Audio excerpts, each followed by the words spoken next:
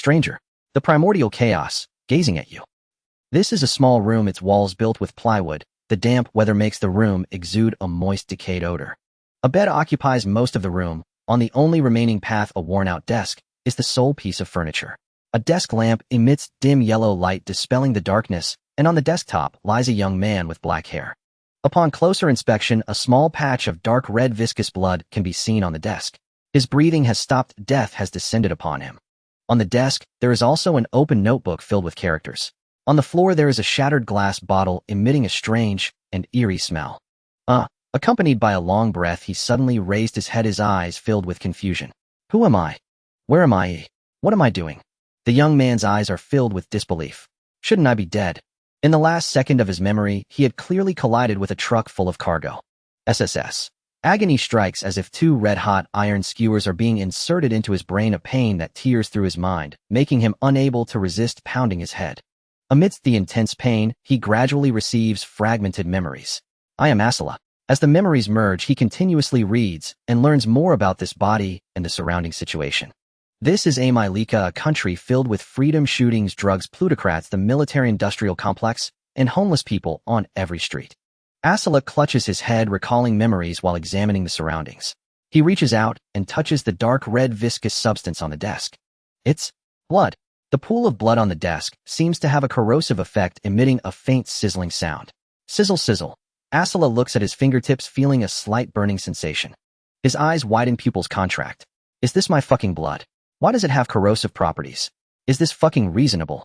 His gaze falls on the notebook that had been under his head. The characters on it become easily readable after he has accepted the memories. I don't have much time. If I can't become a sequence bearer, I will be expelled. I cannot lose Iwasi. The Grey Alley Gang's condition is that I kill Keek brother. I have no choice. Will the sequence 9 of the blood path blood servant succeed? It will succeed. Looking at the notebook where the last line nearly pierces through the paper, Asla can feel the original owner's urgency. What does this mean? Asla clutches his head, recalling carefully. But soon he can no longer hold his head as a tearing pain, like tides, surges from his abdomen.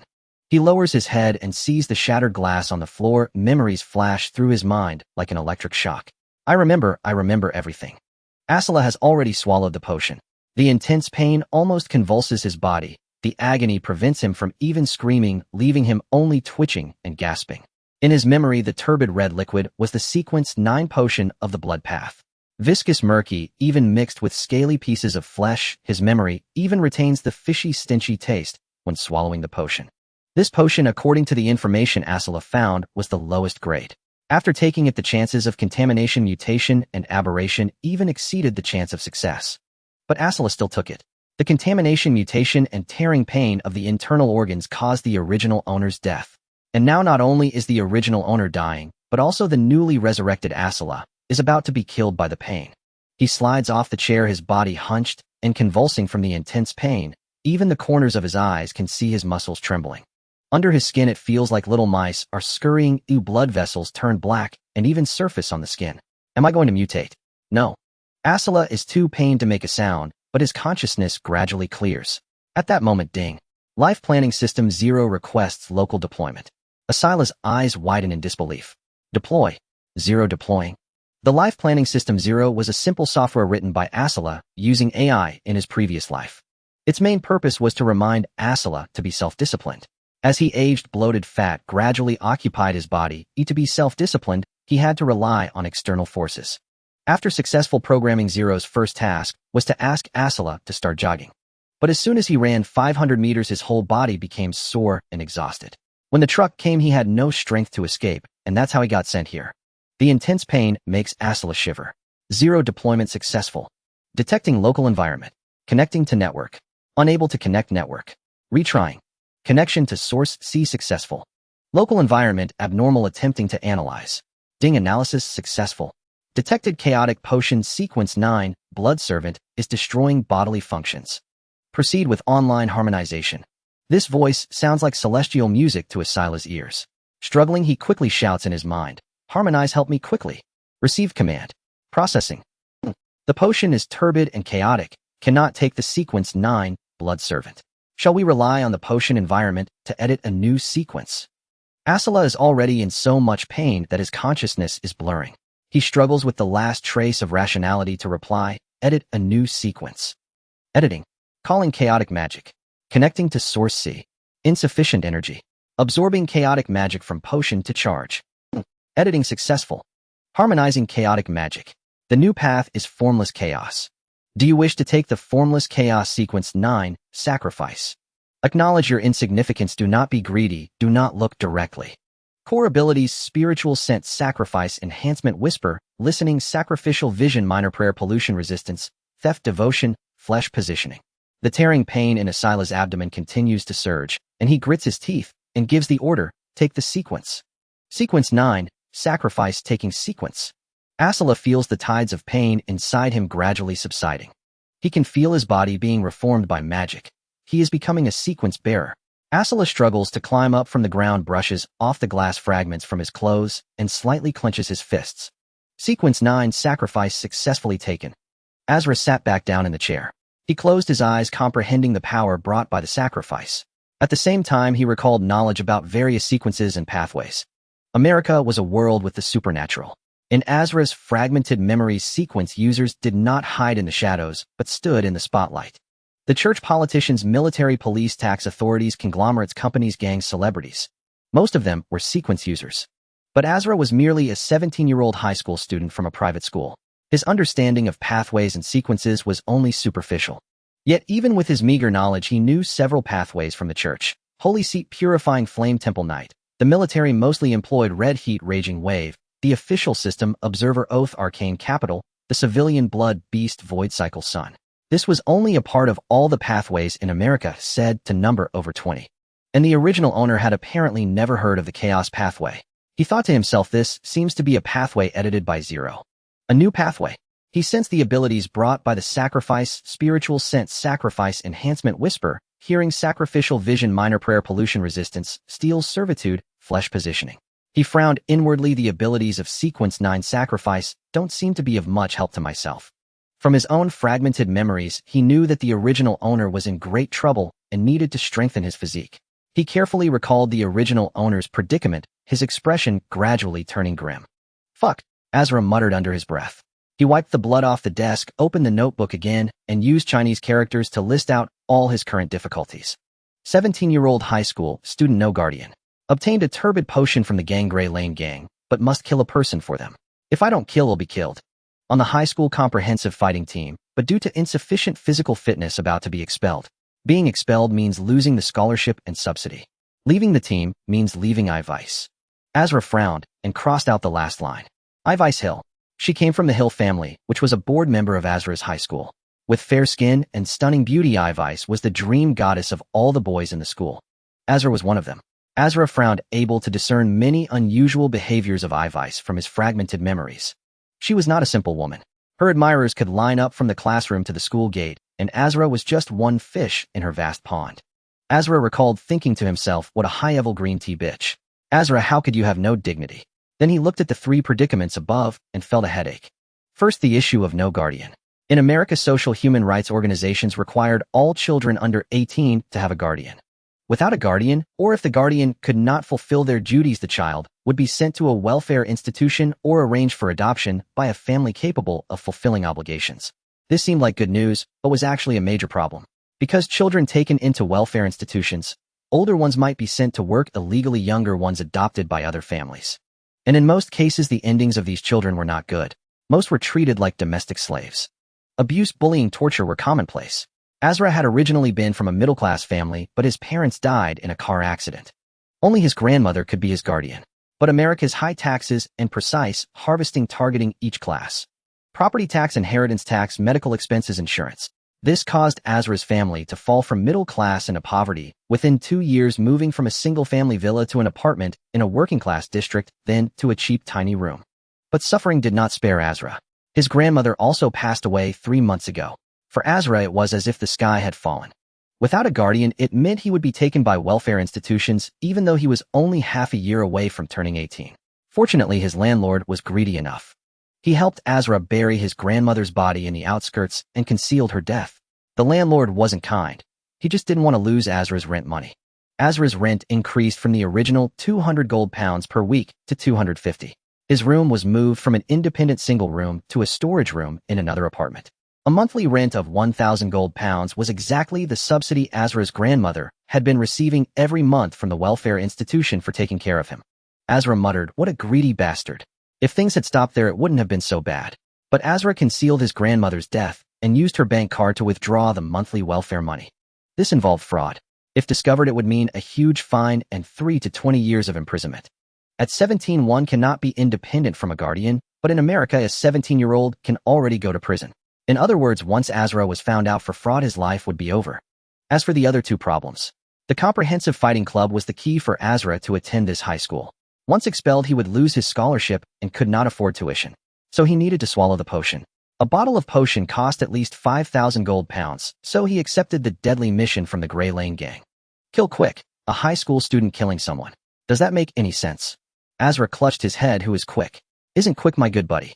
Brother's close friends sold for a bottle of degraded potion. I should have asked for more money. Azra slumped back in the chair, clenched his fist, and realized the sacrifice didn't help his physical condition much. Azra said quietly, "Isn't it said that after swallowing the potion and becoming a sequence user, the body gets stronger?" Ding. 0 reminds you swallowing the potion strengthens the body gradually. Do you need me to compile a training plan? Ding. 0 reminds you due to the turbid blood servant potion, your sacrifice ability Steel Servitude can grant you the power of a blood servant. Please steal servitude as soon as possible and embrace more power. Azra paused momentarily, stunned. He probed the abilities granted by the sacrifice path and discovered one named Thieving Devotion, the capacity to sense a mighty entity one serves and secretly siphon power from it. Azra understood at once. No wonder the sacrifice's cryptic warning had been exchange risk for faint resonance, never covet, never gaze directly. So it's about stealing power from others. No wonder greed and direct sight are forbidden. Surely even 2 lingering glances would draw its wrath.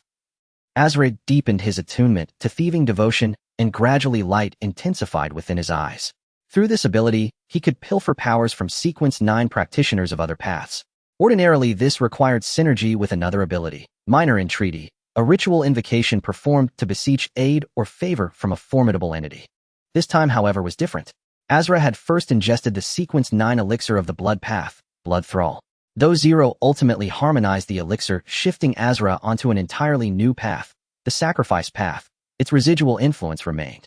He still carried traces of the Blood Thrall's essence, enough to leverage both Minor Entreaty and sacrifice amplification in his power theft. Rifling through memory, Azra hastily flipped open his notebook to several marked pages. Soon he located the relevant knowledge. The blood path did indeed have a sovereign presence, whispered of in secret among gangs and drifters who preserved fragments of sacred incantations for prayer. By Azra's time, however, these incantations had dwindled to near extinction. But it's enough. Ravenous with urgency, Azra absorbed every syllable into his mind, then closed his eyes and rehearsed them once more. His gaze fell upon the dried blood pooled on the desk. This must count as sacrificial blood too. No time for hesitation. I choose you. Dipping his finger into the nearly congealed blood, Azra traced several sigils onto the floor, sigils recorded in his notebook, each symbolizing the sovereign entity of the blood path. Azra drew a slow, steady breath, stepped into the center of the sigil array, and pressed his palms together before his chest, eyes sealed shut. O sovereign of the crimson sea slumbering deep within the feast, accept this humble offering, taste the blood. As Azra murmured the invocation, faint whispering voices brushed against his ears, like the maddening drone of insects hovering at the edge of sleep, irritating, insistent. Even his nostrils caught the faint metallic tang of blood. His pulse quickened, the lingering discomfort from the elixir, once a dull ache within his veins, now dissolved, drawn away by the ritual's quiet hunger. Next, Azra activated sacrifice amplification, artificially intensifying the scent and resonance of his offering. Simultaneously, he triggered Thieving Devotion. Within his mind, he repeated the vow, do not covet, do not gaze. As the ability surged, he felt thin silken threads of arcane energy weaving into his body. Beneath his feet, the crimson sigils dimmed, faded, then vanished entirely. 1 minute after initiation, the Minor Entreaty concluded. Azra exhaled, slowly releasing a thick, turbid breath. The tension coiled tight, within his limbs unspooled at last. He sank back into his chair. Beneath the dim glow of the desk lamp, his eyes gleamed, not with fatigue but fierce electric exhilaration. Thieving Devotion had succeeded. Azra turned inward, sensing the stolen abilities now humming beneath his skin.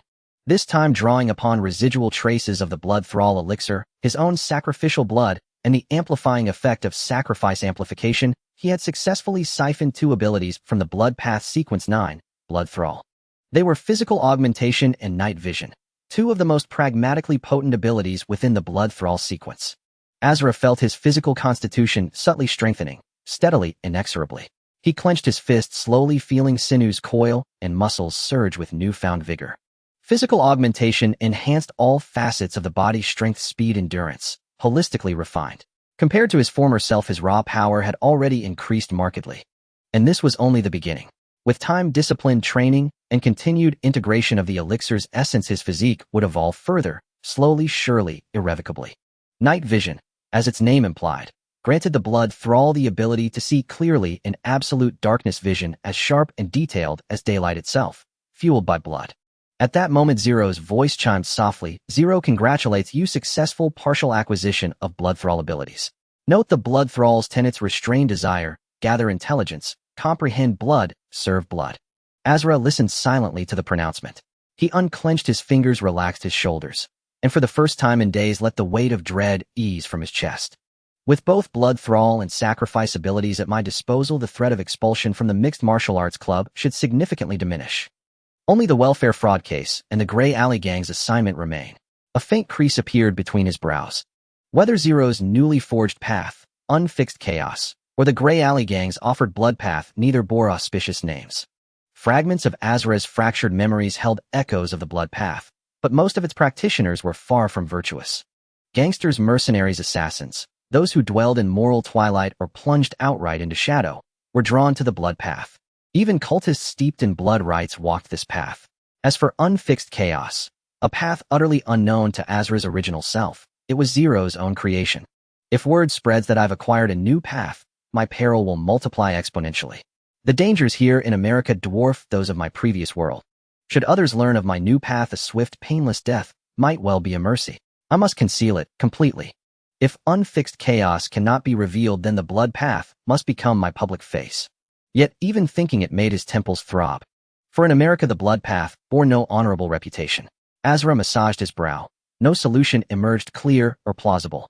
After a long silence, he asked 00, since unfixed chaos must remain secret, I need a credible front path. What do you recommend? 0 replied, processing locally. Recommend ingesting a second elixir. Local analysis identifies viable options. Oath capital mystery, cycle crimson heat. Asla's eyes widened. I can take a second elixir. Zero's voice remained toneless. Unfixed chaos is inherently inclusive. Provided physiological tolerance, additional elixirs may be assimilated. Local environmental scan complete. Your body can safely ingest a second elixir. Asla sat at his desk, arms crossed over his chest, eyes closed in contemplation. Being able to consume a second dose of the potion meant his safety margin had greatly increased, and he would not risk revealing that he had obtained a new pathway. The urgent matter now is still to obtain a potion, one that can be used openly without arousing suspicion from others. Which pathway should I choose? Asla pondered, but soon chuckled bitterly. I'm dead broke now. The choice of pathway depends entirely on which one I can actually get my hands on. He glanced around the humble room and swept away the shards of the glass bottle that had once held the potion. When he opened his eyes again, it was already the next day. It was Monday, and Asla went out to school. When he arrived at the high school, he couldn't help but twitch his eyelids at the sight of it. In his previous life at Dongda University, he had never seen a school like this. It was a private high school named Ashford High, located in the capital of Detinning State, Detinning City. What astonished Asla was not anything else but the school's walls. They were at least 4 meters high, extremely thick, and topped with sharp iron spikes adorned with decorative patterns. But obviously no one would think they could be pierced by such spikes and remain unharmed. This was hardly a school. It looked more like the outer wall of a fortress. Getting off the school bus, students passed through the security checkpoint at the gate. Free America had no gun ban, and shootings occurred from time to time. In public high schools, it was hardly a major news story when a bullied student shot and killed classmates in America. Ashford High was different. It was a private school requiring hefty tuition fees. It had security on campus and checkpoints at the gate. Guns could hardly be smuggled in through ordinary means. Private high school tuition was a huge sum. Given Asla's current family situation, it was utterly impossible for him to afford this school. When he entered 9th grade, his parents were still alive. His father was a doctor with a decent income, so they could afford to send him here. After his family's financial situation began to decline, he managed to stay in school thanks to scholarships. American high school lasts 4 years from 9th to 12th grade. Asla's scholarship was secure until 12th grade. But once he entered 12th grade, things started to go wrong. His scholarship mainly came from 2 parts academic subjects and the mixed martial arts club. In fact, the scholarship from the MMA club was larger, and combined it covered all school expenses. After 11th grade, many members of the club saw rapid improvements in their physical fitness. Some consumed potions, others injected agents, like certain steroids or even stronger concoctions. Because in 9th and 10th grade bodies were still developing, most students with means only started taking potions in 11th or 12th grade. As for Asla, he couldn't afford any agents, let alone potions. An ordinary sequence 9 potion cost at least 5,000 gold pounds. In Asla's former family that was acceptable, now even selling his blood wouldn't cover it. Others took drugs and injections, while Asla could only train naturally. That was why he couldn't keep up with other MMA club members and was on the verge of being expelled. Entering the classroom, Asla looked at the textbooks and gradually relaxed his furrowed brow. He had worried that having transmigrated his studies would be doomed. But now looking at these books, he found that the original owner's academic memories remained intact. This meant Asla was still a top student. A top student is great. I need to be a top student. Education in America was severely polarized. Ordinary public schools practiced happy education with lax curriculum, mediocre teachers, and lenient management. Most students' knowledge was even less than that of a gorilla. In contrast, private schools had the highest quality teachers, the strictest management and education, and the most diligent students who knew exactly what they could rely on. Here, students competed fiercely, studying to the point of exhaustion. Just as he sat down, Asla saw someone take out an exquisite pillbox. Opening it revealed colorful pills, capsules, and even liquid agents. He took out several pills and capsules, swallowing them with water. These were beneficial supplements and medicines. Some enhanced physical fitness, others restored spirit or stamina. This was Class A, Ashford's elite class. The 30-plus students here all aimed for Ivy League universities in America. Every one of them was a top student, and they all studied while taking drugs. The brown-haired student turned around, his gaze sweeping over Asla's black hair and face, a hint of inexplicable envy in his eyes. Then he waved his pillbox and sneered, "Asla, staring at my supplements. Are you trying to steal them? You pathetic fool who can't even afford supplements, why don't you just go to Class B? No, maybe you want me to go to Class B. You're about to be kicked out of the MMA club. Then you won't last long at this school, ha ha ha. Bastard, get out of here." His words drew a few scattered laughs from around. Some cast mocking glances at Asla. Everyone knew Asla's family was struggling. Since he couldn't pay the tuition in one lump sum, it was paid monthly. If his scholarship fell through and he couldn't cover the monthly installment within a month, Asla would likely be expelled. Looking at the brown-haired student, Asla recalled his name, Wally. Wally was of Dutch descent, and his parents ran 2 electronic stores. He was ranked 4 places higher than Asla in class, and with his strong physique, he was also a member of the MMA club. That was evident from his developed muscles, though his ranking wasn't much higher than Asla's thanks to Asla's diligent training and technique. Moreover, Asla's hair color and appearance far surpassed Wallace, which often made Wally jealous. Under such circumstances, if Asla didn't fight back, he risked being seen as a pushover. And if things continued, it could easily escalate into school bullying. This was precisely why the original Asla had accepted a deadly mission from the Mafia, to get his hands on a potion as soon as possible. Asla said calmly, "I was looking at a brown bear eating fish roe. Could that be you?" Wallace's ancestors were fishermen, and his burly body was indeed like a bear. Asla's words instantly enraged Wally, who stood up abruptly. "Bullshit. You're asking for it." Wally might not have been a match for Azura even originally, but now that Azura had received the sequence's enhancement to his physical constitution, he was even less concerned. Like a brown bear, Wally lunged fiercely at Azura. Within the classroom, the other students watched the impending fight as if it were a spectacle. Azura recalled Wallace information. Wally was also a sequence user, Sequence 9 fugitive of the Oath Path.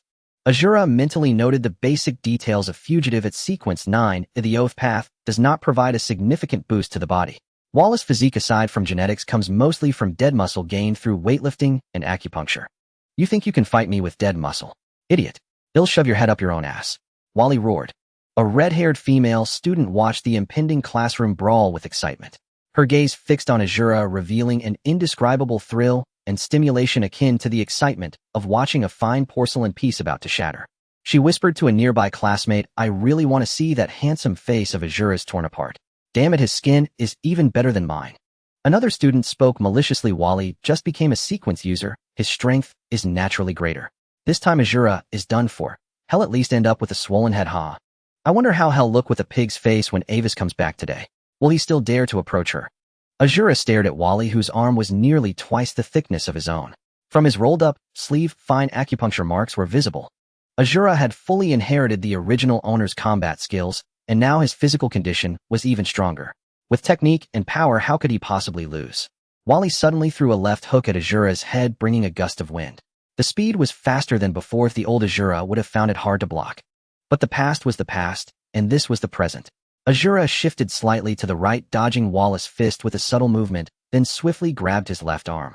Azura's left hand, like an eagle's talon, clamped onto Wallace's left arm, his fingertips seeming to dig into the connective fascia of the muscle.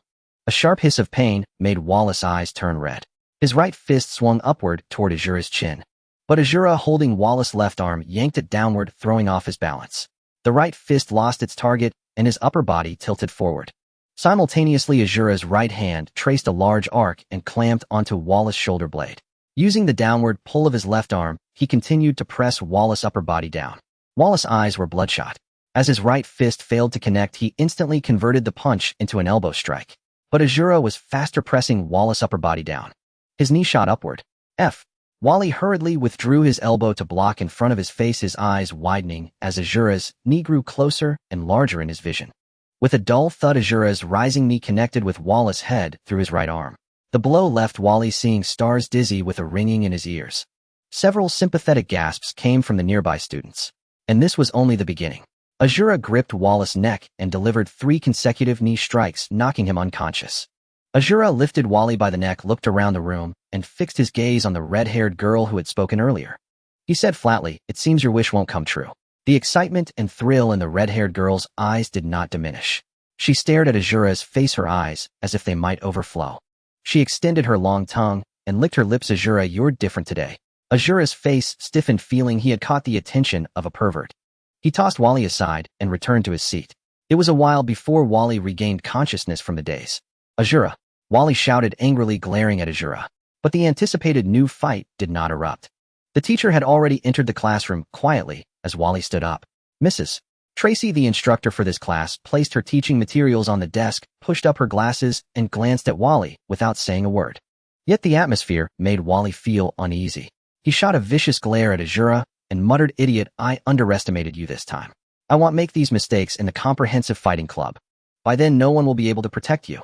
Azura smiled slightly, looking Wally up and down, and whispered back, "Relying on your swollen-headed brown bear." With that, he took out his textbook and ignored Wally. Wally was furious, but dared not act out in Mrs. Trace's class. Azura also knew the reason. As an established private high school, many teachers at Ashford High were sequence users. Mrs. Tracy was said to be Sequence 8 analyst of the arcane path. This path mostly consisted of scholars, teachers, and researchers, and its abilities greatly aided learning and research. It was also rumored to allow the use of some peculiar minor spells, though Azura did not know the specifics. Still, everyone in the class held Mrs. Tracy in high respect. Mrs. Tracy spoke gently, "All right, children, let's begin today's lesson." Although America was a supernatural nation with various paths and sequences, ordinary academic subjects remained the foundation of the country. Azura's studies at Ashford High included 3 main categories: required courses, elective courses, and advanced courses. The required courses were standard English, mathematics, natural sciences, social sciences, foreign languages, and physical education. The elective courses covered a wide range from art to technology, from professional life to media and sports, even including woodworking, auto repair, and more. The advanced courses consisted of honors courses and AP courses. AP courses were college-level courses offered in high school, allowing students to demonstrate their academic ability through standardized AP exams. These could be used to earn college credits, saving time and tuition. Ashford High offered 14 AP courses, such as AP Calculus, AP Physics, and AP American History. Azura's class A spent most of its time studying AP courses. As he listened to Mrs. Trace's lecture and compared it with his own knowledge, he felt even more reassured. In some subjects, Azura had more knowledge than the original owner. For instance, in calculus, physics, and chemistry. In his previous life, Azura had also been a science student and had completed a university curriculum, which he could now put to use. Combined with the original owner's memories, this would allow Azura to significantly improve his scores on the next exam at least. AP subject scores were crucial for him. They were key to entering an Ivy League university. Good scores meant better choices for prestigious schools and more tuition savings. His current family situation only allowed him to apply for student loans, which typically had high interest rates. If he could borrow less, it would help him pay them off sooner. After finishing the lesson, Mrs. Tracy said, "All right, children, you need to be more diligent this week. I hope to see improvement in your grades on the exam a week from now." As she spoke, Mrs. Tracy subtly glanced at Azura. Clearly in her eyes, Azura was a student who needed to focus on improving his performance. The day's classes concluded. Following the morning sessions, afternoon elective courses began. Asla organized his gear, slung his equipment bag over his shoulder, and made his way to the Mixed Martial Arts Club. Though termed a club, this was part of Asla's elective physical education and advanced curriculum, which was precisely why he could secure a more substantial scholarship from this institution. In America, sports and athletics flourished exceptionally. Basketball, football, rugby, and a host of other athletic pursuits, none of which had been suppressed by the emergence of sequence bearers. On the contrary, they had experienced even more vigorous growth. Mixed martial arts likewise stood as a significant athletic endeavor. It began to sprout during high school years, and by the time of university frequently emerged into public view. After graduating from university, professional leagues even existed. Ordinary Americans could watch sequence bearers battling and fighting to the death on television screens within the arena. However, typically the mixed martial arts cage matches viewable by the general public were limited to those below sequence 6. When higher-level sequence bearers engaged in combat, their battles often manifested more bizarre and corruptive influences unsuitable for ordinary people to witness. Asla arrived at the Mixed Martial Arts Club. By this time, numerous students had already arrived in succession. The Mixed Martial Arts Club included students from 9th grade through 12th grade. However, before the 12th grade, students primarily focused on training in combat techniques, with relatively little emphasis on pushing their bodies to the limit. This was not a public high school. The students here were at the very least children from middle-class families. They did not need to rely on intense physical training stimulants or even methods that impaired bodily functions to enhance their physique before their bodies had fully matured, unlike the children in public high schools. In 9th and 10th grade mixed martial arts competitions, public high school students still won approximately half the matches due to their superior physical strength. But this was because they were mortgaging their future and vitality. Starting from the 11th grade, the winning percentage of public high school students gradually diminished. By the 12th grade, only a very small fraction of public high school students could achieve victory. This was because from the 11th grade onward, the bodies of private high school students gradually developed sufficiently to endure higher intensity training. They had access to various supplements, medications, and even consumed potions. At this point, only a few exceptionally gifted individuals could keep pace by sacrificing their vitality and lifespan. And these individuals were often scouted from public high schools by private school agents who lured them away with scholarships and various means. They would squeeze out every last ounce of their value. Asla's situation was slightly better than that of the prodigies from public high schools, but his circumstances were also steadily deteriorating due to his family's ever-weakening financial condition. He lacked the corresponding resources, and his upbringing had taught him not to begin sacrificing his vitality at an earlier age. Starting from the 11th grade, he consciously increased the duration and intensity of his training, yet this still could not compare with his classmates who consumed various supplements and medications. Thus, in the second semester of his 12th grade, he took the desperate risk of ingesting a degraded potion. Now Asla walked slowly into the training ground, his gaze fixed on the rankings displayed on the large screen ahead. "It won't be long before I surpass you all." As he silently stared at the rankings on the screen, he sensed a gaze filled with malice. Following the sensation, he looked over and saw Wally dozens of meters away, glaring at him with fury. In the classroom, Wally had been struck by 3 of Asla's knee strikes, leaving his head swollen like a pig's. Had his right arm not defended in time, his nasal bone would have been broken. Now, however, his head had already reduced in swelling, leaving only faint traces behind. Asla glanced toward a corner of the training ground where the medical room was located, stocked with medicines, physicians, and sequence bearers responsible for treatment. Yet the cost of treatment was exorbitant, not affordable for ordinary people. Even with medical insurance, in many cases one either hesitated to use it or found the expenses non-reimbursable. Asla's eyelids twitched as he recalled fragmented memories from his predecessor. In a 9th grade fight, he had broken a bone, and the treatment at the medical room had directly cost him over 30,000 gold pounds. Because it had not passed the medical insurance audit, only a small portion of this expense was reimbursed. Medical costs were one of the primary reasons for the deterioration of his and his grandmother's financial situation. Especially in the mixed martial arts club, injuries from fights were all too common. And the expense of medical care was a colossal cost, which also led Asla to avoid fights on numerous occasions. Wally glared fiercely at Asla for a few moments, then stepped closer and said, "You pauper, just you wait. When sparring practice starts, he'll break your bones." As Wally spoke these words, he felt his heart bleeding. The recent treatment had cost him 8,000 gold pounds. Even for him, this medical expense was a considerable burden. Yet he had no choice but to spend the money because today was the day Avis returned. He certainly did not want his goddess Avis to see him with a head swollen like a pig's. Moreover, Asla had struck his head today. Who knew if there might be any brain damage? Asla twisted his wrist, his tone utterly indifferent. Then you'd better make sure your medical insurance is ready. Hopefully the insurance company won't refuse your claim. Wally snorted coldly. Pick up a weapon. You won't stand a chance against me. I hope your bones prove to be as hard as your mouth.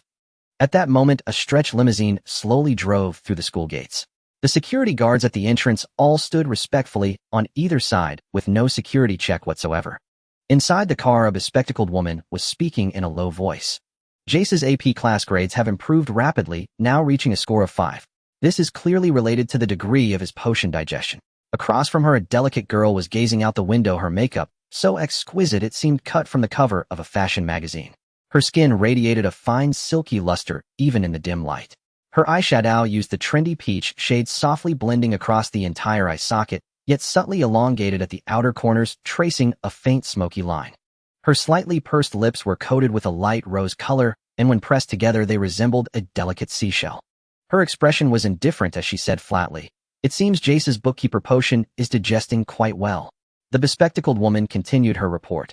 In Class A3, Wally, who consumed the fugitive potion, was easily knocked unconscious by Asla today.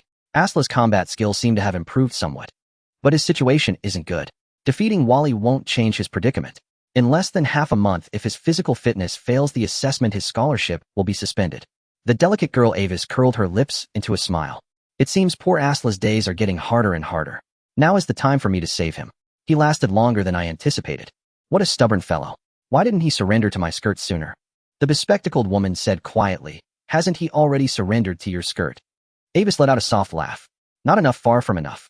I will descend like an angel at his moment of greatest despair, only then can I reap the most loyal servant." "Hey brother, you were absolutely incredible today," a hushed voice came through. Azra turned to look. It was Senna, Azra's close friend at school. Senna was also in the mixed martial arts club, ranked slightly higher than Azra, but not by much. He was a bit shorter than Azra, but stockier and more muscular. In terms of strength, he was far superior to the former Azra, but his technique was much inferior.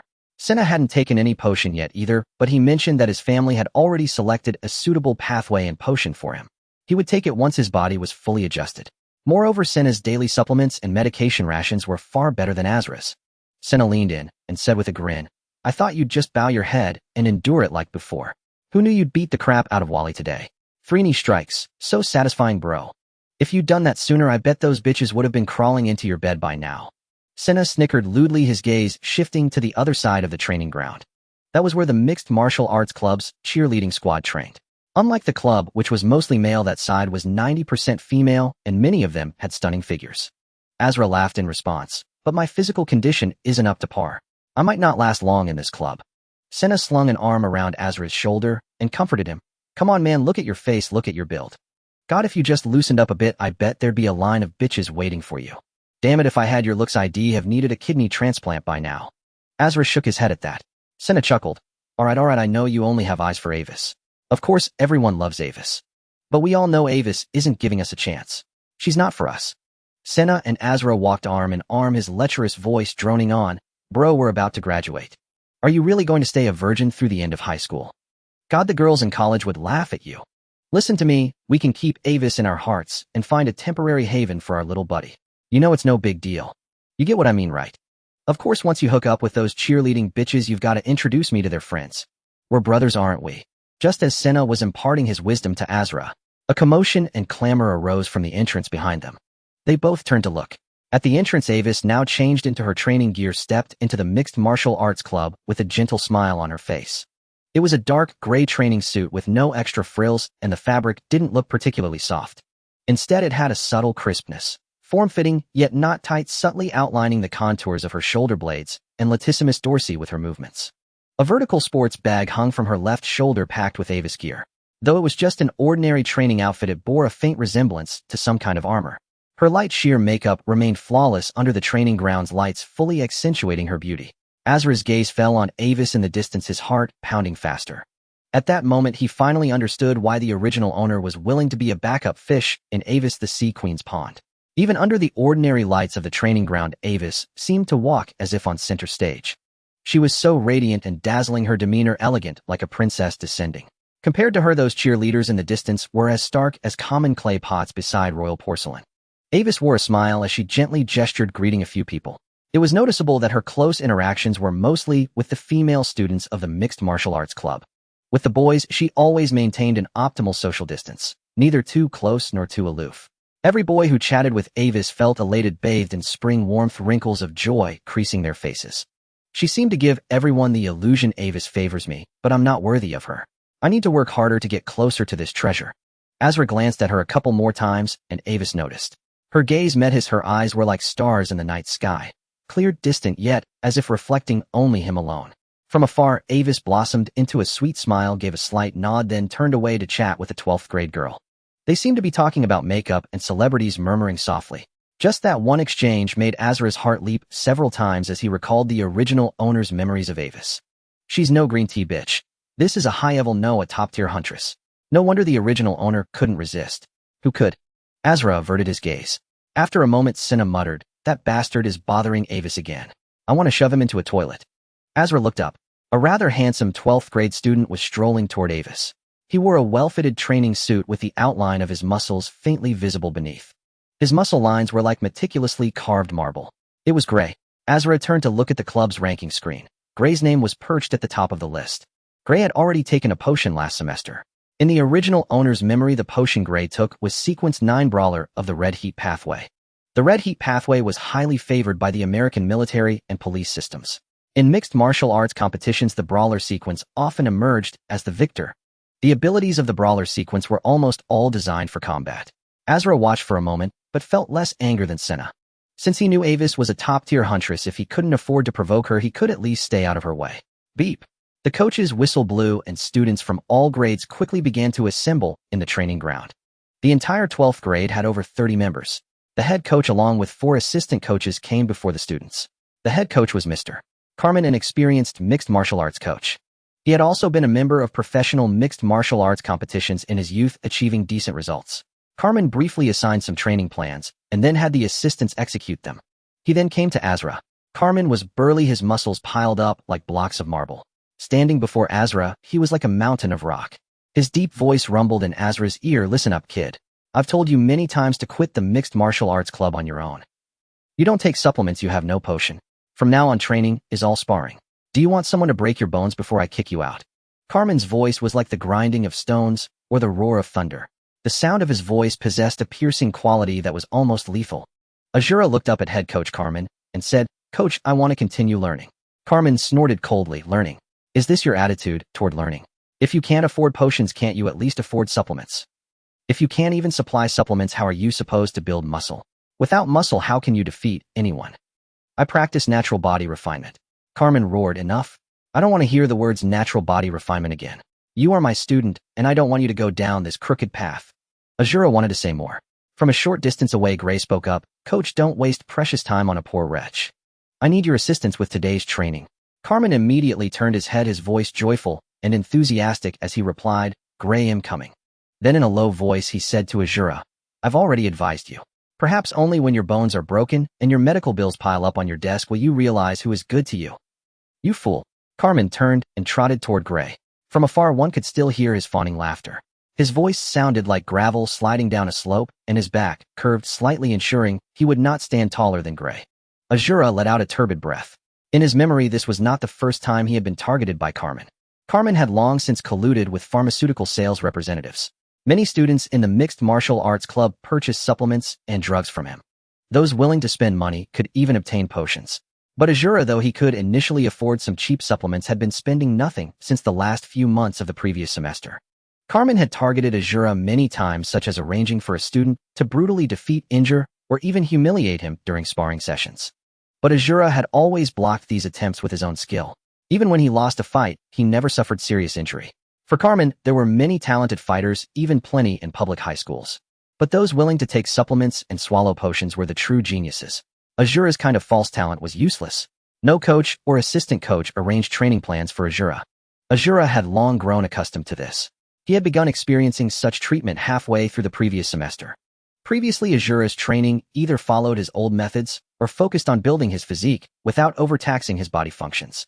But today Azura decided to do something different. He commanded Zero, gather information and compile a training regimen and combat techniques suited for me. Beep command received. Processing. Connecting to the source C. Insufficient energy. Switching to local data retrieval. Gathering surrounding information. A progress bar advanced slowly. Azura opened his eyes, a hint of helplessness in them. Zero's lack of energy was a problem. With energy, it would be faster and gather more complete data. But ordinary electricity clearly couldn't power Zero. What Zero needed was spiritual substance, the kind found in potion ingredients.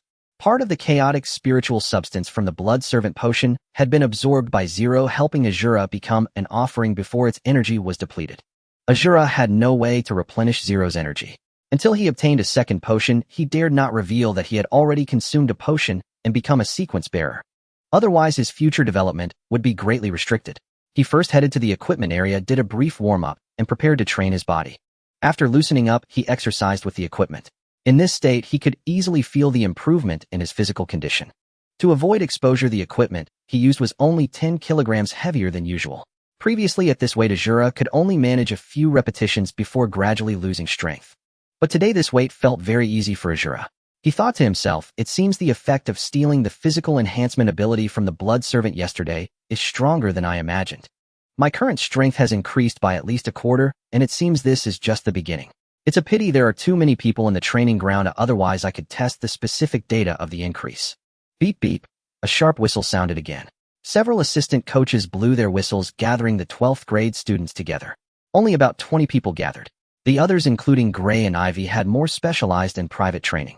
Carmen slowly walked to the front of the group, scrutinizing the students like a fierce beast. His gaze lingered on Azura for several seconds before moving away. But those few seconds alone made Azura feel as if he were being targeted by an apex predator. Carmen spoke slowly, his voice like two pieces of gravel grinding together. You all know that to apply to Ivy League schools, besides your AP course grades, honors courses and sports are also crucial. The regular season of the school team's Mixed Martial Arts League starts next month. This is your chance. If you perform outstandingly in this competition, you'll catch the eye of scouts from prestigious schools.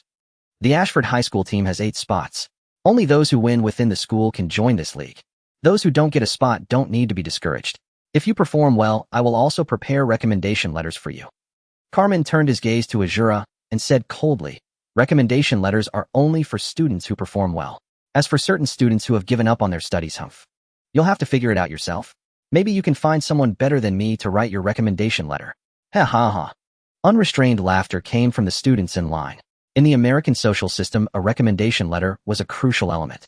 With a recommendation letter, one could enter a prestigious school at a lower cost. Without one, the opposite was true. Carmen withdrew his gaze from Azura and said indifferently, to prepare for the league assessment and to ensure you perform better in the arena. Starting today, the frequency of sparring drills will increase and cold weapon combat training will begin. You must become familiar with fighting to perform better. Now find your own opponents and begin cold weapon practice. Hearing this, Wally, standing at the side of the group, showed an excited, cruel smile. He turned to look at Azura and raised his hand, saying, Coach, I request to spar with Azura. Carmen glanced at Wallace's expression, then turned to Azura, a faint smile tugging at his lips before quickly fading.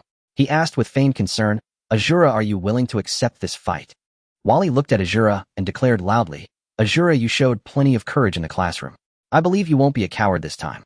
Senna stood beside Azura, his gaze filled with worry as he subtly motioned for him to refuse. Azura reached out and gently held back Senna, who was about to speak. He said, Don't worry, nothing will happen. Azura understood deeply that one must strike first to avoid endless trouble. In the unique society of America, there was no such thing as hiding one's edge.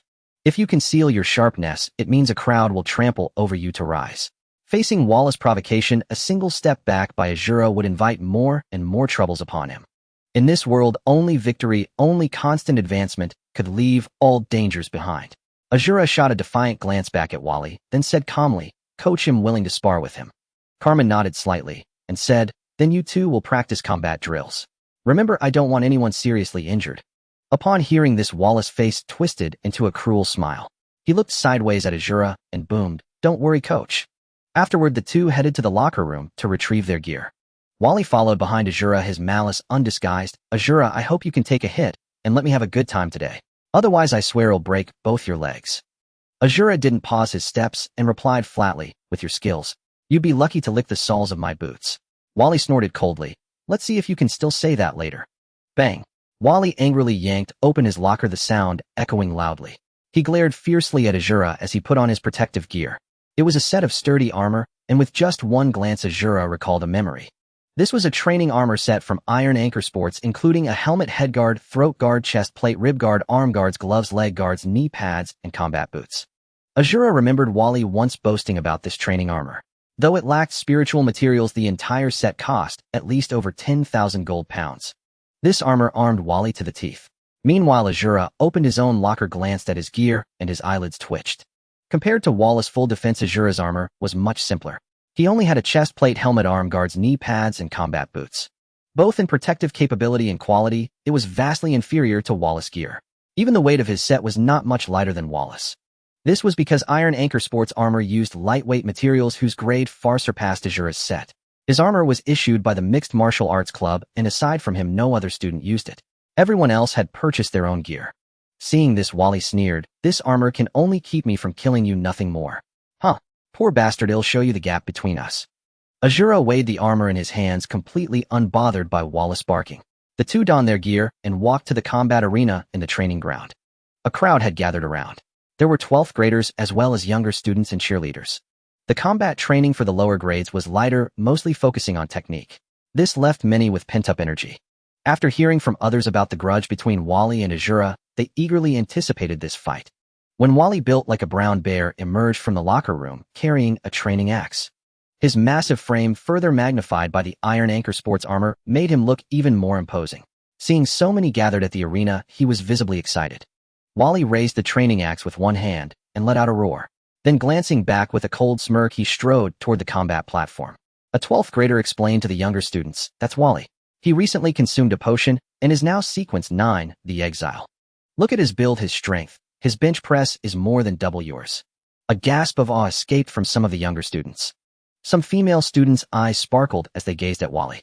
A small commotion stirred around with whistles and cheers. In America, tastes varied. Some preferred handsome, well-proportioned men. But many also admired those with massive muscles built like bears.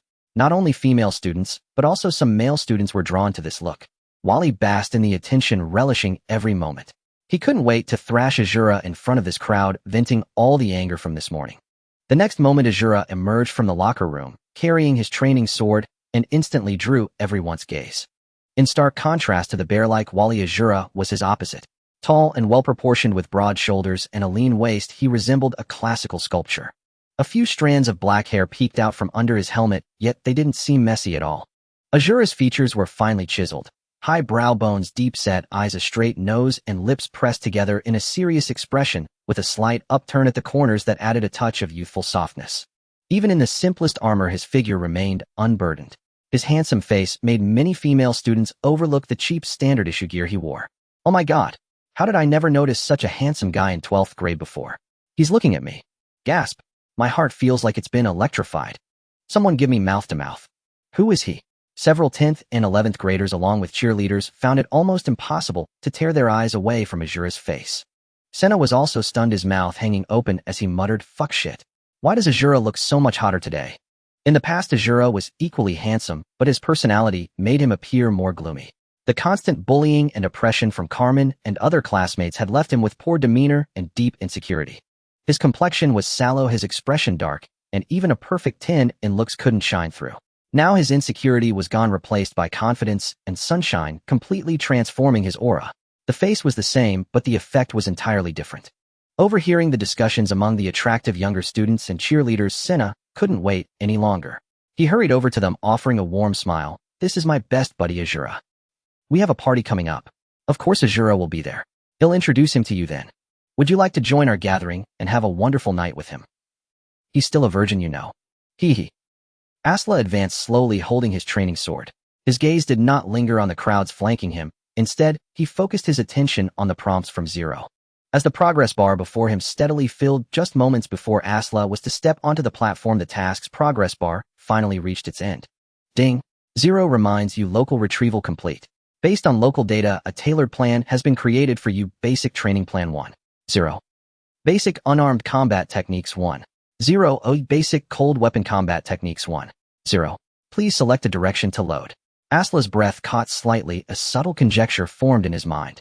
From his prior understanding, Asla had already deduced that the local environment Zero referred to was his own body memories and cognition. Without energy or a network connection, the content Zero collected and compiled relied solely on the knowledge and skills Asla himself possessed and understood. These three basic training modules, unarmed combat and cold weapon combat, were evidently a synthesis of the original owner's memories. Asla silently issued the command in his mind, load basic cold weapon combat techniques 1. 0. Ding. Loading. In the next instant, Asla tightened his grip on the training sword. The hilt in his hand now conveyed a more intimate tactile sensation. Though he had inherited the original memories and muscle memory, there had still been a hazy sensation, as if looking through frosted glass. But now, having loaded basic cold weapon combat techniques 1. 0, that vague discomfort vanished completely. In its place was Asla's profound familiarity with this training sword. He and this unsharpened blade were like close comrades and allies. His original experience in cold weapon combat was now seamlessly integrated. His steps paused briefly, then he strode onto the dueling platform. I originally thought I would need to use the power stolen from the Blood Servant to enhance my physique to defeat Worley, but now it seems I won't have to expose that. He ascended the platform with his sword while Worley had already been waiting. Asla wore simple armor lacking even a face guard. His training sword was unsharpened, little more than an iron bar. It was a hand-and-a-half sword with a blade length of 1.3 meters. Its hilt was longer than a one-handed sword's, but shorter than a pure two-handed sword's. The hilt was just long enough to be gripped with 1.5 hands, making it suitable for both one-handed and two-handed use. The blade was relatively wide, and the section near the guard was thicker, designed for parrying. In contrast, Worley's equipment was far superior. His full-body armor, made of lightweight materials, was not overly heavy and had only a slight impact on his agility. His weapon was an alloy battle axe, also unsharpened. Yet, even without an edge, it served as an excellent blunt instrument. The long-handled battle axe resembled an enlarged fire axe. This weight was insignificant to Worley. He could even wield it with one hand. Unlike Worley, Asla did not underestimate his opponent.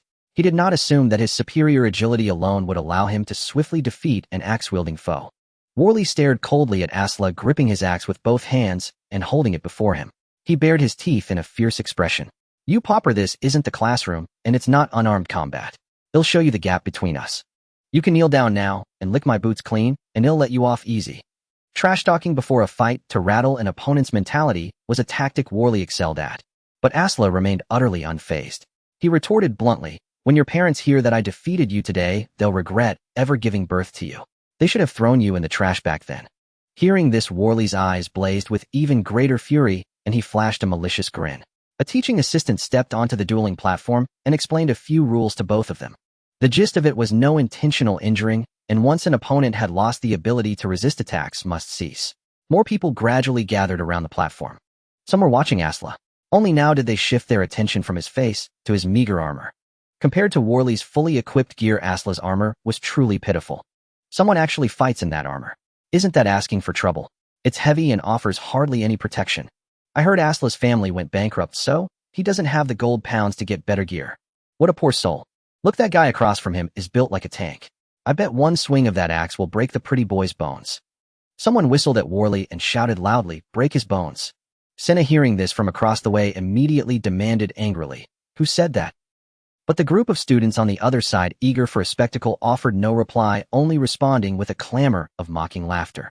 After shouting, Senna looked at Asla with concern. Beside her, a younger female student also watched worriedly and nervously asked Asla from below the platform, "Hey, handsome, should I go borrow a set of armor for you?" Hearing this, Asla looked down and then shook his head in refusal. No need. Defeating a weakling like Worley doesn't require better armor.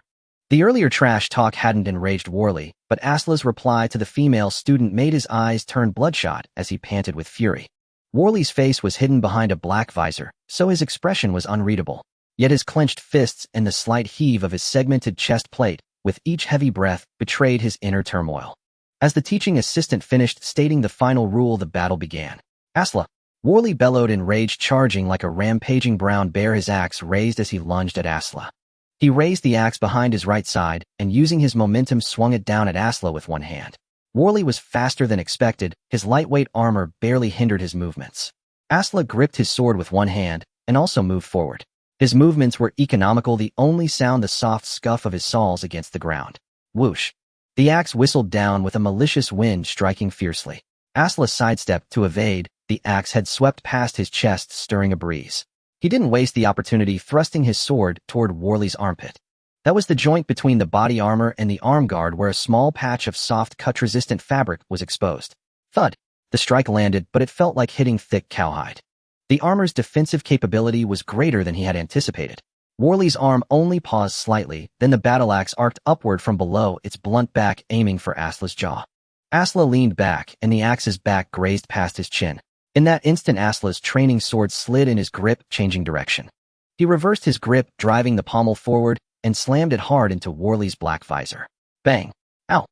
The hilt, 15 centimeters in length, bore a square counterweight at its end. In certain respects, it was an exceptional armor-piercing weapon.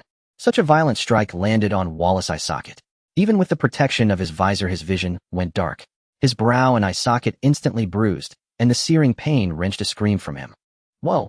A collective low gasp erupted from the crowd, watching below at the sight of that fierce blow. After landing the hit, Asra did not linger, he began to circle. His steps were quick and short as he orbited Wally. Of course, Wallace's lightweight armor allowed him to turn quickly as well, but even speed has its limits. Moreover, his right eye had just been struck, now throbbing with pain and limiting his field of vision. When Azra circled to the right, Wally had to turn his head just a little more to see him. Azra seized this fleeting gap, and his blade, like a steel whip, lashed against the back of Wallace's knee. Slap! The sound was dull, as if striking a bundle of rubber. Wallace's leg did not buckle, but his body swayed. He reversed his grip on the battle axe, its haft like a blunt spear, thrusting toward Azra. But Azra's reaction was swifter than Wally anticipated. He sidestepped, simultaneously grabbing the axe haft with his left hand and yanking hard. As he pulled Wally toward him, he stepped forward with his right foot. With this short charge, he once again reversed his training sword, smashing the hilt toward Wallace's visor. Thud! Ow! Another dull sound rang out as the hilt struck Wallace's right brow bone once more. This time, Azra used more force and greater speed, accelerated by the charge. Even with the visor's protection, Wallace's brow bone fractured, his skin tore, and blood gushed from the wound. Yet Azra's assault showed no sign of ceasing. As the hilt struck home, he suddenly drove his left knee upward, using the momentum of the short charge to land a knee strike into Wallace's abdomen. A sharp hiss of breath escaped the watching juniors below. Many instinctively clutched their own stomachs. Although Azra's knee had not struck Wallace's lower triangle, the illusion of an abdominal hit still made the onlookers clench their lower bodies. "Are you a damned rat always running?" Wallace's right eye was stained crimson, his vision a sea of blood red. The searing pain fueled his rage. Gripping his axe with both hands like a furious bear, he finally seized an opportunity and swung fiercely at Azra. At this range, Azra had no time to dodge. But he needed none. In an instant, he found the appropriate response. Holding his sword with both hands, he used the blade near the guard to parry. Crash! Wallace's strength was far greater than Azra had anticipated. The axe fell upon the blade, and the immense force instantly drove Azra's hands and sword downward. Azra's heart jolted. The exile sequence offers little enhancement to combat and physique. Wallace's strength must come from his training supplements and elixirs. Nevertheless, Azra could handle Wallace's brute force. Instead of using greater strength, he tilted his blade to the right. Simultaneously, he lowered his body, redirecting the force and causing Wallace's axe to slide off to the right. Seizing this brief opportunity, he reversed his training sword, the hilt, like a heavy hammer, driving upward toward Wallace's face. No! Beneath the black visor, Wallace's right eye was nearly blind from blood and pain. His remaining left eye, in the dim view of the darkened visor, only saw the square counterweight of the hilt drawing closer and closer. Bam! It was a counterattack of even greater force and weight. Wally saved his left eye, but his nose bore the brunt of Azra's strike. Holding the sword with both hands, the hilt smashed directly into Wallace's nose bridge, breaking it and caving in his entire nose. This time, Wally did not scream. He had no chance to, for the immense force knocked him unconscious instantly. His burly frame toppled backward like a felled tree, falling straight and flat. "Stop!" The assistant instructor, who had been watching the fight closely, shouted. The fight had been too fast, and Azra and Wally were too close for the assistant instructor to intervene. He had never expected that in the very next exchange, Wally, whom he had considered the favorite, would be defeated so easily. Azra slowly stepped back with no intention of finishing him off. Though America was free and crime rates were high, overt criminal acts would still get one caught. Azra currently lacked the gold pounds to post bail for himself. Below the stage, those who had supported Wally now looked at his fallen body, a cacophony of noise. "Worthless! Idiot! What a piece of shit! Can't take a hit." The assistant instructor hurried to Wallace's side, kneeling and nudging him. Wake up, wake up." But Wally remained motionless. Azra, a short distance away, planted his training sword on the ground and asked calmly, "Coach, does this count as my win?" Carmen's face darkened. He muttered, "What a waste." Fixing his gaze on Azra, he said heavily, "Azra, didn't I tell you not to hurt anyone? How could you hit Wally so hard?" Azra lifted his training sword and said nonchalantly, "Coach, that's not fair. Wally was wearing a face guard. Ooh, I couldn't see a thing. Maybe he's not even injured. But you knocked him out." Azra chuckled lightly. "Coach, maybe Wally isn't really unconscious. He's probably awake, just too ashamed to get up." Carmen snorted coldly. He gave Azra a long, hard look, then instructed the assistant instructor, "Take Wally to the infirmary." Carmen knew Azra was right. Wally had regained consciousness 3 or 4 seconds after collapsing, but his head was still groggy. Coupled with the humiliation of being so easily defeated by Azra without even touching his clothes, and the buzzing chatter from some classmates and underclassmen below, he was so furious he almost fainted again from the surge of anger. In this state, how could he dare to stand up to admit in full consciousness that he had lost to Azra? Such a shameful situation could make Wally spit blood from sheer mortification. It was better to let the assistant instructor carry him straight to the infirmary. Azra stepped down from the platform, and Senna quickly pushed through the crowd to approach him. "Well done, brother. That was awesome. Wally was like a clumsy bear in your hands." Wally, being lifted by the assistant instructor, heard this and ground his teeth in fury. "Just give me a chance. I will have my revenge." Wally was carried to the infirmary, where he heard a voice, "Record this brow bone fracture, nasal bone fracture, cartilage contusion. Treatment will cost 25,000 gold pounds. Oh, he's still dizzy. Add another 5,000. Hearing this, Wally nearly fainted from fright. He quickly sat up. "I'm not dizzy. I'm not." The doctor looked at him with a disappointed expression. "All right, lucky kid. Cross out that last line." While Azura and Wally were locked in combat in a nearby training ground, Ivis was in a private training room. She bent low, her spine arching in a graceful curve as she stretched her muscles and sinews. Her voice was as crisp as a lark. "Susan, between that big oaf Wally and Azura, who do you think will win?" The bespectacled lady was Susan, Ivis' assistant bodyguard and part-time personal trainer. Susan adjusted her glasses and glanced at the one-way glass wall. From the outside, the room was invisible, but inside, every move outside could be seen clearly. She said flatly, "Wally will win, but Azura shouldn't lose too badly." Ivis lifted one leg behind her like a scorpion stinger in what seemed to be a yoga pose.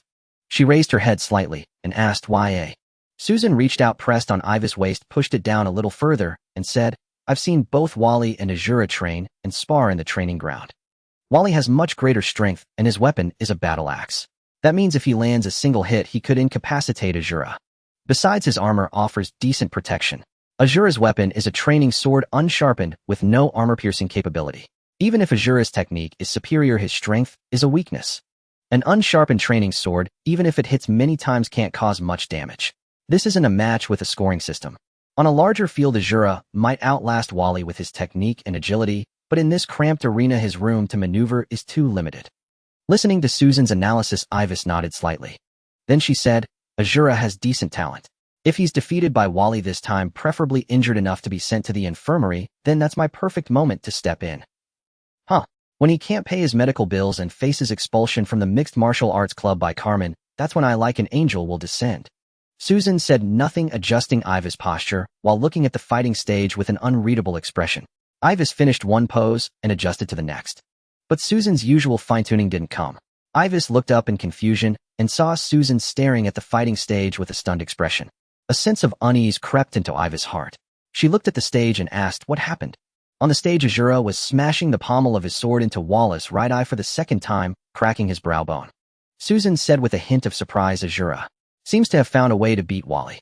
Ivis propped herself up on her hands, lifting her upper body like a mermaid emerging from the sea. She watched the fight between Azura and Wally. Susan stood up, holding a folder in her left hand, and flipped to the page with Azura's information. After a glance, she looked back at the battlefield. Susan murmured, "Azura is going to win." On the field, Azura dragged Wallace's battle axe, then slammed it with both hands into Wallace's nose bridge. The heavy blow made even Ivis, watching intently, feel a sting in her nose. She turned to Susan and chuckled, "Susan, looks like you misjudged this time." Susan watched Wally fall, then looked down at Ivis and said quietly, "Ivis, Azura won. What about your angelic dream?" Ivis' smile faltered. After a pause, she suddenly laughed. "Susan, you're so mean remembering that." She turned to watch Azura walk off the stage. Gazing at Azura's face from afar, Ivis let out an almost imperceptible sigh. "I just realized after the whole fight, Azura's expression never changed. He seems even more handsome now." I'd love to see that face twist beneath my skirt. Susan closed the folder crouched beside Ivis, pressed down her supple waist, and said softly, "So what's your next plan?" The angelic descent effect will be much weaker now. Ivis resumed her pose, accepting Susan's adjustments. She narrowed her eyes, her elongated eyelids, and dark brows making her even more enchanting. Ivis' voice softened, "Even if it's weaker, delaying further won't make it better. I believe Mr. Carmen's venomous yet honest words will soon plunge Azura from the joy of victory back into anxiety and fear." Susan nodded slightly without a word. In the training ground, Azura took off his helmet and felt as if a stone wall had appeared before him. The massive muscles came into view before Carmen's voice. Carmen stared down at Azura. "Mr. Carmen, is something the matter?" Carmen's deep voice rumbled, "Kid, come with me." Then he turned and walked out of the crowd. Azura raised an eyebrow, patted Senna on the shoulder, and followed. Away from the crowd, Carmen stopped in a corner of the training ground, arms crossed, waiting for Azura. This time Carmen's voice wasn't loud or malicious. He looked intently at Azura and said slowly, "Kid, how does victory feel? Beating Wally must make you pretty happy." Azura shook his head slightly. "Wally isn't strong. Defeating him doesn't make me that happy." Carmen's lips twisted into a stiff, ugly smile. He said, "I've seen many people like you in my life. You might achieve a short-lived victory, but one loss is enough to plunge you into the abyss. Your medical bills will pile up on your desk, your insurance will rise. Without money, you might even lose your home and end up on the streets. Becoming a homeless person means losing formal employment, numbing yourself with alcohol and drugs in the cold weather. And in America, a homeless person's lifespan doesn't exceed 2 years. A homeless person with a face like yours, might face even more filthy and miserable things. Don't think good things await you." Azura looked at Carmen and asked, "What are you trying to say?" Carmen said slowly, "You refused the school's contract and you can't afford your supplements and potions. Staying in the mixed martial arts club will only harm you. If you quit now, you're just leaving Ashford, but your body is healthy. You can go to a public high school, still have a chance at a regular university, and with your face and talent, you could still have a decent future. Stay at Ashford, and in the mixed martial arts club, it's fights every day. How many can you win?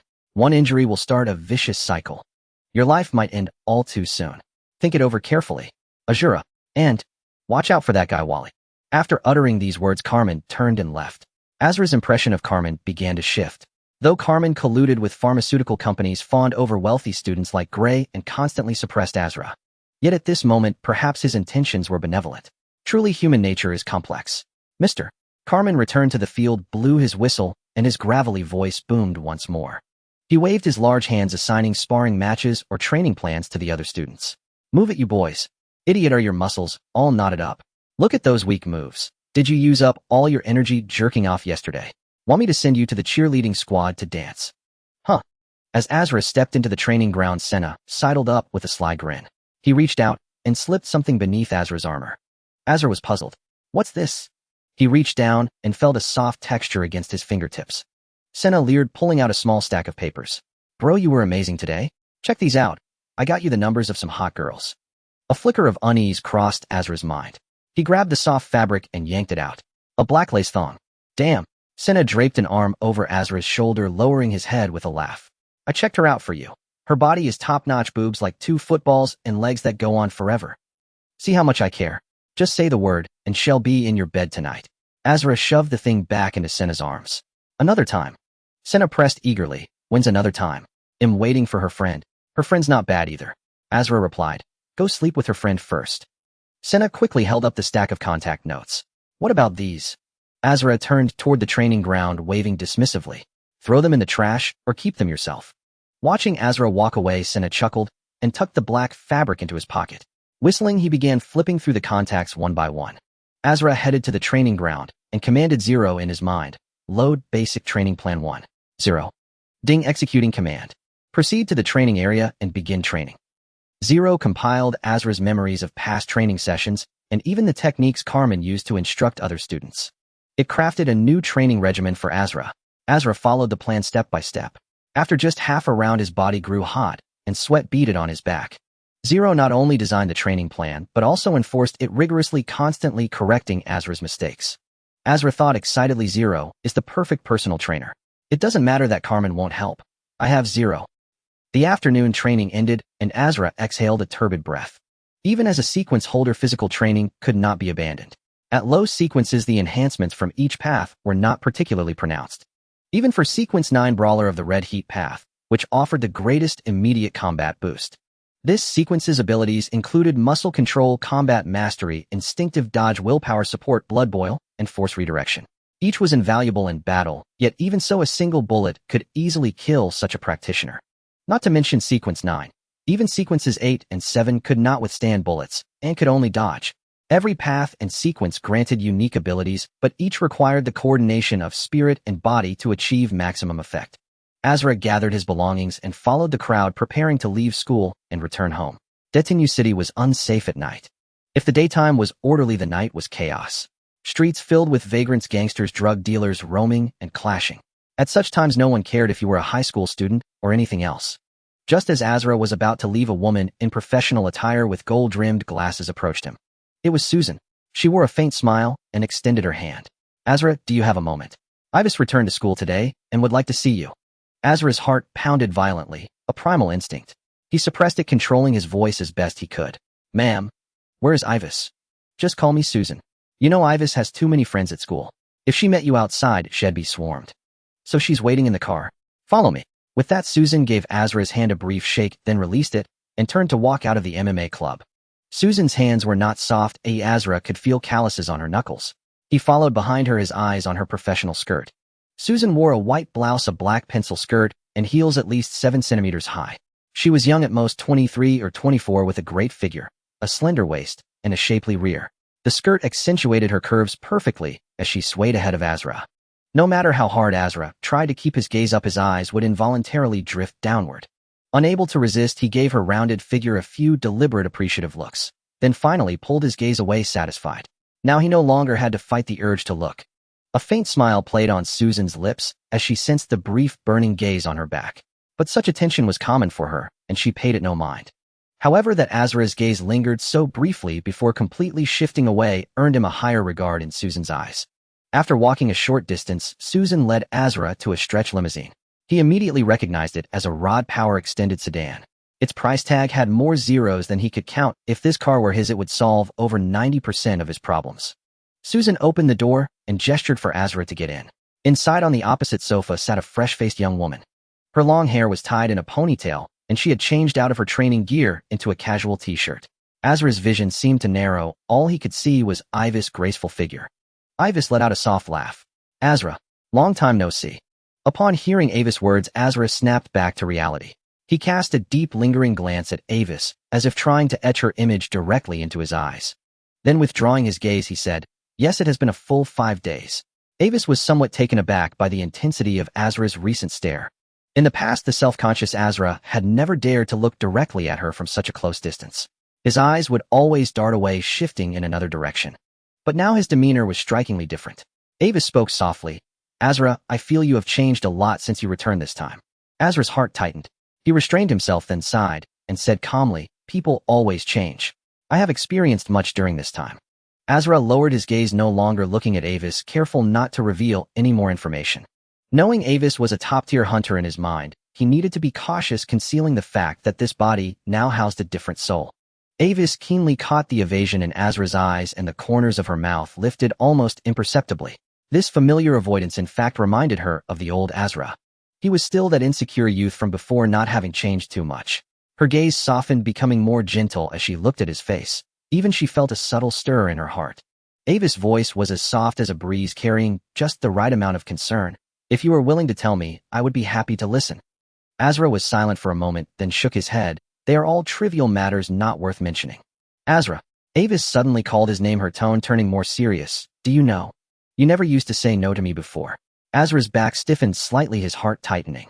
He almost screamed inwardly, Damn it, Asla, couldn't you have been a real man instead of a sycophant? Avis rose slightly, bent forward a few small steps, and sat down beside him, closer than before. In the empty carriage, this proximity felt almost intimate. She tilted her head slightly, her beautiful eyes now seemingly brimming with complex emotions. Hearing the movement, Asla looked up and met her gaze. In Avis' face and eyes he saw nostalgia, sympathy, and an emotion he could not quite name. You used to watch me from afar, so cautiously, afraid to say a wrong word or make a wrong move even when I approached you. Her voice was low and tender, as if recalling a fond memory, but now, you sit right before me, yet it feels like you are deliberately keeping your distance. Avis was sitting too close, the fresh scent of her perfume drifted continuously toward Asra. Asra stammered, "Avis, Avis gently interrupted him, touching his cheek with her slender fingertip. "I know." A soft smile curled on her lips. "You are stronger than before. You have grown up. Since you returned, I can sense a different kind of aura about you, a steadiness that comes from weathering storms." At that moment, Asra had to admit it. No wonder the original host had been so captivated by Avis that he wished to devote his entire being to her, even if only to watch over her from afar. Avis was indeed skilled. Her words were perfectly measured, acknowledging Asra's transformation without pressing him on uncomfortable details, instead attributing the change to growth. Avis shifted the topic, her tone tinged with concern. "Have you encountered any difficulties during this time?" "I saw Mr. Carmen seemed to be discussing something with you today." She paused appropriately, leaving Asra enough space. Asra's mind stirred. No matter how formidable Avis was, she was still just a 17-year-old girl. Having lived 2 lives, Asra gleaned much information from this conversation. So after a moment of silence and gathering his thoughts, he sighed and said, "Yes, Mr. Carmen did talk to me. Or rather, he had already approached me last semester. My family went bankrupt and can no longer afford the potions, medicines, and supplements for training. This means my physical condition is falling far behind my classmates. He now intends to expel me. Without the comprehensive fighting club and the scholarship, I probably won't be able to stay at Ashford High for much longer." As he spoke, a hint of desolation appeared on his face at just the right moment. "In the future, I might no longer appear in your sight." Hearing this, Avis deliberately let out a breath of relief, feigning relaxation. She smiled gently and said, "Asra, you have finally opened up to me. I know you are a proud person, so after hearing about your situation, I have wanted to help you, but I was afraid my actions might offend you." She gently raised her hand as if to touch his arm, but stopped midair and slowly lowered it. This hesitant gesture was perfectly timed. Avis looked up. "Do you know why I left Ashford for 5 days this time?" Asra looked at her expression and shook his head slightly. A trace of a smile appeared on her lips as she said, "I went to gather materials for you to prepare a potion suited to you." She turned to Susan and said softly, "Sister Susan, please bring out the gift I prepared for Asra." Asra looked up, his heart filled with joy, but he knew he must not act in a way that contradicted the original host's character. He was silent for a moment, then said this is not appropriate. I cannot accept it." Avis raised her hand, and her slender fingers carrying a warm touch finally rested on his shoulder. Her voice was very soft. "I know you once had special feelings for me. Though I cannot give you the response you desire now, you have always been very important to me. I want you to stay. We can be like before, or even better than before." These words made Asra want to applaud inwardly. They were so well said. She had subtly drawn a boundary while inviting him to stay and offering a vague promise. If this had been the original host, he would already be kneeling at her feet. At this moment, Asra could find no reason to refuse Avis. He desperately needed a potion he could openly use. Susan brought out a beautifully packaged potion.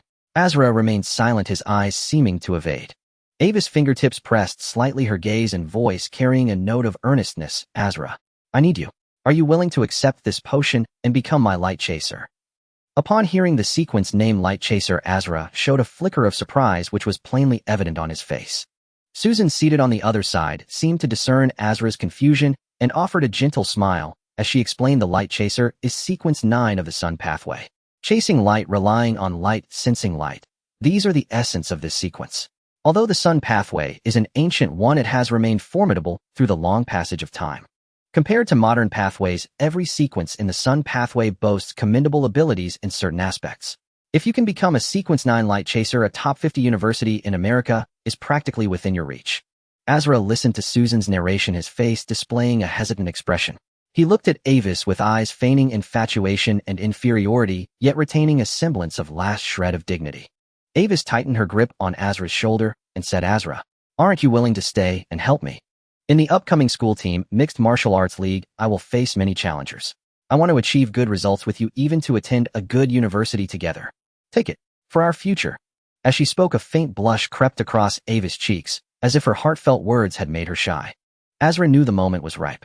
He was unwilling to continue the charade any longer, afraid that overplaying his hand might delay his next opportunity to obtain the potion. His Adam's apple bobbed as if Avis' words had compelled him to make a difficult decision. He slowly reached out and took the curved neck glass bottle, saying, "Avis, I am willing to become your light chaser." Avis raised her hand, her slender index finger pressing against Asra's lips with a warm touch, interrupting him. "Asra, you don't need to say more. I understand. Take the potion now. The school team Mixed Martial Arts League starts in a few days. You need to strengthen your physique as soon as possible. am not worried about your fighting skills, but your physical condition is a weakness. I hope you catch up quickly. Feeling the warmth and fragrance of Ava's fingertip, Asra's eyes widened slightly. He could almost feel his body trembling with excitement from within, his heart pounding like a 12-cylinder engine roaring. This was the first time in Asra's life that he had such intimate physical contact with Avis, the top-tier huntress. If it were the original owner, he would probably be thrilled to death. After saying this, Avis seemed startled by her own action and quickly withdrew her hand. She lowered her eyes and said softly, "Asra, take the potion now." Asra hesitated. "Right here in the car." Avis nodded slightly, a smile curving at the corners of her mouth. "Right here in the car. Don't worry, this vehicle has a high security level, even surpassing the private training rooms at school. And Sister Susan is a capable sequence holder. With her watching over you, you need not worry." Hearing Avis say this, although somewhat hesitant, Asra nodded slightly. For him, as dusk fell, he couldn't access the private training rooms at school. Carrying a precious potion through dim streets at night was not necessarily a good thing. He fixed his gaze on the potion in his hand. This light chaser potion emitted a warm glow and felt warm to the touch. The pale yellow potion deepened in color toward the center, as if glowing from within. Asra looked at Susan and inquired, "Miss Susan, are there any precautions I should take when consuming this potion?" Susan nodded slightly and said, "This light chaser potion is of high purity. After taking it, you will feel your body temperature rise, but don't be nervous. That's a normal reaction. I suggest you enter a meditative state after consumption, which will help reduce the negative effects of the potion." Asra asked, "Meditation? How do I meditate?" Susan said, "Close your eyes, imagine yourself bathed in sunlight, and gather your thoughts. After taking the potion, you will perceive spirituality. I'll collect that spirituality." Susan carefully explained to Asra how to meditate. Asra earnestly committed all of this to memory. He gently removed the seal and immediately smelled the scent of sunlight. It was like the air on a clear spring day, warmed by the sun, not scorching, just a feeling of warmth. At that moment, Asra hesitated no longer. He raised the potion and drank it in one gulp. The instant he drank, the scent of sunlight intensified. It felt as if he had swallowed a beam of sunlight, a sunflower facing the sun. A warm current flowed down his throat into his abdomen. He felt as if a small sun had been stuffed into his stomach, warmth radiating from the inside out. His blood flow quickened, and his pores slightly opened, seemingly to expel excess heat. Following Susan's guidance, Asra also entered a meditative state. He focused his mind, and gradually his body and spirit calmed. He could sense the surrounding emptiness like faint gray mist. The spirituality brought by the potion seemed to unfold and extend within his body. In this tranquil state, Asra quietly observed the spirituality that emitted a warm glow. He began to slowly gather this spirituality, attaching it to himself. After collecting the potion's spirituality, he could sense that within the gray mist there seemed to be other spirituality hidden. With the will forged through meditation, he slowly parted the pervasive gray mist, trying to draw in the peripheral spirituality. In this process, he could feel his mind gradually depleting. Perhaps Asra was unskilled, or perhaps gathering and absorbing spirituality was inherently difficult. He had only gathered a wisp of spirituality when he began to feel his soul growing weary. He abandoned the attempt to collect peripheral spirituality and instead focused on comprehending the spirituality brought by the light chaser potion. He gathered, absorbed, and understood this spirituality. Along with a warm radiance, he felt a warmth from deep within. A thought flashed through his mind: the light chaser initiation is successful. In the meditative state, Asra comprehended this spirituality and gradually understood the abilities granted by the light chaser: dim vision, heat perception, light source, tracking, luminous memory, dark warning, light source, ignition, dim shelter, and hope's radiance. After Asra swallowed the potion and entered a meditative state, the two women in the car sat on either side of the sofa, each lost in their own thoughts. Iva's gaze fell downwards, having just brushed against Asra's fingertips, unconsciously twisting them. She couldn't help but feel surprised and frustrated at her own recent actions. What just happened? How could I be so impulsive to even touch his fingers? It's all Asra's fault. Why must he be so dramatic? I gave you the potion, you should have just accepted it and focused on serving me instead of wasting my time and energy. Her fingertips seemed to still savor the sensation from moments ago, her gaze lifting and unintentionally landing on Asra's tightly pressed lips. Iva's fingers tightened slightly, her eyes lingering for 1 second, 2 seconds, 5 seconds. Suddenly, it was as if she snapped back to reality and hurriedly shifted her gaze. Then, feigning nonchalance, she looked towards Susan, wanting to see if her moment of distraction had been noticed. When her gaze turned to Susan, she found Susan was indeed looking at her, as if she could see through Iva's actions. Ivis carelessly pulled her gaze back, her heart surging like a tide. Damn it. What was that look from Susan? Did she see it? It's fine, Ivis. Even if Susan saw it, doesn't matter. I was just concerned about the absorption effect of the potion on a servant who was about to bow beneath my skirt. Oh, damn Asra. Ivis maintained her composure initially, trying hard to create an indifferent facade. But soon her heart was screaming like a groundhog. Susan had pulled her gaze away from Ivis' face. Just now Susan had taken in every detail of Ivis' distracted expression. How interesting. Susan then turned her gaze to Azra, who was sitting upright on the sofa, his upper body straight and hands resting on his knees. In ordinary clothes, he seemed to exude the illusion of wearing high fashion. His black hair tousled from today's training, and the helmet worn during combat training had a chaotic charm. With his eyes tightly shut and slightly pursed lips, his serious expression made him appear like a prince who had fallen to the mortal realm. Unintentionally, Susan ended up watching him for quite some time. Susan, you seem to have been staring at him for a long time, came Ivis' casual inquiry. Susan's heart stirred slightly, then she calmly turned her gaze to Ivis and said, his talent is quite good. The potion of the light chaser brings very little contamination to his body. Moreover, his meditation has already begun to consolidate external spirituality. Susan's change of topic instantly captured Ivis' attention. Ivis' eyebrows furrowed, staring at Azra, saying, so soon. Susan nodded slightly and said, it seems his soul strength is quite good. You have gained a decent assistant in the future. A beautiful smile appeared at the corner of Ivis' mouth. My vision certainly won't be wrong. It's worth it for me. Ivis glanced at Azra, whose eyelashes were fluttering, seemingly on the verge of breaking free from meditation, pausing before she continued. The car fell silent once again. The two women, each lost in their own thoughts, looked at Azra, waiting for his awakening. After Azra consolidated, gathered, and organized the spirituality brought by the light chaser potion, he felt very satisfied with the abilities from this sequence. The Sun Path is an ancient route that has existed since the old continent was still in a feudal era. Azra originally had little knowledge of this sequence. Even in America, the actual users of this potion sequence are not many. Some young people capable of using this potion and adapting to its effects, if given a choice, would prefer the modern or even contemporary potion paths. For example, capital cycle oath or joining a church to become a clergyman and use the church's holy seat potion path. In America, the church is an important component of the national system. Many priests and clergymen take potions after being baptized by the church to offer more to God. While the Sun Path is good, the Holy Seat Path is better. It may not necessarily be stronger, but within the church system, it can offer better development. Azra was not surprised that Ivis did not provide him with a potion from the Crimson Path to make him a fighter. The Sequence 9 fighter is indeed one of the stronger combat sequences among the lower-tier sequences. However, in today's society, no matter how strong a fighter is, a bullet can take them down. Now is an era of apparent peace where the abilities of other sequences are more useful. To merely fight in the eyes of these powerful families is nothing but barbaric behavior.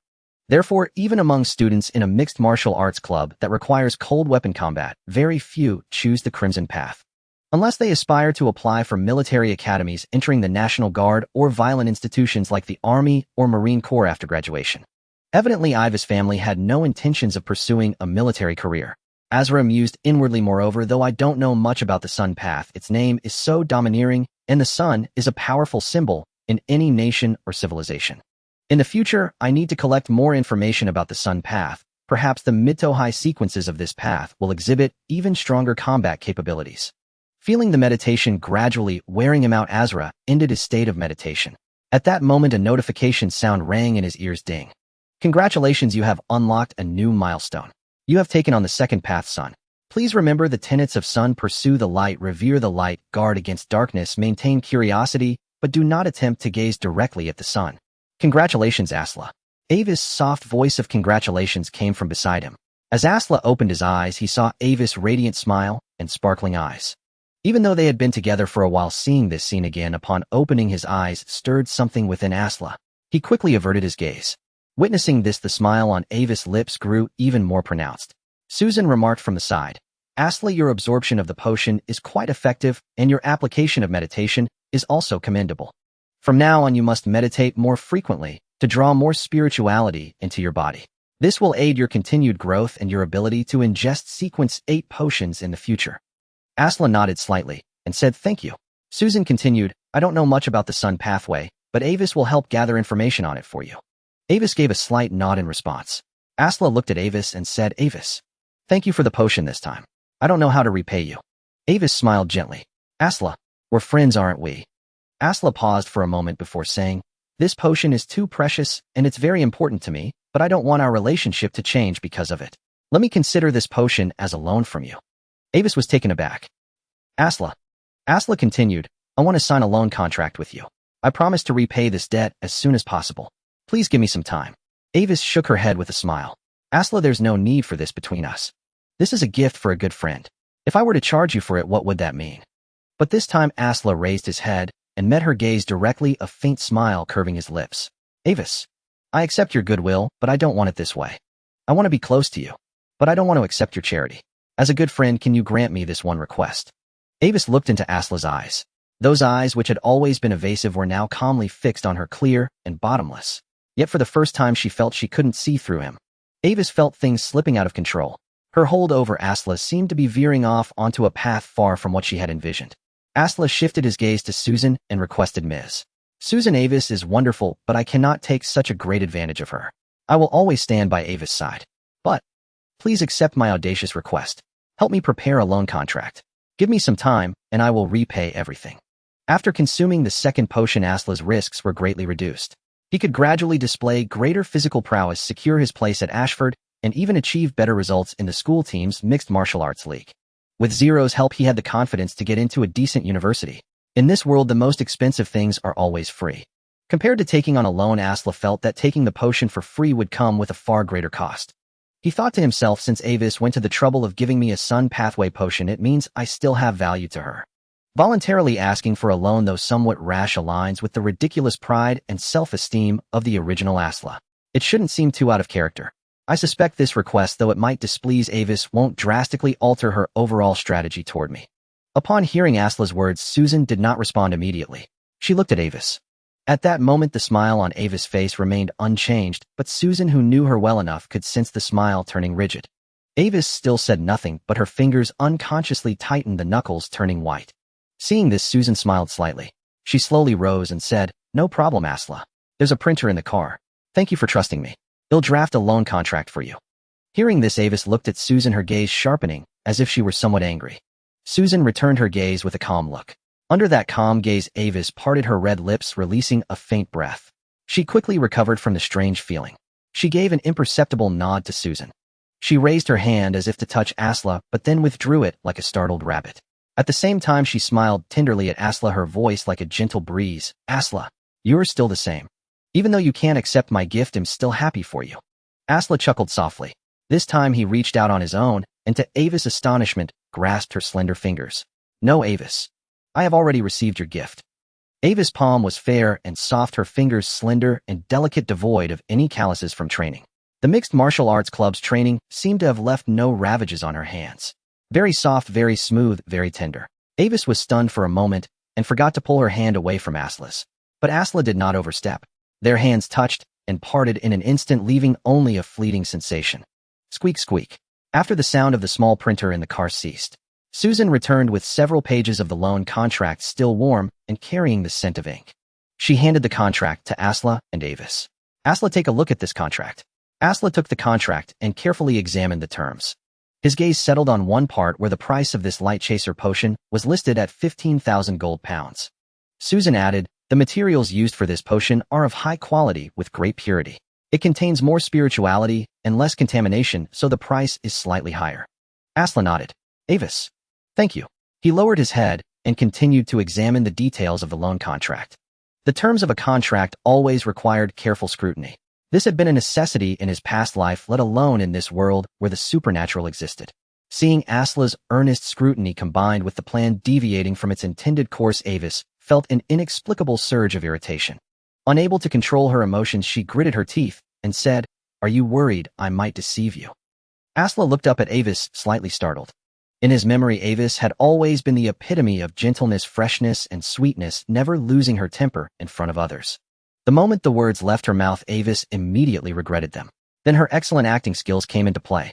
Her eyes instantly reddened, her beautiful pupils brimming with moisture, tears threatening to fall. Susan chimed in, Asla. Avis cares about you so much. Asla finished reading the last few clauses, confirmed they were correct, and signed his name. He then looked up and met Avis' gaze. I know. I just want to be with you for longer. After Azura got out of Ivis' luxury car with the contract in hand, he gazed up at the dim sky, then turned to Ivy and Susan, giving them a slight nod before turning away. Ivy, who had also exited the car, stood still for a long time. The wind brushed through her hair, and her expression gradually grew complex. There was a hint of defeat along with a newfound, more profound interest. Susan stood half a step behind her. Ivy watched Azura's departing figure and said softly, "Susan, why did you prepare this contract for him?" Susan replied calmly, "In this situation, preparing a contract is the most appropriate thing to do, isn't it?" Ivy furrowed her brows and then nodded slightly. "Azura truly knows how to surprise me. It seems we were mistaken about him in the past." Susan agreed. Ivy watched Azura's figure fade from view, turned back to the car, her voice carried away by the wind. "Mistaken? No, we weren't mistaken. Conquering such an Azura is actually more interesting." She watched as Azura turned the corner and saw Ivy turning to get into the car. A smile appeared on Susan's face, quickly vanishing. Azura, who was leaving, began to contemplate the abilities of the Light Chaser. Among the abilities of Sequence 9-4 were passive effects, while the other 4 could be actively released.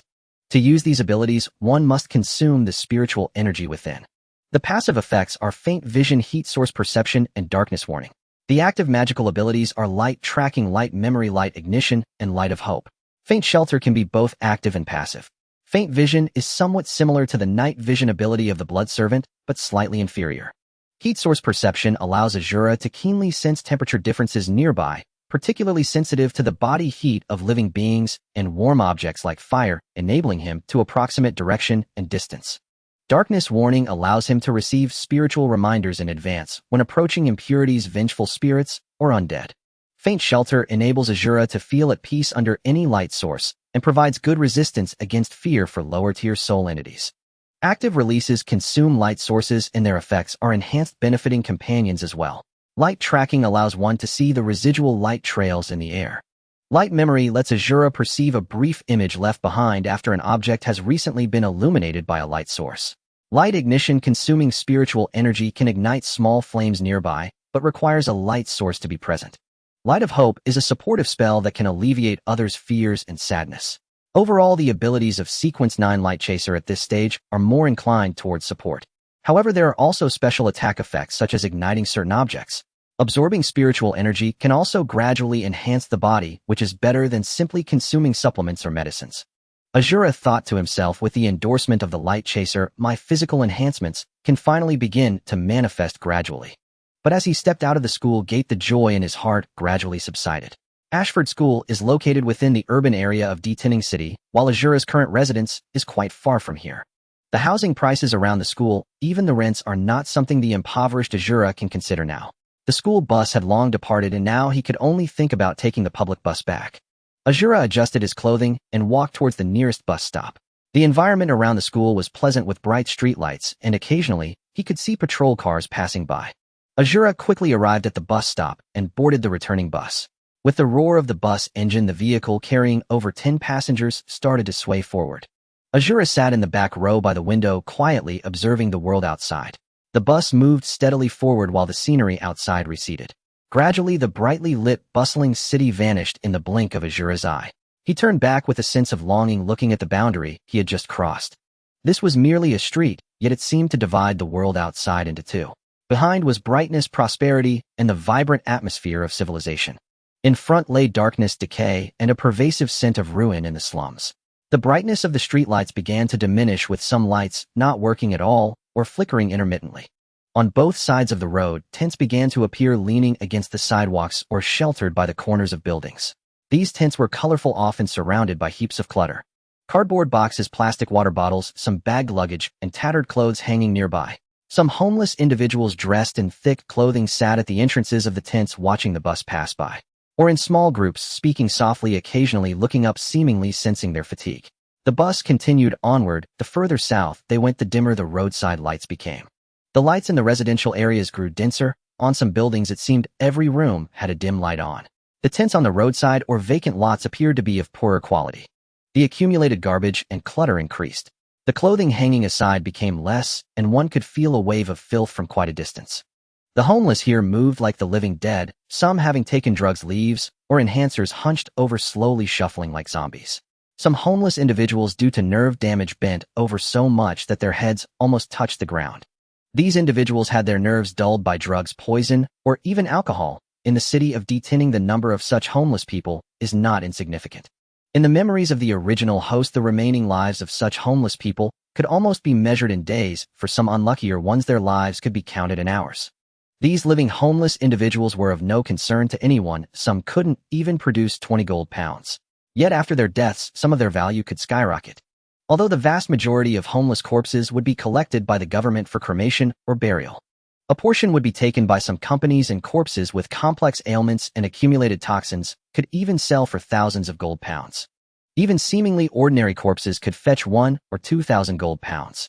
These corpses are often provided to those who discover them and call the authorities.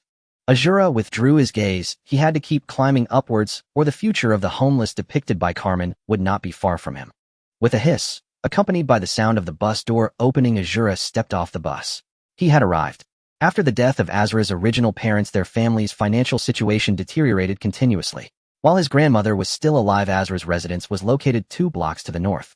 After his grandmother passed away, the greedy landlord, seizing Azra by the throat, moved his dwelling 2 blocks south. Worse living conditions, higher rent.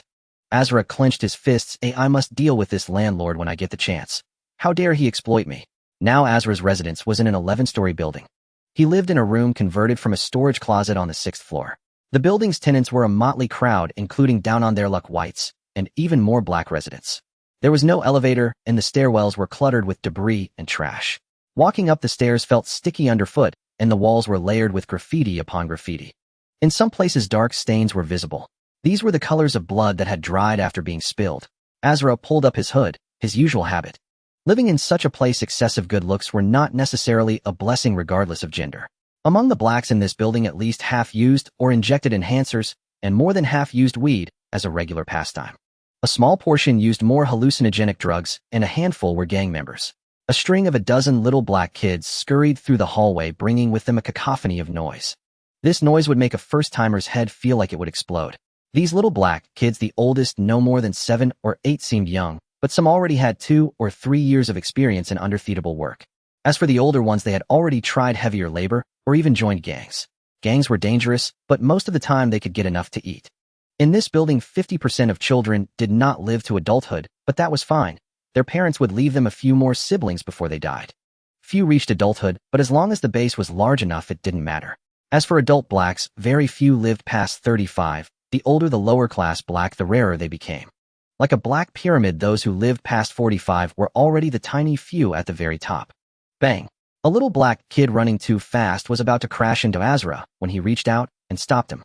Azra spun him around twice like a basketball. He lowered his head and snarled, "Watch where you're going. Next time I'll kick you like a ball." The little black kid was terrified and burst into wails. The next moment, a black man who looked over 30 but was at most 21 or 22 pushed open a door and rushed out. "What the fuck did you do to my son?" Behind him followed another more burly black man. Damn, these blacks, even when they could barely get enough to eat, were all built like oxen. Was this the cream of maritime free trade? The black man didn't bother with any reasoning. He reached out to push Azra. This was the underlying reality of America. Here, everyone seemed like a powder keg. The slightest touch could ignite their emotions. Especially the blacks, because most of them lived in harsh conditions and needed enhancers, weed, and drugs to sustain their survival. Gradually, this also damaged their nerves. Most of the time, they resorted to violence to solve problems. And if Azra or anyone else showed even a hint of retreat, what they got in return was not kindness. Instead, it was more hostility. Facing the black man's outstretched hand, Azra grabbed it, deflected it, and at the same time lifted his foot and kicked him directly in the knee. Ouch! The black man let out a scream, his knee in excruciating pain, and was dragged down to the floor with a dull thud. That sounded painful. "Fuck you, damned white bastard, I'll kill you." The burly black man behind him, eyes instantly bloodshot, pulled a knife from his back pocket and charged at Azra. Even before Azra became a sequence, he wouldn't have been intimidated by such a black man's fighting ability. But the original Azra, both insecure and proud, found these blacks filthy and wouldn't even deign to lay a hand on them. But the current Azra had no such qualms. He reached out, grabbed the black man's hand, holding the knife, his grip tightening like a steel cable. Oh! The excruciating pain in his hand made the black man drop the knife. Azra caught the knife in one fluid motion, while simultaneously kicking the black man square in the chest and abdomen. Boom! The black man flew back even faster than he had charged. Crack! Azra, holding the knife with one hand, reversed it and stabbed it into the door he had just pushed open.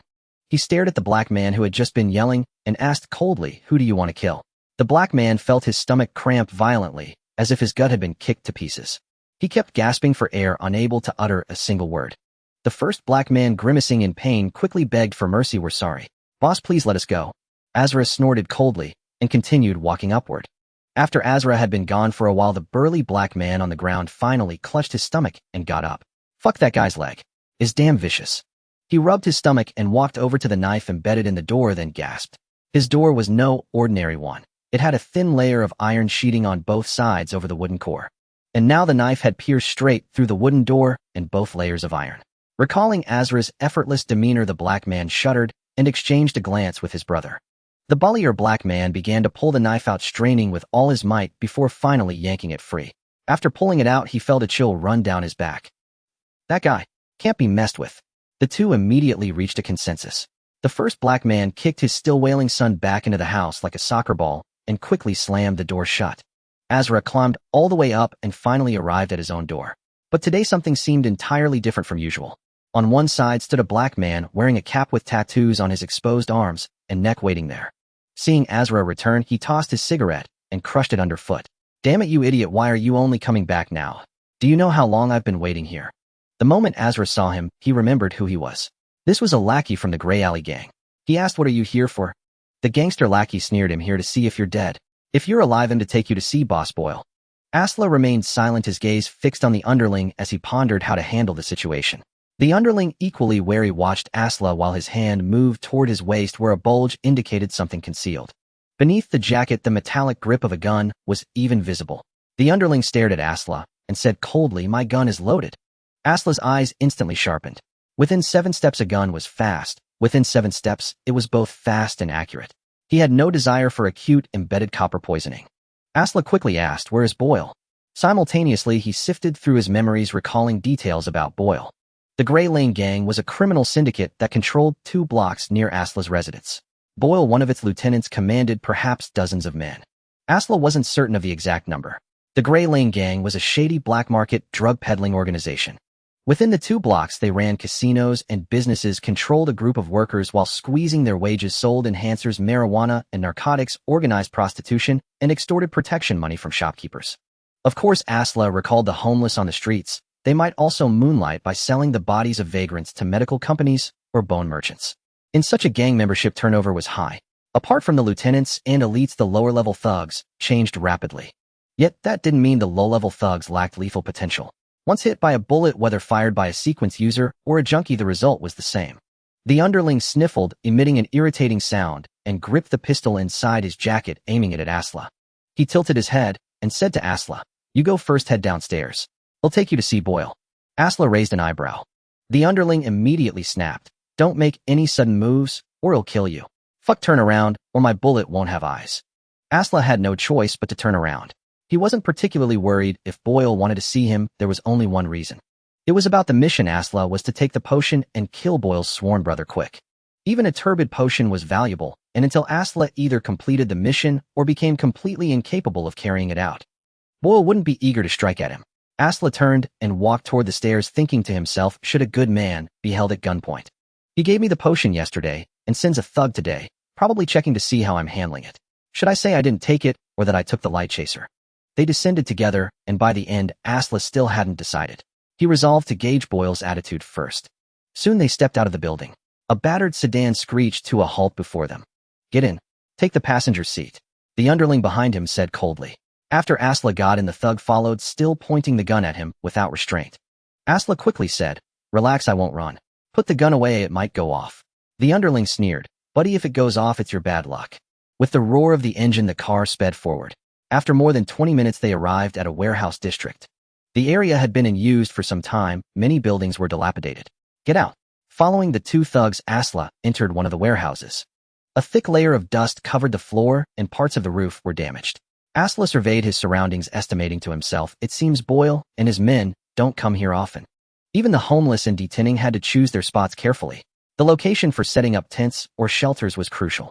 Near the city center, though crowded and lacking good spots, was where they could get relief and scavenge for trash. Only that way could they fill their stomachs. These abandoned warehouses near the suburbs seemed like warm shelters, but the homeless had no money or cars. Living here would shield them from the elements, but they couldn't get relief, and they couldn't rely entirely on scavenging. Besides, there was little trash to pick through nearby.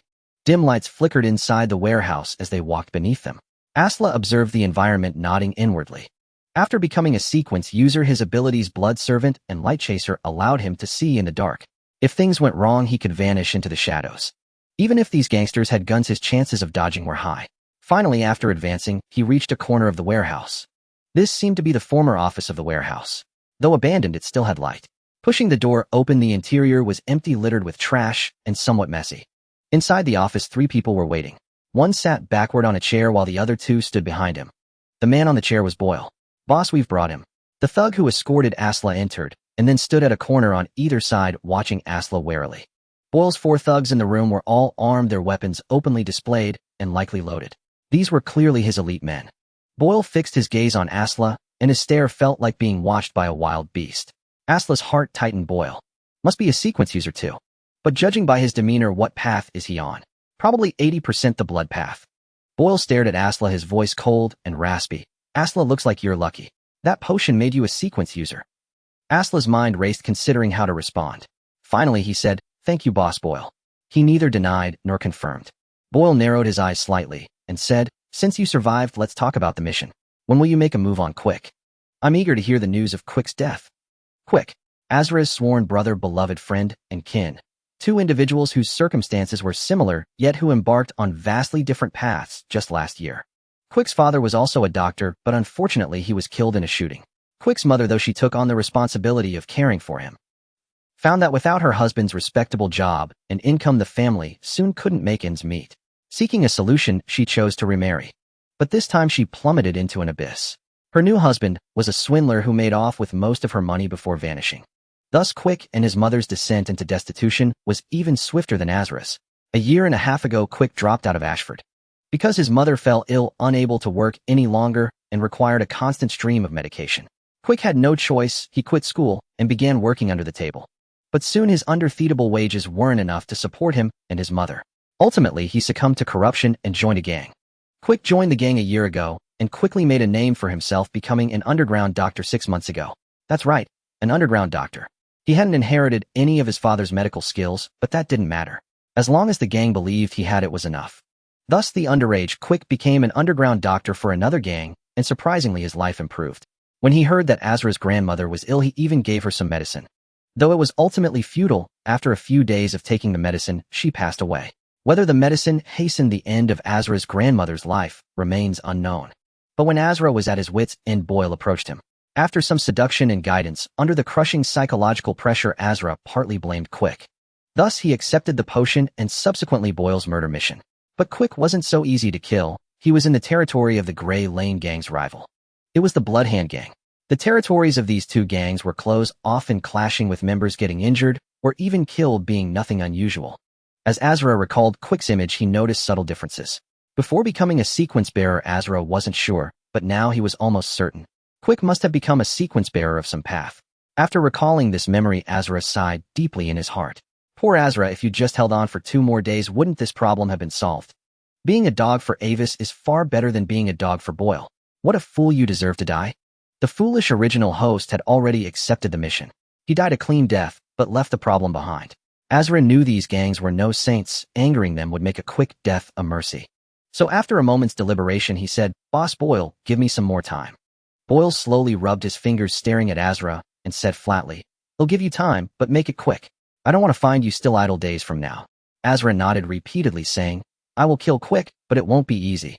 He's in Bloodhand Gang territory, protected by his men. And he's a sequence bearer himself. It's very difficult." Boyle sneered coldly, "Of course, buddy.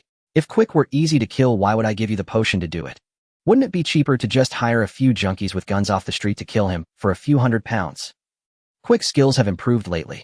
He saved quite a few Bloodhand Gang members, and that pisses me off, especially since he saved my arch-rival. Be quick about it. I'm giving you at most half a month to kill Quick. Otherwise, Brett, you don't want to know what he'll do to you." Boyle stared at Asla with a chilling gaze, his reddened eyes making Asra's heart tighten. Asla said, "Boss Boyle, I need help. I want a gun, preferably a sniper rifle, or a rifle capable of precise shooting." With a sneer, "Ha ha ha." Boyle burst into laughter, rocking back and forth, and even his underlings joined in. Then he steadied himself, looked at Asla, and said, "You idiot, should I get you some bombs and make you a suicide vest? If I give you a sniper rifle, would you even know how to use it?" Azra's expression remained largely unchanged. He said calmly, Quick has too many men around him. And he's a sequence bearer. Without a gun, I can't kill him under so much protection.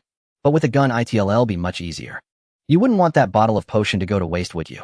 Give me a gun, and he'll find a way to kill Quick quickly. Hearing this, Boyle's smile faded.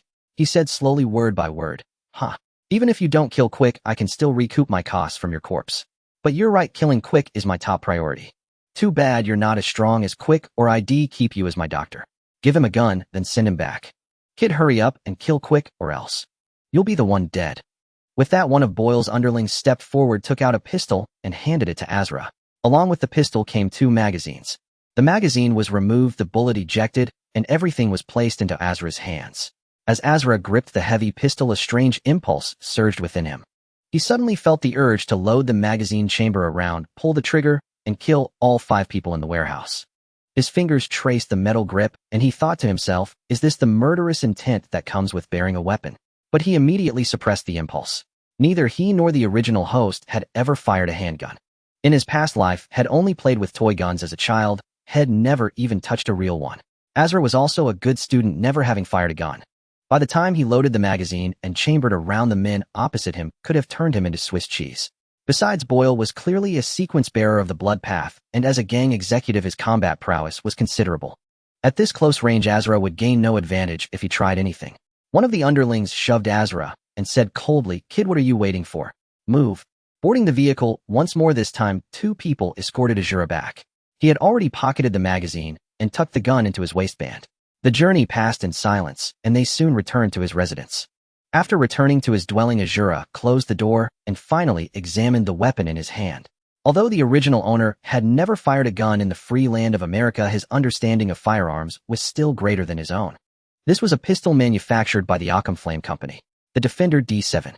This pistol model began military service 50 years ago and was procured on a large scale. It was a reliable close-range defensive firearm that had seen combat. Meanwhile, it also enjoyed considerable popularity among civilians. Though the model was old, new guns were still produced every year. Of course, this did not mean the pistol was brand new. Azura, mimicking the thug from earlier, pulled back the bolt to confirm the chamber was empty. Then he aimed his gaze down the muzzle to inspect the barrel. This gun was clearly an old one, evident from the grime coating its surface. This gangster had hardly maintained the weapon. The barrel showed signs of age. Azura set down the gun. He had yet to learn how to maintain firearms, so he could only grab a worn towel to wipe away the external grime. As he cleaned, Azura pondered, clearly this pistol is unclean on every level. The maintenance is a mess, the rifling is worn, and this gun might even be linked to a murder case. If the police find this gun on me or in my home, they could pin past crimes committed with it onto me. Azura held the gun with the towel, wiping the exterior to remove stains while also erasing his own fingerprints. He picked up the magazines. Both had a capacity of 11 rounds, but each currently held 10 bullets. Gripping one magazine, he pushed from the base of the bullets. Clang! A brass-colored bullet fell onto the table. He picked it up. It was a 9mm pistol round with weak armor-piercing capability. But against flesh it would punch a hole every time. Azura wiped the bullet clean, reinserted it into the magazine, and placed both magazines and the pistol into a shoebox. Opening the shoebox, he saw rolls of dark green banknotes. These notes were bound with rubber bands and neatly stacked inside. This money was all Azura had to his name. He set down the pistol and took out all the gold pounds. After counting the rolls of gold pounds, Azura slowly exhaled. A total of over 2,200 gold pounds. Some of these gold pounds were the last inheritance from Azura's grandmother, while others came from his occasional underfeedable jobs. His original plan was to save up 5,000 to purchase a potion. But the figure of 5,000 gold pounds was elusive, easy to talk about, hard to achieve. Azura had spent at least half a year without breaking the 3,000 mark. In America, he simply couldn't save money. For instance, every month, he had to nervously use his grandmother's card to withdraw the 1,000 gold pounds in welfare to pay rent. But he needed to forge evidence that his grandmother was still alive, which required income. This was why Azura had recently taken up underfeedable work. Money from underfeedable jobs was tax-free since it was cash, but Azura needed to create fake evidence, which meant paying taxes. Combined with daily expenses, the underfeedable work barely kept him alive, and his small savings were steadily shrinking. Azura stared intently at the cash in the shoebox, then put it away, thinking calmly, but those miserable days are over. I've become Sequence 9, and a bright future awaits me. But before embracing that bright future, there's one problem to solve. In the room, Azura's gaze grew deep. He hid the shoebox, then sat on the bed and entered a meditative state. Having just consumed the potion, meditation yielded greater benefits. Sitting on the bed, keeping his body still and his mind relaxed. Through breathing, he expelled stray thoughts, calming his heartbeat. He focused his mind, gathering his thoughts at the brow, feeling the pulse of his body. The meditation of the light chaser sequence involved visualizing sunlight or the sun itself to anchor one's spirit. Soon as Azura meditated, he again perceived the pervasive gray mist around him. This was the spiritual realm. The sun Azura visualized stabilized his spirit, allowing him to sense the realm without being overwhelmed by its vast currents of information and spirituality. In this meditative state, Azura began to gather the surrounding spirituality. He continued until his spirit grew weary, then emerged from the state. He rubbed his brow and Zero's voice echoed in his mind, "Ding. Congratulations, you have completed a medium-quality meditation and gained some spirituality." Azura looked at the prompt and nodded slightly. Having just learned to meditate, achieving medium quality seemed decent. His internal spirituality had also grown slightly. For a sequence bearer, spirituality was as vital as the body. Only with spirituality could one wield the wondrous abilities of a sequence bearer. Azura focused, channeling his spirituality to reach out and touch the table before him. He closed his eyes, activating luminous memory, and his spirituality began to deplete. The next moment, a brief scene emerged in his mind. In the vision, half of Azura's body was visible, sitting in meditation with closed eyes. This scene was very short, only 2 or 3 seconds. Azura stopped, withdrawing his hand from the table. This ability seemed useful for examining and tracking certain clues. Next, Azura tried other abilities. He used Ignite Light Source. His spirituality began to deplete, and after a few seconds of focus, the paper ball he had tossed onto the windowsill burst into flames.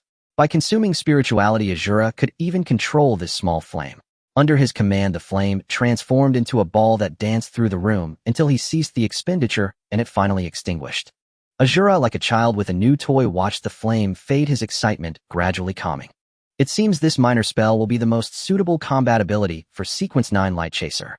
Light Chaser is truly impressive. Having experimented with the abilities of the Light Chaser, the focus now shifted to the significant abilities of Sequence 9, the sacrifice within the indeterminate chaos pathway. When he first transmigrated yesterday, Azra had already stolen some abilities of the Blood Servant, which greatly benefited him. Azra closed his eyes, concentrating to sense the abilities of Sequence 9, the sacrifice. Not all of the sacrifice's abilities were advantageous. For instance, the passive ability Whisper Listening heightened Azra's inspiration, occasionally allowing him to hear the murmurs of unknown entities.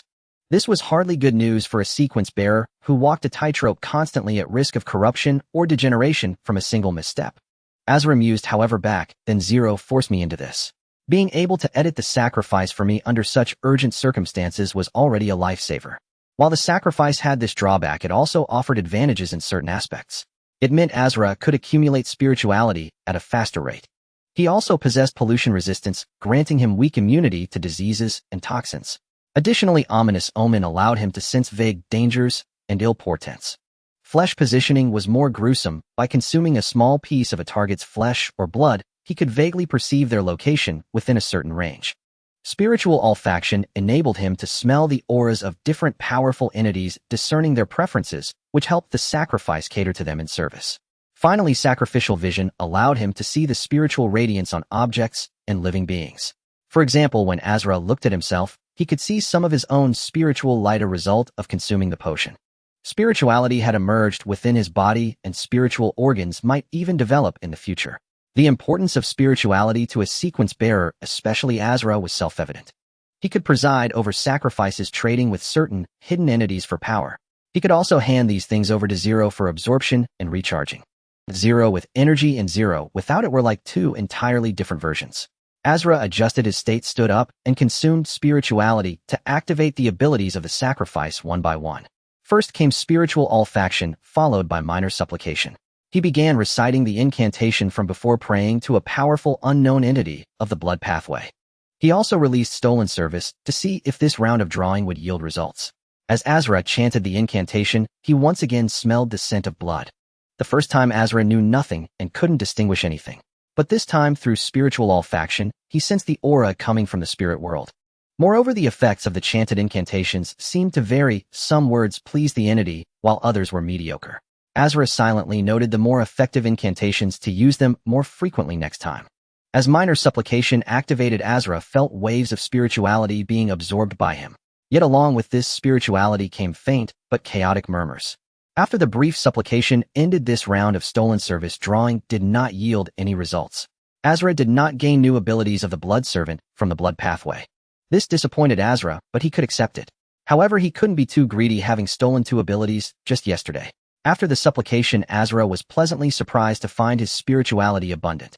But this benefit came at a cost. He felt a faint chaotic murmur in his mind which irritated him.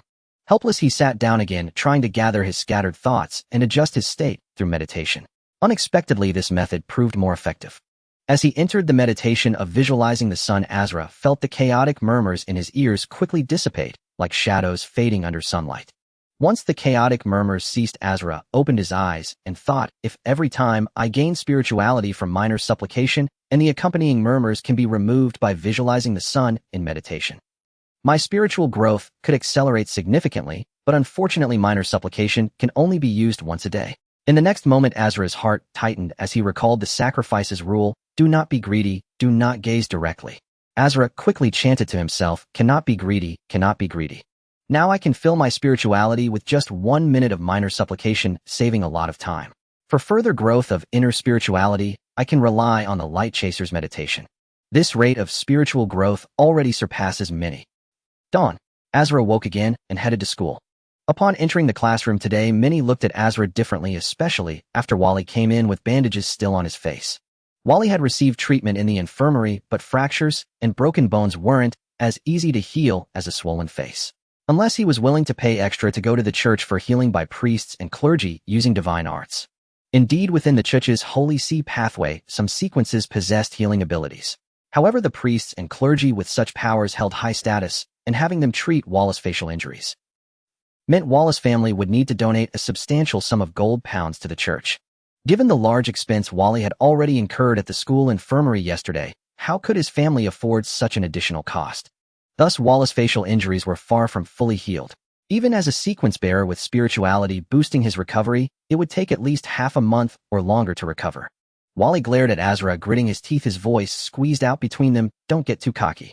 Asra, in a few days it's the Mixed Martial Arts Club's physical fitness test. With your physique, I don't believe you'll pass. Just wait until Mr. Carmen expels you. When you become a vagrant, he'll take good care of you. Wallace's voice was cold and full of resentment. It wasn't hard to imagine what he would do to Asra if he truly became a vagrant. Asra glanced at him, chuckled lightly, and asked, does your nose still hurt? How about we fight again today? They'll let you use one hand this time. Wallace's eyes blazed with anger. He snorted coldly and turned back to his seat. I don't need to fight a pauper like you. You don't have much time left. After the morning AP classes concluded, Asra organized and summarized some of the knowledge. In this regard, Zero played a significant role. For the things Asra couldn't remember, Zero could scan and record through his visual perception, directly storing most of the knowledge into his local database. He took an ordinary test paper and completed it at a faster pace than usual. Upon grading, his score was even higher. Asra breathed a sigh of relief, realizing this gave him a greater advantage in his AP courses. During the afternoon physical training in the Mixed Martial Arts Club, Asra began to gradually demonstrate his enhanced strength. If anyone had been observing Asra, they would have noticed that the weight of the equipment he used had increased from the previous day. After a round of training, Senna, shaking his head, wandered over to Asra for some casual chatter. Soon he noticed the difference this time. Senna's eyes widened as he exclaimed in surprise, Asra, did you take some kind of drug? How come the weight on the equipment increased so much today?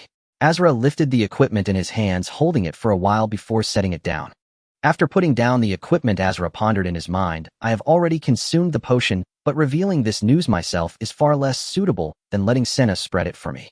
So he said, I consumed a potion yesterday and became a sequence bearer.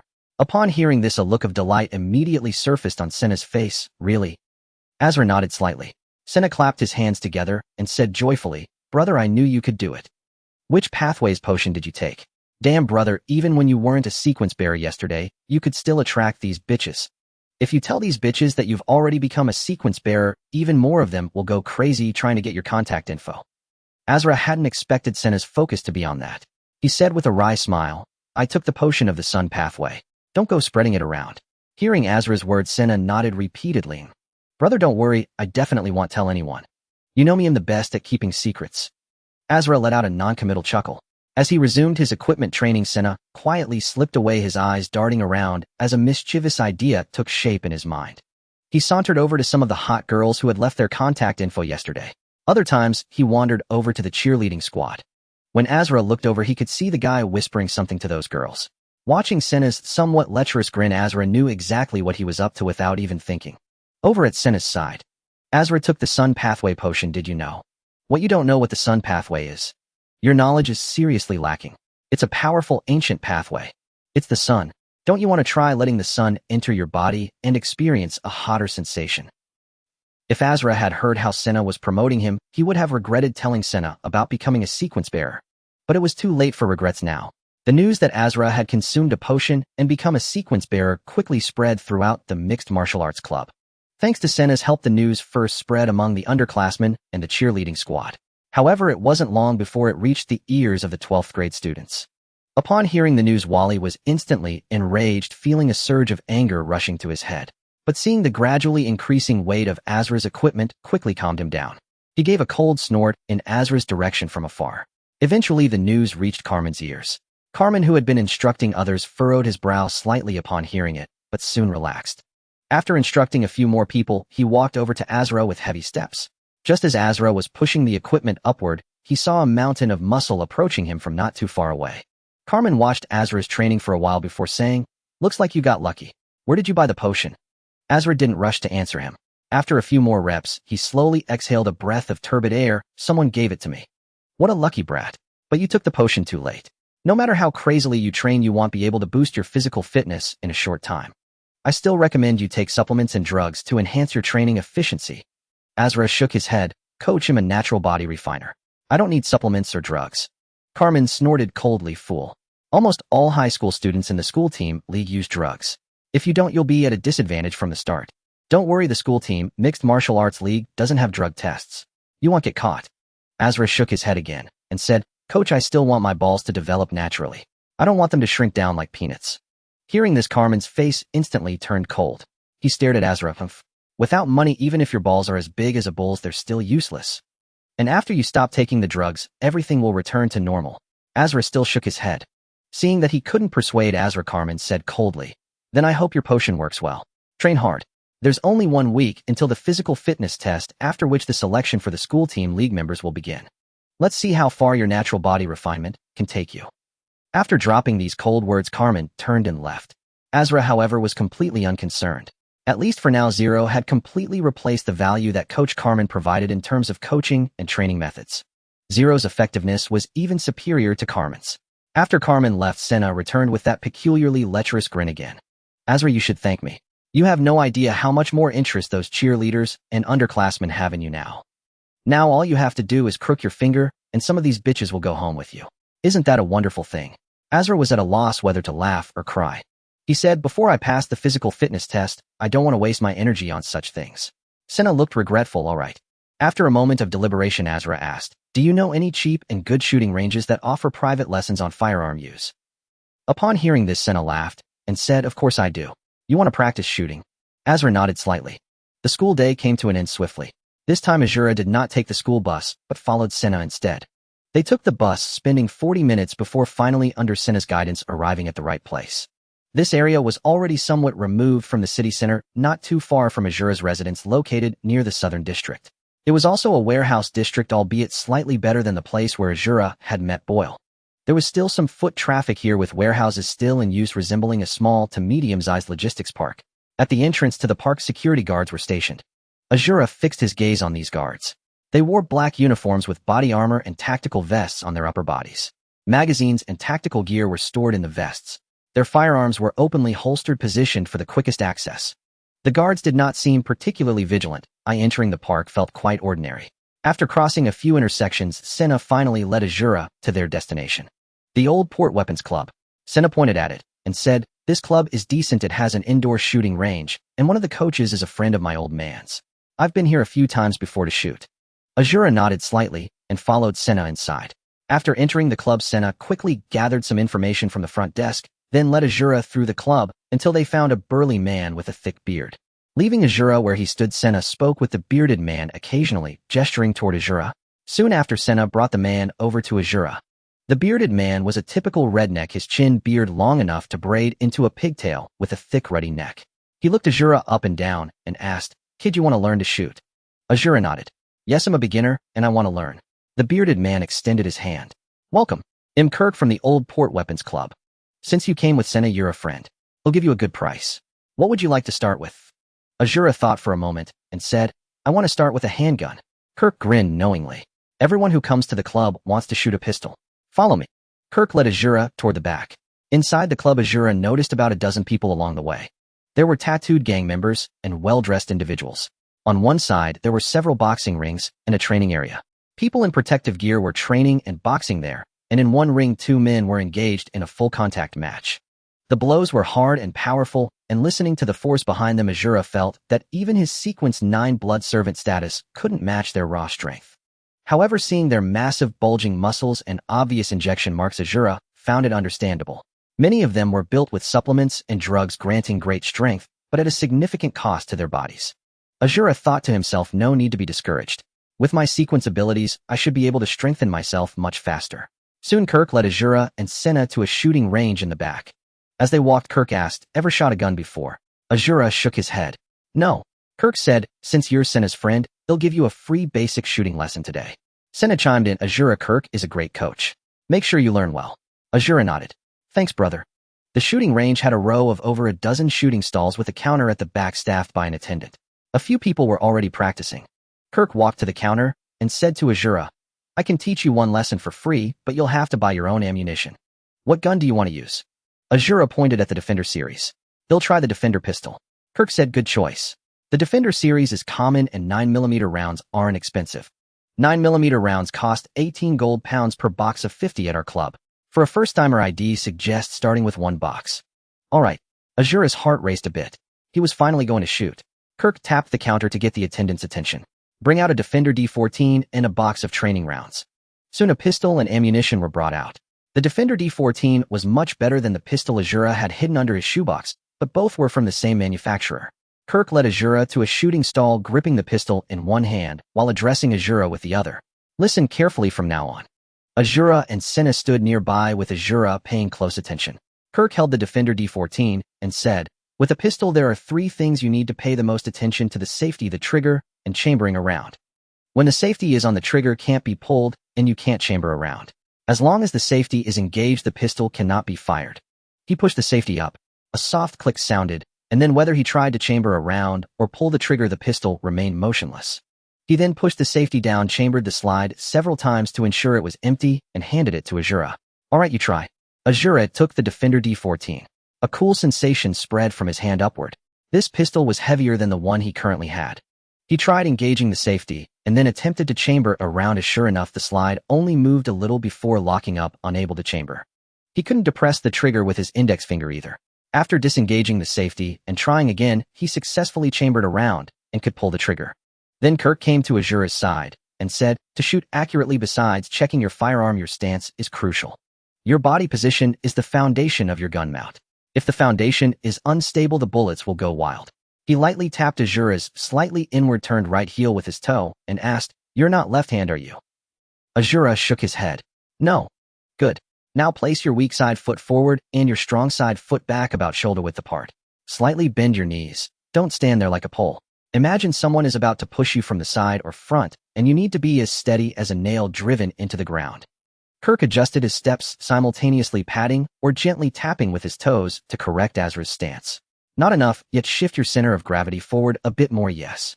That's it, move your upper body, naturally turning toward the target. Relax your shoulders, yes, let them go. Shooting isn't about using brute force to fight recoil, it's about guiding it." Azura was like a puppet being manipulated, constantly adjusting his posture under Kirk's commands. Finally, after a period of adjustment, Azura felt his body form a slightly tense, yet solid framework, allowing him to stand for a longer time without fatigue. Kirk patted Azura on the back, changed angles, and gently pushed him before asking, "How does it feel? Remember this feeling." Azura memorized the sensation while Zero's voice echoed in his mind. Local database is adding basic shooting techniques. Basic shooting stance recorded. With a thought, Azura said, "Got it." Kirk said, "Good, relax." After Azura relaxed, Kirk added, "Now recall that feeling and get back into position." After relaxing, Azura reassumed the stance. Fortunately, it wasn't difficult, and he could approximate it easily. Simultaneously, Zero's voice reminded him, adjust your center of gravity lower, raise your left hand, relax your shoulders, relax. Zero had clearly recorded the previous stance and assisted Asla like a rigid coach as he repeated it. Moreover, Zero's adjustments were more suited to Asla than Kirk's. Kirk's was a basic stance universal for everyone. Zero, however, completely understood Asla's physical structure, every bone, every muscle, and could naturally find a more optimal position for power generation and stability. When Asla assumed the stance, both Kirk and Senna were impressed. Senna in particular felt that although Asla's posture was similar to before, it looked far more comfortable. Kirk also tried pushing Asla and found it stable. He praised, good lad, you learn well. Your stance is solid. Now let's learn how to grip the pistol. Next is aiming. To shoot, breathing is crucial. Enter breath control. The final step, load the magazine chamber around, pull the trigger. Bang! The muzzle of the Defender D14 flashed with a bright flame. The bullet spun out of the barrel. The crisp sound of the gunshot was somewhat muffled by the ear protectors. Asla felt a jolt through his body, the muzzle visibly jumping, but he gripped tightly, absorbing most of the recoil.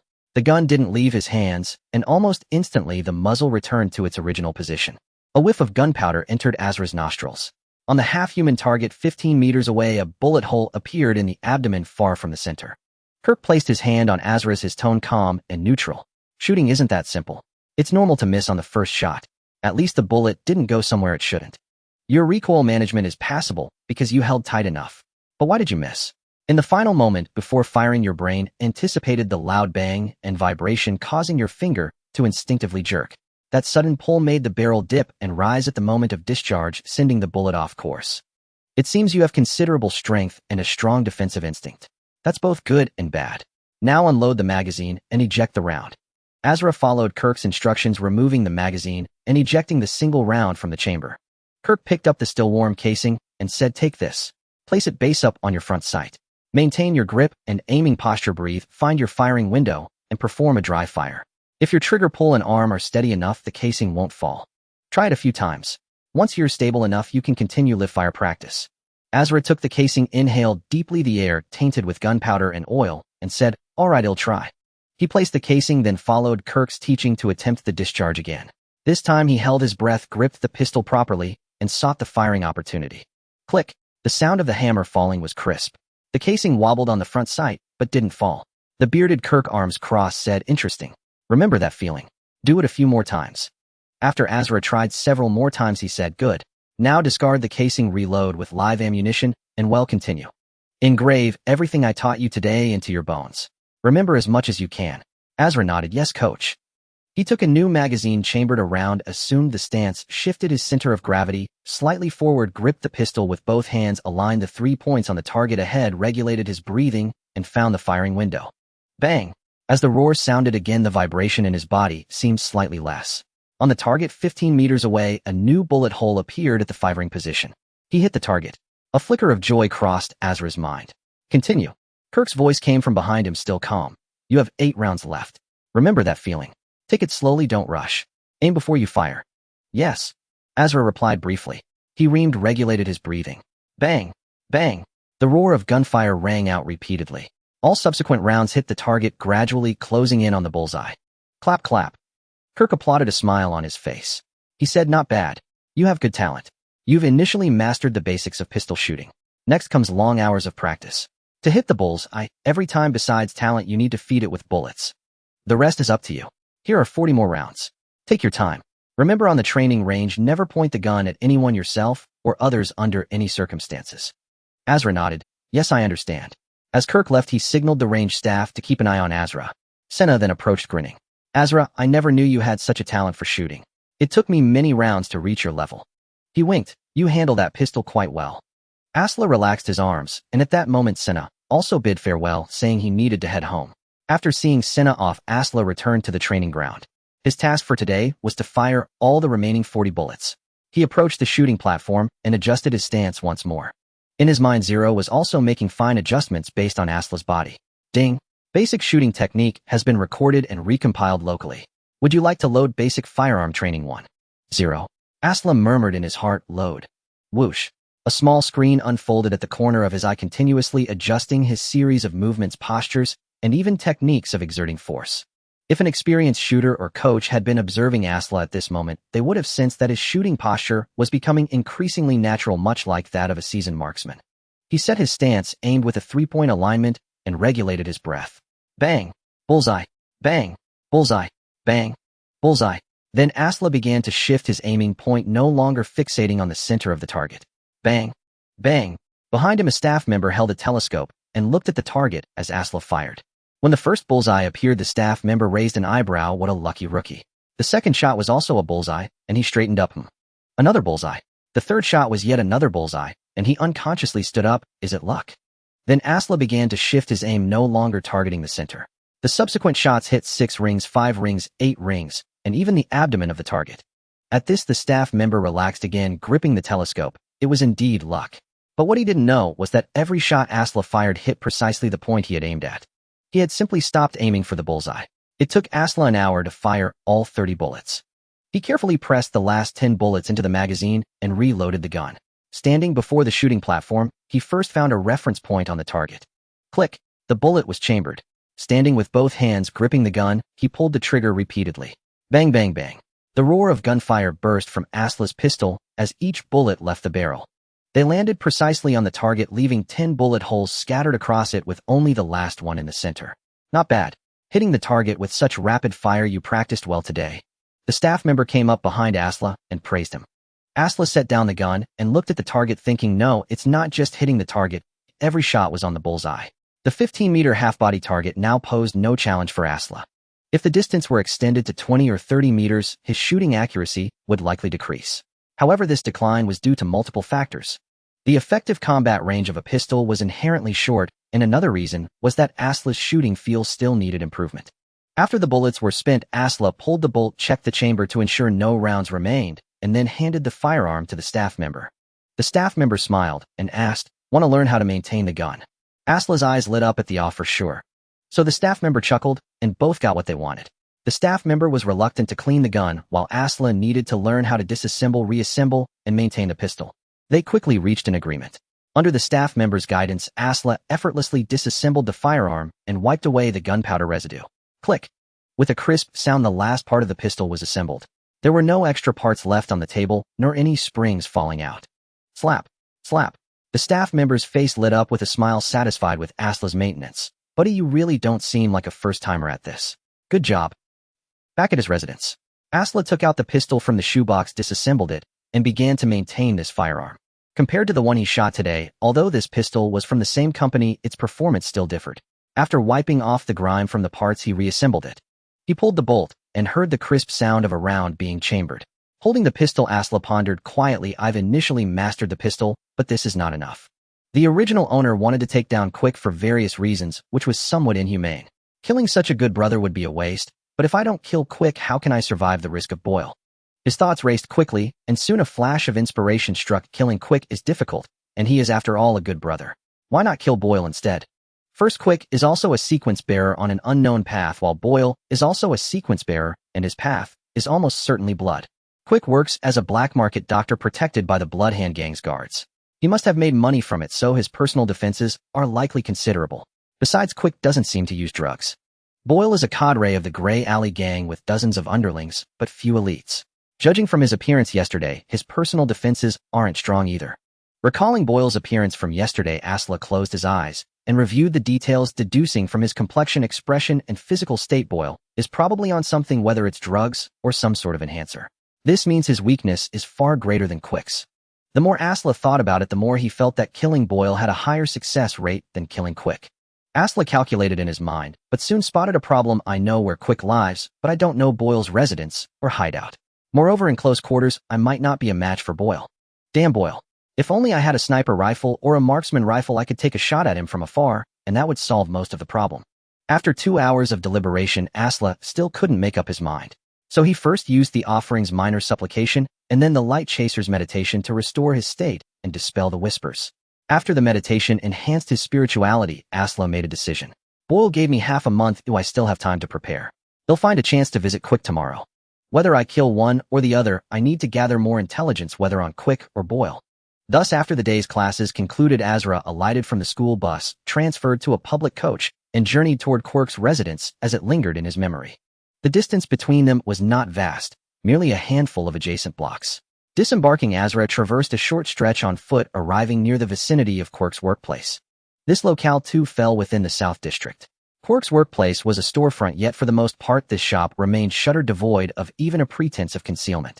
A small door had been cut into the automatic rolling shutter, and it stood ajar. Outside, several gang members either crouched or stood sentinel. From their attire and the tattoos adorning their skin, they were unmistakably members of the Bloodhand Gang. Most were black, and they appeared young, generally in their 20s. Asra's gaze swept over their bulging waistbands.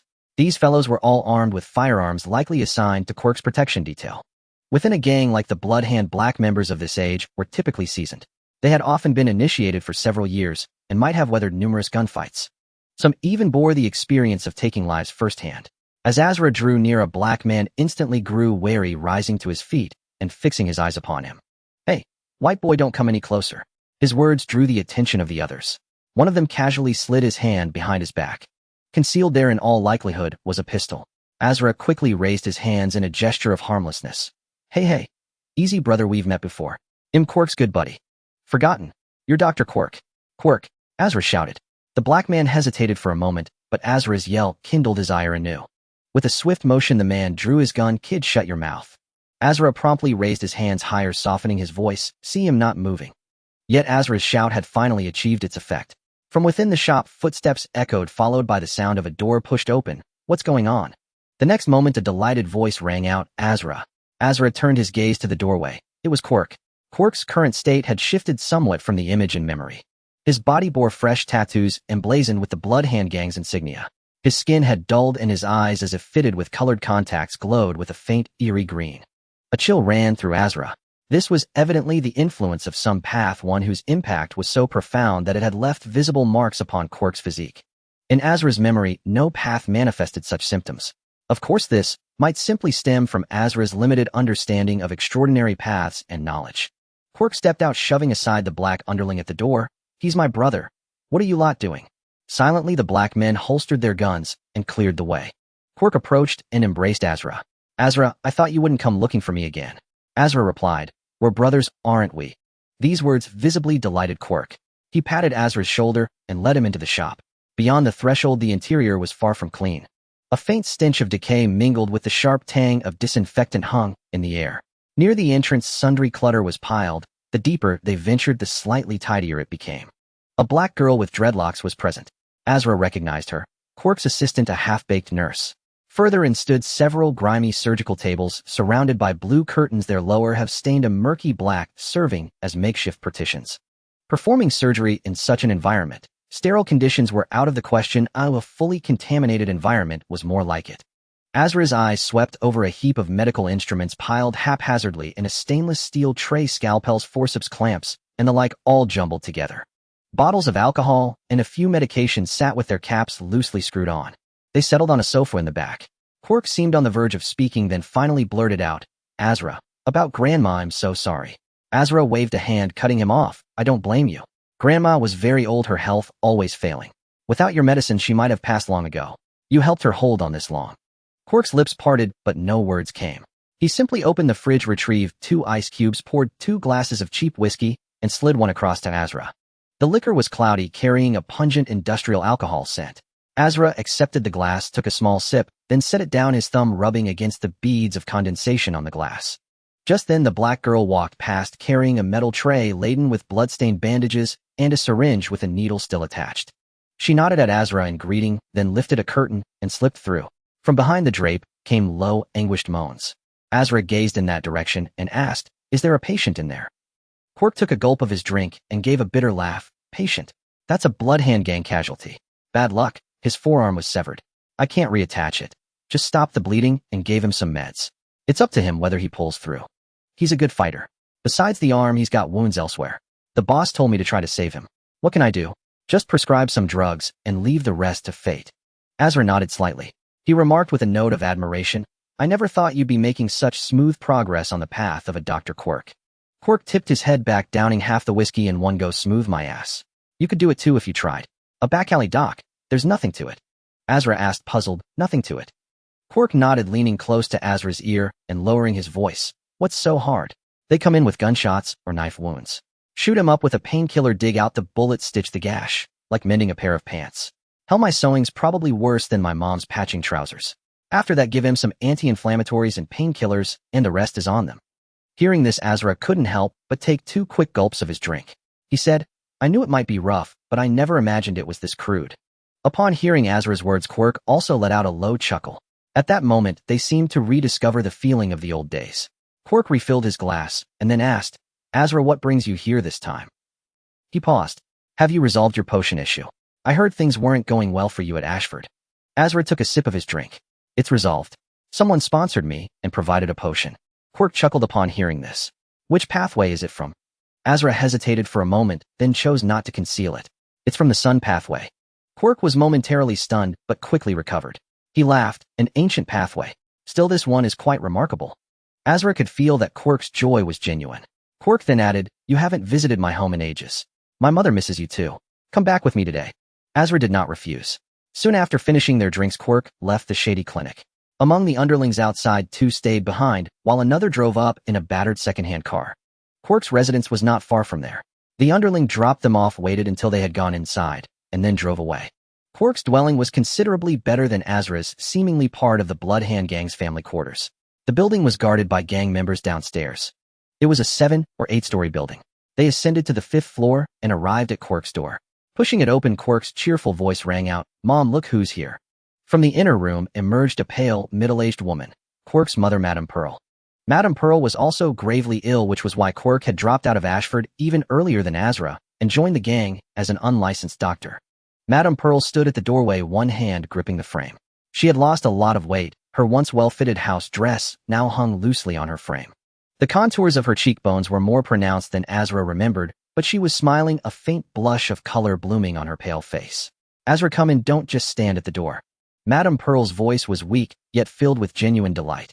Asra stepped inside. The room was immaculate. The old oak furniture was polished to a shine, and the coffee table was draped with a white crocheted cloth. Several photographs sat on the cabinet in the corner. Asra caught sight of one. He had the same picture in his own place. It showed 2 men standing side by side in white lab coats with a hospital corridor in the background. It was Asra's father and Quirk's father. Sadly, shortly after that picture was taken, both had died for different reasons. The cleanliness and warmth of the home stood in stark contrast to the squalor of Quirk's clinic. Quirk squeezed past Asra, helped his mother to the sofa, and busied himself with pouring water. Madame Pearl patted the spot beside her, signaling Asra to come closer. Let me look at you. She studied his face, her fingers lightly brushing his cheek. A smile graced Madame Pearl's lips. Asra, you've grown even more handsome. Quirk placed the water glass on the coffee table and chimed in with a grin. Asra's looks make me jealous. If I were that handsome, I'd have no trouble attracting girls. Quirk, Madame Pearl interrupted him, her tone carrying that gentle motherly reproach. Quirk shrank back slightly. Asra noticed several sheets of paper on the coffee table, partially visible. They were hospital bills. He saw the figures and looked away. Though Quirk's work as an unlicensed doctor was dangerous, his income was decent. Yet he couldn't save money, largely due to Madame Pearl's medical expenses. Madame Pearl discreetly tucked the bills away under the coffee table. She asked softly, How is your grandmother's health? Asra was taken aback and looked towards Quirk. A flicker of guilt crossed Quirk's face as he opened his mouth to speak. Asra understood instantly and shook his head slightly. Grandmother is still the same. She often speaks of you. She says that when you're better and after Quirk and I have earned some money, we should all go to the old place for tea. Madame Pearl smiled, fine lines crinkling at the corners of her eyes. All right. When the chance comes, we certainly will. After a few more pleasantries, she told Asra to sit while she prepared the meal. But Asra gently pressed her back down. Let Quirk and me handle it. Madame Pearl was too weak to argue. He and Quirk entered the kitchen. Quirk spoke in a low voice. Asra, about your grandmother. I haven't told Mom yet. You know she's not well. I was worried. Asra nodded slightly. I understand. Let's not tell her for now. Let her focus on recovering. They prepared a simple meal. After they finished eating, Madame Pearl retired to rest. Asra and Quirk settled on the sofa. Asra let out a heavy sigh. After seeing Quirk, he finally understood why Boyle had wanted him to kill Quirk. Quirk was completely trusting of Asra, even inviting him home. If Asra had intended to strike, there were countless opportunities to kill him. But given their relationship, the original owner had been brainwashed and cornered, leaving him no choice. Now, however, how could Asra possibly make that choice? Sensing that something was troubling Asra, Quirk asked, Asra, is something the matter? Asra hesitated for a moment. There is something. Asra had initially intended to reveal his problem with Boyle, but thought better of it. He changed his words at the last moment. What's your standing in the Bloodhand gang? Quark paused at the question. What standing could I have? I'm just an unlicensed doctor. Any officer in the gang outranks me. But I do know some people. Is there something you need my help with? Asra pondered for a moment. I do need your help with something. Can you get me a gun? Preferably a sniper rifle, or a precision rifle. A carbine would do. It needs a scope and a silencer. Quark's eyes widened with every word. Finally, he stared at Asra. You. Asra met his gaze. Right now you're the only one I can trust, brother. Quark exhaled deeply, closed his eyes, and thought for a long time. At last he said, I'll try. After entrusting the task of acquiring a gun to Quick, Azura temporarily set aside his concerns.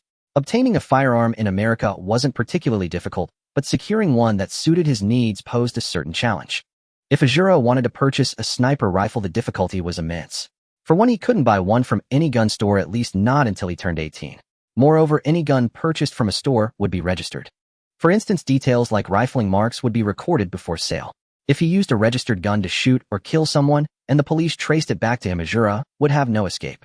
Thus, acquiring a gun through legal channels was not a viable path unless he could modify it and replace the barrel with an unrecorded one.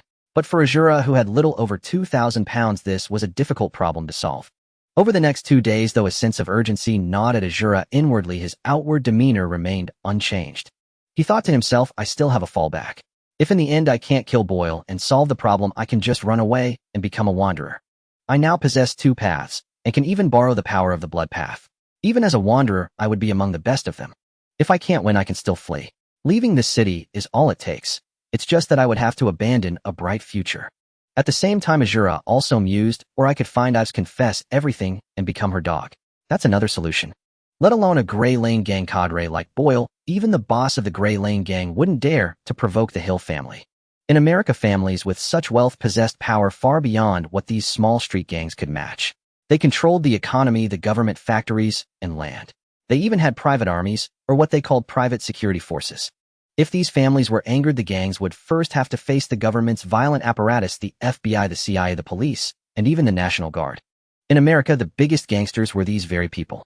The Grey Lane gang was nothing but the smallest of small fry. On the 6th day since Azura had arrived in this world, Azura's old phone finally received a message from Quick, come find me after school. Azura's heart stirred with anticipation. No man could resist the thrill of holding a gun. Even if it was just a shabby pistol, Azura would take it out every night after coming home, playing with it and wiping it clean.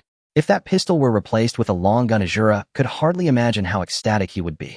After school, Azura wasted no time and rushed to Quick's shop as fast as he could. The black thug at the door recognized Azura, or perhaps had been informed of Quick's arrangements. Unlike last time, he didn't show any wariness, but instead took the lead in guiding Azura into the black clinic. As soon as he stepped inside the clinic, Azura caught a whiff of blood. He instantly tensed up. Meanwhile, the blood servant ability he had stolen through sacrifice made him unusually sensitive to the scent of blood. As he moved forward, the light ahead grew brighter. Through a curtain, Azura could see a figure lying on an operating table. Under the glow of the lamp, 2 other silhouettes were cast onto the curtain. It was Quick and his assistant, the dark-skinned girl. It seemed they were in the middle of a surgery. The blackguard called out, Quick, your buddy is here for you. Hearing this, Quick pulled the curtain aside and poked his head out. Azura, wait for me a moment. Let me finish this surgery. Azura nodded. He watched as Quick, his hands stained with blood, pulled the curtain open, smearing it with crimson and revealing a gap half a person wide. Through the gap, Azura saw the scene inside. A black man lay on the bed, nearly unconscious at this point.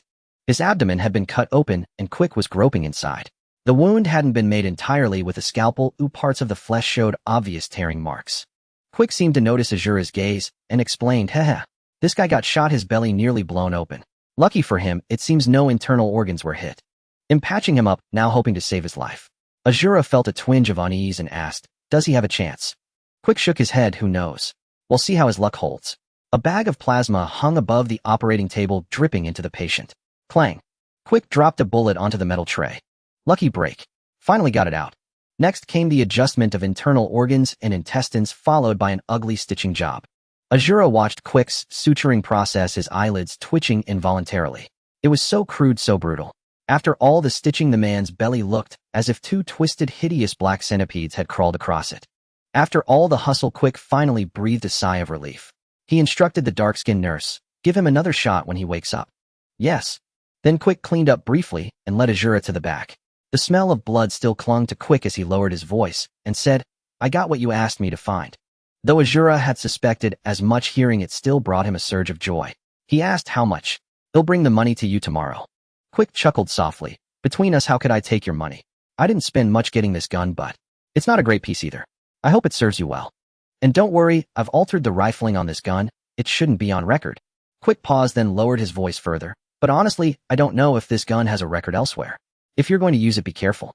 Clean it thoroughly when you're done." Azura nodded at this, taking a deep breath of the blood-tinged air. He thought to himself, "Old Azura, you really were a bastard. Look at Quick." He patted Quick on the shoulder and said, "Quick, thank you. They'll remember. They'll clean it up after I use it." Quick nodded, then handed Azura a black backpack, saying, "It's in here. I also prepared a box of bullets for you. Use them sparingly." Azura took the heavy backpack. It wasn't very large, just a bit longer than an average laptop bag. Weighing it in his hand, it was only about 6 or 7 kilograms. After handing the bag over, Quick said, "This place isn't safe lately. Take the stuff and leave quickly." Thinking of the gangster on the operating table today, Azura agreed that the place was indeed unsafe. He said to Quick, "You be careful too. If you need my help, send me a message." Quick nodded, "No problem." Asla did not linger long at Quick's place. He took the gun and left as quickly as possible. The Bloodhand gang seemed to be in the midst of a conflict, evidenced by the wounded with gunshot wounds. The area was unsafe at night, but Asla pressed on head down. Thanks to the abilities of the Blood Servant and Light Chaser sequences, his vision was as clear as daylight in the darkness, causing him little trouble. Numerous vagrants lined the roads alongside hurried passers-by and clusters of gangsters. After a lengthy trek, Asla finally returned to his dwelling. Once home, Asla eagerly opened the backpack Quick had given him. Inside, the black body of a gun was revealed, immediately capturing his attention. He retrieved the firearm, cradling it like a treasure. It was a semi-automatic rifle, a KR-13, a model at least 20 years old, and a favorite among hunters and outdoor enthusiasts. It had a magazine capacity of 15 rounds chambered in, 300 caliber, and was fitted with a standard 14x variable magnification scope. Its features included a short barrel, high reliability, and a folding stock, making it easy to store in a vehicle or tight space. This was why Asla could bring it back in a single backpack. The stock was foldable. He extended it, pressed it against his shoulder, and tested the feel. The KR-13's handguard also allowed for the addition of rails to accommodate various accessories, offering numerous customization options. The rifle's effective range was between 200 and 450 meters. The heavy bullets provided excellent energy transfer, and the short barrel minimized performance loss, making it suitable for both jungle and urban environments. Its range was somewhat limited, but it was generally sufficient. The backpack also contained a suppressor. Asla attached it to the muzzle, slightly increasing the weapon's length. The KR series of firearms were highly renowned in America, with carbines, semi-automatic rifles, and automatic rifles all enjoying strong sales. The KR-13 in particular had a high circulation rate.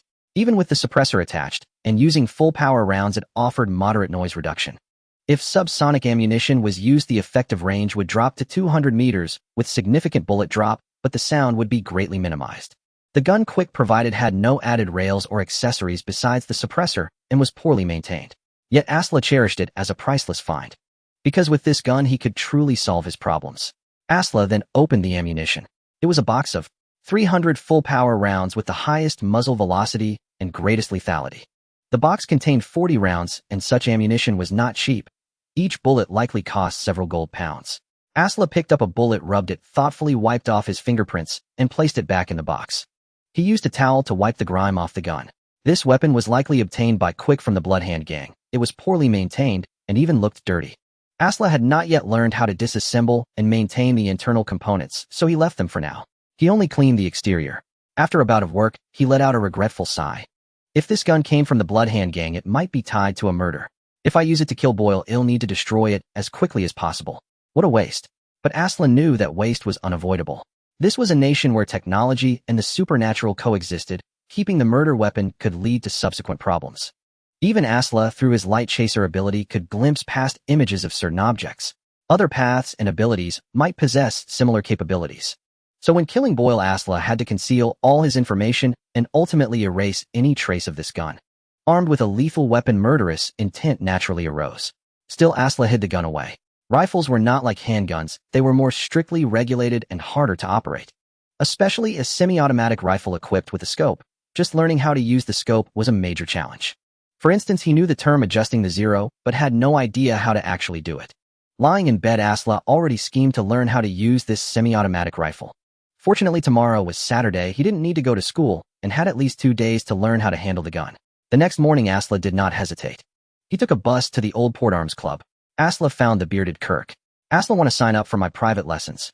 Kirk greeted him warmly. Asla nodded and said, yes, I want private lessons. This time I'd like to learn precision shooting with a semi-automatic rifle. Kirk whistled and said, whoa, that's not a common hobby. Planning to go hunting? Asla nodded. Something like that. Kirk nodded. Learning this will cost more than handgun lessons, and we can't practice inside the club. We'll need to go to an outdoor range. Asla asked cautiously, how much will it cost? Kirk grinned and said 400 gold pounds per session plus the cost of ammunition. Asla gasped, stunned by the price. So expensive. Can you lower it? Kirk sighed.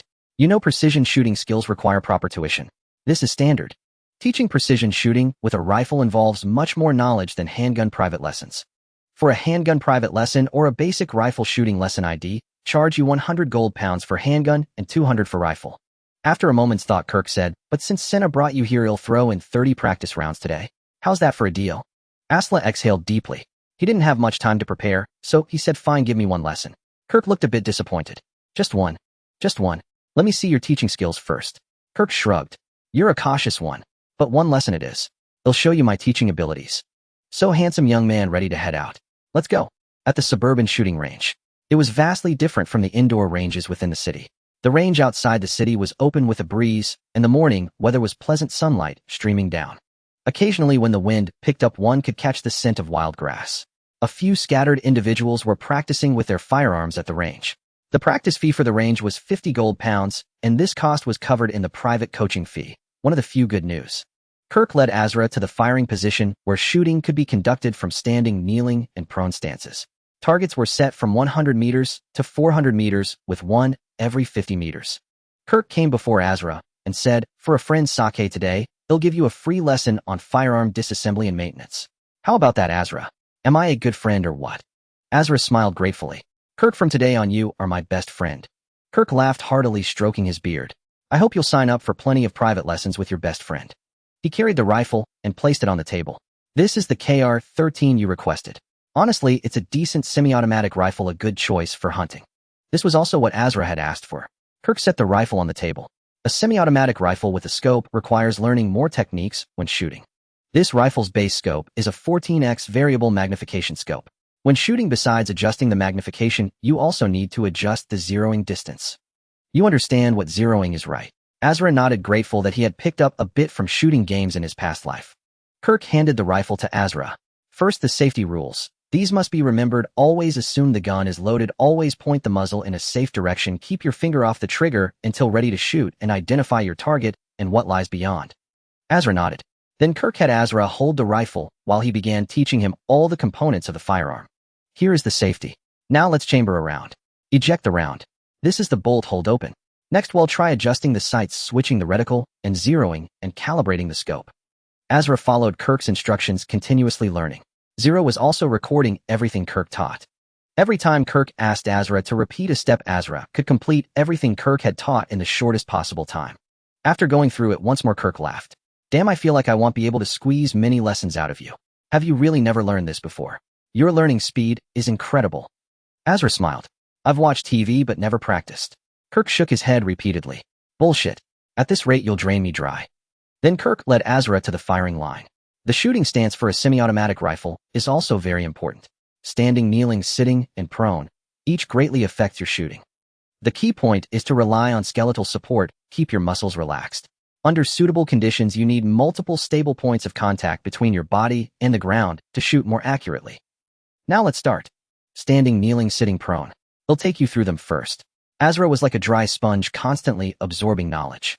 Soon Asra had mastered all 4 stances. The speed of his learning made Kirk scratch his head. Kirk said to Asra, all right, you monster. Now let's learn the most important aspect of shooting. See that target ahead. How do you shoot it? Asra thought for a moment. Aim first. Kirk nodded. Aiming is a technical skill. Every gun's barrel, bullet type, and scope are different. Hitting a target isn't as simple as aligning 3 points like with a pistol. Kirk had Asra hold the rifle in a standing stance. The KR-13's scope has a simple crosshair reticle. The vertical line is for elevation, the horizontal line is for windage, and the center point is the aiming point. The small dots below are mil dots used for range estimation and correction. Kirk took out a chart and handed it to Asla. It contained handwritten tables and a ballistic trajectory graph. Kirk said, to shoot accurately, you need to set a good 0. You need to know the bullet's muzzle velocity. For example, the 300 training rounds you're using now. What's their muzzle velocity? 640 meters per second. Within 100 meters, the bullet barely drops. But at 200, 300, even 400 meters, there is bullet drop. So you need to combine this chart to calculate how to adjust your rifle's zeroing distance for the corresponding range. It's a technical task. Asla took the chart. The series of numbers on it made his head spin. But with Zero's assistance, Asla could quickly calculate all sorts of data and adjust his scope accordingly. When Kirk took the rifle back and checked, he looked at Asla as if he were a freak. Bullshit, you calculated that fast. Asla smiled. Of course my AP math grade is a... Kirk shook his head incessantly. All right. Next is wind speed, which also needs to be calculated. Let's first take a simple wind speed measurement and calculate its effect on bullet deflection. If you're shooting at a target within 100 meters, wind speed isn't that important. But for 200, 300 meters, or even farther, calculating wind speed becomes crucial. You don't want your bullet to veer off to God knows where. Asla nodded. Then Kirk began teaching Asla how to measure wind speed and calculate its effect on the bullet. After a series of calculations, they were finally ready to begin the actual shooting practice.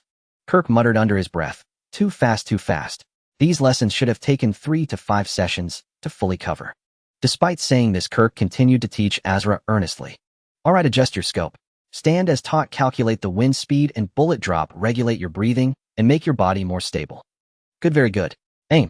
Between 2 heartbeats is your golden moment to shoot. Exhale deeply, let most of the air out, then take a slight shallow breath. Steady. Asla complied, feeling the movement in his lungs affect his entire upper body. He strove to capture that moment of stillness. Asla looked through the scope, shrinking the world into that bright circle. His breathing slowed, and his heartbeat pounded in his ears. He caught the pause in his breath, the gap between heartbeats. His index finger began to apply steady pressure. The crosshair in the scope floated slightly. He pulled the trigger. Bang! The recoil traveled through the stock, more stable and abrupt than a pistol's, causing the scope's image to jump sharply and then settle. A crisp ding echoed from the steel target over 200 meters away. Kirk, peering through binoculars, said, "Not bad, you hit the target on the first shot. Should be around the 6th ring. Good job, kid." Asla sighed. Is 6 rings considered good? Kirk chuckled, of course. Long-range shooting isn't just about wind speed. If you go deeper, you have to calculate humidity, temperature, altitude, and a whole host of factors. Today, we'll start simple, just dealing with wind and basic bullet drop. The advanced stuff comes later. Clearly, Kirk considered these other calculations advanced knowledge, not to be taught to Asla so quickly. This wasn't something you could master in a single private lesson. Kirk said, all right, keep shooting. We're short on time. You still have 29 rounds to fire. Asla nodded. He steadied his stance, regulated his breathing, calculated bullet drop and wind speed, aimed, fired, observed the impact point, and made corrections and estimations for his rifle. With each shot, some hitting the target, others missing and striking the sandy soil beside it, a pattern emerged of ding, ding, thud, thud. Each time Asla made micro-adjustments. In his mind, Zero was also fine-tuning his shooting. Compared to others, Asla was exceptionally fast at these calculations. Zero could compute everything, wind speed, bullet drop, and more, in the shortest possible time. It even included advanced data like temperature, humidity, altitude, and the Earth's rotation. After Kirk's reminder, Zero had already incorporated these into its calculations. At first, Asla still missed some shots, genuine misses. After all, he was still a novice. But by the 15th round, he was already making precise shots within a 300-meter range.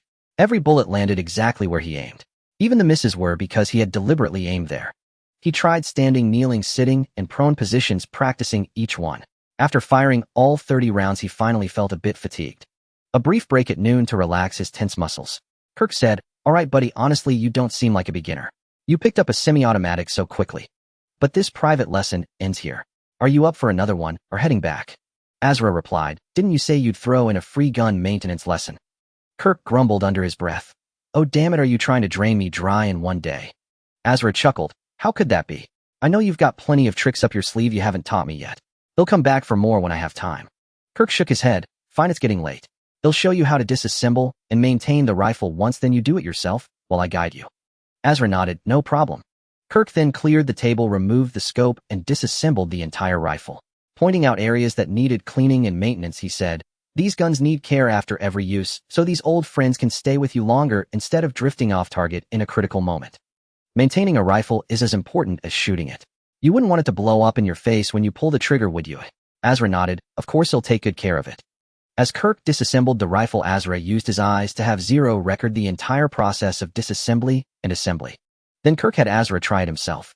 Azra realized that even though he had recorded every step, actually doing it was still quite challenging. But in the end, he managed to reassemble the entire rifle without leaving out a single part.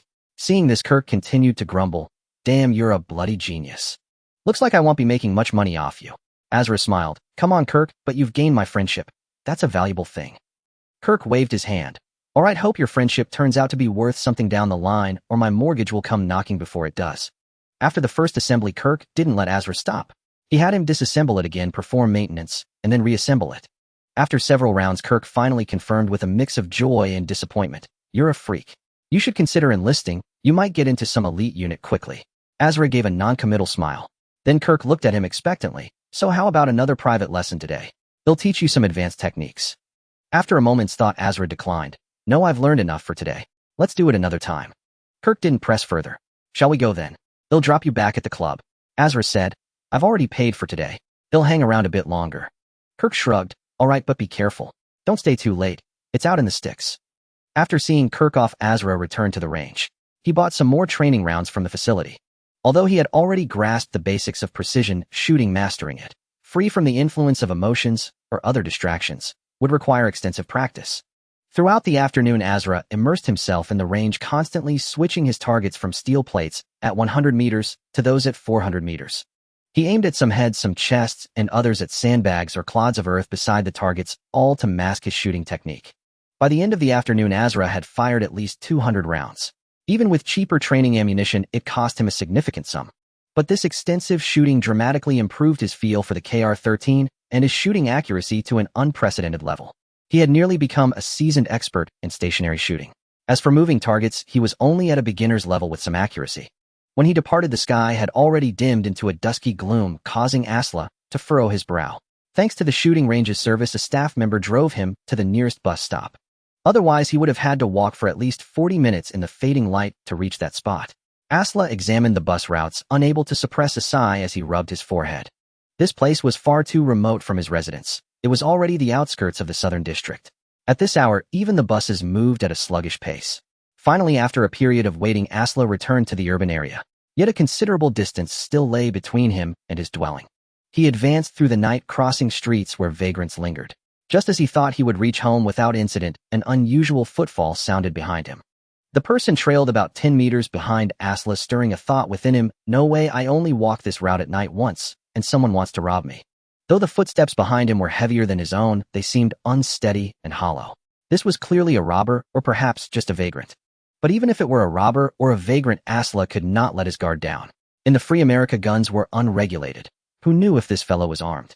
Even a pistol shot at this distance would be disastrous. Feigning ignorance, Asla soon spotted a dark, unlit alley. He turned into it quietly, pressing himself against the wall, waiting for the one following him. Asla channeled his spirituality, activating the passive ability, Heat Perception, from Light Chaser.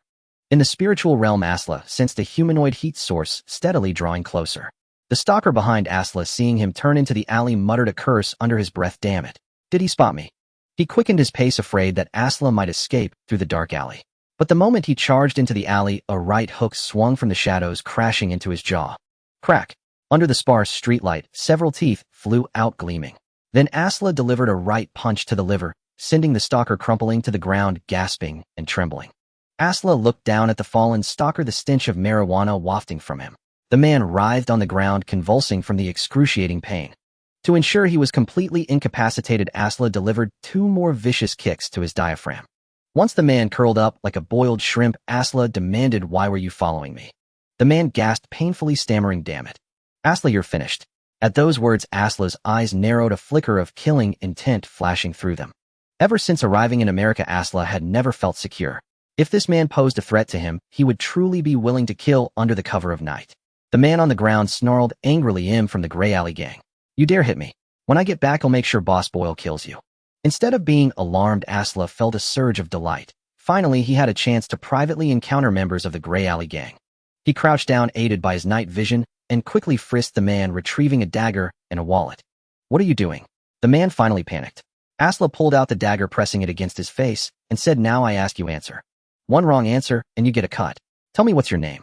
The man lying on his side spat out a mouthful of blood and struggled to say, "I'm your father."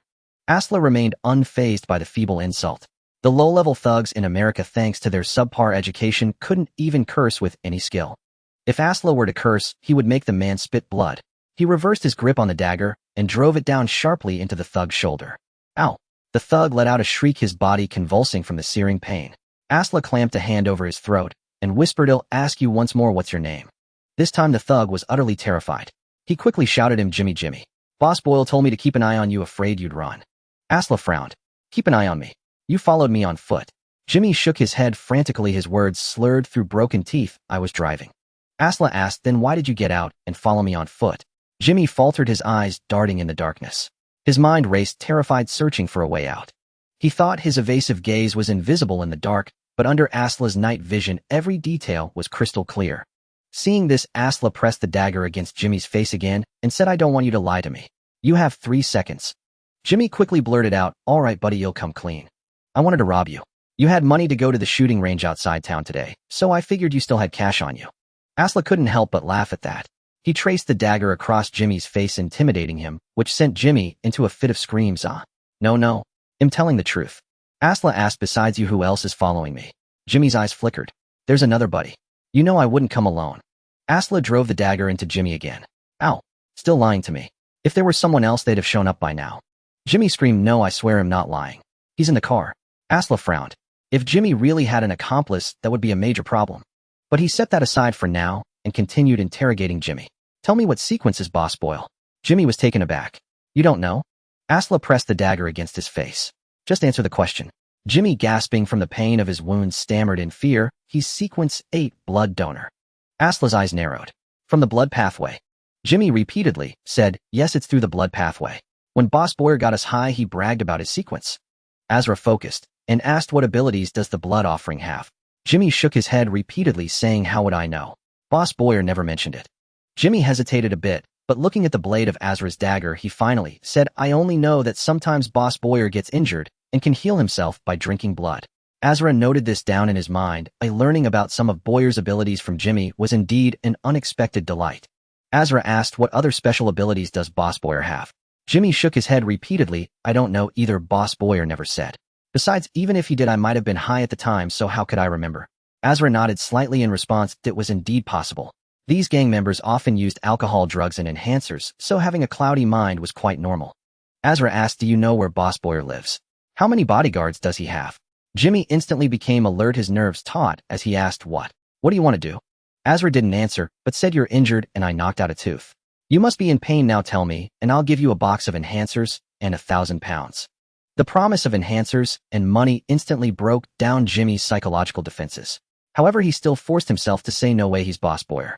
If you want to know, 1,000 pounds isn't enough, it has to be at least 2,000. At the same time, he asked suspiciously, "Can you, a poor kid, have that much money?" Asra sneered, "I can sign up for private lessons at the shooting range. Do you think I don't have money?"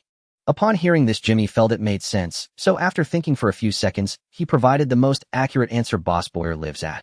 Usually 2 people follow him, one is a driver, and the other a bodyguard, both wait in the car downstairs. For the sake of money and enhancers, Jimmy did not hesitate to reveal Boyer's address and security details. At the same time, he pleaded, "All right, brother, hurry and stop the bleeding and give me some enhancers. You know being stabbed really hurts, you'll kill me from the pain." Asra said, "No rush, I'll get you to the car first." Saying this, he checked Jimmy's wallet to confirm it didn't contain any enhancers, then tossed it onto him. "All right, here's your wallet, don't drop it." At this point, Jimmy hadn't even attempted to stand up. Asra stepped forward and pulled him up. Jimmy spat out a mouthful of blood, clutching his shoulder. He said, "Damn it, you hit too hard. I lost a tooth. You need to pay for my medical expenses." Asra casually replied, "Don't worry, I will pay you. You guys drive me back, and I'll get the money for you." Jimmy, holding his shoulder wound, mumbled, "You'd better be honest." He staggered forward while Asra followed behind him. He shouted ahead, "Idiot, why don't you support me?" Asra sneered from behind, "Are you sure you want me to support you?" Jimmy thought of what had just happened and shivered, lowering his head and not daring to make a sound. In his heart, he thought, "Once I get the money, you're done for, you fool daring to inquire about Boss Boyer's matters." The two walked down the dimly lit street, finally arriving in front of a broken-down car. Jimmy fumbled for the keys and with trembling hands opened the car door. Asra looked at the empty car inside, then glanced around With his night vision capability, he found no surveillance nearby. So he asked from behind Jimmy, "It seems your companions are not around." Jimmy laughed. "What companions? Boss Boyer only called me to follow you. I was just trying to scare you." A dagger pierced through his heart from behind. Jimmy dared not believe it as he looked down in shock at the blade protruding from his chest. Jimmy's body quickly softened and blood foam surged from his mouth. He stumbled back, giving Azra one last glance, his finger trying to raise you. "You." Azra stood not far away, saying, "You shouldn't have lied to me. I hate it when others lie to me." In early spring, a gust of wind blew through the street. Thud. The wind caused Jimmy to collapse, his legs giving way. Azra hurriedly approached, not even pulling out the dagger, directly dragging Jimmy and tossing him into the trunk. He removed Jimmy's pants and searched the trunk, finding some debris to pad beneath Jimmy's wound. Then he quickly climbed into the car, looking at the steering wheel, which was opposite to his driving habits, and muttered, "Damn." Fortunately, Azra was also an experienced driver. Although he was a bit unaccustomed at first, he quickly adapted to this driving style. He dared not linger, driving off with Jimmy's corpse towards the outskirts. Having interrogated Jimmy today, Azra would never let him go. For a drugged fool who could leak information about the top boss, there was nothing he wouldn't dare to reveal. If he was allowed to go back by the next day, he would spill everything he could.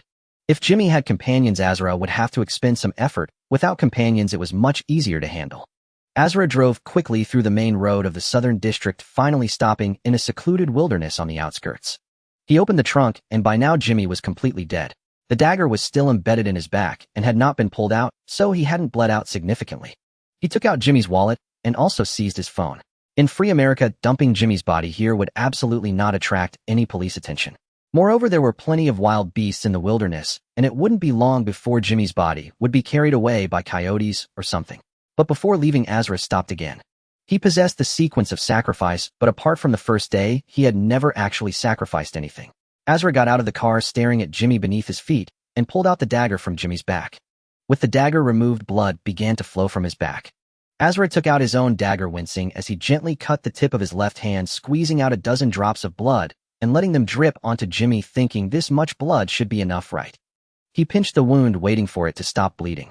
Then he stood before Jimmy's corpse, mobilizing his spiritual energy, and began a new round of minor effect prayer. Asla activated his spiritual energy, once more invoking sacrificial empowerment.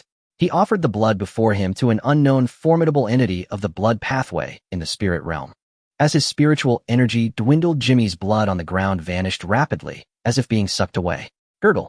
Jimmy's corpse was visibly withering, growing increasingly desiccated. At that moment, Asla deftly employed theft of devotion. His audacity went unnoticed by the mighty being, and he could sense a flicker of joy from the feeble supplication. A surge of spiritual power descended upon Asla from nowhere.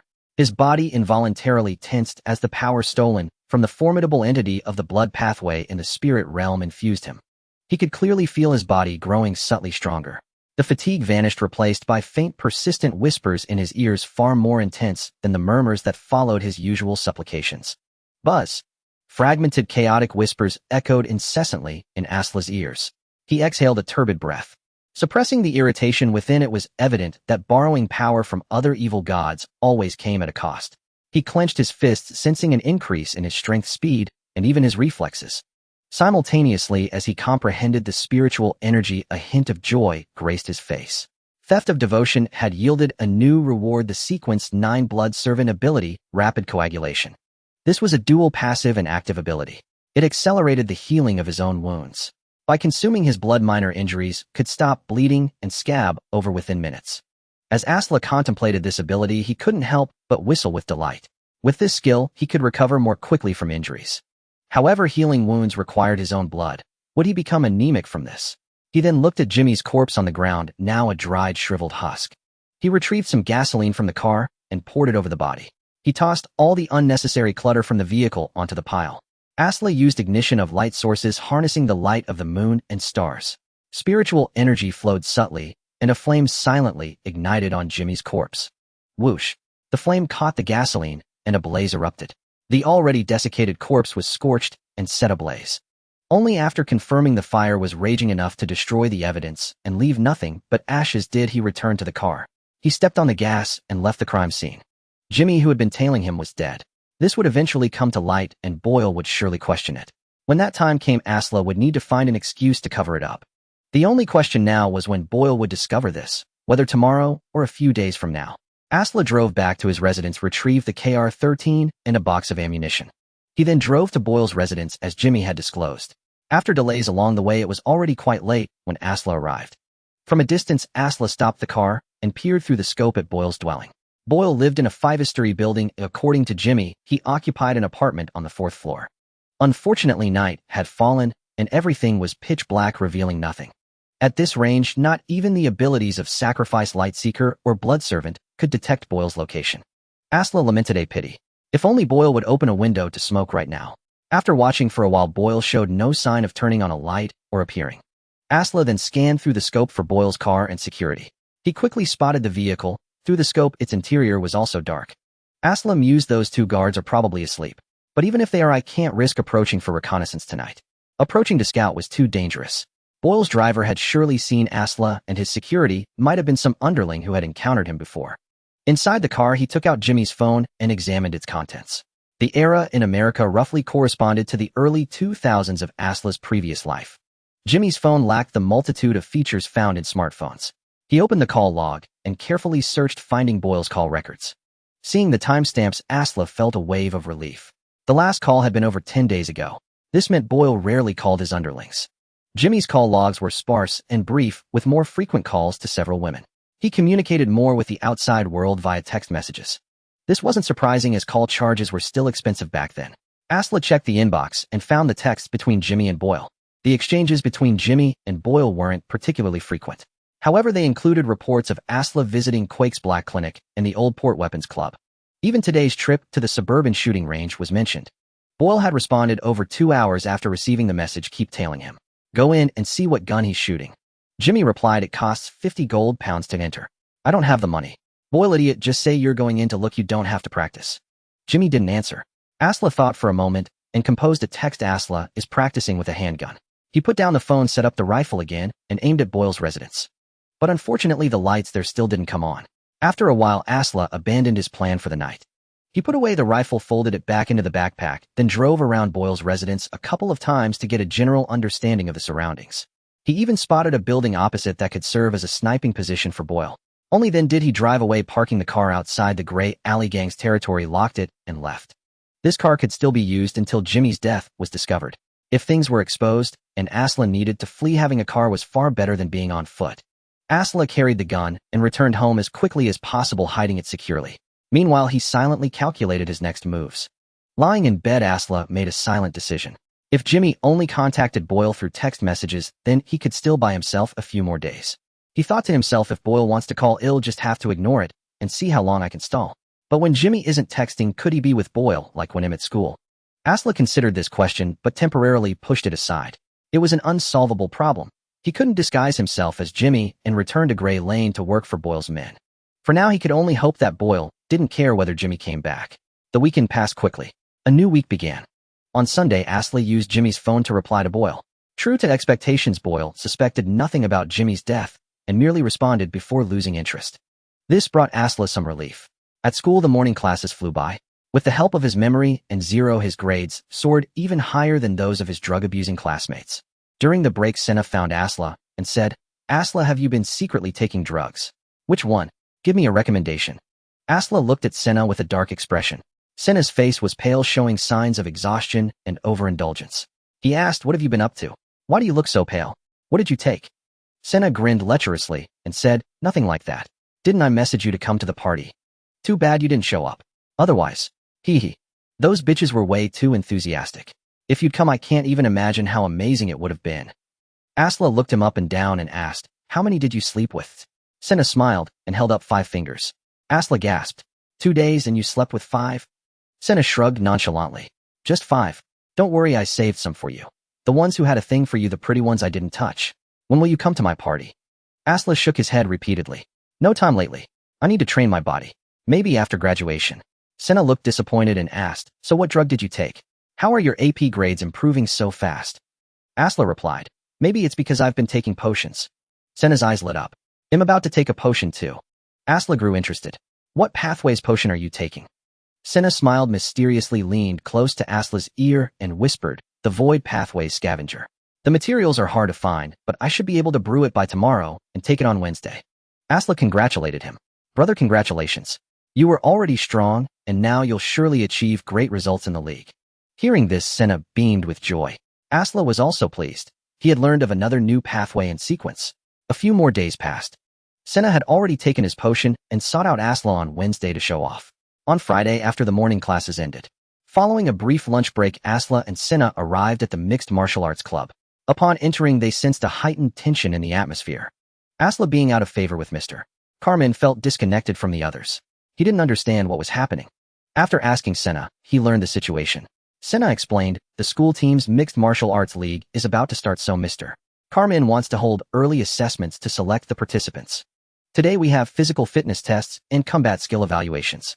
Only the top 8 in the school can join the league. Senna said, Asla, now that you've taken a potion, you'll definitely make it. Asla nodded. They'll do my best. As time passed, more people arrived. The younger students, both male and female, couldn't focus on training and kept glancing over. A commotion at the doors signaled Avis' arrival. She had changed into a black training outfit, a faint smile on her face as she greeted acquaintances. Upon reaching the 12th grade training area, Avis walked straight toward Asla. Asla and Senna had been chatting, and Senna's eyes widened with each step she took. He whispered to Asla, quick, look who's coming.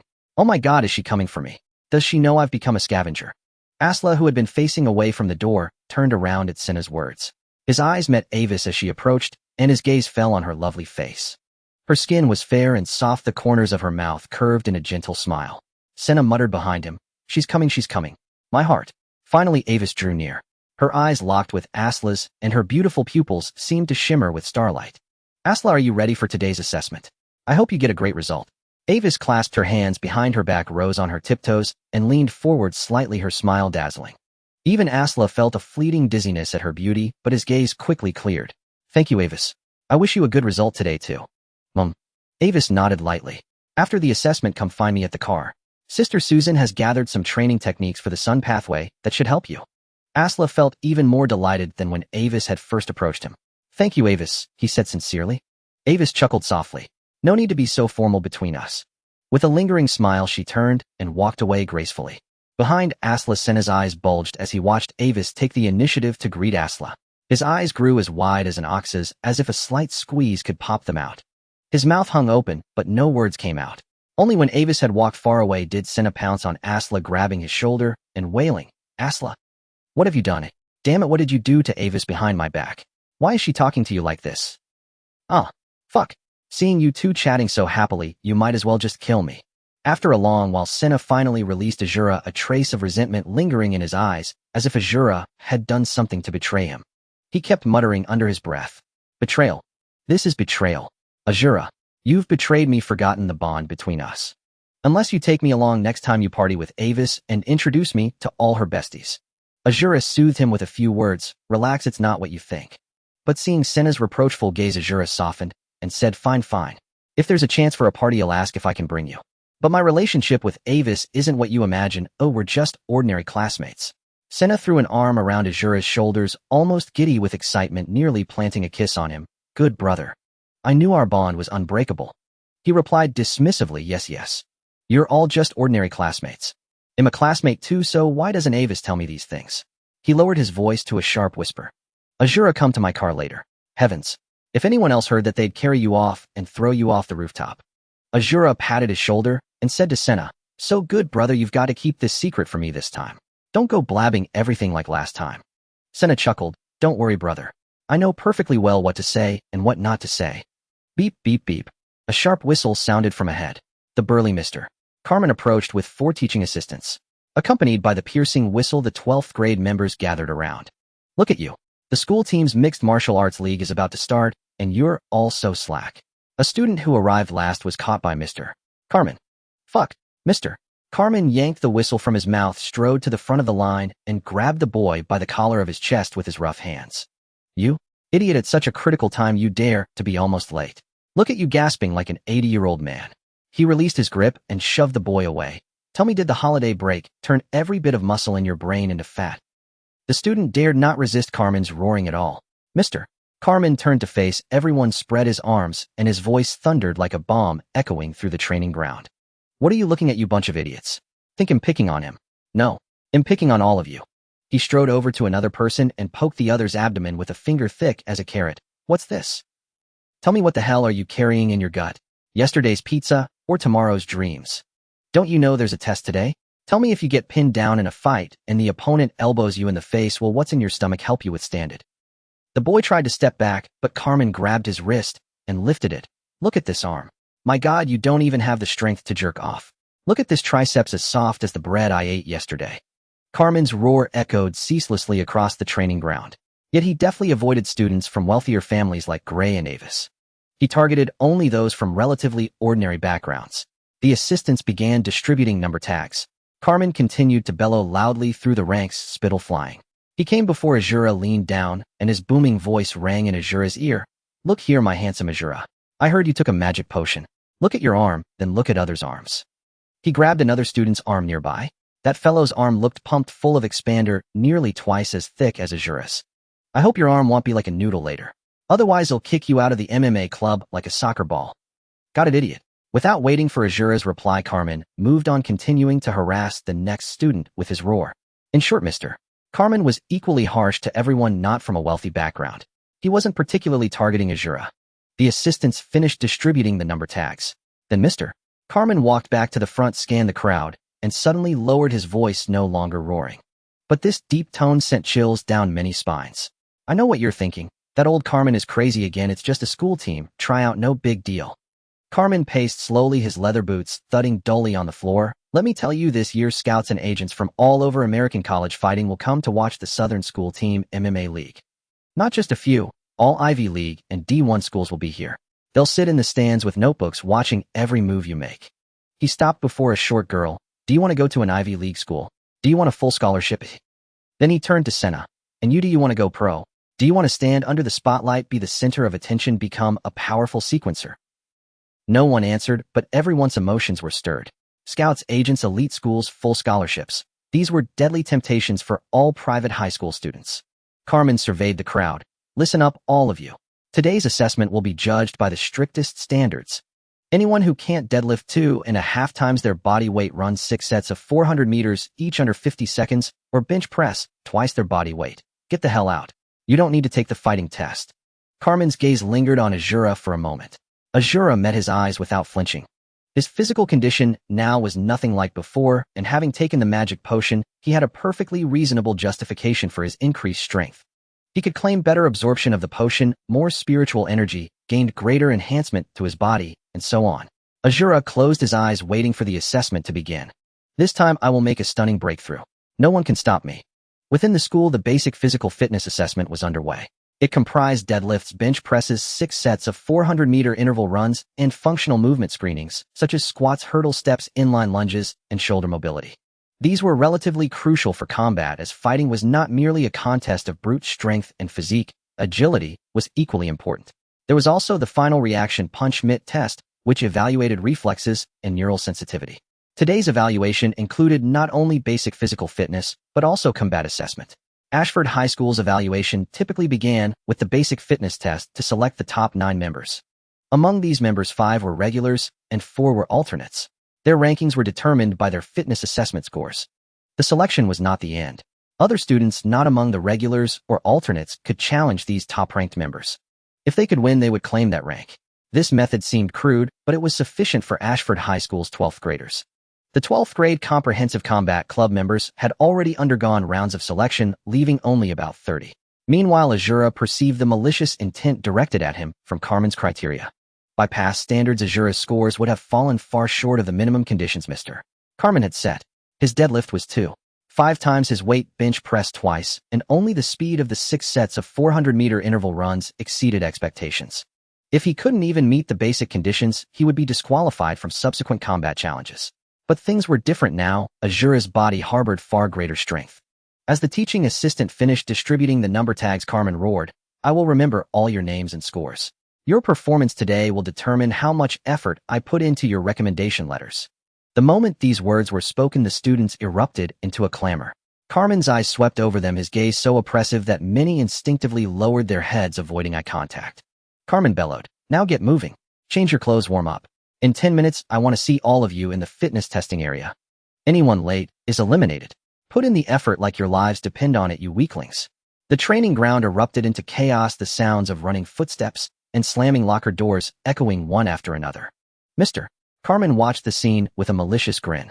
But his smile froze the next second as he saw Avis warming up in place and Susan nearby holding a folder and seemingly jotting down notes. Suddenly Mr. Carmen felt he had been overly audacious today. In his outburst, he had completely forgotten Avis' presence. A chill ran down Mr. Carmen's spine.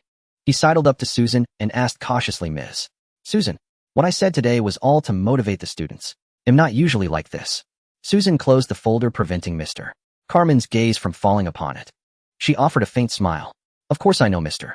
Carmen means well for them. Carmen's tense heart relaxed slightly, but not completely. The first step of the fitness test was not an assessment, but weighing. Students of different heights and weights naturally had different evaluation standards, which also varied between genders. Of course, in comprehensive combat league matches, there was no gender distinction. Opponents were random.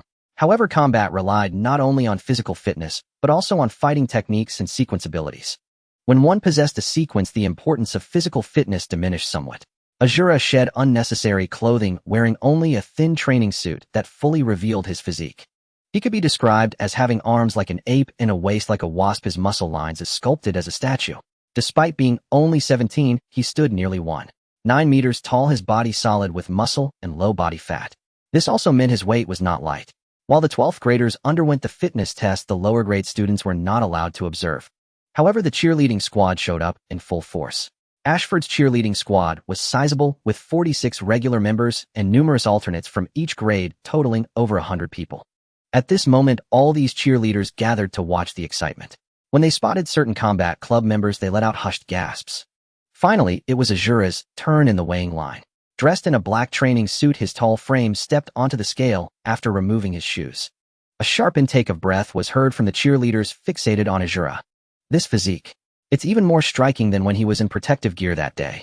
I heard he's on the sun path. I want to experience the taste of the sun. Oh my God. I feel like I can't breathe. The girls' whispers were unabashed, drawing the attention of many. On the other side, Avis had already been weighed. Her gaze lingered on Azura, and after a few glances, the cheerleaders' chatter stirred a sudden irritation within her. Turning her head, she saw Susan also watching Azura. She snorted lightly. Susan, what are you looking at?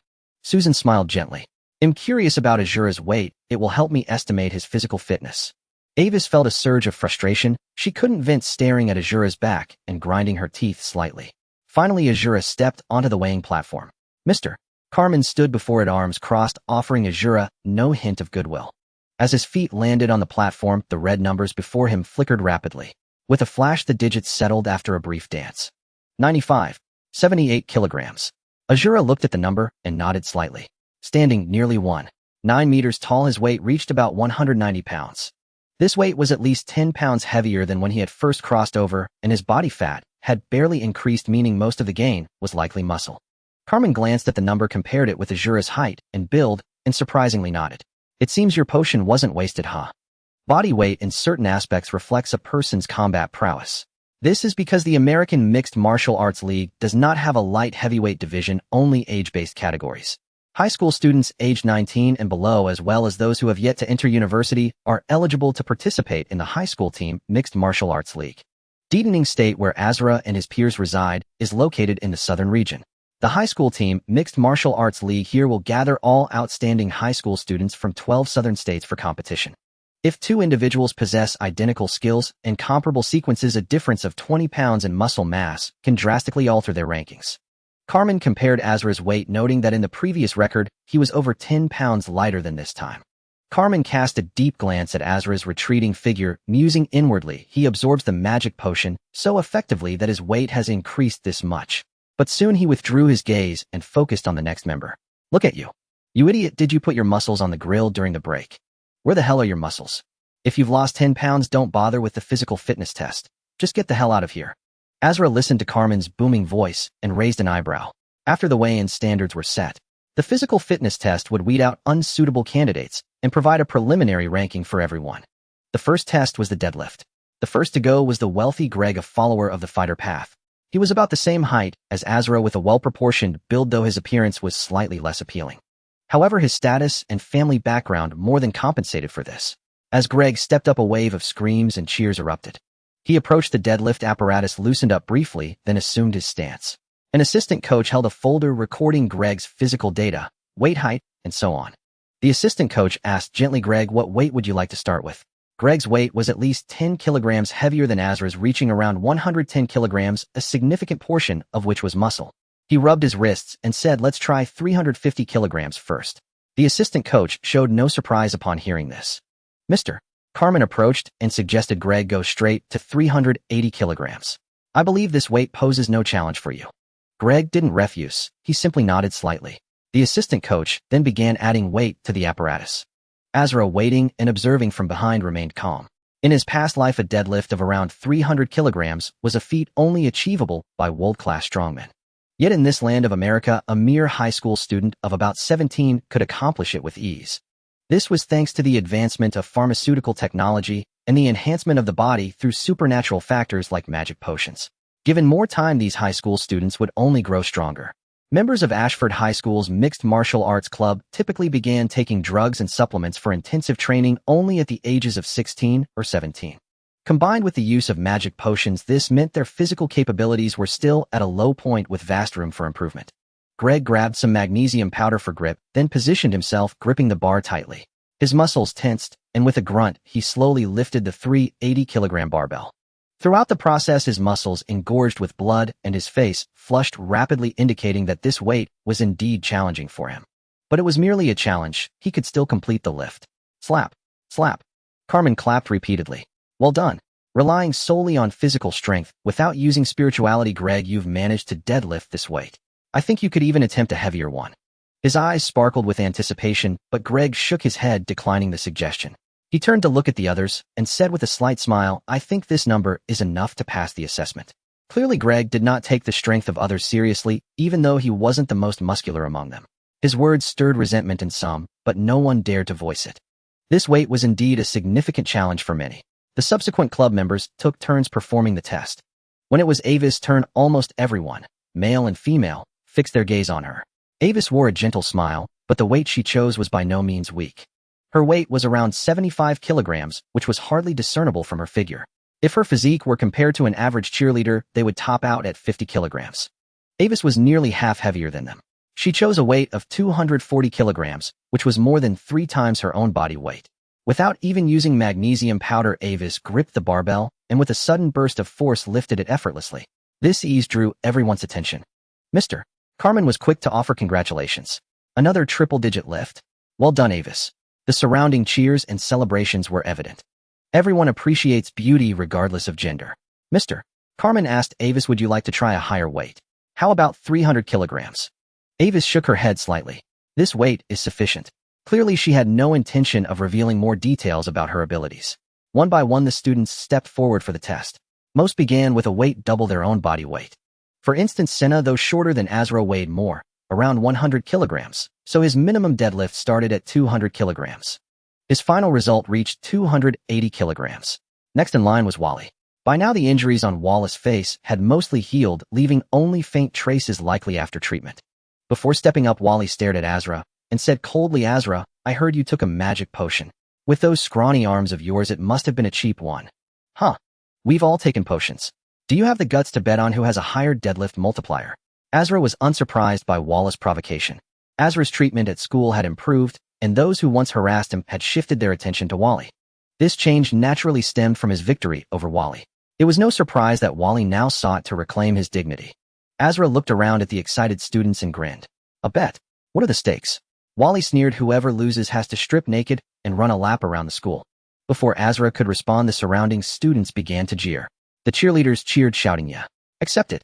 Azra laughed heartily. Ha ha, accept. Get ready to strip. Wally looked at the excited cheerleaders and members of the fighting club around him. He knew they were anticipating Azra running naked across the campus. But that didn't dampen Wallace's spirits. He had no intention of losing. Approaching the barbell, Wally fixed his gaze on Azra and said in a low voice, load me up with 260 kilograms. Wally was not light on his feet. Standing just under 1.8 meters, he weighed 100 kilograms, giving him an exceptionally burly physique with massive muscles all over. A deadlift of 260 kilograms was just over twice his body weight. Grabbing a handful of chalk, Wally stared at Azra, fueling the fire of anger within him. Huh. With a low grunt, Wally hoisted the barbell directly. His muscles bulged with blood, his face flushed red, and his eyes locked onto Asra. 260 kilograms seemed to pose little challenge for him. Thump! Up! Wally roared, venting his emotions. The barbell clattered down. Wally looked at the assistant coach and said, "Add another 10 kilos. The assistant raised an eyebrow and added another plate. Wally readied himself and tried again. His face grew even more congested, but he slowly managed to lift the barbell. Wallace's eyes, bloodshot from the strain, were fixed on Asra. His hatred for Asra gave him boundless motivation. 270 kilograms wasn't enough. Wally increased the weight to 280 kilograms. This weight posed a significant challenge for Wally, approaching 3 times his body weight. Thump! A dull thud echoed as the barbell was dropped. Roar! Wally let out an excited yell, raising his arms and venting his emotions toward the cheerleaders around him. Finally, he glared at Asra. "Asra, your turn now." With arms as thin as noodles, get ready to strip and run around the whole school. Wally shouted to the entire crowd of cheerleaders. "Who do you want to win? Don't you want to see Asra naked?" "Yes." Many cheerleaders' eyes sparkled as they looked at Asra, almost shouting in unison. Despite the unified response, Wally couldn't feel happy. If Asra running naked meant Wally won, why did he feel like he was the one losing? He glanced at Asra and muttered, "Fuck." Asra lightly stretched his body to keep it warm. He walked forward slowly, but Wally showed no sign of stepping aside. Without stopping, Asra forcefully bumped into Wally, sending him staggering. Wally snorted in anger and stepped down from the platform. Asra grabbed a handful of chalk. The assistant asked, "Asra, what weight do you want?" Asra rolled his neck.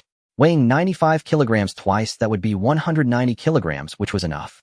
Although Asra had been training recently, he had never tested his maximum strength. He flexed his wrist and said, "Start with 240 kilograms. This number was a calculated weight that he could achieve relatively easily.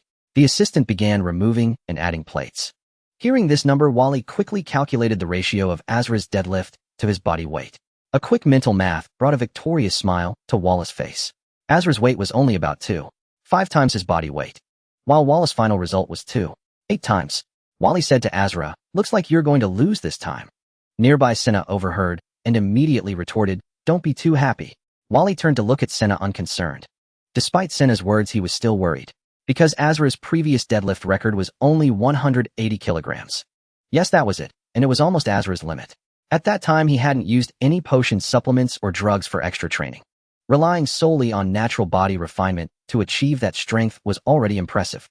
Senna thought to himself, "Asra, you've got to do this. Although I want to see you run naked, it would make more cheerleaders want to jump into your bed. But I also want you to win. You've gained 10 pounds in such a short time, showing the potion's absorption is good. Asra, you can do it." Carmen stood at the front, arms crossed, watching Asra prepare and warm up. His eyes traced the lines of Asra's muscles. The potion has indeed helped Asra a lot, but 240 kilograms should be his limit. On the other side, Eves had already left the crowd. Susan took out a bottle of energy water and handed it to Eves. Eves took only a small sip and set it aside, her attention fixed on the competition between Asra and Wally. Eves watched Asra from a distance and asked, "Susan, how much do you think Asra can deadlift?" Susan held a folder which she rarely let go. Without opening it, Susan replied, 240 kilograms won't be Asra's limit. In earlier training, I've already seen him lift over 240 kilograms, though no one seemed to notice. Given his physical condition and the spiritual enhancement from Light Chaser, I believe Asra's strength should reach around 280 kilograms. Hearing this analysis, Eva's beautiful eyes shifted. Is Asra absorbing the potion that well? The Sun Path doesn't seem to boost physical fitness much at low sequences, does it? Susan nodded. According to records, the Sun Path's physical enhancement at low sequences is moderate, but Asra's natural talent is strong. At 17, with natural body refinement and a 180 kilogram deadlift, he's no worse than you.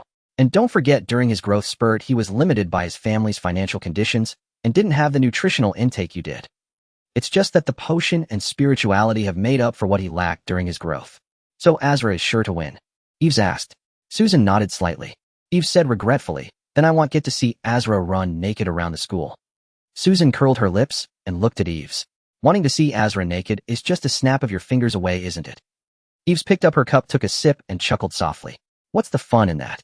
I have no interest in things without challenge. Many began to take notice of Azura. Even Gray, who had finished his deadlift first, now had his attention on Azura. After a brief moment of thought, he recalled who Azura was. In his past memories, he had never paid Azura any mind, not even when Azura consumed the magic potion. Gray's recollections dated back to before the 10th grade. Back then he had sparred with Azura, and Azura's combat skills had put immense pressure on him. Unfortunately, Azura soon faded into obscurity as Gray grew stronger and resources became scarce for him. Gray let out a light chuckle. I didn't expect so many people to care about a clown. Clearly he was unconcerned with Azura's achievement. On the platform, Azura had already approached the barbell. He positioned himself, gripped the bar tightly, and began to pull it upward with effort. The 240-kilogram barbell seemed docile in his hands, posing no burden at all. After holding it for a few seconds, Azura gained a clearer understanding of his own strength. Clearly, 240 kilograms was far from his limit. With a thud, he casually dropped the barbell. Wally, who was watching Azura now, wore a slightly solemn expression. He could tell that Azura had no trouble with the 240-kilogram weight. Mr. Carmen's expression also improved slightly. If Azura had failed to lift it, he would have started berating him. The assistant coach shot a questioning look at Azura. Azura rotated his wrist. Add 10 kilograms. The assistant coach raised an eyebrow slightly, then picked up a weight plate and added it for Azura. It was now 250 kilograms. This number made Wally breathe a sigh of relief. He thought to himself, 250 kilograms, I still win. Usually people only increase the weight twice. Azura can't beat me. Wally continued to console himself with technicalities. On the other side, Senna cupped his hands around his mouth and shouted, Come on, Azura. Make Wally run naked. Azura waved at him with a slight smile. The barbell was quickly loaded. In the distance, Avis looked at Susan with confusion and asked, Didn't you say Azura's deadlift should be around 280 kilograms? Why did he only add 10 kilograms? Susan chuckled lightly and replied, Don't worry, he definitely won't be running naked. Avis gritted her teeth at Susan's cryptic response. Meanwhile, Azura had already effortlessly lifted the 250-kilogram barbell again. Seeing how easily Azura handled it, Mr. Carmen's expression began to turn serious. He pulled up Azura's previous test records. The last one was from the end of last semester. This semester had just begun, and Carmen and the coaching team hadn't bothered to waste time on Azura. Comparing the data, Carmen was astonished. He muttered under his breath, Damn, is this guy really drinking a magic potion, or is it a stimulant? Wallace's face had turned grim. He began to feel nervous, a cold sweat forming on his back. Impossible, impossible. Azura dropped the barbell and looked at the assistant coach. The assistant coach raised an eyebrow again. Add another 10 kilograms. The assistant coach asked curiously, Why not try adding 20 kilograms directly? Azura glanced at Wally below the stage and said something that made Wallace's expression even worse. I want to take it step by step so I can see the changes in Wallace's face. Hearing this, the assistant coach gave Wally an odd look. He muttered under his breath, Damn, this guy holds grudges. But he quickly added 10 kilograms for Azura. 260 kilograms. Wallace's final deadlift was 8 times his body weight. Azura's 260 kilograms was over 7 times his body weight, already very close to Wallace's record. Azura gripped the barbell, testing its weight, and still seemed unpressured. He then exerted force suddenly and lifted the barbell. With a thud, he dropped it. Add another 10 kilograms. Hearing this, the assistant coach looked at Wally with a knowing smirk. Meanwhile, the bet between Azura and Wally was about to be decided. More cheerleaders gathered around, their chatter filling the air. Most people had a normal aesthetic sense, which meant Azura easily surpassed Wally in looks. So handsome. I really want his contact info. Too bad we won't get to see Azura naked. Will there be another chance? Others looked at Wally and whispered with snickers, Look, he's like a brown bear. Will he really run naked around the school? With a face like that, I wouldn't dare look. Wally grew angrier with each word, finally bellowing, Enough. What are you bitches saying? Wallace's eyes turned bloodshot with rage.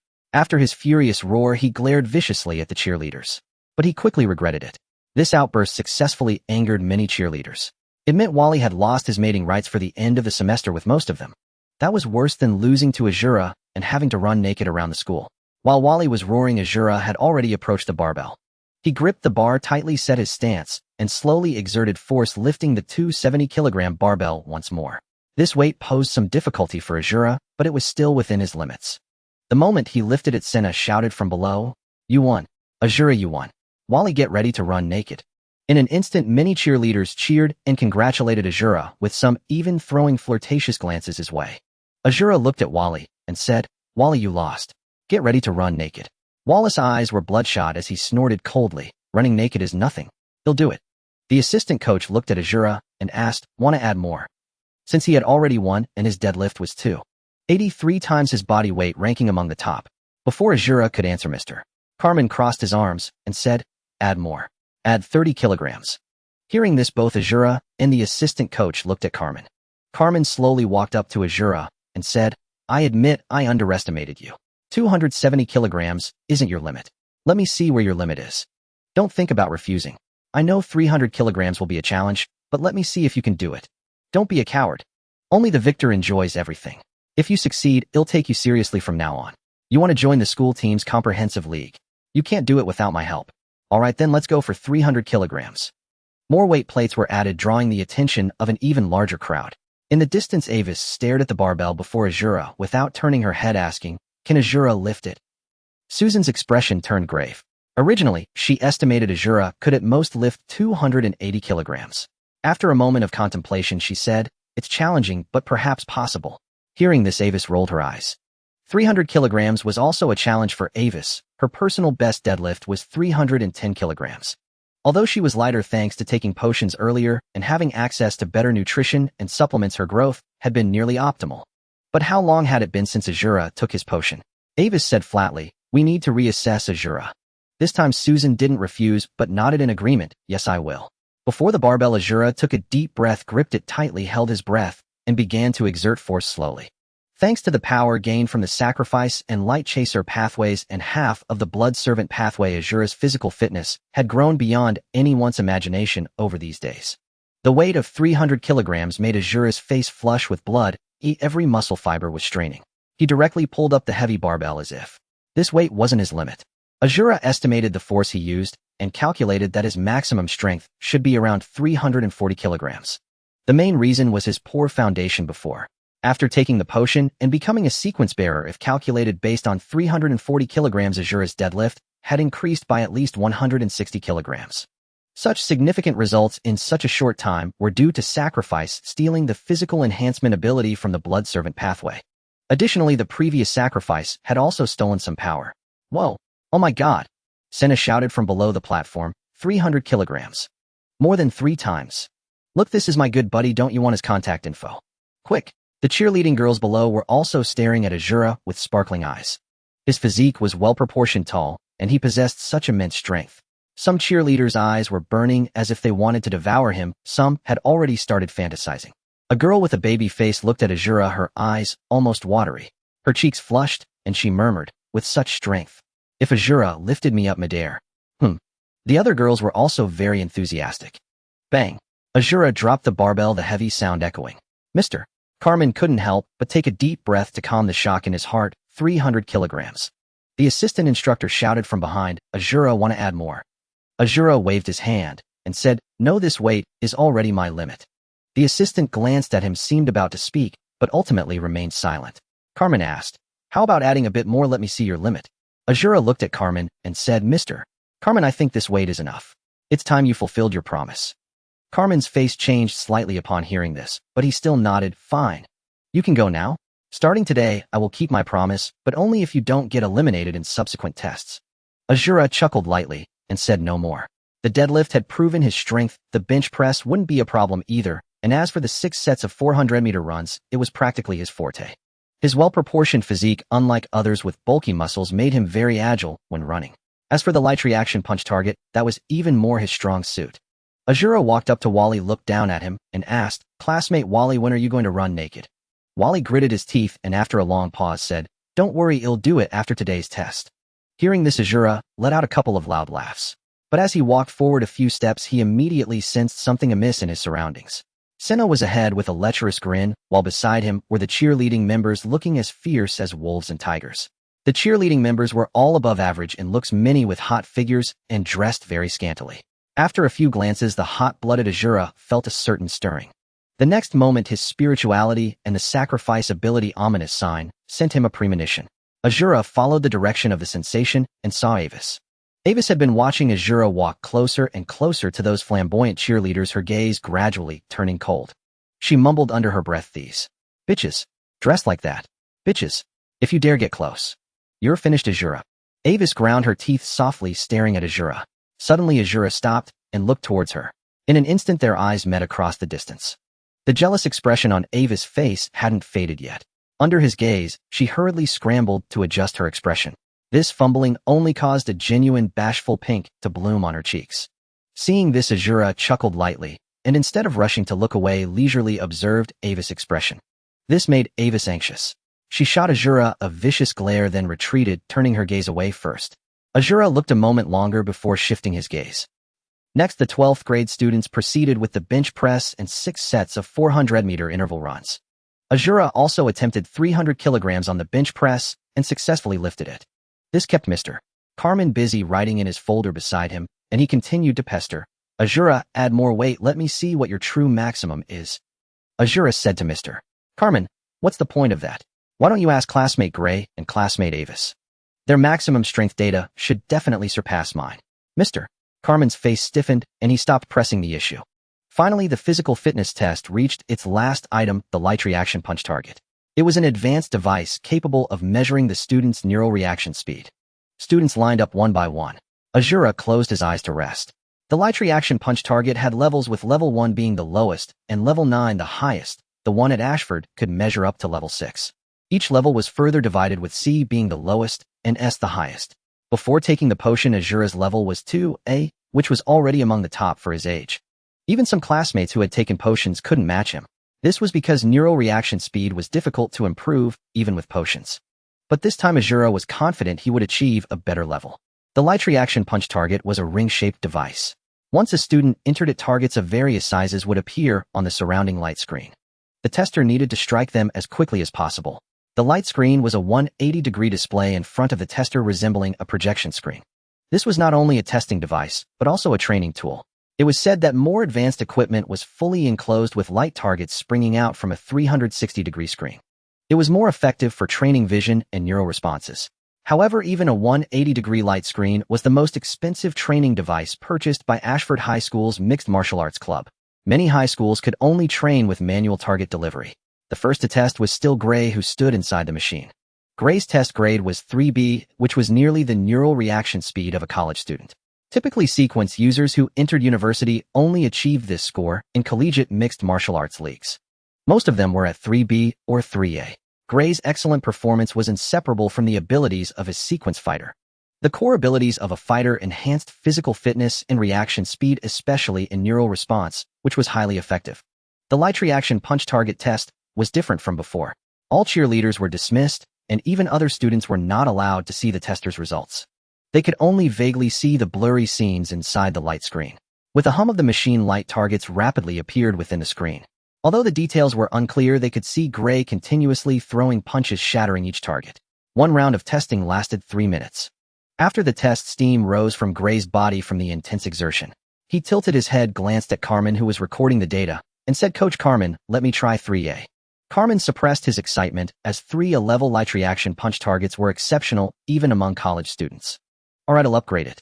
With a hum, a new round of testing began. Gray continued punching, but soon he started missing targets. The number of misses gradually increased, and eventually the light screen emitted a piercing red light. Gray failed. However, this was not unexpected, and his face showed little disappointment. "Mr. Carmen immediately comforted him. "You've done well. 3A level is still a bit too challenging. Based on your current reaction speed, I estimate that with another month or 2 of training, you'll be able to pass the 3A test." Gray nodded slightly, and then stepped down. Subsequently, others took turns testing. From this, it was evident that many people's reaction speeds were far inferior to Gray's. For example, Wallace's light reaction punch target was only a pitiful 2B. The larger the muscle mass, the slower the reaction speed.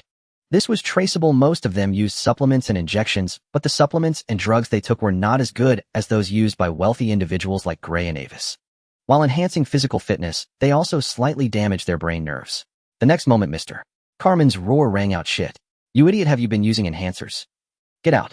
The light screen showed a harsh red. This student had failed the test, and his grade was a pathetic 2C. What was worse, he even failed at 2C. The student's face flushed red, and he dared not say a word, lowering his head as he retreated. Azura's gaze swept over him. Senna beside him chuckled softly. "Ha. This guy's got guts.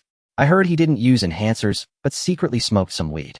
From a distance I could smell the stench of weed on him." Enhancers, weed, and drugs all damaged the user's nerves, and the damage was irreversible unless they spent a fortune to seek high-ranking clergy in the church for recovery. Soon it was Avis' turn to test. "Mr. Carmen's voice was almost sycophantic. "Student Avis, would you like to test at 3B as well?" Avis' expression was indifferent. In this situation where no one could see her expression, she didn't bother to pretend. "They'll go for 3A. Hearing this, a flash of joy crossed Carmen's face, and he quickly adjusted the machine. With a hum, targets appeared on the light screen. Avis threw rapid punches, almost leaving afterimages. But she still failed, and the screen showed a glaring red light.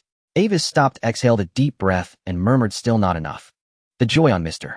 Carmen's face froze, but he quickly comforted her. "That was already very good, student Avis. How about we test at 3B? Avis said flatly, "No need. Just record 3B for me.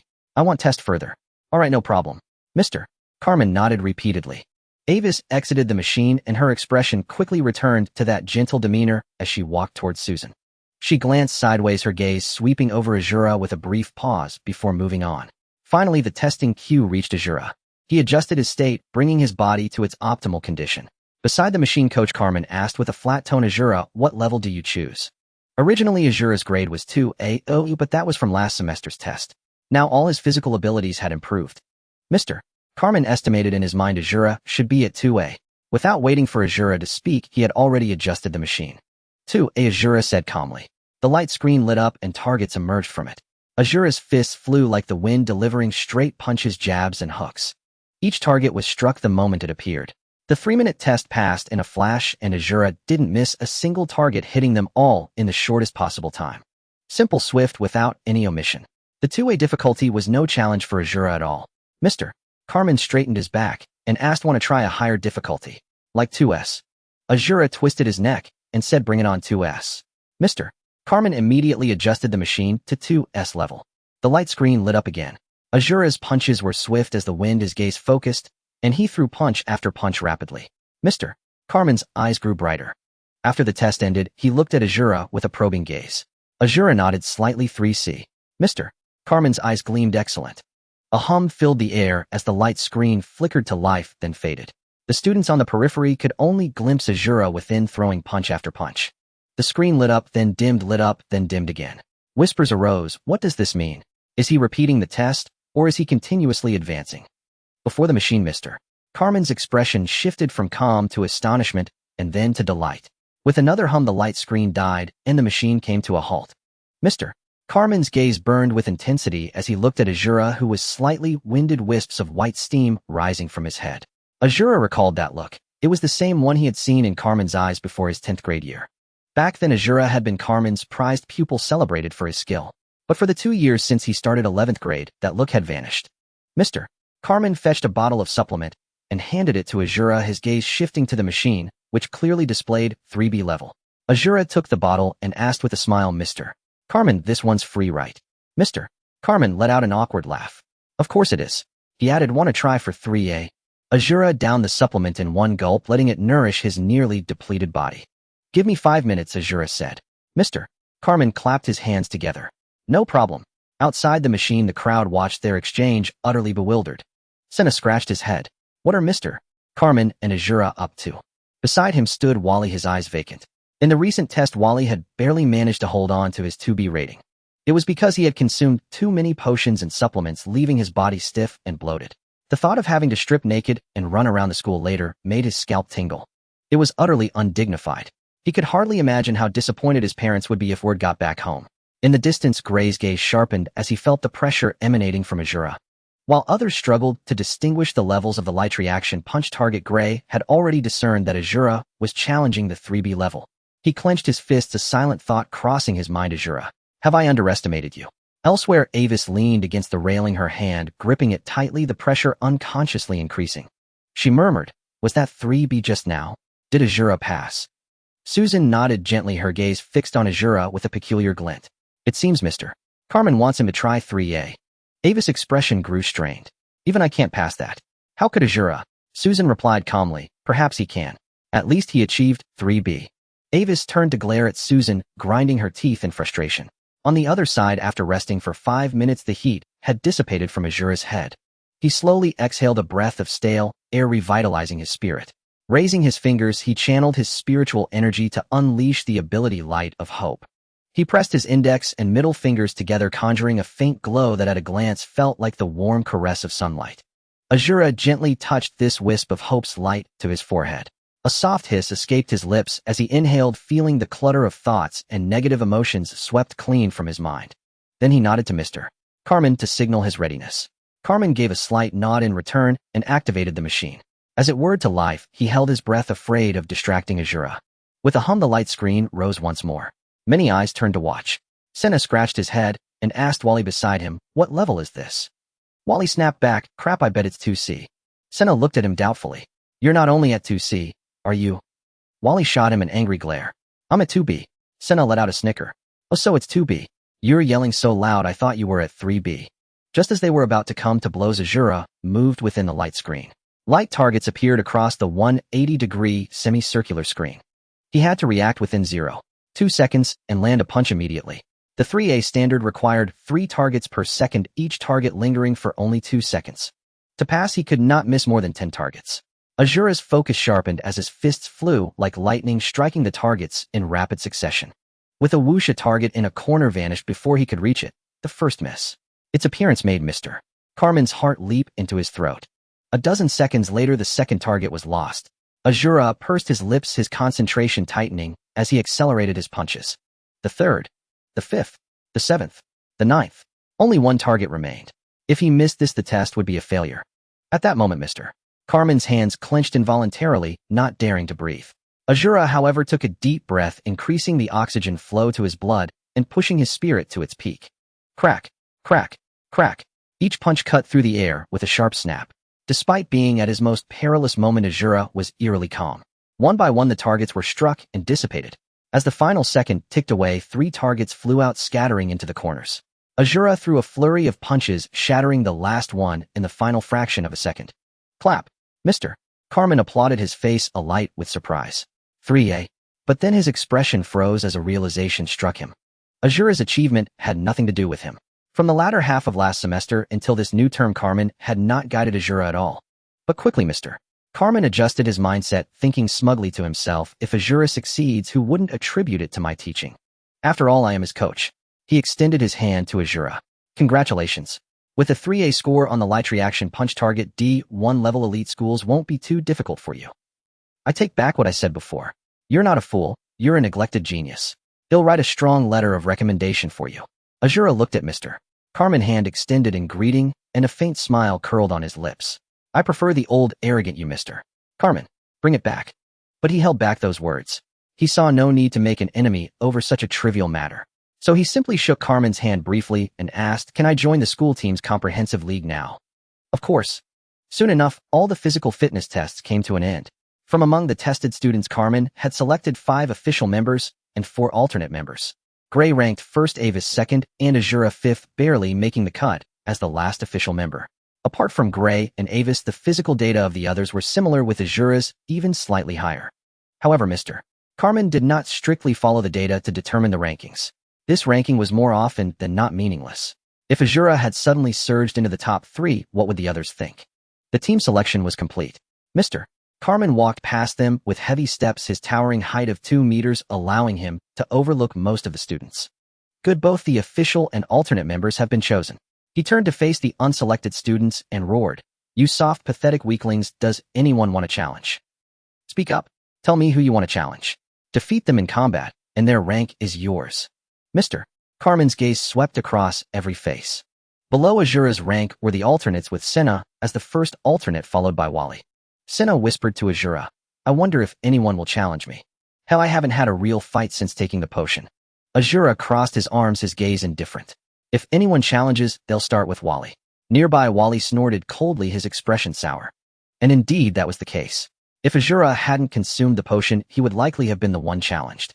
But his performance after consuming the Light Chaser potion made the other students view him with fresh eyes. Especially since Azura had soundly beaten the physically stronger Wally before even taking the potion. Today's fitness tests had also filled in his previous weaknesses. Who would dare challenge Azura now? Mr. Carmen called out twice, and finally someone stepped up to challenge, choosing Wally as their opponent.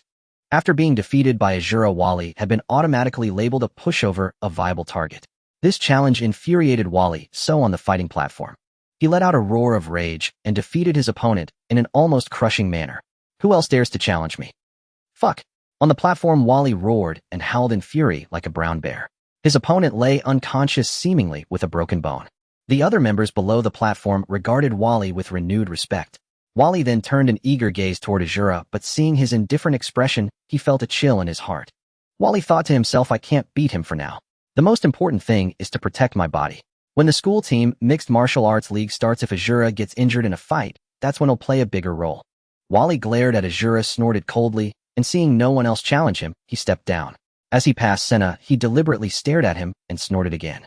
Senna ignored him completely, instead leaning in to whisper to Azura. Bro, I'm serious. I've already gotten invites to over a dozen parties from cheerleader hotties today. Come on, let's go and conquer them together.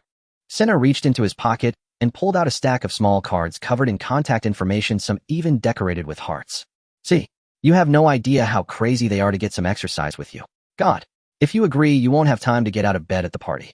Azura said helplessly, Senna, the competition is about to start. We should rest well, not waste energy on this. Senna retorted, what do you mean waste energy? During parties and sleep, I can still train my abs, arms, and legs. I often do strength training while holding them. Don't underestimate me. Azura looked down at Senna, who was now making lewd demonstration moves, and a dark line crossed Azura's face. But Mr. Carmen, turning back, caught Senna's actions and roared instantly, Senna, you shit, what the hell are you doing? Are you fucking the air? Did you jerk your brain out? Get down and fuck the ground. 200 push-ups, don't get up until you're done. Yes, Mr. Carmen. Senna dared not argue and immediately dropped to the ground to exercise. Mr. Carmen then turned his gaze to Azura, but seeing no unusual behavior from Azura, he let it go. Then 2 more challenges occurred. One succeeded, the other failed. With no further challenges, Mr. Carmen dismissed the others. Turning to face all the team members, he said, the preliminaries of the school team mixed martial arts league will start in 1 week. I want you all to maintain steady training this week and avoid injuring yourselves. Also, the light reaction punch target will be open only to you this week. Anyone wanting to train their neural reactions can come to me to book a slot, and I'll arrange a schedule. Yes, Mr. Carmen. The team members shouted in unison. Azura's heart stirred. Physical improvement would likely plateau soon, but neural reactions could still be effectively trained. Previously, Azura could only touch this equipment before each assessment.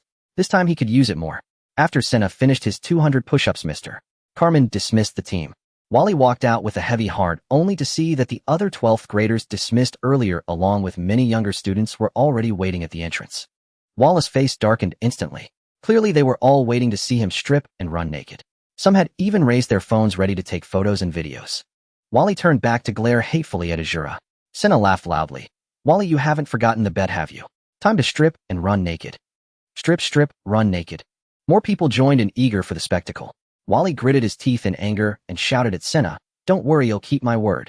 Now, even Azura wasn't in a hurry to leave.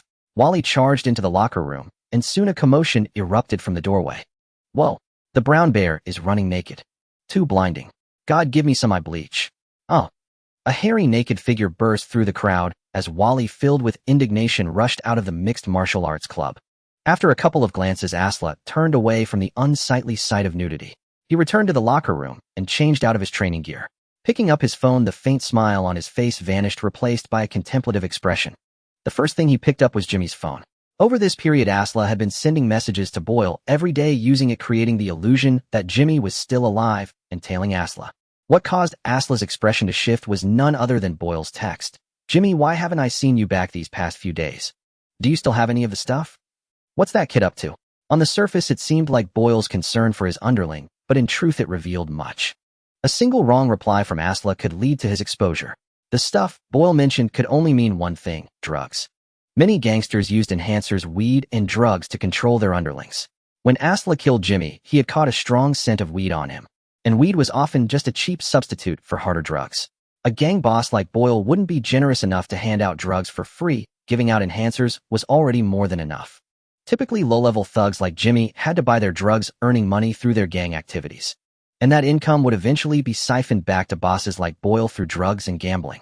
So even after years in the gang, a nobody like Jimmy might not have saved a single cent, possibly maxing out credit cards and drowning in debt. Jimmy hadn't returned to Boyle's side or bought drugs from him for nearly a week, which might not yet arouse Boyle's suspicion. But if this continued, Boyle would inevitably grow wary. Asla mused, knowing his time was running out. He had to eliminate this threat completely before Boyle grew fully suspicious. After a moment of thought, a plan formed in his mind. He replied with the phone, "Boss, I've been with a girl these 2 days, mooching off her stash. They'll be back tomorrow. Make sure to save me some." That kid's still the same.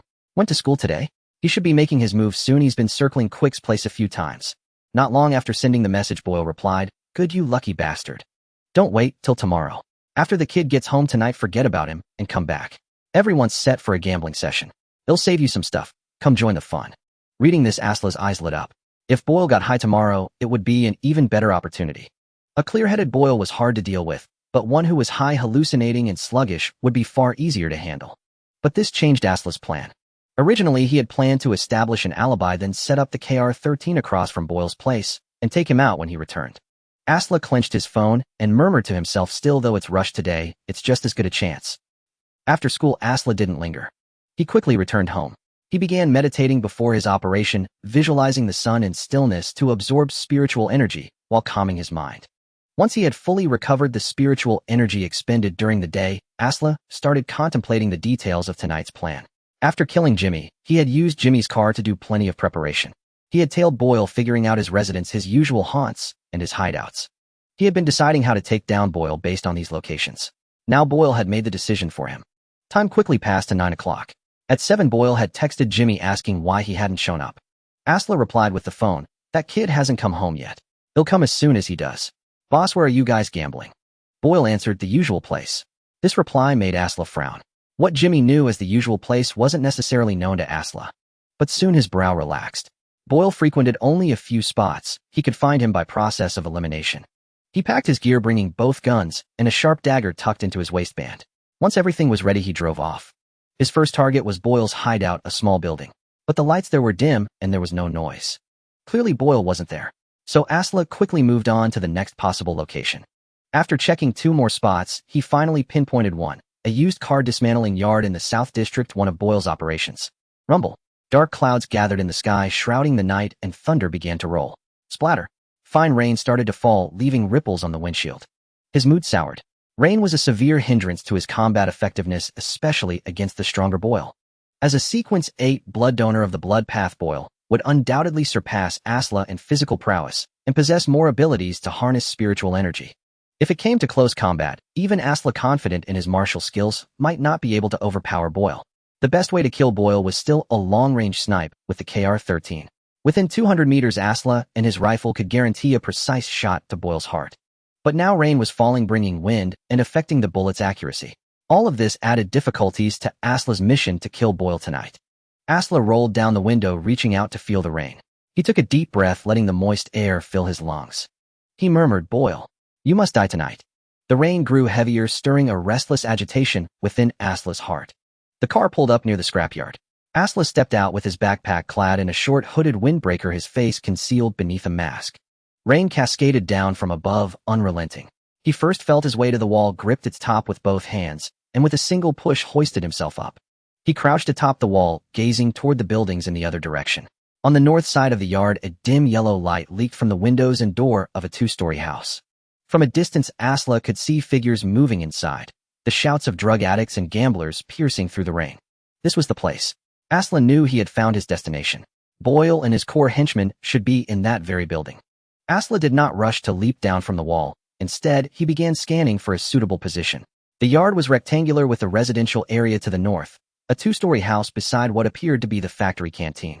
Along the east side lay a semi-open work zone sheltered by a metal canopy topped with corrugated iron sheets. This was the main source of noise during the rain. To the west, a pile of dismantled car bodies crushed by heavy machinery lay flattened into thin metal blocks.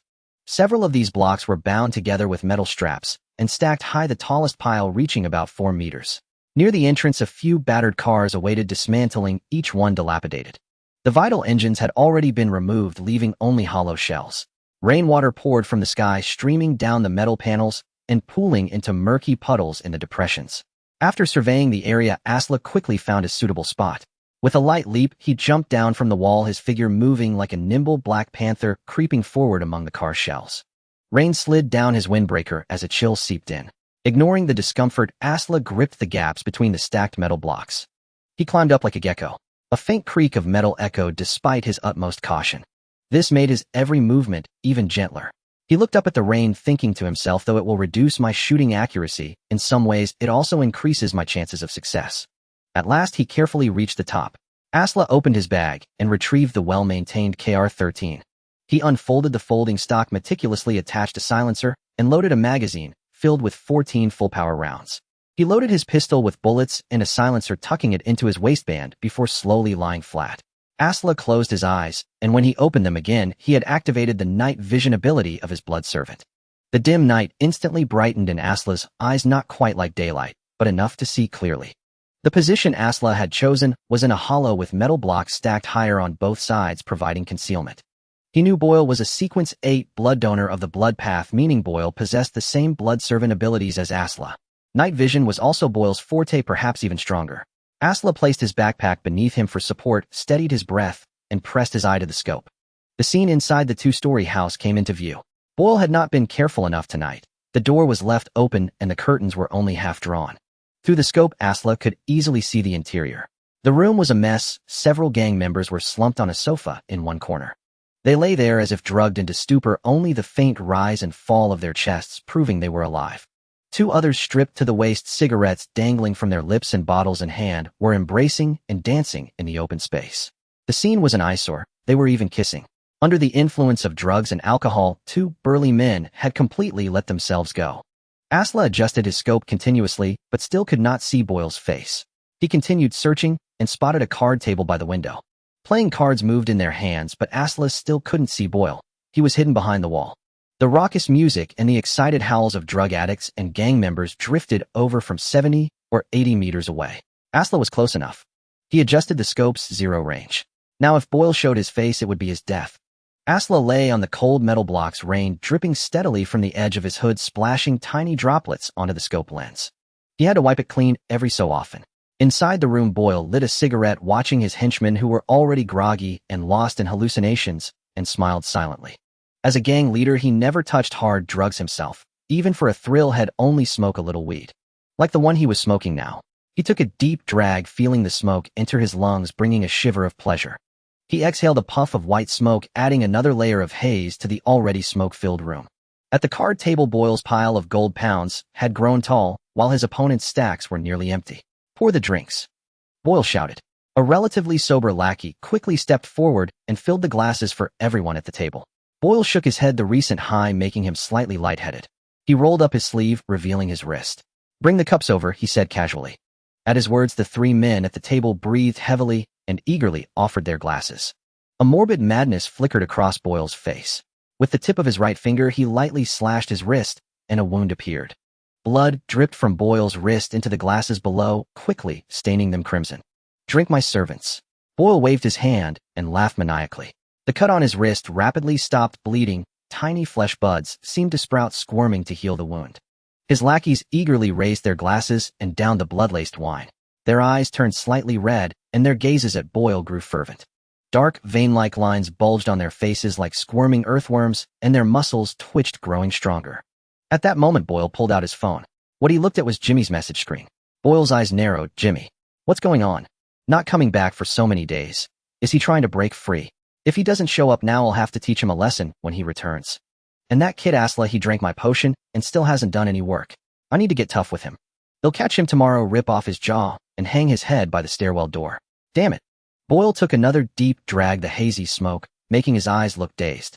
He pressed a few buttons on his phone and dialed Jimmy's number. The call went unanswered. This infuriated Boyle even more. The weed smoke had already made him agitated. He dialed again. A sharp ringtone echoed from within the scrapyard, piercing through the rain. Boyle frowned and muttered, "Jimmy's already here. The fool dares to ignore my call." He stood up, staggered, and walked toward the door, phone pressed to his ear, one hand gripping the doorframe, as if he might fall. Meanwhile, Asla had kept his phone on silent when Boyle first called Jimmy, but then he turned the ringer on. The sharp ringtone did indeed attract Boyle's attention. When the staggering figure finally emerged, Asla's heart raced. Worried that the rain would affect his accuracy, Asla aimed not at the head, but at the heart. In the scope, Boyle's chest was dead center. Asla's finger moved gently to the trigger, ready to squeeze. Boyle, phone in hand, felt a sudden premonition and followed the sound of the ringtone. A thunderclap roared, lightning splitting the sky, its jagged arcs illuminating the darkness briefly. A figure like a demon of the night lay atop the stacked metal blocks, a gun aimed directly at him. A faint flash of fire spat from the muzzle. Boyle dropped his cigarette. Fuck. The muffled gunshot tore through the not sibilant night sky.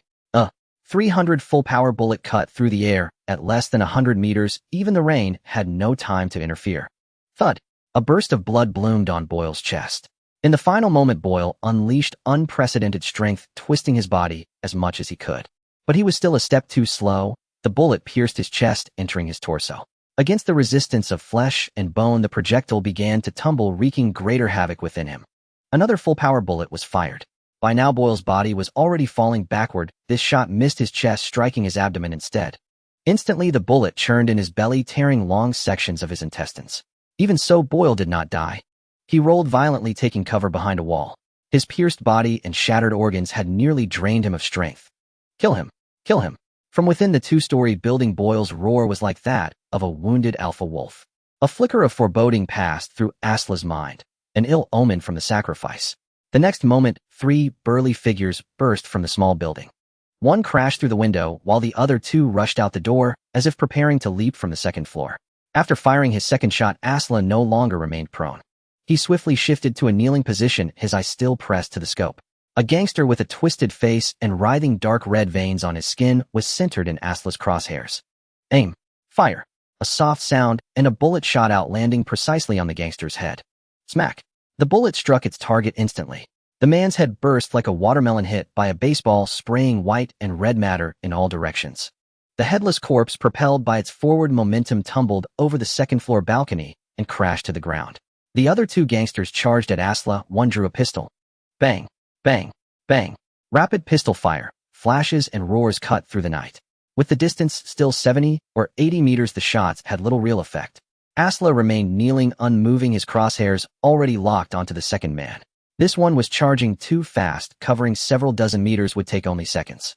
With a moving target, the chance of a headshot decreased, so Asla aimed for the chest. A muffled thud and a spurt of blood erupted. But the gangster seemed unfazed, continuing to sprint forward. Another shot hit him, the bullet tearing through his organs, yet he still ran, still advanced. The first one had already reached close quarters, ignoring his injuries, climbing up frantically. He'll kill you. Pain seemed irrelevant to him. His muscles bulged, blood gushing from his wounds. Finally, he climbed atop the stacked metal blocks, revealing his head. But a dark, hollow gun muzzle was already aimed at his skull. A soft sound. Smack. His head exploded, and the headless corpse fell limply backward. Inside the 2-story building, Boyle was still alive. Blood gushed from the 2 wounds on his chest and abdomen. Not only was he bleeding externally, but he was also vomiting continuously, even chunks of his internal organs. Trembling, he pulled out a stimulant from his person and jabbed it into his body. Then he mobilized his spirituality, frantically repairing himself. Streams of blood, as if hidden in the void, poured into Boyle's body. Using this blood, he mended his shattered organs and blood vessels. But this time, even his heart had been pierced. Only by relying on his spirituality and the unique ability of the blood donor could he keep his heart beating. If this continued, however, death would claim him eventually. Boyle struggled to his feet, grabbed the ankle of a henchman lying unconscious on the floor, and dragged him over. His hands, sharp as daggers, slit the man's throat. Blood, propelled by the pumping heart, spurted out like a fountain. Boyle's eyes were bloodshot as he madly devoured the blood. Not enough. Not enough. He growled like a demon from hell. His wounds were too severe this time. The blood of ordinary men was useless to him. It could only delay his death, not change the final outcome. Boyle, his face drenched in blood, looked up, staring in Asla's direction, 70 or 80 meters away. The blood of a sequence bearer. It will surely let me live. He grabbed a long blade at random, ignoring his wounds, and charged straight toward Asla. On the other side, Boyle's remaining henchmen also closed in. The distance was still too close. Even when bullets pierced these thugs' bodies, they did not fall immediately. Asla suspected they had consumed large amounts of drugs and stimulants which had temporarily numbed their pain. Though they would die, they felt no agony. He'll kill you. The gangster howled, his bullets long spent, yet he kept pulling the trigger, the hammer clicking on empty chambers. Asla aimed at his head and from a distance of over 20 meters delivered a precise shot. His brain burst. Even the most tenacious body finally succumbed. But at that moment, Boyle, like a phantom shadow, rushed out from the 2-story building. His speed was far greater than that of his 3 elite henchmen. Even gravely wounded, Boyle's movements were not overly sluggish. Asla fired continuously. The suppressor limited the sound of the bullets. Boyle also drew his pistol and returned fire. Gunfire tore through the night. Boyle's threat was far greater than his henchmen's. As bullets whizzed past Asla's ear, he was forced to take cover. While moving, he continued to fire at Boyle. The distance between them was very close. Boyle, looking like a demon, was hit by Asla once more. He lunged onto the metal blocks. Die! A roar as if from the abyss assaulted Asla's eardrums. Boyle discarded his empty pistol The long blade arced like lightning, slashing down from the air. Asla raised his KR-13 with both hands, using the metal body to parry. The collision of blade and gun produced a thunderous noise, and the weapon was cleaved in two. But Boyle's strength was not as great as Asla had imagined, perhaps due to his severe injuries. Asla discarded the broken gun and rolled backward to evade. Kill. Boyle drew his blade again. As Asla rolled back, he drew the Defender D7 from his waist. Within a few meters, Asla emptied the entire magazine in just 2 seconds. Shots struck the chest, neck, and the final 2 rounds hit Boyle's head.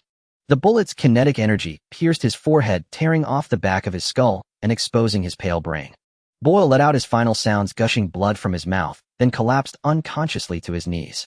Asla rose slowly and said, "Boyle, you dared come out with just a long blade. The times have changed." Boyle died with his eyes wide open, unable to accept his fate. He never imagined that Azura, whom he had deemed a mere insect he could crush at any moment, would be the one to kill him tonight. Only after Boyle's corpse crumpled to the ground did Azura finally breathe a sigh of relief. The rain continued to fall, growing heavier by the minute, with droplets the size of beans pelting his face. He tilted his head back, letting the rain wash over him. The pressure that had long weighed on his heart suddenly eased. Letting out a turbid breath, he reloaded his pistol and turned his gaze toward the 2-story building. But soon his attention shifted back. Azura activated his ability Sacrificial Vision, using his spiritual energy. Under his focused gaze, he detected patches of spiritual light emanating from Boyle's body. This meant that within Boyle's corpse lay spiritual energy worthy of sacrifice. The source of this energy was undoubtedly tied to the potions he had consumed and the spiritual energy he had accumulated over time. After examining Boyle's remains, Azura leaped down and headed toward the 2-story building. Just moments ago, Boyle and his underlings had unleashed a storm of gunfire, but the rain might have muffled the sound. For Azura, however, the sooner he left, the better. He cautiously approached the building and used heat perception. The few survivors upstairs emitted heat signatures, clearly revealing their positions. These men were either drunk or high, now sunk into a stupor. Azura entered with his gun drawn, and the sight before him made him catch his breath. On the gambling table lay stacks of bundled pounds. On the floor rested a corpse with a bluish-gray face, a torn wound on its throat, yet no blood flowed. Recalling Boyle's blood-soaked, ferocious expression moments ago, the reason for this corpse's fate was self-evident. Without wasting time, Azura aimed his Defender D7 at the heads of the remaining survivors. A few muffled shots rang out. After the faint gunshots, he granted each of them a quick end. Blood gushed forth, but Azura paid them no further heed. He quickly surveyed the room, found a money box, and packed all the pounds from the table into it. His hands even trembled as he packed the money. Now that everything was settled, a wave of fear washed over Azura. The threat and pressure Boyle had exerted, especially in their confrontation, were immense. Enduring to full power. 300 rounds, Boyle had still charged 70 or 80 meters to chase Azura with a blade. This was only sequence 8. What would higher sequences be? Were they even human? After securing the money, Azura picked a decent pistol from the underlings and took it. Then he returned to Boyle's body. He quickly cleaned up the scene, collecting all the shell casings he had fired and stuffing the broken KR-13 into his backpack. Now came the main event. He set the money box aside, ignoring the other corpses besides Boyle's, too lazy to drag them over. He only pulled over the body of another man he had killed earlier. Channeling his spiritual energy, he activated the ability offering enhancement. This time he dared not use his own blood, fearing it might leave traces. Then he used spiritual scent and minor supplication. He whispered the secret incantation of a blood pathway from the spirit world, and eerie murmurs echoed in his ears. Gurgling, the blood that had already spilled from Boyle's body began to flow backward, even vanishing into thin air. The 2 corpses grew shriveled, decayed, gradually turning into a rotting grayish-white. Through his spiritual scent, Azura detected a faint pleasure from the powerful entity. So he used theft servitude. A surge of power from the blood pathway descended from the spirit world, entering Azura's body. He let out a shuddering gasp as his body tensed, muscles tearing and reforming further, enhancing his physical strength.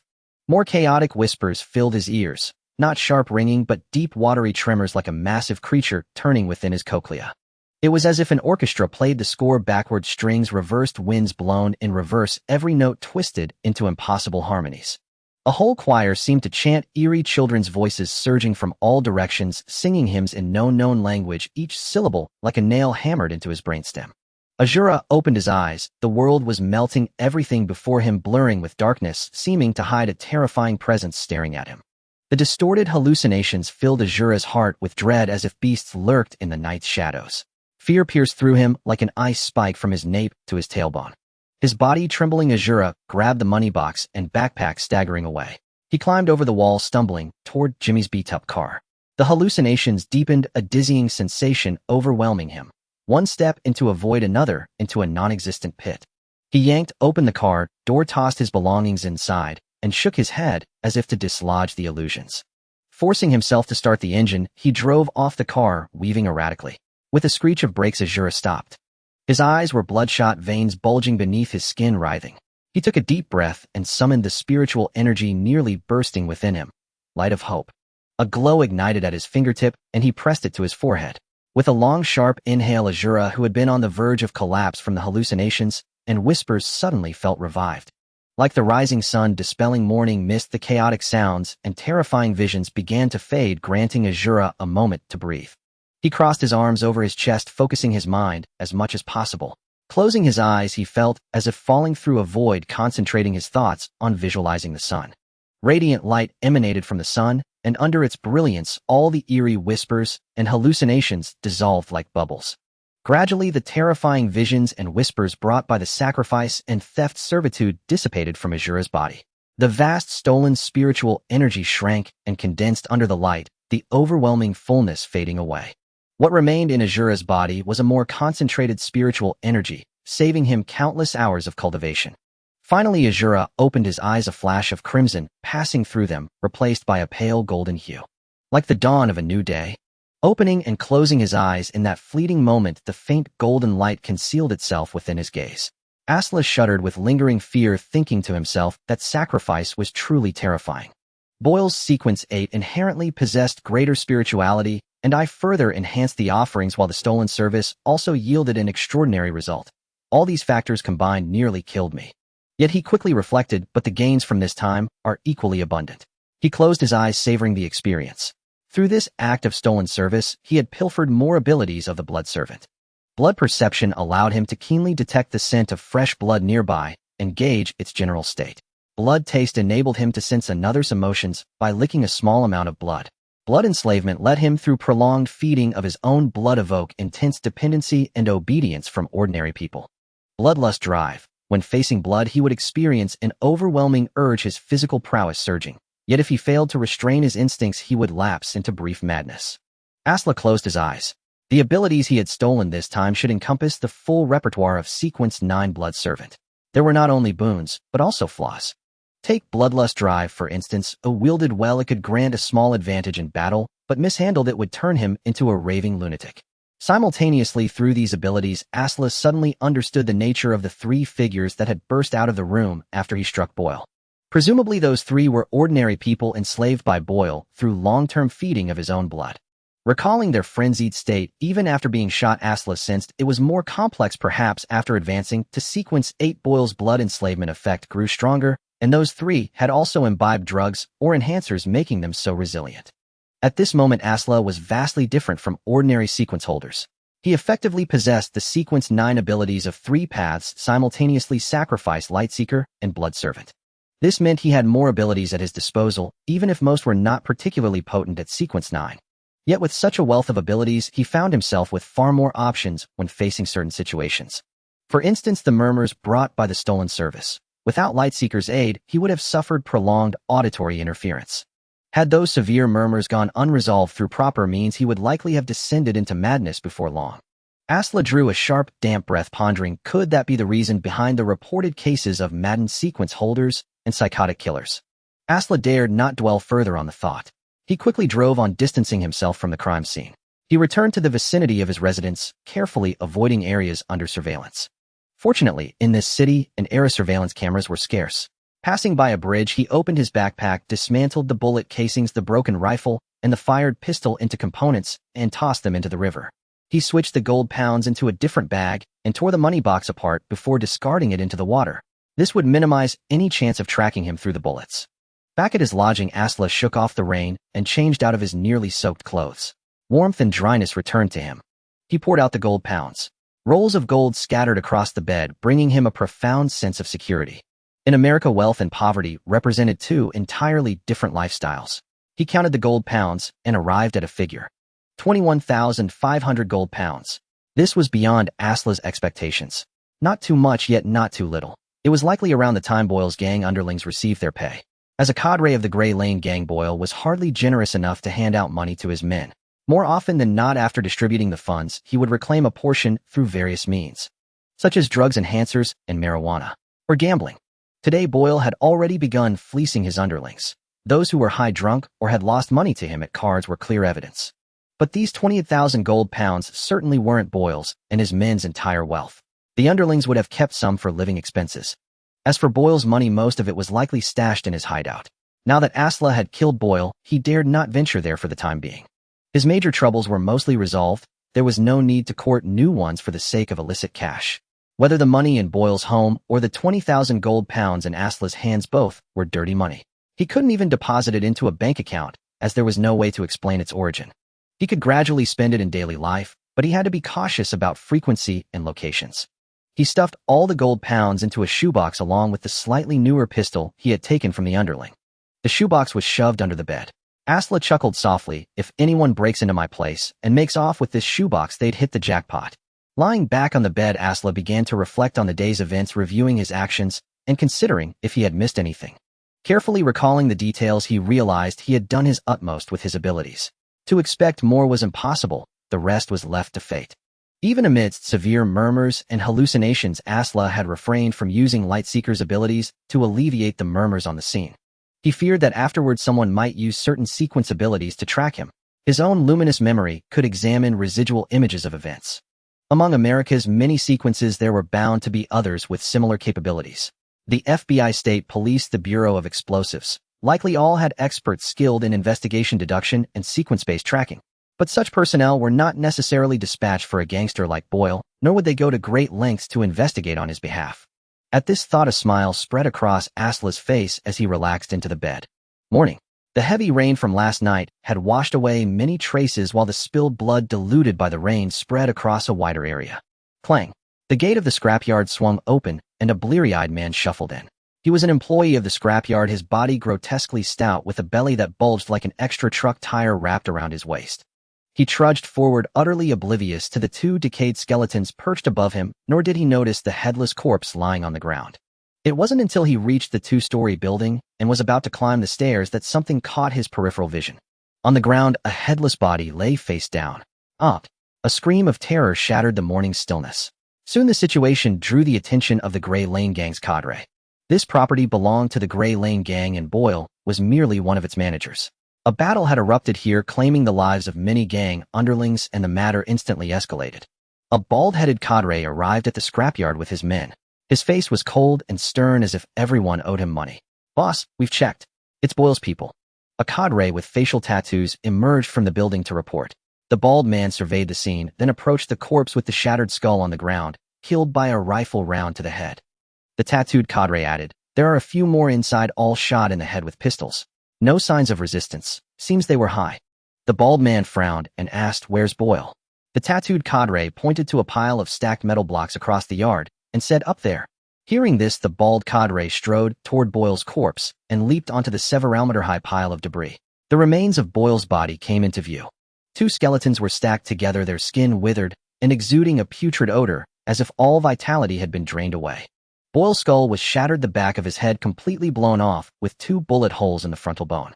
The tattooed cadre stepped forward a few paces, found the spot where Azra had lain the day before, and said, "The enemy set up a sniper position here and took out one of Boyle's men. Then Boyle charged at him, but he couldn't win and got shot in the head. But why did the body end up like this?" The bald man cast a deep glance at Boyle's remains, then walked over to Azra's firing position. He looked around and said coldly, "Useless. This fool must have been hit before he even charged."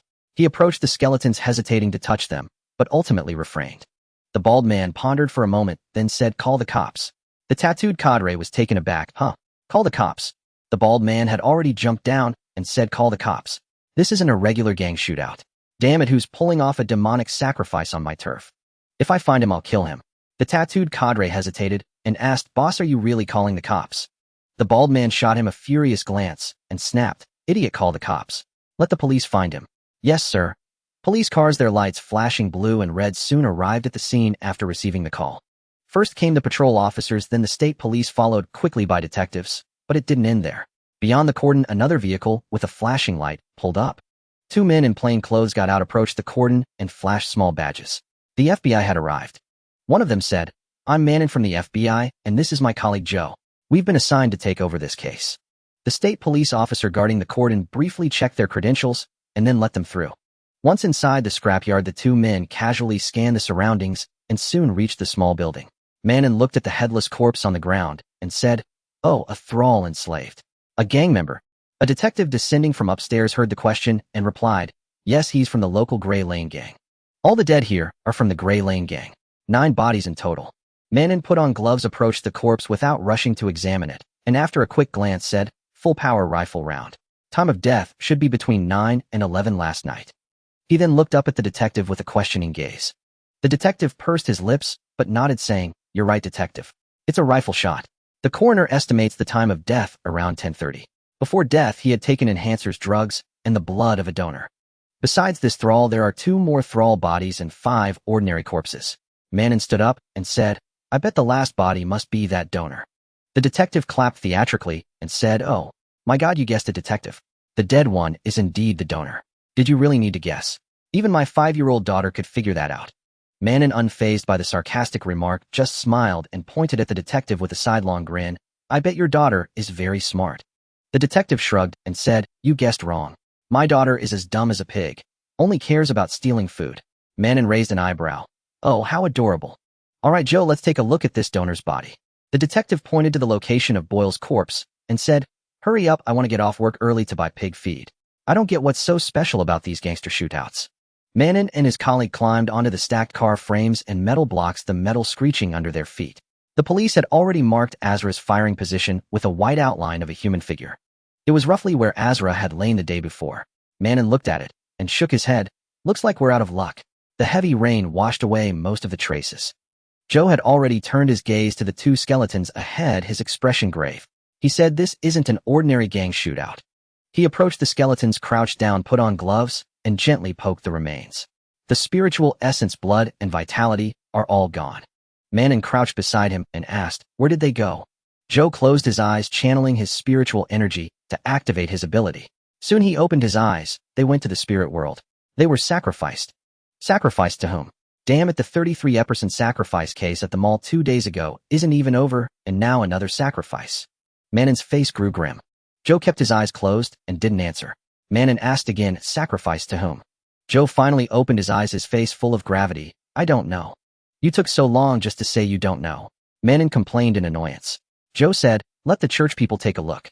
The corresponding spirit world here has been disturbed."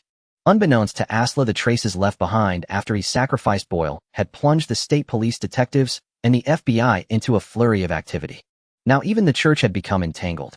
Had he known so many were investigating this matter, he would have taken greater care to erase the evidence. For instance, he could have bundled up Boyle's bones and those of the other blood thrall and cast them into the river. Yet there was no helping it. Asla could barely save himself at the time, let alone think of such things. Dawn broke. Asla stirred from his slumber. "Another beautiful day," he murmured, stretching as his muscles elongated and his joints crackled. Clenching his fists lightly, he threw a few punches in the cramped bedroom. The sound of his fists cutting through the air echoed within the room. After a mere dozen or so strikes, Asla could sense an improvement in his neural reflexes and the strength coursing through his body. He raised his hand, observing his arm with its distinct muscular contours. From the outside, it appeared no different from a couple of days ago. Yet Asla knew that the muscle fibers within had undergone numerous cycles of tearing and regeneration, granting the same muscle mass far greater power. With no classes today and no intention to train, Asla changed clothes and wandered outside. Somehow he meandered into the southern district, not far from the scrapyard. Asla roamed unconsciously oblivious until he neared the area, at which point his heart tightened. He thought, what is this? A criminal returning to the scene of the crime. Since he was already nearby, he continued walking nonchalantly. Soon the scrapyard came into view with a few onlookers gathered across the street. Asla stood among the crowd, gazing at the crime scene. The blockade remained in place with over a dozen law enforcement vehicles parked on the road. Just then 2 vehicles bearing church emblems drove up. Asla watched as they stopped and several individuals in clerical attire alighted. From the following car descended several figures in protective gear. Their armor was platinum white, not resembling ancient plate mail, but akin to modern police or military equipment. Clad in armor and helmets, they carried rifles on their backs. Asla's gaze sharpened as he noticed the long swords hanging at their waists. A black onlooker beside him chuckled lowly, "Holy shit. What's with the swords? Are they launching a crusade?" A white man retorted, "Idiot, those are church sequence holders. They must be temple knights." The black man shrugged dismissively, "All right. These guys still think they're living in the Middle Ages, Lord Knights." Asla suddenly sensed that things were amiss. Shouldn't yesterday's crime scene have been dismissed by the Ash Alley gang as a gangland shootout? Shouldn't they be targeting their old rivals, the Bloodhand gang? Why had they called the police? And even if they had called the police, why had the church gotten involved? He watched the clergy enter the scrapyard, a flicker of unease crossing his mind. If those following behind are sequence holders of the Temple Knight path, then those in front must be beyonders of the Holy See or Pure Flame path, right? Has the situation blown up this much because of my sacrifice?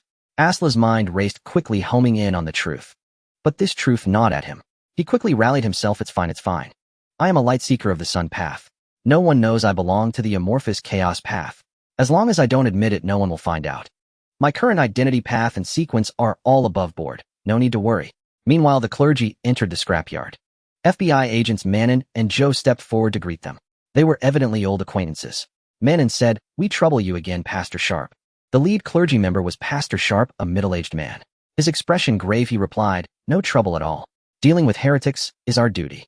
Take me to the scene first." Manon nodded and led Pastor Sharp to a high vantage point before Boyle's corpse. Upon seeing it, Sharp and the clergy and temple knights beside him all furrowed their brows. Manon was unsurprised. Among the church's 3 path sequence holders of the blood path were considered heretics in ancient times. It was only in modern times, with the church's waning power, that hostility toward this path had lessened somewhat, though it still received no warm welcome. Moreover, even today, most who took up the blood path were gangsters or drug dealers. Few respectable individuals chose to consume its potions. One of those behind Sharp sneered, "A cur of the blood path." Sharp raised a hand, then asked, "Please brief me on the situation." Manon swiftly recounted the details. After hearing them, Sharp nodded and signaled his team to begin preparations. Soon 3 clergy members gathered around Boyle's corpse on the ground, producing various church implements. The 3 temple knights stood guard around them. Sharp chanted scriptures, channeling spirituality as platinum white runes floated in the air. He extended his hand, and his staff lightly touched Boyle's corpse. Manon, Joe, and the detectives watched silently from outside the protective circle of temple knights. Within just over 10 seconds, Sharp reopened his eyes. His face stern, he said to Manon, "It is indeed a sacrifice. I sense the aura of the blood path in the spirit world, an immensely powerful presence." Manon asked anxiously, "Can you trace the aura of the one who conducted this ritual?" Sharp shook his head, then replied, "It's difficult. The aura of that powerful heretic in the spirit world almost completely overrides the sacrificers. But one thing is certain. The one who performed this sacrifice, his methods, and the entity he offered it to, are not the same as in the 33 victim sacrifice case from a few days ago."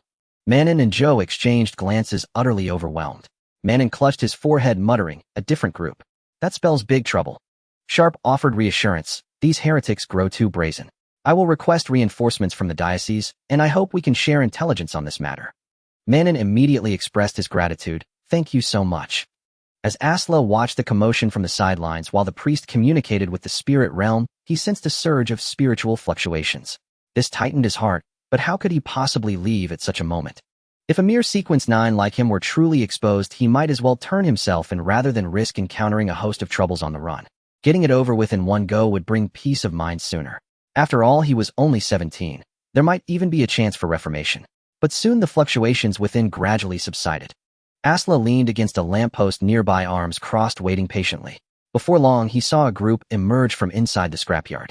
The priest, the temple knights, and the police who had escorted them out. At the entrance, before getting into the car, the priest turned to Manon, who had followed them out, and said, "Mr. Man, in this case requires special attention. The target this individual sacrificed has a rank far higher than the one from the 33 sacrifice case a few days ago. If we don't find him this time, I fear he will continue his crimes. This may only be the beginning. His subsequent targets will become larger. We must be prepared." FBI agent Manon nodded emphatically. "Yes, Father. I will report this to my superiors immediately." Priest Sharp nodded in response before entering the vehicle and departing. Manon and the police watched the church members leave. Manon lit a cigarette and noticed the crowd gathered across the street. He said to the state trooper, "Get them out of here. What's there to see?" The state trooper grumbled, his belly protruding as he crossed the road, shouting, "What are you looking at? Show me your social security card for inspection." The moment the trooper approached, the crowd scattered in all directions. Asla turned and walked away as well. Inspection. Who the hell would let you inspect them? That was exactly what the trooper wanted. Just dispersing the onlookers was enough. Other methods wouldn't be as effective. Asla walked forward without looking back. Ordinary people hadn't caught what the priest and FBI agent said, but Asla had vaguely heard it. This made him both nervous and relieved. The priest had come, but the priest had also left. They probably didn't find any clues about me. Otherwise, in a world with the supernatural with me right near the crime scene, they could have easily arrested me. Not arresting me on the spot means they have no concrete leads on me. Thank goodness for the heavy rain. It must have washed away any traces I might have left yesterday. Asla pulled up his hood and left the area. After walking a distance, he boarded a bus and after some thought headed toward Quack's clinic. As he approached Quack's clinic, Asla was stopped again. The reason was simple. The thugs in front of Quack's place had been replaced. Asla quickly shouted Quack and said to the Bloodhand gang members, "I know Quack. We're good buddies.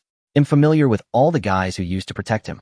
One of the thugs twirled a knife and said, "Brother, don't come any closer or my knife won't show you any mercy." Asla had no choice but to step back a couple of paces. But fortunately, Quack soon emerged, poking his head out from a small door and beckoning to Asla. "Asla, come on in. Let him through. He's my brother." Hearing this, the thugs at the door reluctantly made way and let Asla inside. As he entered the clinic, a pungent smell of disinfectant hit him, accompanied by faint moans. Asla covered his nose and asked in a low voice, "What's going on?" Quack, looking exhausted, replied, "The Grey Alley gang has gone crazy today. We've had several clashes with them. They've sent me several injured.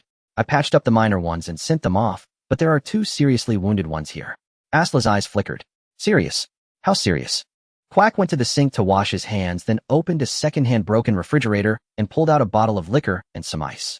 As the fridge opened, Asla also spotted a stash of medicines that needed cold storage. He set 2 ice-filled glasses on the table, dropped in ice cubes, and poured in cheap liquor. While busying himself, Quack said, very serious, "One guy got slashed in the chest several times. Luckily, it didn't hit bone or an artery, but I had to stitch him up with over 50 stitches. He's still unconscious. The other one has a gunshot wound. Took a shotgun blast to the thigh. Buckshot.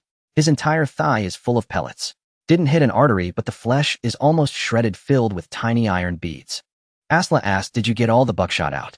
Quack glanced at him and shrugged. "Maybe. I don't have a CT scanner here, so I can't see if there's any left inside. I picked out a bunch of beads. As for what remains, may God have mercy on him." With that, Quack made a sign of the cross over his chest, as if offering a prayer for the patient. Asla grimaced, but said nothing more. Quack was a back alley doctor, not a hospital surgeon. To have done this much was already impressive. Quack downed several large gulps of liquor, the cold liquid soothing him as he let out a long, relieved breath. "Oh, that's good." Asla took a small sip, feeling the alcohol's burn, and said, "You're busy today. Take it easy on the drinking. What if more injured come in and you're drunk?" Quack shook his head. "If they come, they come. If I'm drunk, that's just their bad luck. This job is hell. Any bastard from the Bloodhand gang can take out their anger on me. What crap.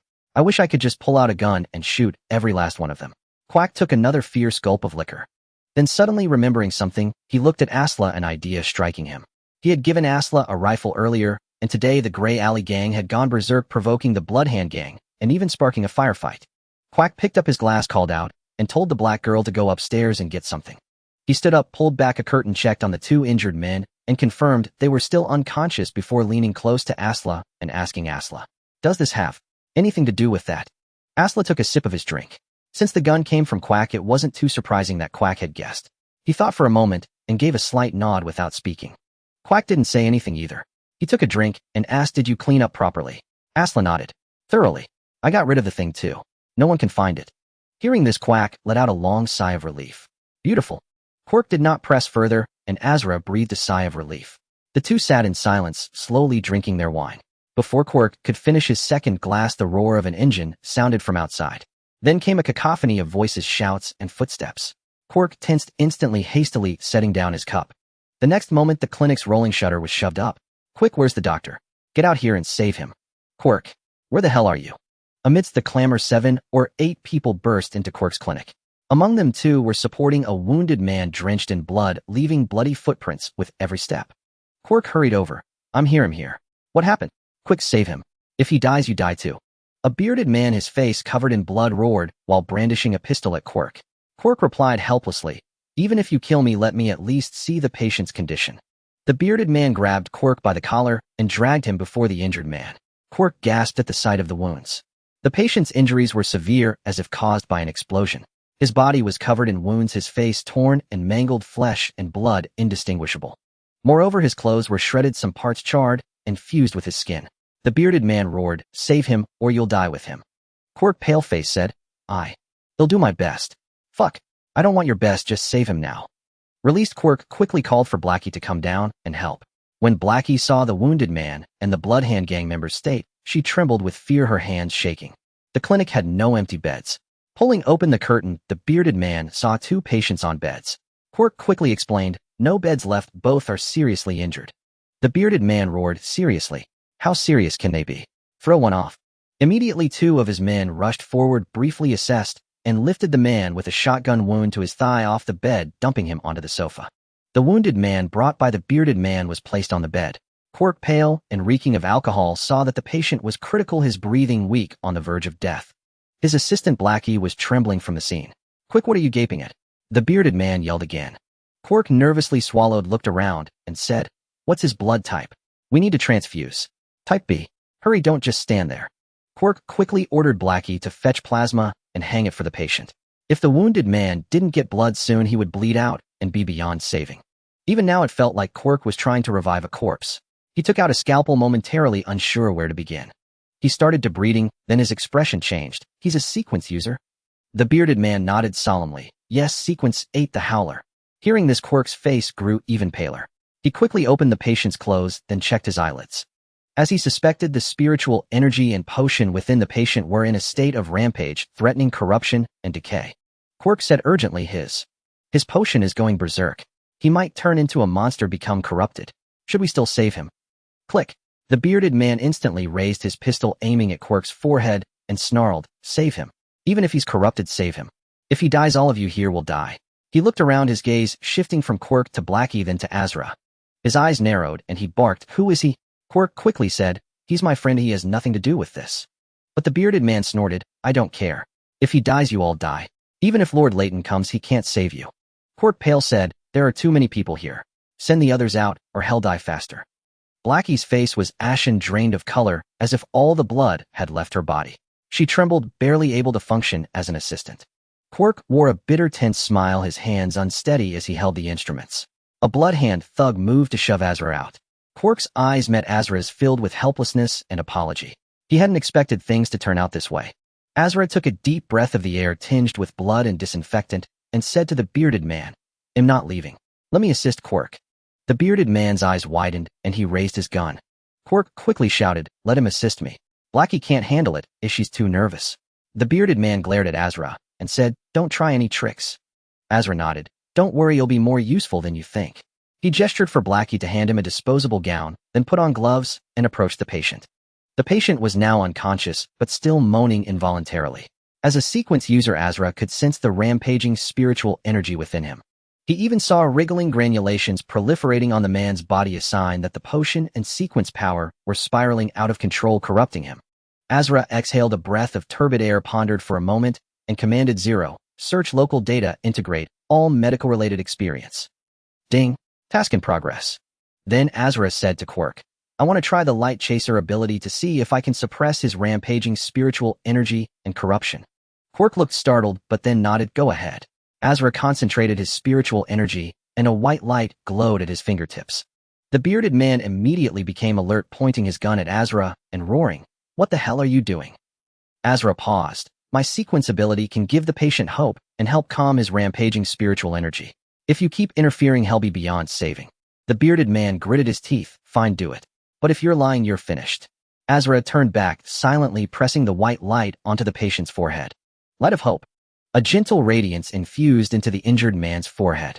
His body had been trembling, the spirituality within him rampaging, threatening to contaminate him at any moment. Yet upon contact with this light of hope, the turbulent spirituality was suppressed. The violently shaking body steadied, and the chaotic spirituality within calmed. Though not fully untangled, it ceased to worsen. Even the flesh buds that had been proliferating on his body now stopped their growth. Quick let out a sigh of relief and said, "Asra, well done." Even the bearded man, who had been watching anxiously, could now clearly sense the difference. He lowered his gun and finally took a moment to wipe the blood from his face. Standing behind, he said to Asra, "Keep up the good work. Save him, and you won't regret it." He'll give you a hefty sum of gold pounds. But Asra and Quick had no mind for that. Quick, an experienced back-alley doctor, skillfully cleaned the wound. Asra's father was also a doctor, and she had picked up some experience through osmosis as a child. Though her knowledge was limited to basic instruments, Quick's clinic only had simple tools. Asra held tweezers, carefully removing the clothes stuck to the injured man's flesh. A tearing sound arose as the fabric fused to the skin by heat was peeled away, causing fresh blood to seep from some spots. After cleaning the clothes and the wound, Asra even saw tiny fragments embedded in the gash. Quick asked how did he get injured. The bearded man took a deep breath and said he took a fragmentation grenade hidden. Asra couldn't help but gasp. Playing that rough? Asra asked. It's daytime. How could he end up eating a grenade? The bearded man initially didn't want to answer, but seeing Asra busy at work, he said, Damn Gray Lane gang. I don't know what got into them. We were drinking in the bar when some junkie tossed a grenade in. Damn it, once I get the chance, I'll wipe out the Gray Lane gang. Asra raised an eyebrow, but asked no further. However, she silently acknowledged the injured man's vitality. She noted the sequence howler, which seemed to belong to the beast path. In Asra's memory, sequence 9 of the beast path was Nightwalker. Beyonders of this path were mostly unofficial. Mercenaries and gang members often chose it. It seemed that beast path beyonders gained significant physical enhancement, even more so than the blood path. An ordinary person taking a fragmentation grenade hidden would be as good as dead. On a battlefield with body armor and other protection, there might be a chance of survival, but the injuries would still be severe. This guy, judging by his clothes, wasn't wearing any protective gear when he was blown up. With only thin fabric, he had no defense. Surviving a close-range fragmentation grenade without losing limbs was still incredibly tough. After cleaning the external wounds, Asra carefully dug out the grenade fragments with tweezers. From Asra's spiritual perspective, the injured man's body radiated a spiritual glow. These were the areas where he stored his spirituality, along with some that had spread or even become tainted. The injured man had a strong constitution. After Asra used the light of hope to suppress his rampaging spiritual energy and dispel the corruption he faced, his spirituality unconsciously began to heal his wounds. At least it stopped the bleeding in some places, preventing further massive blood loss. With the blood transfusion, the injured man's condition stabilized considerably. After a series of procedures, many of the shrapnel pieces were removed. But soon his spirituality showed signs of turmoil again. Quick looked up at Asra. The bearded man also said, Give him that light again. Asra shook her head. That ability only works once in a while, like adrenaline. Using it more won't help. She paused for a moment, then said, Let me try another method. With that, she channeled her spirituality and released Glimmer Shelter. As she used her spirituality, specks of light seemed to separate from the surrounding light sources swirling around Asra. Glimmer Shelter could bring a sense of peace to those in a small area, offering slight resistance against restless spirits and fear. By actively increasing her spiritual consumption, the effect could be enhanced. Asra was now intensifying the use of her spirituality, and more luminous particles gathered around her. With a lift of her hand, these specks, finer than fireflies, approached the injured man. Compared to the light of hope, the effect of Glimmer Shelter seemed less specialized. Yet it had some effect. The tiny specks of light fell upon the injured man, quickly relaxing his tightly furrowed brows. Asra soon understood why. With the body injured and consciousness lost, his soul would unconsciously succumb to fear. For an ordinary person, this might have little impact. But for a Beyonder's, spiritual power had a significant influence on the physical body. His soul's fear would cause his uncontrolled spiritual energy to unconsciously affect his body. Glimmer Shelter reduced the fear and unease in the injured man's soul, gradually stabilizing his spiritual power and passively aiding his body's recovery. While consuming her spirituality, Asra also understood why Ivis had wanted her to become a light chaser. Asra thought to herself, becoming a light chaser, regardless of this path's combat potential later, its early supportive role is already a great help to many sequence holders. Being able to dispel fear and calm chaotic spirituality can give some sequence holders in danger a renewed hope of survival. Ivis has grand plans. Training Asra isn't just for the mixed martial arts tournament, it's likely for university and even future career benefits. Asra nodded slightly, pushing the thought aside for now. Being used and arranged wasn't necessarily bad. Without sufficient power and status, some people aren't even qualified to be used. Without the qualification to be used, how could Asra have consumed the light chaser potion? Clink. Asra picked up a fragment with tweezers and dropped it into a tray. The fragments on the injured man's body were almost all cleaned out. Then came the suturing. Quick handled the deep layers while Asra took care of the surface wounds. By the time the moon hung high, the treatment was finally complete. Seeing the injured man's steady breathing, the bearded man quickly ordered, "Move him out a bit, let the moonlight shine on him." Asla's eyes flickered as if he had grasped some abilities of the beast path. They pushed the surgical bed to the doorway, where moonlight fell upon the wounded man. Asla stared intently at the scene. Under the night sky, faint moonlight cascaded down. Asla could sense that as the moonlight bathed the wounded man, he was absorbing some of its essence. It was as though he drew spiritual energy from the moonlight, and the spiritual energy within him became more tranquil, even showing signs of recovery. Asla committed this to memory in the future. When confronting enemies of the beast path, he must avoid fighting under the moonlight whenever possible. The surgery had just concluded. Asla and Quirk slumped into chairs. On both sides of the street, Bloodhand Gang underlings stood guard, which was why the beard had dared to bring the man out to bask in the moonlight. The beard, equally tense all day, finally relaxed and sat down. He looked at the weary Asla and Quirk, then patted his pockets, but found nothing. He called out to an underling, "Bring me some enhancers." The nearby underling quickly rummaged through his pockets and handed several enhancers to the beard. The beard approached Quirk and Asla, offering the enhancers. "Thanks to both of you today for saving my brother. I was a bit short-tempered when I first arrived. I hope you can forgive me. You're exhausted. Use these enhancers." Asla looked at the enhancers before him, and a wave of absurdity washed over him. At that moment, he felt the beard's genuine gratitude toward Asla and Quirk. Yet what he offered were addictive enhancers. Using such substances would within a short time rapidly dispel physical fatigue, replacing it with boundless energy. They also had a pain-killing effect, dulling or even eliminating bodily pain. Additionally, they induced mild hallucinations. The addiction was strong though less severe than narcotics, which was why many people eventually fell into the trap of enhancers. Sometimes the lower class had no choice. Without money, they had to work even when in pain or discomfort. What they needed were painkillers or enhancers. Unfortunately, both were addictive, and the latter also caused hallucinations. Some people, even if they never intended to use drugs or marijuana, could become hooked on enhancers once they slipped to the bottom rung. Because some had to work 2 jobs with work hours and commuting time adding up to nearly 20 hours a day. Rest time was constantly compressed, and that was when enhancers came to the rescue. This was why so many became addicted. The price of a single enhancer ranged from a few gold pounds to a dozen or even dozens of gold pounds. It was a significant expense, but sometimes without it one couldn't even work. Asla thought to himself, what a hellish world. He certainly had no intention of using the stuff. Even if his body was temporarily fatigued, he didn't need it. But there was no need to refuse the beard, as rejecting it might provoke his ire. Asla accepted the enhancer, but didn't use it. Quirk also took one, but didn't use it either. The two exchanged a glance, but remained silent. They tucked the enhancers into their pockets, and the beard paid them no further attention. The beard used one himself, his eyes growing hazy for a moment before he let out a satisfied shiver. Soon he was brimming with energy again. Just then the sound of a car came from outside. Soon about a dozen Bloodhand Gang members swarmed in, and the leader approached the beard, asking, "How is he? Did you save him? Is it serious?" The beard quickly replied, "Boss Layton, we saved Eddie. He shouldn't die now." Asla and Quirk stood behind, and Quirk lit a cigarette. He whispered to Asla, "Boss Layton is a high-ranking member of the Bloodhand Gang, a very strong man." Asla also looked through the crowd at Layton, a middle-aged man who appeared to be around 40. He wore a neat suit with slightly graying hair at the back of his head. His stern face bore a hint of concern as he first went to the wounded man's side to examine his injuries. Then Layton said to the beard, "As long as he's saved, don't worry about the rest. I'll arrange for someone to demand an explanation from the Grey Alley Gang." The beard said gratefully, "Yes, Boss Layton, my brother, and I thank you." Asla stood silently outside the crowd, already guessing the reason for today's retaliation from the Grey Alley Gang.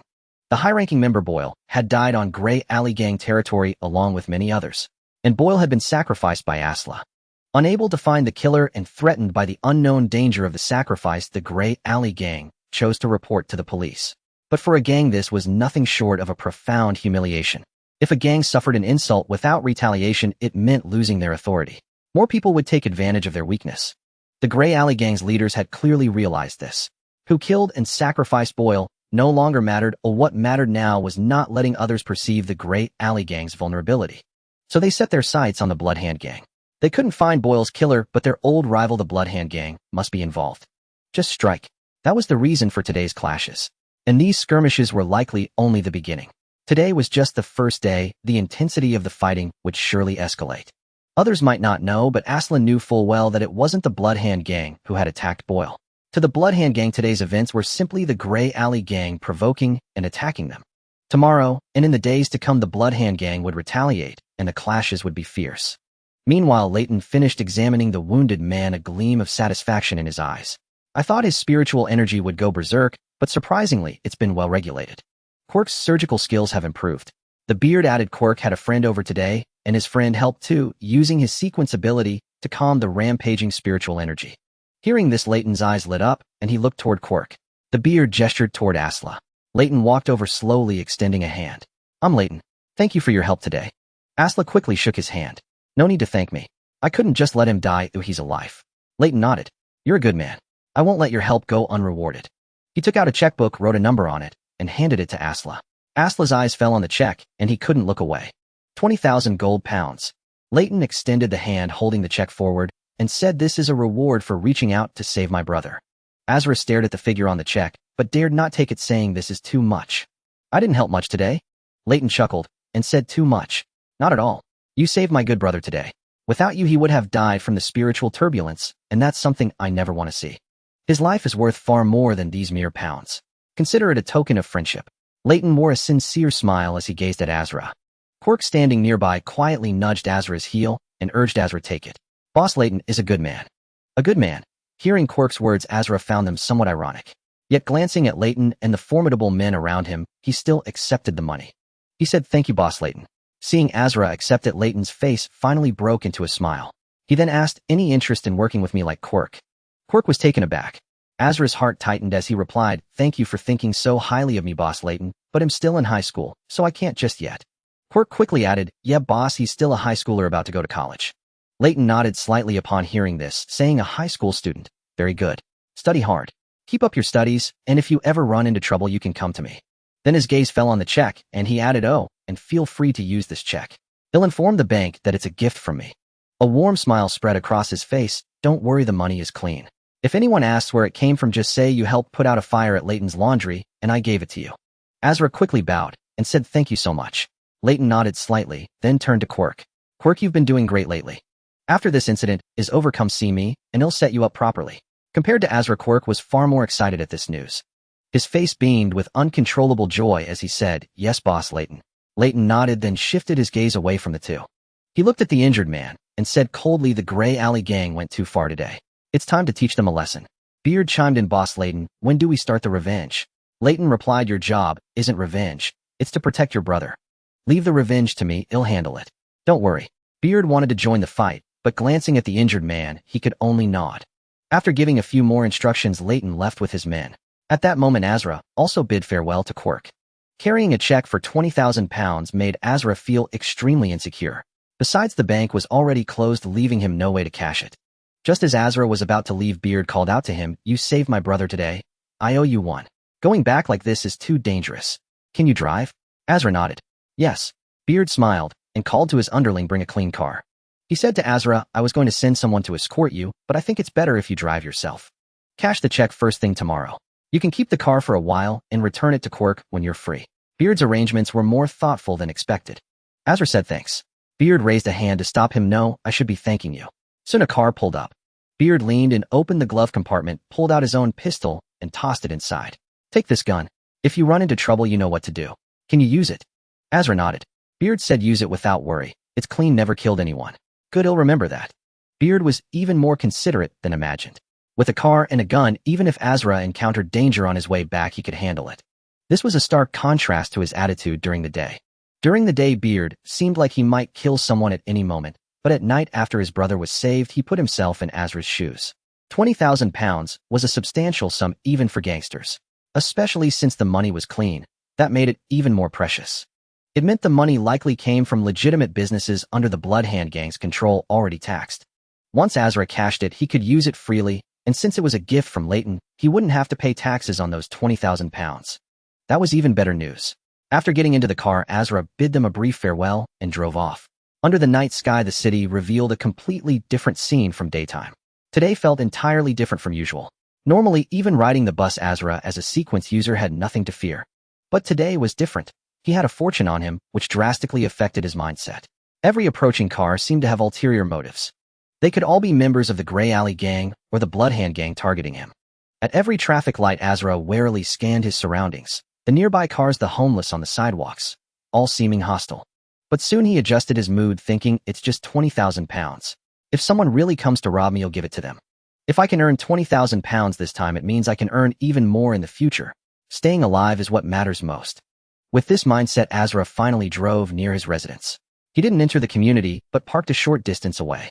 He took the pistol Beard had given him from the glove compartment, wrapped his coat tightly, and walked toward his home. The moment he stepped inside, he finally felt completely at ease.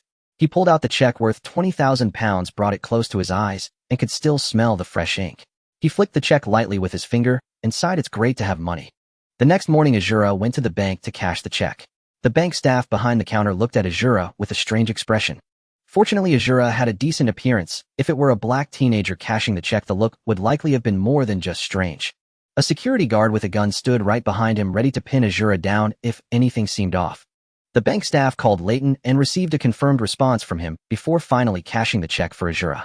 20,000 pounds were deposited into Azura's account, tax-free and fully accessible. Thus, Azura now had over 40,000 pounds in hand, with 20,000 being clean money and the other 20,000 being untaxed black money. Stepping out of the bank, the sunlight bathed him, and he felt a wave of warmth. This comfortable temperature even accelerated the digestion of the potion from the light chaser within him. Now that I have some money, the next thing to consider is improving my own life. The only limitation I have now is regarding my grandmother. Without a guardian and having defrauded the welfare agency, this is not good news.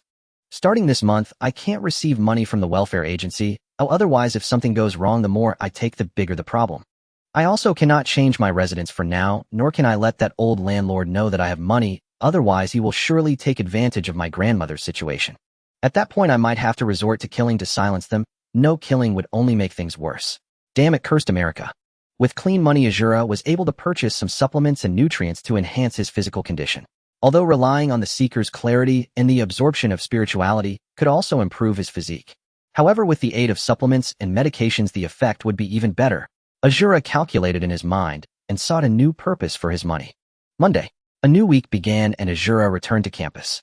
Feeling the calm atmosphere of the campus, he suddenly felt as if he had traveled through time. On Friday night, Azura, wielding a semi-automatic rifle, killed 9 people, including Sequence 8's Boyer. On Saturday, he assisted Quake in his Black Clinic, rescuing a Sequence 8 cadre of the Bloodhand Gang. By Sunday, he had gained an additional 20,000 pounds of clean money. The things he accomplished in these 3 days were greater and more numerous than what the original Azura had done in the past 3 years. The original Azura did illegal labor for nearly 2 years and didn't earn this much money combined. Once on campus, Azura was no longer the invisible person he used to be. From a distance, people began to greet Azura. Many girls even threw flirtatious glances his way. Upon entering the classroom, Azura felt the space under his desk was crammed full. Looking down, he saw a drawer full of various love letters. There were even some scattered on the floor. Clearly, the drawer alone could not contain all the love letters, and some people had simply taken out others' letters and tossed them on the floor to stuff their own inside. Not only love letters, but he also saw various colored lingerie inside. This made Azura raise an eyebrow. American high school girls were evidently bolder than he had anticipated. He disposed of everything in the drawer. These superficial girls might have been passed around several times, though Azura had no interest in them. His interest, like the original, currently lay with Ivy. Of course, Susan was also appealing. Thinking of Susan reminded Azura of the day she took him to Ivy's car. She wore a short skirt and a professional outfit. Susan was only 23 or 24 at the peak of her allure. In some respects, her appeal to Azura now was even greater than Ivy's. Although Ivy was beautiful, she was in some ways too innocent. Azura's affection for Ivy was more inherited from the original. Another factor was the challenge Ivy sparked within him. Just thinking about conquering this top hunter ignited a different kind of passion within Azura. The morning AP class ended quickly. Azura packed his gear and headed to the Mixed Martial Arts Club. Arriving at the training ground, he was one of the early arrivals. However, arriving even earlier were Mr. Carmen and 4 assistant instructors. Upon seeing Azura, Carmen nodded lightly at him without saying much. Although this guy had promised to treat Azura normally from now on, completely changing his attitude all at once was still somewhat difficult. Finally, as time passed, all 5 formal members and 4 reserve members of Ashford's team arrived. Compared to the previous selection's brutality and foul language, Mr. Carmen seemed much quieter this time. He walked around like a stone wall in front of everyone, and then said, "Classmates, we don't have much time." After the selection, the Southern 12 State School Team Mixed Martial Arts League will begin in February. As Ashford is a 5A school, we cannot underestimate our opponents. There are many strong competitors in the Dighton region's high schools. To enter the playoffs and finals, we must win at least 6 or 7 out of 10 matches in the regular season. The Dighton region comprises top-ranking high schools. We cannot underestimate any opponent. To achieve victory, we must put in more effort than others. The format of the Southern 12-State School Team Mixed Martial Arts League is similar to other sports events. The Southern 12 states combined have nearly 8,000 high schools, but not all of them will participate in this martial arts event. Among the participating schools, the number is still significant, so the entire event is divided into 5 levels from 1A to 5A. Each level will have its respective champion, but the focus of all of America is often only on the 5A School Team Mixed Martial Arts events. Only those at the 5A level are the true champions, receiving attention from all across the Southern 12 states, and even the entire America. Ashford High School is a 5A school, and in previous years its ranking among all 5A high schools has been merely mid-range. Although it is a private school, there are certainly better schools within the 12 states. The School Team Mixed Martial Arts League is a brutal and thrilling event. It is a crucial opportunity for many to step onto the stage, especially the championship position, which draws the most attention. The competition format for the school's mixed martial arts tournament involves both onion-owned duels and team battles. Each team consists of 5 official members who take turns to fight their opponents. After defeating an opponent, one may choose to remain on the stage to defend their title or step down. It is not impossible for a single individual to defeat all 5 official members of the opposing school. While having strong student players is important, not all participants from a school are necessarily powerful. There may also be advantages due to strategic matchups. It is not easy for one person to dominate the entire tournament, and the more information that is exposed, the more likely it is to be targeted in subsequent matches. For instance, weaker team members can be used to exhaust the strength of the stronger opponents. Therefore, the role of the coach is equally significant in mixed martial arts competitions. How to arrange the order of team members' appearances so that one side can defeat opponents with less effort while minimizing the exposure of their own tactics. Retaining the trump cards within the team while also gathering intelligence on the opponents to make reasonable arrangements and tactical adjustments. Kamen ranked the 5 official members in order, saying Student Gray is number 1, Student Ivy is number 2. Azra, you are number 5. This week is for you to undergo the final intensive training. While improving combat abilities, it is also crucial not to let your body suffer any discomfort or injuries. Do you understand? Understood. The group responded. Azra was not particularly concerned about the ranking among the official members. Such rankings do not necessarily indicate skill. It is only in combat against actual opponents that one can ascertain the true value of the rankings. Moreover, ranking 5th can often yield unexpected advantages during battle. For example, it may lead opponents to underestimate them. For Azra, defeating opponents is far more important than the ranking itself. Only by performing well can one attract the attention of prestigious schools and gain entry into them. After making the arrangements, Kamen let everyone disperse to receive their training schedules. He finally walked over to Azra and said, Azra, during the physical fitness tests, I promised you that as long as your performance satisfies me, I will make you an official member. He looked down at Azra and continued, once you become an official member, for your future and for the honor of Ashford, I hope you can seize this final opportunity. I have devised a specialized plan for you, focusing on strength, speed, and reaction ability with comprehensive training and enhancement. This includes dietary supplements. What is that expression on your face? Rest assured, the supplements I have chosen for you are of high cost-performance ratio. Are you not going to take any injections during this crucial time? Mr. Kamen, what if I don't have any money? Mr. Kamen snorted and replied, I know you have no money. So just sign this. What is this? This is a low-interest loan that I secured for you from the school. This loan can only be used for purchasing supplements, nutritional products, and protective gear, allowing you to achieve better results in this tournament. Azra glanced at it. This was a low-interest loan worth 30,000 gold pounds. The interest rate was only 3, which is indeed quite reasonable compared to other loans. Moreover, the repayment date for this 30,000 gold pound loan starts a year later, making it a very fair loan. Azra held the loan, signed, Mr. Kamen, how great it would have been if you had given me this loan earlier. Mr. Kamen snorted, given it to you earlier. Why would I have done that? You did not demonstrate your value, and you were unwilling to sign a contract with the school. Why should the school's leadership help you? These are the supplements I selected for you, precisely matching the limits of what this contract can purchase. If you use all of these supplements within a month and a half, your physical fitness will improve significantly. By that time, it will coincide with the playoffs. With this enhanced physical condition, you will be able to achieve better results on the field. Mr. Kamen said earnestly, I know my previous attitude towards you was poor, but I never lie. If you do not have the potions and do not take injections, how can you remain here as an official member? You have long reached the limit of pure natural training. Enduring further will only harm your body. In the end, you will be left with no results, even worse than quitting school. But now it's different. If you sign this loan after taking the injections, your physical quality will improve, and you will see clear returns. Originally, you might only have been able to enter a school ranked within the top 50, Now you can enter one ranked within the top 20. This is a very worthwhile deal. How to choose is entirely up to you. Asla held the loan agreement and the list of supplements. He looked at the two documents and then set them down. Seeing Asla put down the documents, a flicker of disappointment flashed in Kamen's eyes, a disappointment different from before. Previously, he was disappointed because Asla was unwilling to buy supplements from him, preventing him from making money. However, this time it was because Asla chose not to buy the supplements and continued down the unfruitful path of natural training. He felt disappointed for Asla's future and prospects. Mr. Kamen looked at Asla with some regret and said, if you are unwilling, that's fine.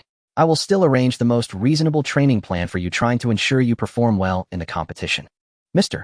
Kamen, if your words do not come from the heart when I lift the championship trophy, I will not utter thanks to Coach Kamen or anything similar. Upon hearing this, Kamen was momentarily taken aback and laughed as if looking at a fool. Asla, you haven't taken any drugs, have you? Asla shook his head and said, of course not, I am serious. I can sign this contract, but I cannot accept this list of supplements. Mr. Kamen was stunned, then his expression turned slightly angry, saying, what do you take me for? I do not profit from this supplement. The purchasing channel is also from the school, which is already the most suitable option. Asla smiled and replied, I do not distrust you, I just want better supplements. I noticed that some of the supplements you selected have effects that harm the body, which I do not like. Kamen frowned and said, but this loan can only be used to purchase these. I still have 20,000 gold pounds in savings. Adding this amount can help create a new list of supplements that may reduce effectiveness but must not harm the body. Kamen was overjoyed. Good. If you add another 20,000 gold pounds, the effectiveness of these supplements will certainly improve. Carmen moved swiftly. Shortly after Asla signed the loan agreement, he quickly selected a new list of supplements. Compared to the previous one, this list was considerably better, featuring many products from well-known brands. The total quantity was somewhat reduced. If used entirely, it would only last about a month. The enhancement for Asla was still comprehensive, with corresponding auxiliary effects on strength, speed, endurance, and reaction time. Holding the new roster, Asla did not rush to agree, but asked Coach Carmen to wait.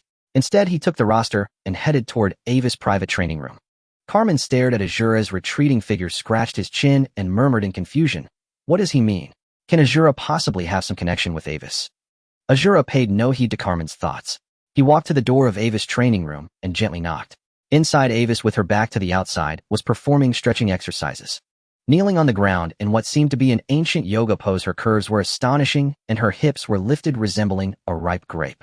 Susan stood beside her, fine-tuning and guiding her movements. When the knock sounded, neither of them paused. Only after completing the pose did Avis slightly turn her head toward the door.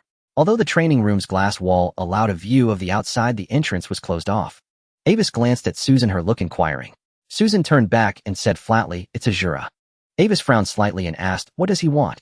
Susan shook her head slightly, then asked, shall we let him in? Avis' brow relaxed, a mischievous smile curling at her lips as she said, let him in then. With that, she bent down again to repeat the same pose. Susan raised an eyebrow at Avis' actions. She walked to the door, opened it, and said to Asla, Asla, is there something you need? Asura's eyes lit up at the sight of Susan. Today, Susan wore a silk blouse with a neck that wasn't too deep, but perfectly revealed her collarbone and the subtle hollow below. A cream-white pencil skirt hugged her hip bones, the hem resting just 3 fingers above her knees. Her straight legs were clad in light gray stockings, sheer enough to reveal the texture of her skin beneath. She wore a pair of nude high heels with at least a 6-centimeter heel. However, Susan stood under 1.6 meters tall, and even with the heels, she had to look up slightly when facing Asla. Asla couldn't help but take a second look before raising the list of supplements that Mr. Carmen had prepared and said, Ms. Susan, these are some supplements Coach Carmen selected for me. I don't know much about them, so I'd like to trouble you to take a look. Susan took the roster but didn't examine it immediately. Instead, she said to Asla, Avis is still training. Come in and talk. With that, she opened the door, gesturing for Asla to enter. Though surprised, Asla followed her into the training room. The sight before him left him momentarily stunned. The training room was silent, and in the center knelt a graceful figure. Avis, with her back to the door, slowly folded her body into an ancient yoga pose. Light streamed down from above, outlining her stretched, elegant curves. As she leaned forward, her hips rose gracefully, round, soft, and purred, radiating a quiet yet intense tension. Asura's gaze grew hot, his heartbeat quickened, and blood surged through his body, even threatening to spread toward his supreme bone. He quickly averted his eyes, exhaling warm breath, afraid to look any longer. Another glance and his condition would become indecent, especially since he was also wearing relatively tight training gear. Any physical change would be impossible to conceal. But even so, it was too late. That curve was deeply etched into Azura's mind, impossible to erase. Despite his utmost effort to restrain himself, his body reacted. He had to turn awkwardly, using his hand to shield himself. Susan noticed Azura's discomfort and began examining the supplement roster. Midway through, her peripheral vision couldn't help but dart toward Azura's lower body. Like a fleeting glance, just one look brought obvious shock to Susan's eyes. Her composure slipped for the first time. Just then Avis finished the pose and rose gracefully. In her gray training suit, she resembled a gray swan. Her voice carried a hint of delight as she said, "Azura, you're here." She turned to face him and saw his body stiffly angled to the side. A mischievous glint appeared in Avis' eyes. She had seen Azura's original self, awkward and self-conscious, more times than she could count. She had also seen the recent change in him, confident and sunny, including the time he rejected her proposal, making her feel like she had lost control. Now seeing Azura's stiff posture, Avis felt a wave of satisfaction. Her gaze drifted downward, and the sight instantly brought a flush to her cheeks. The atmosphere between them, especially from Avis' side, grew subtly charged. Azura's voice was taut as he fought to control himself and suppress the rising heat within him. "Yes, I came to trouble Miss Susan this time." "Avis, you don't mind, do you?" As a top-tier hunter, Avis quickly composed herself and let out a light laugh. "Given the relationship between us, of course I don't mind. Please help Azura out, Sister Susan." Susan nodded slightly, took out a pen, made a few marks on the supplement roster, and then said to Azura, "This list of supplements is decent, but a few of them have some negative effects on the body. However, Coach Carmen has done well. These side effects are minor. Still, I've adjusted a few things. Go back and have Coach Carmen purchase the supplements according to my latest revisions." Azura took the roster and looked closely. Indeed, several supplement names and dosages had been altered. He said sincerely to Susan, "Thank you, Miss Susan." A slight smile curled at Susan's lips. "You don't need to be so formal, Azura. From now on, just call me Sister Susan." Azura's eyes brightened. "Okay." Asla took the modified roster from Susan and left, closing the door behind him. Susan turned her head and saw Avis staring at her with a slightly tilted head. Susan asked calmly, "What's wrong, Avis? We should continue our training. We've already wasted some time." Avis stared at Susan, a faint smile curling at the corners of her lips, but there was something off about it. She let out a soft snort. "Sister Susan." Such an intimate address. Susan remained composed. "I'm doing this for your own good. The more Asla progresses, the more it benefits you, doesn't it?" "What are you thinking?" Avis' expression turned slightly annoyed. "You know he's the one I've set my sights on, not your toy. Watch yourself." Susan smiled faintly. "A toy? I never saw him as one, Miss Avis. You're the one treating him like a toy. Rest assured, I have no interest in your little plaything. You can be at ease. Now you've wasted more time. Can we start training?" Susan walked over to Avis and looked at her intently. Avis was seething with irritation, but had no outlet, like a child whose toy had been snatched away. She resumed her posture practice and quickly calmed her emotions. Avis' gaze turned deep as she thought, "Asla, just a toy. How could 2 words from Susan make him slip from my grasp?" "Humph." Asla stepped outside. Mr. Carmen had been watching him, noting how he entered Avis' training room and was let in by Susan. At the sight, he nearly popped his eyes out. In Mr. Carmen's memory, no one else had ever set foot in Avis' training room. When it came down to it, Asla was the first. By the time Asla emerged, Mr. Carmen had composed his expression, but his eyes betrayed him. "Mr. Carmen, take a look at this new roster. Please purchase the supplements according to this list." Coach Carmen took the roster, but his mood soured. "Kid, what do you mean? Don't you trust me?" Asla shook his head. "Of course I trust you, Mr. Carmen, but I believe a combination of your views and Miss Susan's from Avis' side is better." Mr.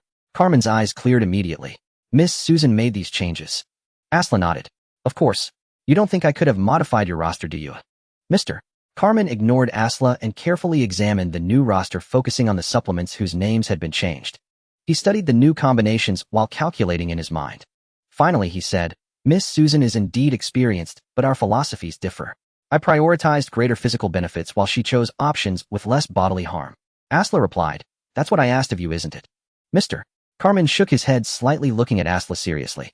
"Asla, given your family background, you should understand. The most crucial choice for your future path lies right here.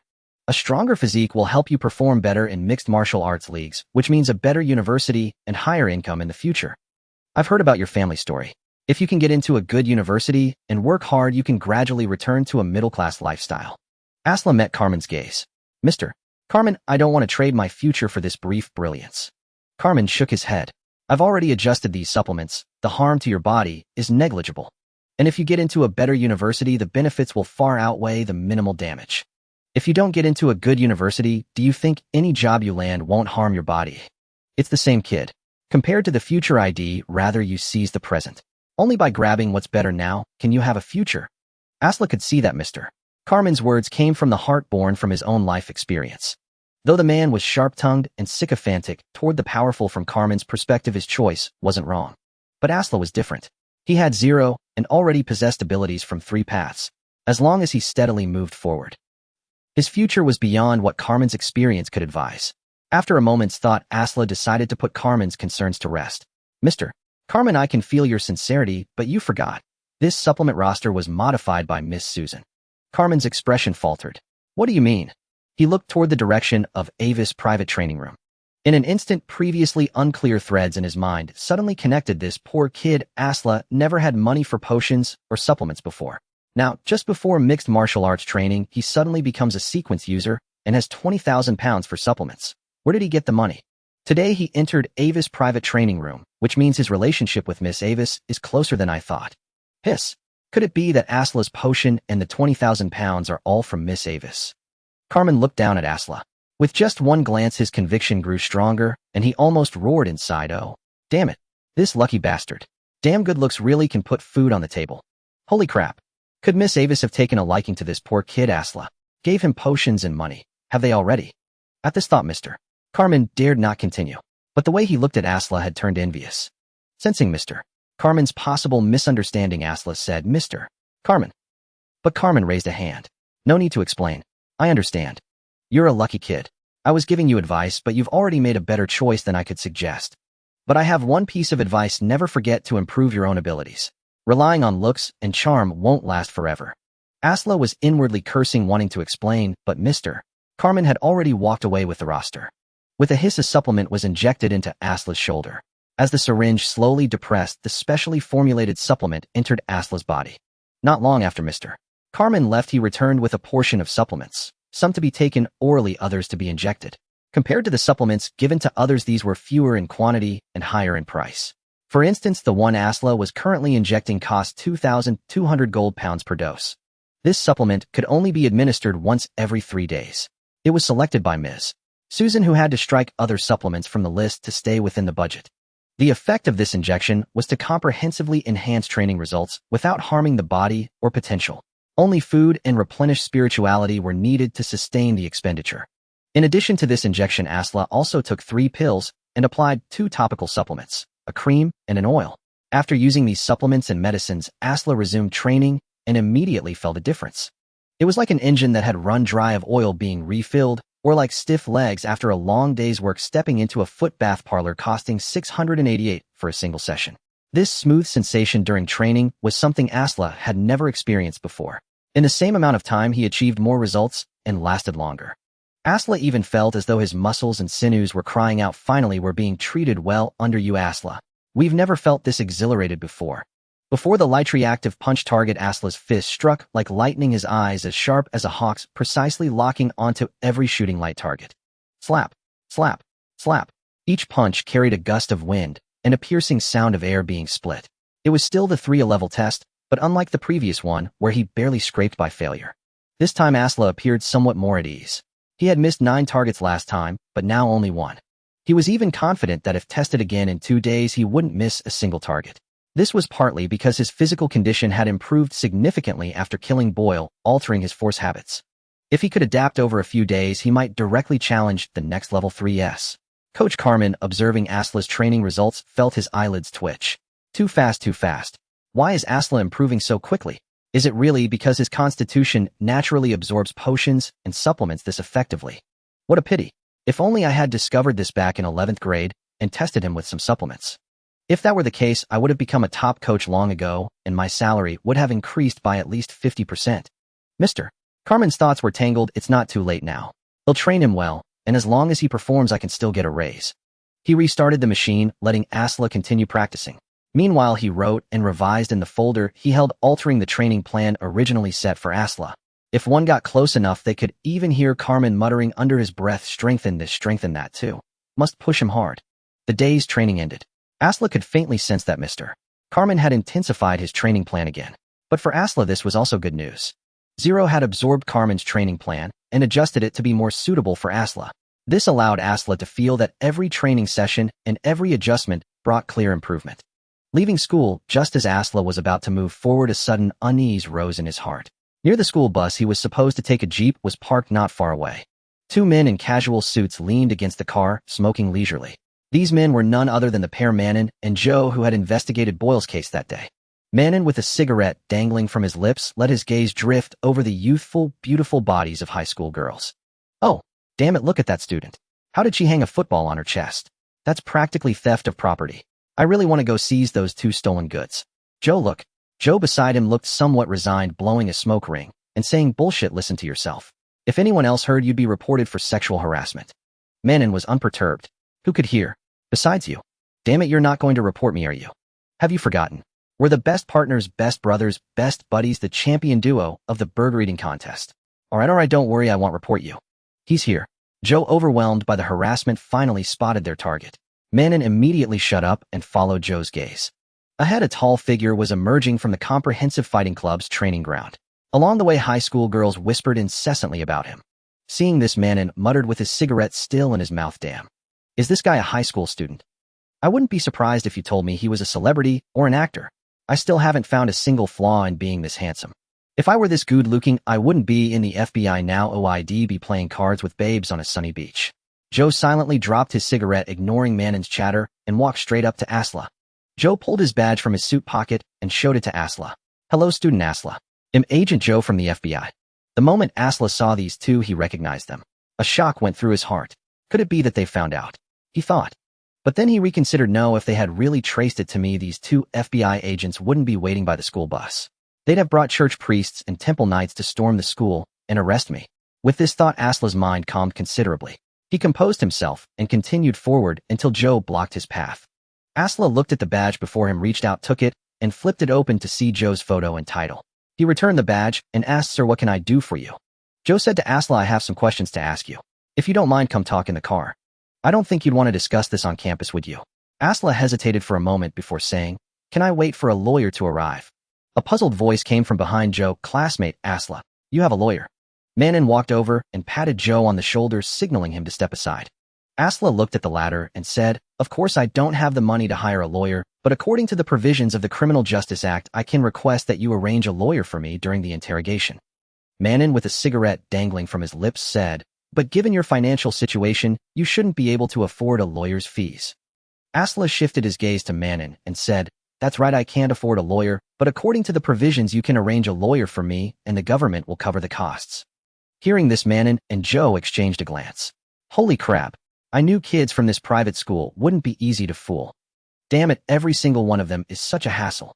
Manon couldn't help but complain out loud. Then he said to Asla, Listen up, classmate Asla, we don't need to go through all this trouble. I have plenty of ways to bypass this lawyer hassle, and I'm sure you wouldn't want me to do that to you. Relax, we're here today, just for a small matter. We'll ask our questions and leave. Noticing the gazes converging on the Manon said, You don't want to make a scene at school, do you? You don't want me and my colleague coming to bother you every day, do you? Especially since your comprehensive fighting league is coming up and you're a regular member of the school team, right? Asla nodded. Yeah, I'm a regular member. I think the school can get a lawyer to help me too. But you're right, I'm sure the question you're asking me this time is just a small one. However, I won't get in the car, and I don't want you to have any recording devices on you. Is that okay? Asla had now realized that these two FBI agents weren't here because he had killed Boyle. Since that wasn't the case, there was much more room to maneuver. Of course, this was also related to Asla being a student at a private high school, and also related to his skin color. If he were a little black kid, these two wouldn't have been so easy to deal with. Hearing Asla's words, Manon and Joe exchanged a glance. Joe shrugged helplessly while Manon muttered a curse. Manon spread his hands and said, All right, you troublesome classmate Asla, we can meet your conditions. Asla led the two to a relatively quieter place, but still within sight of the crowd. When they stopped, Asla looked at the two and said, No recording devices. Manon spread his hands, Maybe not. Classmate Asla, do you need to frisk us? A smile curled on Asla's lips as he said, If you don't mind, I can frisk you. Shit. Manon couldn't help but exclaim, then took out a recording pin from his pocket and turned it off. Look, kid, this thing is off now. Joe also shrugged, took out a small voice recorder, and turned it off in front of Asla. But Asla remained silent until Manon gestured for him to conduct the frisk. Joe exclaimed admiringly, Classmate Asla, you're really tough to deal with. Asla smiled and said, I'm just protecting my legal rights. Manon composed himself, gave Asla a deep look, and then asked, all right, classmate Asla, let's get down to business. I have a question for you this time. Go ahead, sir. If the question is inappropriate, I'll refuse to answer. Asla said. Manon said, according to your bank account records, you received a deposit of £20,000 this week. Is that true? Asla's heart tightened. He hadn't expected Manon's inquiry to be about this. Leighton had said the money was clean, so Asla had no choice but to stick to his story. So he said that's true. But this shouldn't be under the FBI's jurisdiction, should it? Even if it needs to be investigated, shouldn't it be the tax bureau agents asking me? Manon nodded and said, normally this isn't our business, but we traced the transaction and your pounds came from Leighton. You know who Leighton is, don't you, classmate Asla? Asla shook his head and said, I don't know. I just helped out at Leighton's laundry and a gentleman gave me this money. Manon couldn't help but laugh at this. He said, I'd like to know what kind of help is worth £20,000. Asla shrugged and said, the laundry was about to catch fire and I helped put out the flames. So that gentleman rewarded me with a check. Manon couldn't help but retort, I'd like to know if the laundry was on fire, why would they need you? With all that water, what help could you possibly provide that's worth £20,000? Asla shook his head, I don't know. It was a small fire. Maybe the clothes that were about to catch fire were very expensive. Anyway, he gave me the money. Should I have asked him why he gave it to me? Sir, you've investigated me. You should know I'm really short on money. How could I refuse? Manon glared at Asla and said, then let me tell you, the person who gave you the money is Leighton, the third in command of the Bloodhand Gang, a major gang boss, controlling several blocks near your residence. Their gang is involved in numerous violent incidents. Now will you tell me how you really got this money? Asla still shook his head, sir, that's really how it happened. I truly didn't know his identity. Manon was burning with rage. He couldn't help but turn his back to his colleague and say, you take over. You take over. I'm afraid if I keep asking, I won't be able to stop myself from using force. Joe stepped in front of Asla and said, classmate Asla, I hope you'll honestly tell us the source of this money. You may not know, but in the past few days, the Bloodhand Gang and the Grey Alley Gang have had dozens of clashes in the neighborhood, including several involving more than 30 people. In just one weekend, at least 20 people have died, including some sequence holders. This is no ordinary incident. Asla asked, what does that have to do with me? I'm not a member of either gang. Joe gave Asla a deep look and said, classmate Asla, this is an informal inquiry. We're asking you to tell the truth. You're a high school student with a bright future ahead. There's no need to hide this. We just want to gather some leads. It won't affect your life, and we won't ask you to testify in court later. Upon hearing this, Asla pondered for a moment before speaking. Very well, since you are being so forthright, sir, I shall be candid as well. I do not know Leighton, but I am a luminary. That day I helped regulate the spiritual energy of an injured person. As for the rest, I am unaware. I will only admit this once. Should you ask me again in the future, I will deny it. Joe and Manon exchanged a glance, then Joe said, very well, Asla. Thank you. We shall not disturb you any further. The questioning concluded. The two FBI agents got into their car. Joe took the wheel while Manon lit a cigarette. Exhaling a smoke ring, Manon remarked, what a troublesome fellow. Damn it, when I was in high school, I was never this difficult. Do you think he was telling the truth? Joe kept his eyes on the road ahead as he drove. I subtly used my ability just now. He wasn't lying at the end, or at least there were very few falsehoods. Moreover, according to the files, he is indeed a luminary. Among a luminary's abilities, the light of hope can clear distracting thoughts and inspire hope, which is indeed helpful for regulating a wounded person's spiritual energy. Manon nodded slightly upon hearing this. So the trail goes cold again. This lead offers no progress on the case. Joe countered, weren't we already aware of that before we came here? I suspect he treated that injured person in a black clinic run by the Bloodhand Gang. According to my informant, Leighton visited a black clinic in the district a few days ago. The doctor at that clinic is a friend of Asla's. I believe that money was given to Asla by Leighton at that time. Manon opened the window and flicked his cigarette, but out cursing under his breath, bloody hell. I bet Leighton used Asla to divert some of our attention and resources. But why not use dirty money? Joe chuckled. Maybe Leighton wants to maintain a good relationship with Asla. To recruit him into his gang instead of pushing him to a rival. Manon snorted, these damned gangsters. I ought to mow them all down with a machine gun. After a turn, Joe asked, this kid's grandmother seems to be dead. What do we do? Should we report it? Manon snorted, pondered for a moment, then said, report it for what? Let him defraud the welfare agencies of a bit more money, damn it. This isn't our jurisdiction. Pretend we didn't notice. The kid was troublesome, but at least he told some truth in the end. Otherwise, I would have taught him a lesson. Joe nodded slightly and said no more. On his way back, Asla was also thinking about whether he had said the wrong thing. He had too many problems of his own, or otherwise he would have remained stubborn today. But his list of issues was long. His grandmother was dead, and he was defrauding welfare funds. He had connections with the gang killed Boyle, and even sacrificed that guy. If any one of these offenses were exposed, he would be rotting in prison for life. Fortunately, after revealing a portion of the truth, the two agents showed no inclination to dig deeper. In the following days, Asla's life gradually settled into a calm rhythm. However, the entire city of Detinning became tumultuous. Especially in the neighborhood where he lived, there was no shortage of gang members. Late at night, gangsters could be seen lurking nearby, and the frequency of nighttime firefights increased. Sometimes, even after Asla had fallen asleep, he would be jolted awake by the sound of gunfire.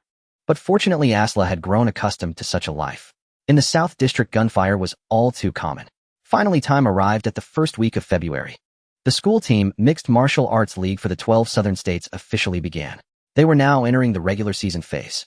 The regular season of the Mixed Martial Arts League was the longest running from February through early April. During this period, they would play 10 matches against the school teams of 10 different high schools within their division. If they were successful and secured enough victories, they would advance to the divisional playoffs. This was also a knockout format, ultimately deciding the winner from each state to compete in the final 12-state championship. At this moment, the students of Ashford High School had set off for the competition venue. The bus was filled with all the participants and accompanying personnel, such as medical staff, security, and coaches. Mr. Carmen stood up at the front. His booming voice echoed in everyone's ears. Students, this is our first opponent of the season. I want you all to give it your absolute best and crush the enemy. Although we are playing away from home this time, it is also good news for us. Our opponent, Northstone High School, has a record far inferior to ours in previous years. In the Southern rankings, they are 42 places behind us. In this battle, you will surely achieve a triumphant start. Up front, Mr. Carmen continued with his morale-boosting speech. Asla, meanwhile, was looking at the materials distributed to him. Northstone High School was also located in Detinning State, but in a neighboring city. Unlike Ashford Private High School, however, this was a large public high school. A large public high school meant that the quality of education was mixed. But they had their own advantages, namely a large student population. This school had nearly 5,000 12th graders. A larger pool meant that some exceptionally talented students would inevitably appear. Within Northstone High School, black students formed the majority, and most came from disadvantaged families.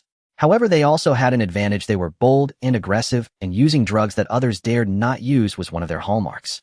There were several well-known pharmaceutical companies in this city, and many students from Northstone High School had signed contracts with them. This brought not only training subsidies, but also dedicated coaches and brand new drugs. According to the records, this high school had switched to over a dozen new supplements and drugs this year alone. It was practically using these high school students as consumables for human experimentation. But such practices were commonplace in America, and most importantly, the high school team Mixed Martial Arts League did not conduct strict drug testing. As long as one did not take stimulants or life-draining potions before the match, they were allowed to compete. This meant that Ashford's team was about to fight a group of exceptionally talented pharmaceutical test subjects.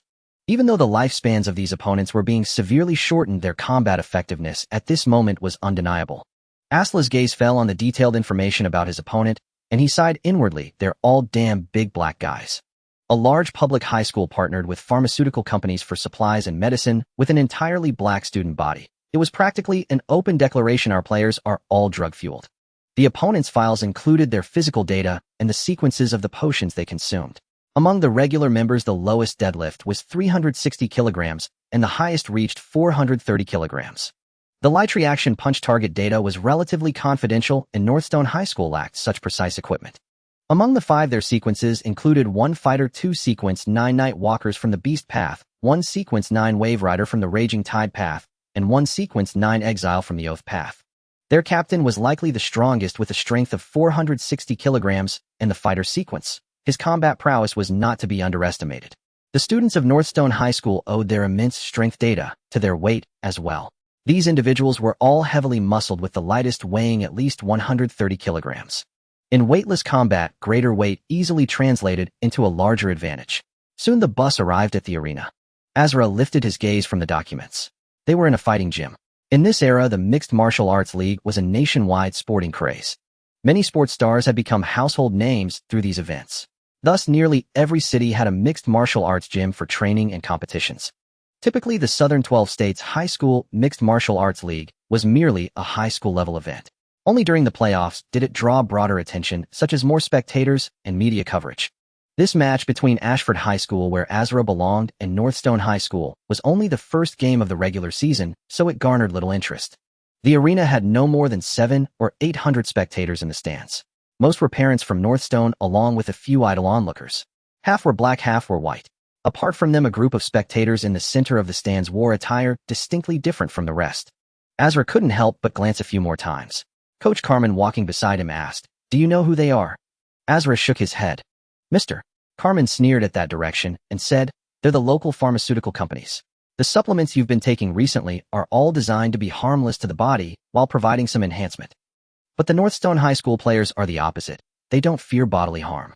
These companies often test various dosages to gauge supplement effects. Some of these players on the stage might not live past 25 all because of these harsh supplements. Because they're poor, they have to fight this hard. In comparison, Asla, your situation is far, far better." Asla averted his gaze and said, "Everyone makes their own choices." Carmen nodded, then suddenly remarked, "Speaking of which, the most expensive supplement you take comes from these pharmaceutical companies." Asla paused and asked, "The one that costs 20 gold pounds per shot?" Carmen nodded and said, "Exactly. So these guys might have taken the same supplement as you, but with differences. Their side effects and bodily harm are greater, though the effects might be stronger." This made Asla take the Northstone High School opponents more seriously. He had tried that kind of supplement himself. Such supplements shared a common trait: less harm to the body meant weaker effects, greater harm meant stronger effects. These big black guys didn't have Zero's help like Asla did. Both Asla and they were once dirt poor, but their educations differed. That was the ultimate reason for their different choices. Entering the preparation room, Asla faced an awkward problem. The loan Asla had obtained from the school, combined with his own clean money, had all gone into buying supplements to enhance his physique. That meant he had no money left for protective gear and weapons. The school team, Mixed Martial Arts League, was different from inter-school fights. In the league, better equipment was allowed. Unlike the school's prohibition on spiritually charged equipment, the league permitted its use.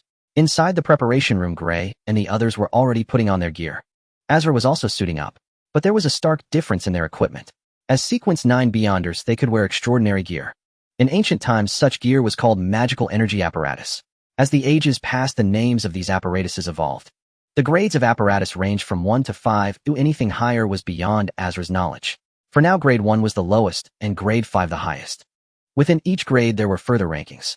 Class apparatus was the most common, whilst class was the strongest. The league standard allowed only grade 1 equipment. But even within grade 1, there were vast differences.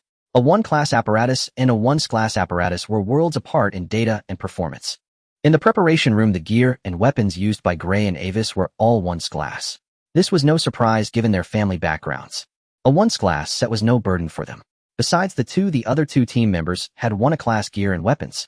From a data perspective, the difference between 1-class and 1-class gear and weapons wasn't huge. 1-class was about 10% stronger. But the price gap was enormous. A 1-class set typically cost at least 3 times more than a 1-class set. For some, even a 1% improvement might be worth a heavy investment.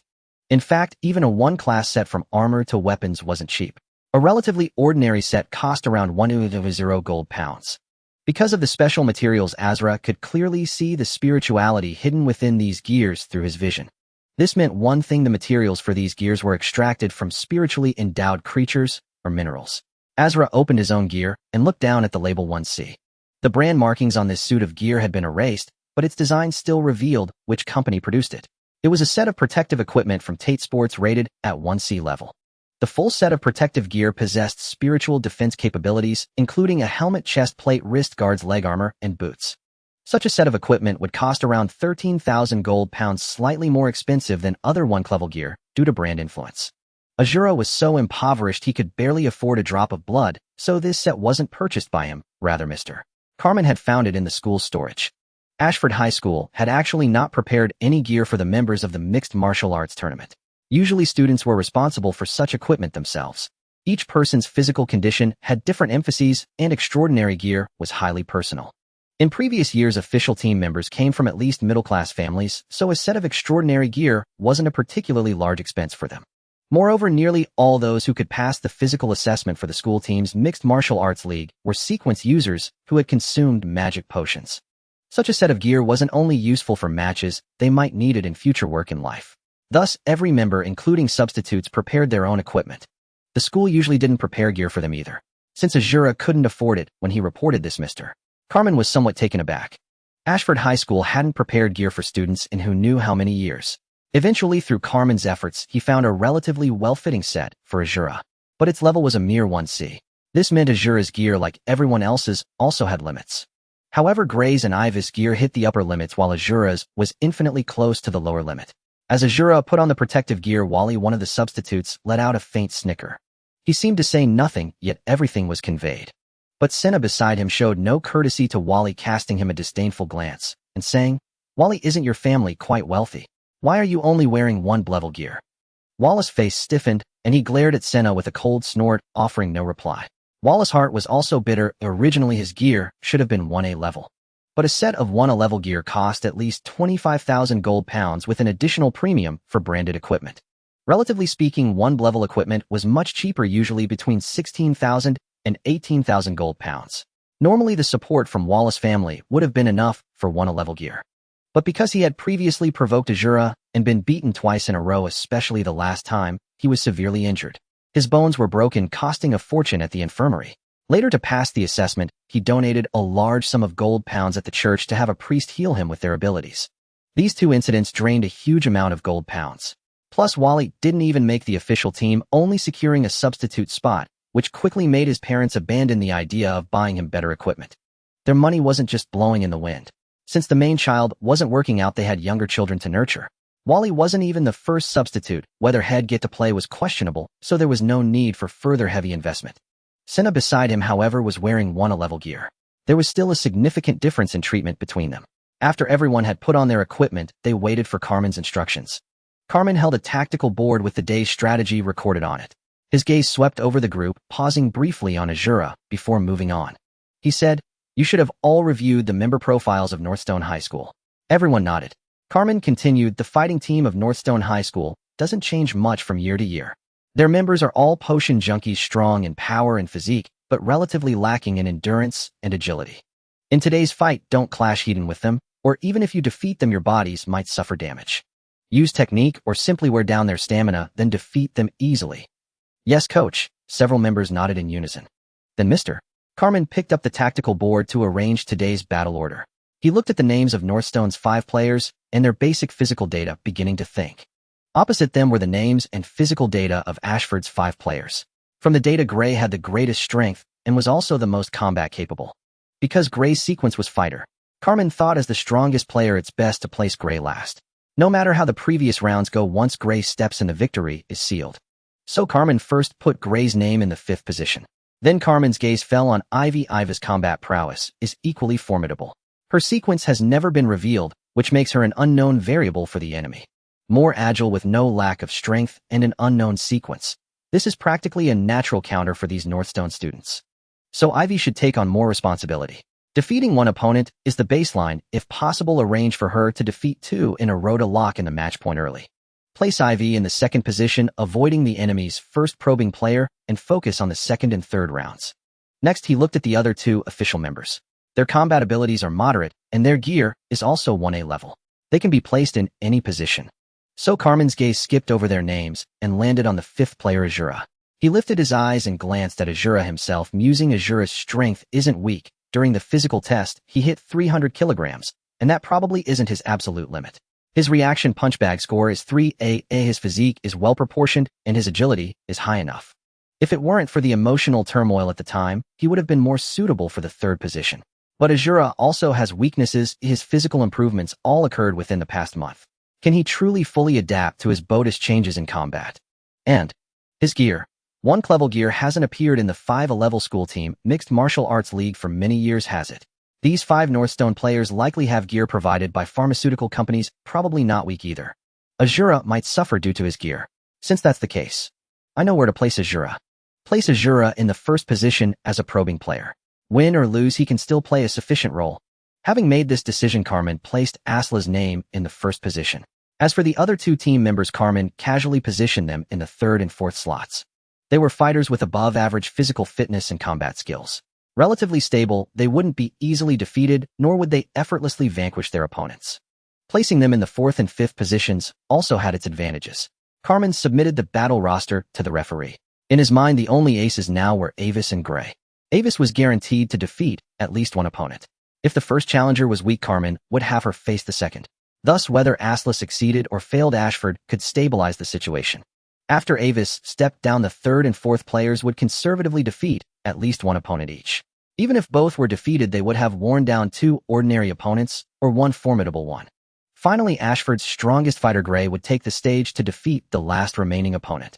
The Inter-School Comprehensive League was not a best-of format.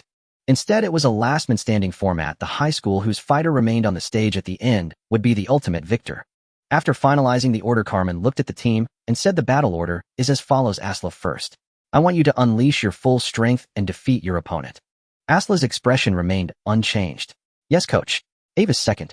Strive to defeat 2 consecutive opponents and secure our match point. Gray last. Conserve your energy. If the opponent isn't strong, keep some of your abilities hidden. Gray closed his eyes and gave a slight nod. After the tactical briefing, Avis said to Asla, Asla, I believe you can win this time. Fight brilliantly and give us a great start. Her gaze was pure, her face radiant with youthful cheer. Asla nodded slightly. All right, I'll do my best. Gray opened his eyes and said calmly, I've reviewed the opponent's data. As long as you execute the tactics well and avoid brute force, you have a good chance of winning the first round. Don't tarnish Ashford's reputation. Asla looked at Gray. This was the first time Gray had spoken to him recently without sarcasm or mockery. Asla gave a slight nod in acknowledgement, then stood up. Coach Carmen walked beside Asla, saying, You've reviewed the opponent's data. In the first round, they probably won't send out their strongest fighter. Your equipment is inferior, but it's all Tier 1 gear. The gap can be bridged by your skill. I trust in your 3-level reaction speed. Asla nodded. Don't worry, Coach Carmen. He picked up his helmet and walked out of the preparation room. Coach Carmen lingered at the door, watching Asla approach the arena. Asla wore a full set of protective gear and wielded a greatsword, a 1-grade weapon. It provided excellent conductivity for spiritual energy. As Asla advanced, his spiritual energy gradually merged with the entire set of equipment. Extraordinary gear offered superior defensive capabilities and enhanced attack power. Moreover, some brands and models of Tier 1 protective gear possessed decent bulletproof properties. Luxury brand gear achieved bulletproof performance at Tier 1B, while ordinary civilian brands reached that level at Tier 1A. If Boyle had possessed such gear back, then killing him would have been far more difficult for Asla, unless he had a magic energy gun. Asla had no magic energy gun, and likewise Boyle had no extraordinary gear. He might have owned some, but he wouldn't wear it idly, especially not while taking drugs and gambling on his own turf. Magic energy guns, extraordinary gear, and extraordinary pathways formed the foundation of this world. In this realm of the supernatural, extraordinary equipment included not only protective gear, but also offensive weapons. In addition to various cold weapons, there were magic energy guns. Throughout history, both shield and spear had continuously evolved. Compared to a century ago, better protective gear and stronger weapons had been invented. Coupled with more scientific methods to enhance sequences, this was the best of times. However, Asla's 1-grade gear was still somewhat lacking. The Comprehensive Martial Arts Tournament was named as such precisely because of the equipment involved. Theoretically, these were not life-or-death battles. A weapon touching a vital point on the opponent scored points. But winning solely by scoring points was exceedingly difficult. A weapon couldn't simply stop the moment it touched the opponent. If you stopped, your opponent wouldn't. Striking the chest with a sword earned 5 points, but the opponent, relying on their gear, might swing their weapon in a full windmill attack. That wouldn't be settled by just 5 points. Thus, in most cases, battles ended by throwing the opponent out of the ring, rendering them unable to fight or forcing them to surrender. Consequently, protective gear with superior defense was crucial. Moreover, equipment effects were never limited to simple defense. Some gear possessed enhanced capabilities. For instance, special abilities to boost speed, strength, physique, or attack. Asla infused his spiritual energy into the entire set of gear and weapon, feeling the blade in his hand as if it were an extension of his limb. He advanced slowly, exiting the entrance tunnel as light appeared ahead. A roar of noise greeted him as he stepped out of the tunnel, the clamor of the arena flooding his ears. Before him was the arena. Cameras focused on Asla, projecting his image onto the 4 large screens suspended above the stage. Whoa! The moment his face appeared on the big screens, a chorus of exclamations rose from many female spectators. What a handsome young man! A plump woman remarked admiringly. Pretty boy, what's the use of good looks? This is the Comprehensive Martial Arts Tournament. You need to be able to fight. Big guy, smash his face in. Do that, and he'll take you to a party tonight. A black man shouted from a nearby stand. From the opposite side, another fighter emerged from the tunnel. Compared to Asla, this man was much bulkier, with muscles so massive his arms were twice as thick as Asla's. He wore extraordinary gear resembling a heavy tank and wielded a 2-handed greatsword. Thrilled by the crowd's cheers, he raised his sword high and roared roar. Victory will definitely be mine. This was the advantage of fighting on home turf. The audience naturally supported the Northstone High School athletes more, even if the spectators were white and the athletes were black. Tear his mouth off. Scratch his face. A spectator stood up, cupping their hands like a megaphone and shouting at the black athlete. Ruin this pretty boy. Some female spectators showed reluctance. A plump woman said, look, this handsome lad, he looks so frail. Oh, I hope he doesn't get beaten too badly. Those who heard her glanced at Asla's physique. He wasn't exactly frail by any means. But when they turned to look at the plump woman speaking, they instantly understood everything. She weighed at least 350 pounds. Compared to her, Asla indeed seemed utterly frail. As Asla walked forward, jeers constantly reached his ears. Under the home field advantage, an athlete with a weak mentality could easily have their emotions swayed by the crowd. For instance, being prematurely provoked could lead to wasting more stamina during the fight, or anger could cloud their judgment, causing them to make poor decisions in battle. But Asla remained unaffected. In his past life, he was a master of verbal sparring. The taunting techniques he'd heard and used were beyond the comprehension of these American simpletons. If he were to unleash some of those tactics, he feared he might be deemed a heretic and sent to the church for purification. Asla stayed composed, but his opponent was already visibly excited. This wasn't surprising. With these black guys, one could never overestimate their intellectual capacity. Another reason was that these Northstone High students were essentially human test subjects for local pharmaceutical companies. They had long been injected with and consumed all sorts of bizarre untested supplements and drugs. Some of these supplements even ravaged their nerves. They appeared normal, but in truth, they could no longer be understood as ordinary people. Impulsiveness and irritability were their hallmarks. Even if they performed inhuman feats, it wouldn't be beyond possibility. The opponent stepped onto the ring, twisted his thick neck, grinned, revealing a mouthful of white teeth, and stared at Asla with a ferocious gaze. He said, "Pretty boy, you're unlucky to have met me. Did you hear what the audience said? They want me to tear your face off. If you surrender now, you'll keep that face. Otherwise, you'll be crying back to your mommy." The black athlete skillfully employed some verbal tactics aiming to attack Asla's weaknesses. But after a round of trash talk, Asla's expression remained unchanged. He was completely unaffected by the verbal assault. Asla looked at his opponent and quickly recalled the relevant information about him. This guy ranked third at Northstone High with a deadlift and bench press of 385 kilograms and 390 kilograms respectively. He stood 2 meters 10 a head taller than Asla. Tall and robust, he was like a brute bear. Asla's gaze fell on the opponent's gear. It was grade 1A gear from the renowned Southern Sports brand Titan Forge. This brand's gear and weapons had distinct characteristics. Their armor used thicker, heavier materials for higher defense. Even with grade 1A armor, this brand offered superior protection, but also hindered the athlete's mobility. As for why these Northstone black guys could afford grade 1A branded gear, they were as broke as Asla, practically pissing blood. How could they afford it? Yet they wore it. The reason was simple. This gear was heirloom, not from their families, but from Northstone High itself. Carmen had told this amusing story. Most Northstone High students were black and dirt poor, unable to afford gear.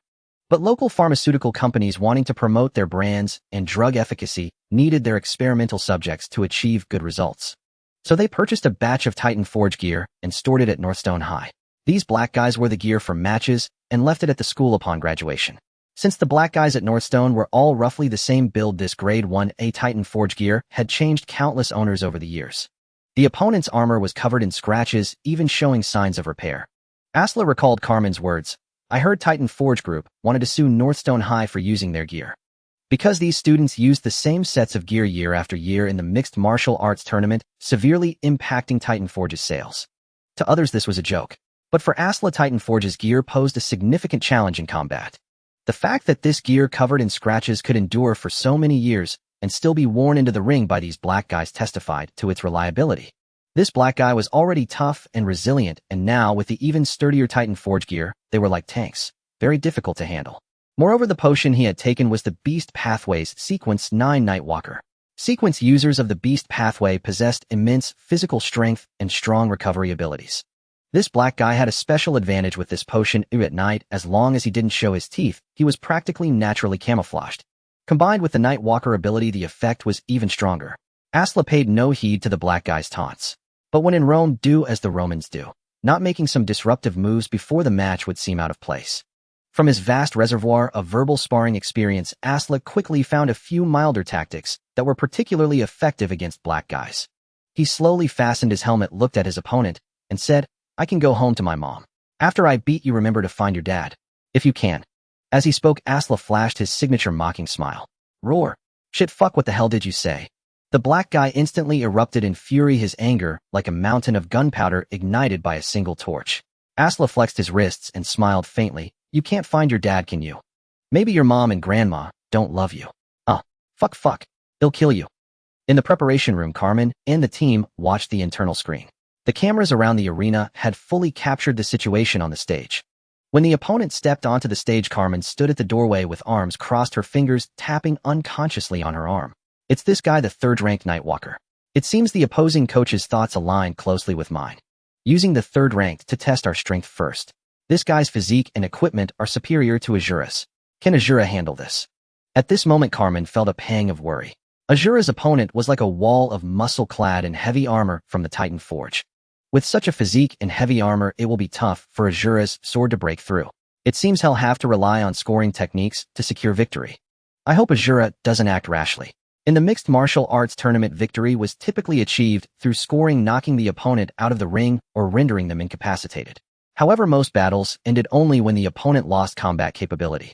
The chance of winning by points alone was too slim. After all, this was an arena, not a true battlefield. The space was too confined, limiting the room for evasive maneuvers. To win by points, one had to constantly dodge to avoid being heavily struck and losing resistance. On the other side, the other contestants from Ashford High were also focused on the screen. Avis sat to the side, surrounded by the largest entourage, almost a small team. Susan, 3 medical staff, and 2 assistants. One of the female medics was massaging Avis' muscles to relax them, ensuring she could maintain peak combat performance once she stepped onto the stage. Avis watched the screen and asked Susan indifferently who will win. Susan, holding a folder, replied, without looking up, Azura will win. Avis frowned at the opponent's bulky frame. Azura's equipment is too low grade and the opponent is no pushover. Can he really win? Susan finally looked up and said Azura's physical fitness has improved rapidly, especially since he started using various supplements. This has narrowed the gap in stamina between them. Equipment is just one part of the fight. At Tier 1, its impact on victory is not absolute. She lowered her gaze to Avis and asked, since Azura's equipment is so poor, why didn't you choose to support him with a set? Avis leaned back, letting the medic work on her shoulders. Why should I support him? If he doesn't come to ask me, am I supposed to offer it to him? I always feel Azura is slipping out of control. Let's wait and see. There are many strong opponents in the mixed martial arts tournament. He will fail, and when he does, I'll step in. Otherwise, this guy will only become harder to control. The people nearby showed no change in expression, as if they hadn't heard a thing. They were all personnel dispatched by Ava's family, utterly loyal to her clan. Senna and Wally sat in the substitute seats. When Senna saw the opponent, he frowned. This is Northstone's third-ranked. Can Azura beat him? The opponent's massive muscles were almost more imposing than Coach Carmen's physique. Wally, seeing this, smirked and taunted Senna, third against fifth. I suspect these Northstone guys will beat the crap out of Azura. Azura? He won't lose in the first round, will he? If so, that would be a huge embarrassment. Senna glanced at Wally and muttered, idiot. Wally snorted back, worthless. At that moment, the screen displayed the trash talk from both sides. Carmen heard Azura's words and covered her forehead in amazement. Holy crap. Azura sure knows how to talk. Even Avis couldn't help but open her eyes. Susan chuckled. Azura's way of provoking his opponent is quite unique. In the audience stands beyond the arena. As Azura's voice echoed from the speakers, it instantly stirred up a commotion in the venue. Most of the white people laughed, while many of the black people looked displeased, with some even angered. A few young black men stood up and roared at Azura, FCK, you pretty boy. Others shouted at his opponent, smash his face. Break his bones. The black spectators in the stands were furious, and on the stage Azura's opponent was equally enraged. The man hoisted his greatsword, looking as if he wanted to charge at Azura directly. Beep. A sharp whistle forced him to stop. The official battle had not yet begun. The referee stood to the side, detailing the match rules to both contestants. These universal rules were already etched into both fighters' minds. This was merely a formality. Throughout the process, the opponent fixed his wide eyes on Azura, staring him down relentlessly, as if he wanted to devour Azura alive. Azura, however, remained calm. Even before the fight started, he had already gained a partial advantage. The intense anger of the black opponent would cause him to expend stamina prematurely. The universal weakness of Northstone High's fighters was their limited endurance. Finally, after the rule explanation, the referee glanced at both fighters and swung his hand down, fight. The opponent, Nightwalker, revealed a ferocious grin, his white teeth gleaming. You're dead. His voice seemed squeezed through the gaps of his throat, brimming with rage. His physique resembled a heavy tank dragging the great sword to the side as he charged toward Azura. But his footsteps were utterly silent, making even less noise than Azura's movements. Azura advanced in small steps, gripping his longsword. Everyone assumed the opponent's physical prowess surpassed Azura's, but Azura knew how terrifying his own physical condition had become. Roar! The Nightwalker let out a low growl like a predatory beast, issuing a threat to a rival. The sound was deep and menacing, momentarily clouding Azura's mind. But possessing 3 pathways and different Sequence 9 abilities, Azura's spiritual sense was stronger, allowing him to recover almost instantly. Swish! The greatsword swung down, tearing through the air with a vicious sound. Die! The Nightwalker growled. His roar was one of his abilities. In such a fight, even affecting the enemy for an instant was enough for his greatsword to land a hit. But Azura was far stronger than he imagined. His eyes cleared, and at the critical moment he dodged. Seizing the opportunity, he gripped the sword with both hands and slashed upward at the Nightwalker's left armpit. Crack! The crisp sound of a bone breaking echoed. Ow! The armor from the Titan Forge provided comprehensive protection. It included a cuirass, arm guards, bracers, a helmet, leg armor, and more. Even the joints were shielded, which was the primary reason Asla did not target the arm joints. However, the area beneath the armpit was the most challenging to protect, even more so than the joints, as it was only covered by a single layer of stab-resistant fabric. At this moment, Asla gripped his sword with both hands and swung upward, striking the target under the arm. Tremendous force surged along the blade. The Titan Forge armor was indeed durable, but that did not mean the Nightwalker inside was equally resilient. The immense power directly fractured his shoulder. The Nightwalker howled in agony, nearly losing his grip on the greatsword. Yet Asla's assault had only just begun. As he struck upward into the opponent's armpit, he simultaneously thrust his shin forward like a steel pillar, kicking the opponent's calf. Bang! The collision of legs amplified by the clashing armor produced a resounding boom. The Nightwalker was charging, and this was akin to a high-speed vehicle having its undercarriage lifted. He stumbled forward, nearly falling to the ground. This was another flaw of the Northstone High School competitor. His body was more rigid. Excessive injections of drugs and supplements had stiffened their muscles and joints, and donning the heavy Titan Forge armor only exacerbated this weakness. Asla lowered his body, slipping past the opponent's side. Leveraging his superior agility and reflexes, he turned to face the Nightwalker's flank. He swung his left leg upward, kicking the back of the opponent's knee. The immense force forced the stumbling Nightwalker to one knee. Go down! Asla growled, gripping his longsword with both hands, as if executing a guillotine on the arena. The gleaming blade, carrying colossal power, slashed directly at the back of the opponent's neck. Crack! Boom! A 1-grade longsword could hardly penetrate a grade Titan Forge heavy armor's plates. However, the neck guard of this armor had reduced defense for flexibility. The neck guard was directly dented by the blow. The even harder metallic neck guard was deformed, and the opponent was knocked unconscious by the sheer force. The body knelt on one knee, the head drooped in unconsciousness. Asla stood nearby, both hands resting on the sword's pommel. The entire arena seemed to form a tableau laden with meaning. A painting of an execution by beheading. The stands erupted in uproar. Worthless! What is this fool doing kneeling to someone else? Some in the stands roared in fury at the kneeling Nightwalker. But soon they realized something was wrong as the Nightwalker remained motionless. Lost! A keen-eyed spectator realized the Nightwalker had fainted. That was damn fast. Some spectators were dumbfounded. On the arena, the Nightwalker's head hung low, blood even dripping from the corner of his mouth, as if he were truly dead. But fortunately, he was merely unconscious. This was because Asla had held back at the last moment, using only about 200 kilograms of force. Had he used his full strength, even with the armored neck guard, the Nightwalker's neck bones could have been snapped cleanly. Then it would not have been a simple matter of unconsciousness. Asla, leaning on his sword, turned slightly to the referee and said, "I win." The referee snapped out of his daze and quickly blew his whistle. Ashford, no. 5 contestant, Asla wins. It was too fast, far too fast. From the moment the referee lowered his hand and the two began fighting to Asla ending the battle and felling his opponent, the actual combat time was a mere 10 seconds. Moreover, within those 10 seconds, most of the time was wasted on the two running toward each other. The actual fight between Asla and his opponent from engagement to victory lasted at most 2 seconds. For the referee, he had barely prepared himself when the fight was over. The waiting medical staff swiftly rushed onto the arena with a stretcher. Quick, be careful. Careful of his neck bones. The medic who spoke cast a wary glance at Asla. Too brutal. The word came unbidden to the medic's mind. If the referee was still focused on the fight and knew what had happened. These medics standing by had just arrived with their equipment and barely stopped. The fight was over and one competitor might even have a broken neck. This was indeed too brutal. The opponent, the Night Walker, had his helmet and neck guard carefully removed. A doctor gently probed and finally let out a long breath.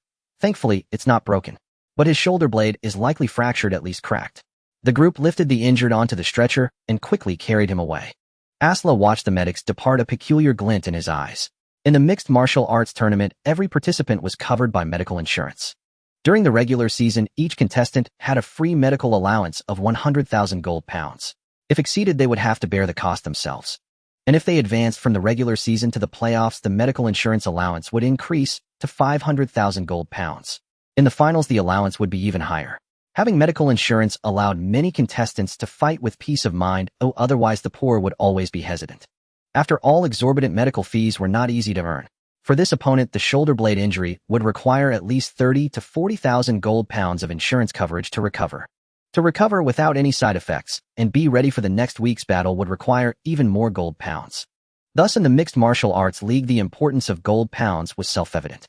A strong contestant without money could not afford to sustain too many injuries.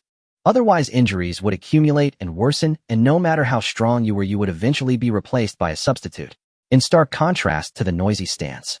In Ashford's preparation room, when the opponent knelt and was struck on the back of the neck, several contestants felt a chill down their own necks. Coach Carmen stood at the door, a cigarette dangling from his lips. At that moment, his eyes were vacant, his mouth unconsciously agape, and the cigarette fell directly to the ground. That's a win. This can't be right, can it? He won. Asla won. On the substitute bench, Senna leaped up, shouting in celebration. Woo! Asla is fierce. Beside him, Wallace's face darkened as if he had swallowed a dead rat. His eyes were fixed on the screen, showing Asla leaning on his sword, and he muttered, "Damn. How the hell did he win, and so fast?" He effortlessly defeated his first opponent. The entire battle consumed little of Azra's strength, lasting far too briefly. The enemy was much weaker than he had anticipated, even clad in Grade 1A heavy armor. After the referee declared the victor and the opponent was carried off, Azra raised his sword, his gaze sweeping toward the spectators who had hurled insults from the stands. His eyes were calm, yet piercing. After scanning half the arena, he turned and slowly walked down from the ring. Every movement exuded an air of efficiency. "Damn! What's with that kid's look?" roared a spectator. Another, burly and built like a gorilla, rose to his feet, pounding his chest and bellowing in fury. Azra paid them no heed. He strode calmly into the corridor, heading toward the preparation room. Each bout was spaced 15 minutes apart, even for the defending champion. Having defeated his first opponent, Azra was still uncertain about Coach Carmen's plan, whether he would continue defending or proceed with another match. At the end of the corridor, Mr. Carmen stood with a tactical board. His expression and demeanor were complex. Azra had won, but the victory had come too easily, catching him completely off guard. Carmen pushed open the door. Clap, clap, clap. He applauded slowly, a look of approval on his face. "Azra, you did well. You've given us a great start." Azra nodded slightly. Entering the preparation room, the other team members turned to look at him. Some applauded while others remained indifferent. Gray glanced at Azra, gave a slight nod, and then ignored him. Avis clapped lightly with a smile. "Azra, you won decisively." Senna clapped the loudest. "Well done, brother. Give them a real beating." Azra acknowledged them with a nod and turned his gaze to Carmen. Carmen hesitated, torn over how to arrange the next bout. Should he let Azra continue defending or switch to Avis? After a moment's thought, Carmen said to Azra, "Judging by their first fighter, their strategy might mirror ours. Their second position is likely their second-ranked fighter. There's a chance it could be their fourth or fifth, but I think it's unlikely. What do you think? Should you keep defending or step down and let Avis take over?" Azra pondered for a moment, then looked at Avis with a hint of tenderness. He said, "Let me fight one more round. Even if I lose, ITLL wear down the opponent for Avis." Hearing this, Avis looked up with a gentle smile. "Azra, thank you." As a top-tier hunter, she knew exactly what to do in such moments. How do you deepen a bond with someone of the opposite sex? By making them invest resources, emotions, time, or money. The greater the investment, the higher the sunk cost, and the deeper the feelings grow. Azra's participation in a second bout cost him more than just time. He risked injury or defeat. If his opponent was the second-ranked fighter, he could lose or even get hurt. That was a potential financial cost along with an emotional toll. Avis needed these costs from Azra to strengthen his attachment to her. Of course, sustaining a relationship required more than just costs. There was also reciprocation. For instance, Avis had once offered a potion at a critical moment along with emotional support. Now Azra was repaying that kindness. Since his reincarnation, their dynamic had shifted. The current Azra was no longer the same person. Carmen nodded slightly at Azra's words, though the original plan called for Azra to step down regardless of the outcome. What surprised him was how swiftly Azra had ended the fight. His stamina and spirit remained untouched, leaving Carmen uncertain. After a moment, Carmen said, "Since you're willing to continue, then go ahead." He picked up the tactical board and addressed Azra. "Let's work out a strategy. If their second fighter steps up, focus on stalling and draining their stamina. If it's their fourth or fifth, use your judgment. Defeating them would be ideal." Azra nodded, understood. 15 minutes passed in a flash. The break ended and Azra stepped back into the corridor and onto the ring. He studied his opponent's build and then glanced at his own weapon. Azra shook his head slightly, thinking, should I swap my sword for an axe or hammer to break through armor? His opponent was another massive bruiser, even larger than the first. This was indeed Northstone's second-ranked fighter. Azra recalled the data on him. The opponent's path was Raging Tide Sequence 9 Wave Rider. This path excelled in aquatic combat. Most of its abilities were advantageous on water, but on land many were somewhat diminished. In the nation of America, most Beyonders following the Raging Tide path were sailors, marines, shipping operators, fishermen, or sea explorers. The Raging Tide path was especially prevalent in the Navy. This wave rider from Northstone High likely didn't choose the potion to become a sailor. His choice was probably driven by a pharmaceutical company's need to test supplements or drugs on Raging Tide Beyonders. Still, at Sequence 9, the wave rider performed well in mixed martial arts tournaments. Like the Red Heat path, this one greatly enhanced physical attributes at Sequence 9. That might explain why this wave rider ranked second at Northstone. He wore heavy armor from Titan Forge, but unlike the previous opponent, his armor reinforced joint protection. This wasn't a last-minute adjustment, but a pre-existing modification. His weapon was a heavy spear which troubled Azra. A longer reach meant greater advantage. The spear's attack range far exceeded Azra's sword. Though the heavy spear was somewhat restricted on the small ring, it still countered Azra. The wave rider twirled his spear. Azra stared at him, thinking, why didn't the data mention he specializes in long weapons? According to the records, this wave walker specialized in short weapons, though the reliability of such intelligence was rather low. Typically, Ashford's coaching staff gathered such intelligence before official matches began. Their methods included both publicly available data and covert acquisition, such as bribing other students from Northstone. The latter tactic proved especially effective at Northstone. For a mere 100 or 200 gold pounds, they could obtain near-complete profiles of the school's varsity fighters, including their preferred combat techniques. This wave walker's file listed short weapons as his specialty, yet he had chosen a long weapon upon stepping onto the arena. Only two explanations were plausible. Azra mused, either the leaked intelligence was inaccurate, and he is equally proficient with long weapons, or he deliberately switched weapons to counter me. After brief reflection, Azra judged the latter far more likely. Clearly, the wave walker believed he would defeat Azra with ease. Yet, given his physique and preferred fighting style, he sought to conserve stamina, so he selected the heavy spear. The heavy spear offered exceptional reach and formidable weight. A single strike would not only wound Azra, but also impair his mobility. A single sweep of the spear could dominate nearly half the arena, so by anchoring himself at its center, the wave walker could effortlessly threaten Azra from any angle. Conversely, Azra would expend far more energy evading attacks, dodging frantically, exhausting himself just to stay alive. Meanwhile, the wave walker could hold his ground at the arena's heart, minimizing physical strain. As for his next opponent, he could simply switch weapons or tactics then. Once both fighters stepped onto the platform, the wave walker fixed Azra with a cold stare and smirked, "White lab rat. You'll see how long you last beneath my spear. Oh, and don't try goading me the way you did that fool last round. My parents love me dearly." Azra laughed lightly. Truth be told, had the wave walker not spoken first, Azra would have targeted his known weakness without hesitation. Unfortunately, that particular vulnerability had vanished. But it hardly mattered.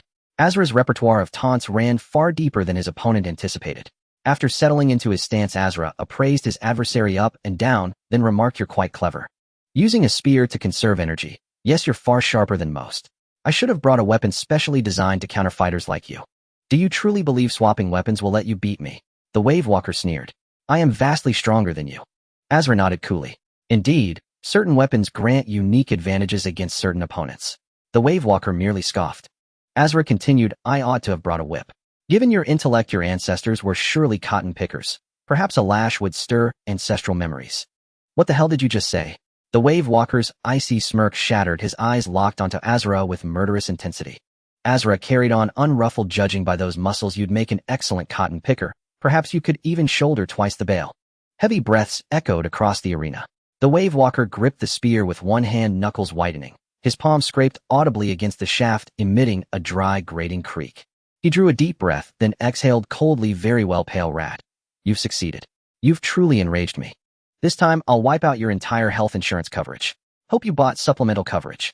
Asla chuckled softly, utterly unconcerned. In Ashford High's preparation room, the team watched the arena intently. Elvie's mouth parted slightly in astonishment, and her gaze turned blank. She glanced sideways at Susan and murmured, Asla, he really knows how to talk. I never realized this before. He's never spoken so viciously in daily life. Susan smiled faintly. Perhaps you should learn from him. It's a remarkably effective technique. Especially against black teammates. Just a few words might send them into blind fury, saving you tremendous effort. But wouldn't that risk accusations of racial prejudice? Elvie's frowned voice hushed. Certainly, some will label it as such. Yes, there's risk, yet also undeniable advantage. Some elite organizations even test applicants on precisely such sensitivities. Elvie shook her head. No, I'll pass. The risks outweigh the rewards. My path must remain approachable and inclusive. Susan nodded silently. Meanwhile, Gray watched Asra's performance with steady nods, chin lifted with quiet approval. Asra's raw combat skill may be modest, but his strategic insight is sound and his courage exceptional. If he maintains this trajectory, I may quietly recruit him into my inner circle. On the arena floor, once the referee concluded the final rule, the Wavewalker dragged his heavy spear toward the center to claim it as his stronghold. Though Asra's barbs had ignited his fury, his battle plan remained unshaken. Victory, not rage, was his sole objective. Your tongue is quick, the Wavewalker declared, having secured the arena's center. Let's see how eloquently you speak after I shatter every tooth in your mouth. He planted his feet shoulder-width apart, gripped the spear with both hands, and angled its tip toward Asla. The shaft trembled faintly, not from nerves, but from his subtle adjustment to the weapon's unwieldy balance. Asla recognized it instantly. The man had indeed switched weapons at the last moment. He might wield the spear, but mastery was clearly lacking. Asla made no rush forward. Instead, he circled the arena's periphery slowly, like a predator testing the boundaries of its prey's vigilance. Yet the Wavewalker's spear tip tracked him relentlessly, his feet pivoting smoothly to maintain position at the arena's heart. Asla understood completely his opponent intended to dominate the entire space through sheer reach, anchoring himself at the center. There was no need to advance. All he needed was for Asla to step within range, then deliver a simple, decisive strike to exhaust or end him. Asla halted his steps. His opponent stood sideways, warily holding a spear. Asla pointed his sword directly at his opponent and said, Your heavy spear is not your usual weapon, is it? If you were using a weapon you were skilled with, I would feel some pressure, but now, you are nothing but a waste. Are you ready? The Wave Rider remained silent, but a cold smile on his face seemed to answer for him. Asla moved forward, sword in hand, while his opponent's gaze remained vigilant. Stepping forward once more, Asla entered the attack range of the Wave Rider. The spear tip lunged forward in an instant, swift as a viper's strike. Asla sidestepped narrowly, avoiding the heavy spear as it grazed his chest plate, creating a gust of icy wind. Asla did not retreat. Instead, he took 2 more steps forward. The Wave Rider's second strike followed closely, sweeping with the heavy spear. A shriek.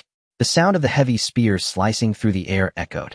The spear swung in a semicircle, covering a large portion of the arena while Asla crouched down, allowing the spear shaft to whistle past his head. He rolled forward, continuing to close the distance with the Wave Rider.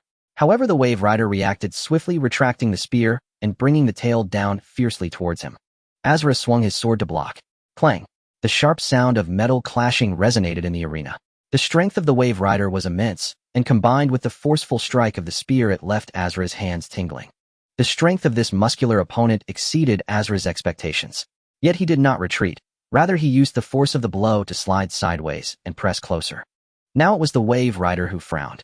The attack range of the heavy spear was wider, but the weapon was also heavier, which limited him in close-quarters combat. He had just unleashed 3 consecutive strikes, each with all his might, trying to force his opponent back or severely injure him. But Asla not only did not retreat, he was getting closer. If I let this guy enter my attack range, then... The Wave Rider took a deep breath and stepped back, channeling his strength as he began to wield the spear like a swimming dragon. He no longer aimed for a single decisive strike. Instead, with every attack from Asla, he wove the spear tip into an impenetrable web before him. Each thrust retained some strength, and every sweep connected to the next change of technique. He aimed to keep Asla at a safe distance. Asla began to move back and forth, seemingly constrained by the Wave Rider's attacks. He retreated with rhythm and strategy, all the while keeping his eyes fixed on his opponent's footsteps and breathing. In his observations, the endurance of this Wave Rider was far stronger than he had imagined. The reason for this was quite simple.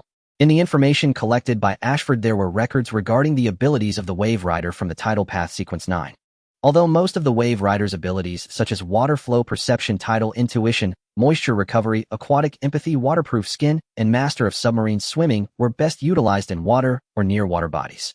They also possessed a core ability, enhanced lung capacity. This ability allowed the Wave Rider to hold their breath longer, enabling them to survive underwater for over half an hour without relying on an oxygen tank.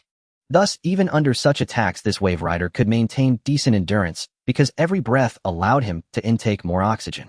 However, at this moment, the Wave Rider felt a hint of regret. I shouldn't have chosen the heavy spear. He is intentionally exhausting my stamina. This guy is not trying to defeat me. He is creating opportunities for his teammates. And within the preparation room of Northstone High, the coach's expression was equally grim. He muttered, "Fool, why are you still on the defense? Go on the offensive, compress his space, don't waste your stamina here." Unfortunately, his voice could not reach the arena. Once the competitors stepped onto the stage, the coach could no longer provide guidance during the battle, and everything depended on the athlete's actions. The Wave Rider realized his decision was a mistake, echoing the thoughts and plans of his coach. He began to advance offensively, no longer holding the center of the arena, but moving forward to compress Azra's space. Azra did not panic. His movements remained swift as he continuously retreated, preserving space to evade. Just as he was about to be compressed to his limit, he rolled to dodge and swiftly moved to another area where there was more space to maneuver. He kept a close watch on his opponent's footsteps and breathing. The stamina consumed by the heavy spear gradually accumulated, even though his endurance was higher than that of other Northstone High members. But the weight of the heavy spear was a significant drain. Strike after strike, 10, 20, 30, 50 times. Azra continued to move, wearing down his opponent's stamina. Finally, fortune favored the diligent. During a new shift, the Wave Rider's offensive showed a slight lag. This moment was incredibly brief, so short that an ordinary person would not have noticed, but Azra caught it. A change appeared on his face for the first time since stepping onto the stage. The Wave Rider, who had been keeping a close watch on him, felt a sense of alarm. Sure enough, Azra's movements changed. He did not charge directly at his opponent, but dashed sideways before suddenly turning back.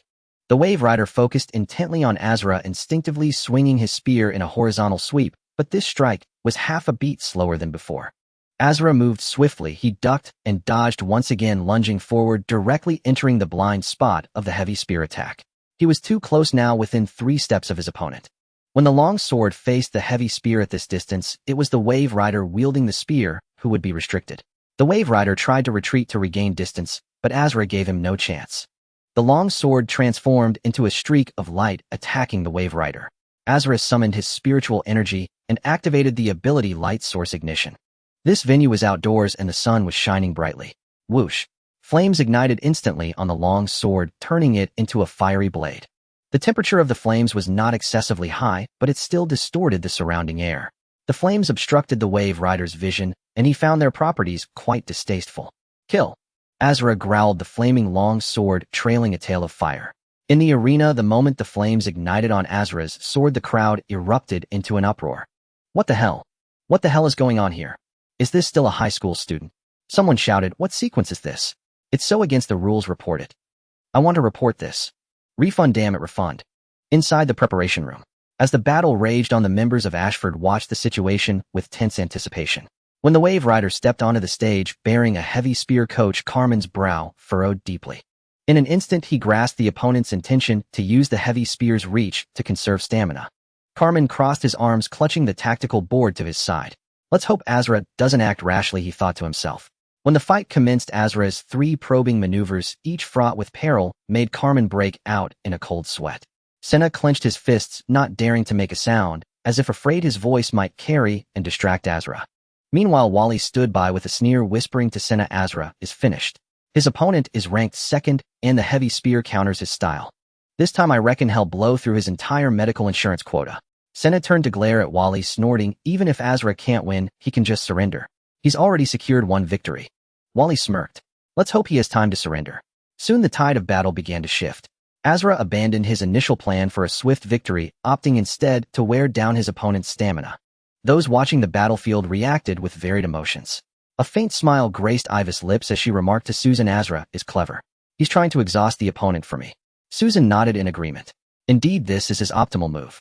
Engaging in a fierce direct exchange would be far too dangerous. But if he can drain the opponent's energy, that's an excellent strategy. Ivis pondered for a moment.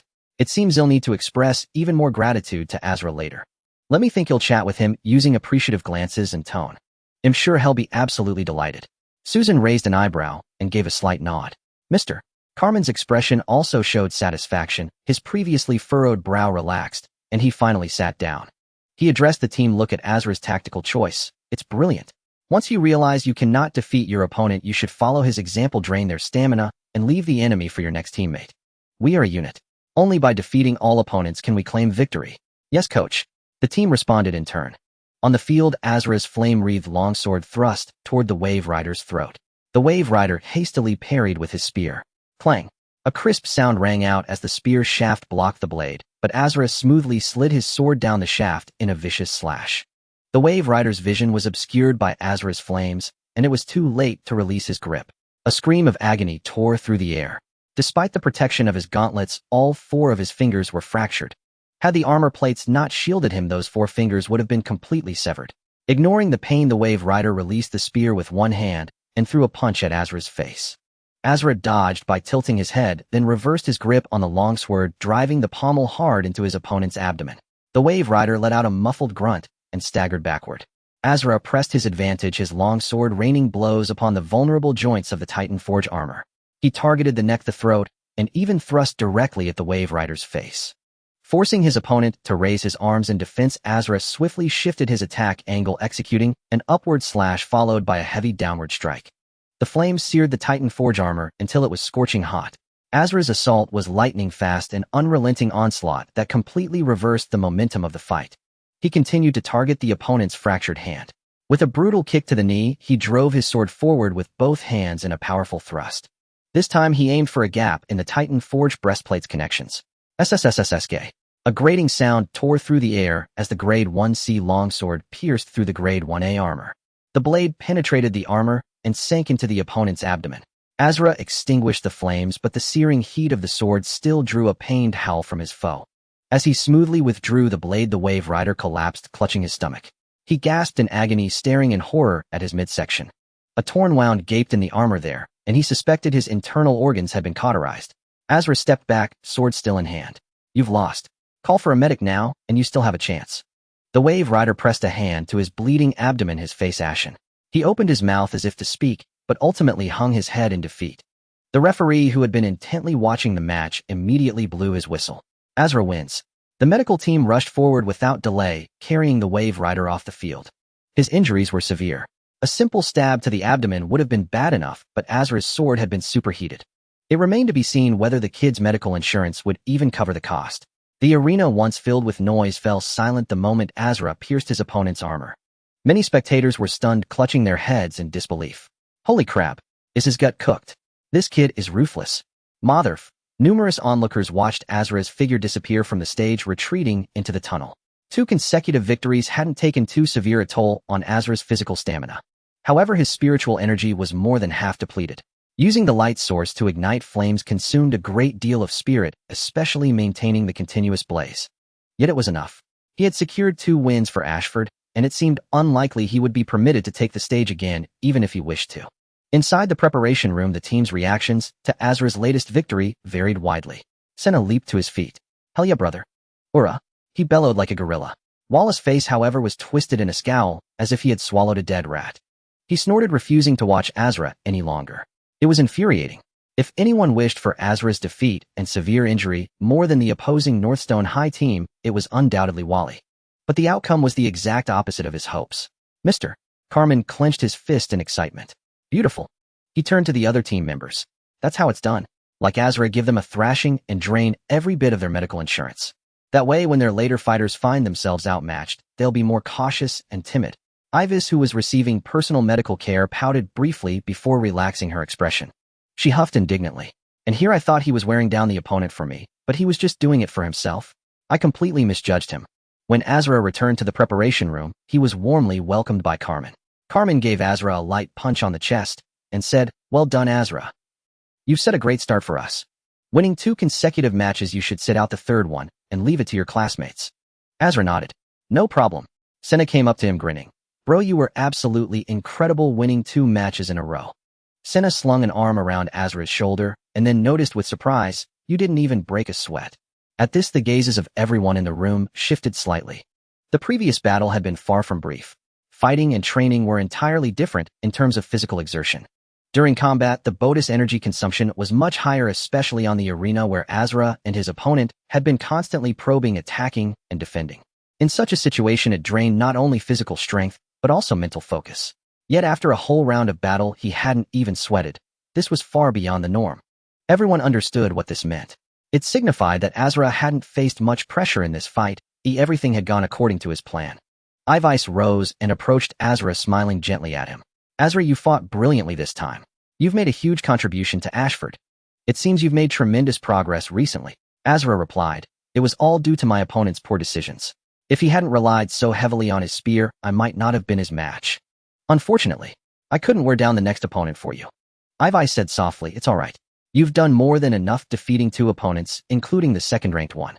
This means my remaining adversaries won't be too formidable. She gently patted Asra's shoulder and asked, would you like my medical staff to tend to you? Asla looked up at Ivice's medical team and shook his head slightly. No need, I'm not injured. Ivice didn't press further. Coach Carmen approached and began explaining the tactical arrangements for Ivice's upcoming matches.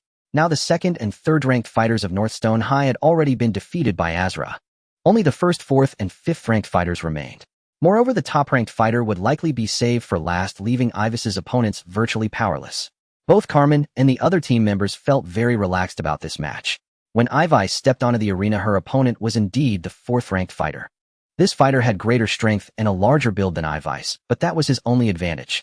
Lacking agility, slow in reaction, and burdened by heavy armor despite high defense, he was essentially a mere target. Ivice's armor and weapons were both 1st grade, pushing the limits of the high school comprehensive martial arts league. Without any trash talk, she took down her opponent in just 30 seconds after the match began. Her opponent couldn't even touch a corner of her garment. In her second match, Ivice faced the 5th-ranked fighter. This battle ended even faster, lasting less than 20 seconds from start to finish. In the end, the opponent's chest plate was torn apart by Ivice's weapon. This immediately darkened the face of Northstone High's coach. 2 pieces of their ancestral Titan Forge 1-grade armor were destroyed in this battle, one by Asla and one by Ivice. This made the already strained conditions of Northstone Public High School even worse. The final match was a foregone conclusion. The last fighter from Northstone High simply chose to forfeit. Ashford High had deployed only 2 fighters and defeated 4 opponents.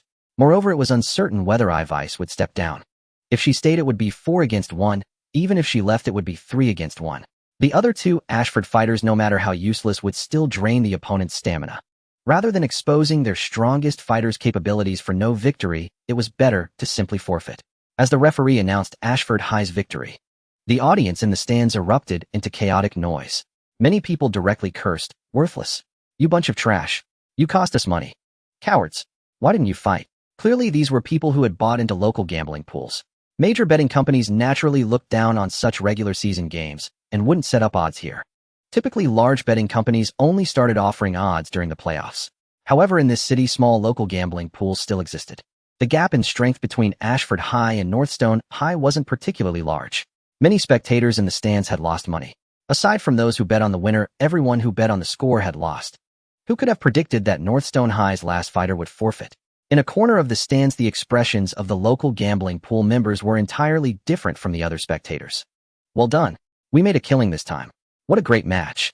Another person said, those fools dared to bet on the score, haha, none of them guessed right. Some who bet on the score, even if they wagered on Ashford's victory, never imagined the match would end 40. After the battle, Asla and the others boarded the bus to leave the city. 10 regular season matches, 1 per week. After defeating Northstone High, Asla and his team had a week to train and strengthen themselves. Back at school, Coach Carmen came to Asla with a training plan. He said, Asla, you surprised me in this match. Over the next week, I'm going to adjust your training plan. The new plan increases the intensity by 10. It will be tough, but I hope you can persevere. Asla took the new training plan and examined it. This new plan comprehensively covered everything from neural reactions to basic physical training. Combined with the supplements Asla could now use, the next week would still be a period of rapid improvement for him. Asla pondered for a moment and said, 10 isn't suitable. Coach Carmen frowned. If you can't even handle a 10 increase, how can you get into a top school? Asla said calmly, 10 is too little. Give me 25. In the city of Detinius, FBI agents Manan and Joe were once again working late into the night, confined within the sterile walls of their office. Monin leaned back, his face etched with exhaustion. Days of relentless overtime had drained his complexion, leaving it pallid and wan. Even his meticulously groomed beard had grown back, making him appear at least 5 years older than his true age. He grabbed a crumpled pack of cigarettes from the desk only to toss it aside in frustration. "Fuck," he muttered. Joe, sitting nearby, noticed the discarded pack and shook his head before tossing his own cigarettes over. "Take mine." Monin pulled out a cigarette, lit it, and inhaled deeply, letting the rich taste of tobacco flood his lungs. Swiveling his chair, he turned to face the map hanging on the wall. Through the haze of smoke, Monin's eyes glazed over. "Damn it, we've got nothing," he muttered. The map, at least 3 meters long and 2 meters wide, depicted the entire urban expanse of Detinius. Scattered across the map were various markers, photographs, and red circles drawn with a marker. In the upper right corner, the most prominent marker stood out. There were 6 or 7 photographs clustered there. Upon closer inspection, they revealed scenes of unimaginable brutality, chaos, and filth. Even an ordinary person would feel a wave of nausea just glancing at them, as if contaminated by a peculiar form of spiritual pollution. The central image was the most striking, captured from a distance, encompassing the entire scene in its frame. In the photograph, a horrifying sight unfolded: a massive totem woven from human bodies, a grotesque tapestry of flesh and blood. The corpses were naked, their chests torn open, their hearts missing. These hearts were arranged at the center of the totem, piled into a makeshift altar. Moreover, each heart bore a bite mark, a piece of flesh gnawed away. Their throats were ripped open, their tracheas pulled out and used as ropes. In addition to the panoramic shot, there were detail photos, close-ups of the wounds, the bite marks on the hearts, and the intricate details of the totem itself. The victims shared no obvious connection. They were men, women, young and old. This lack of commonality posed a significant challenge for Monin and Joe in solving the case.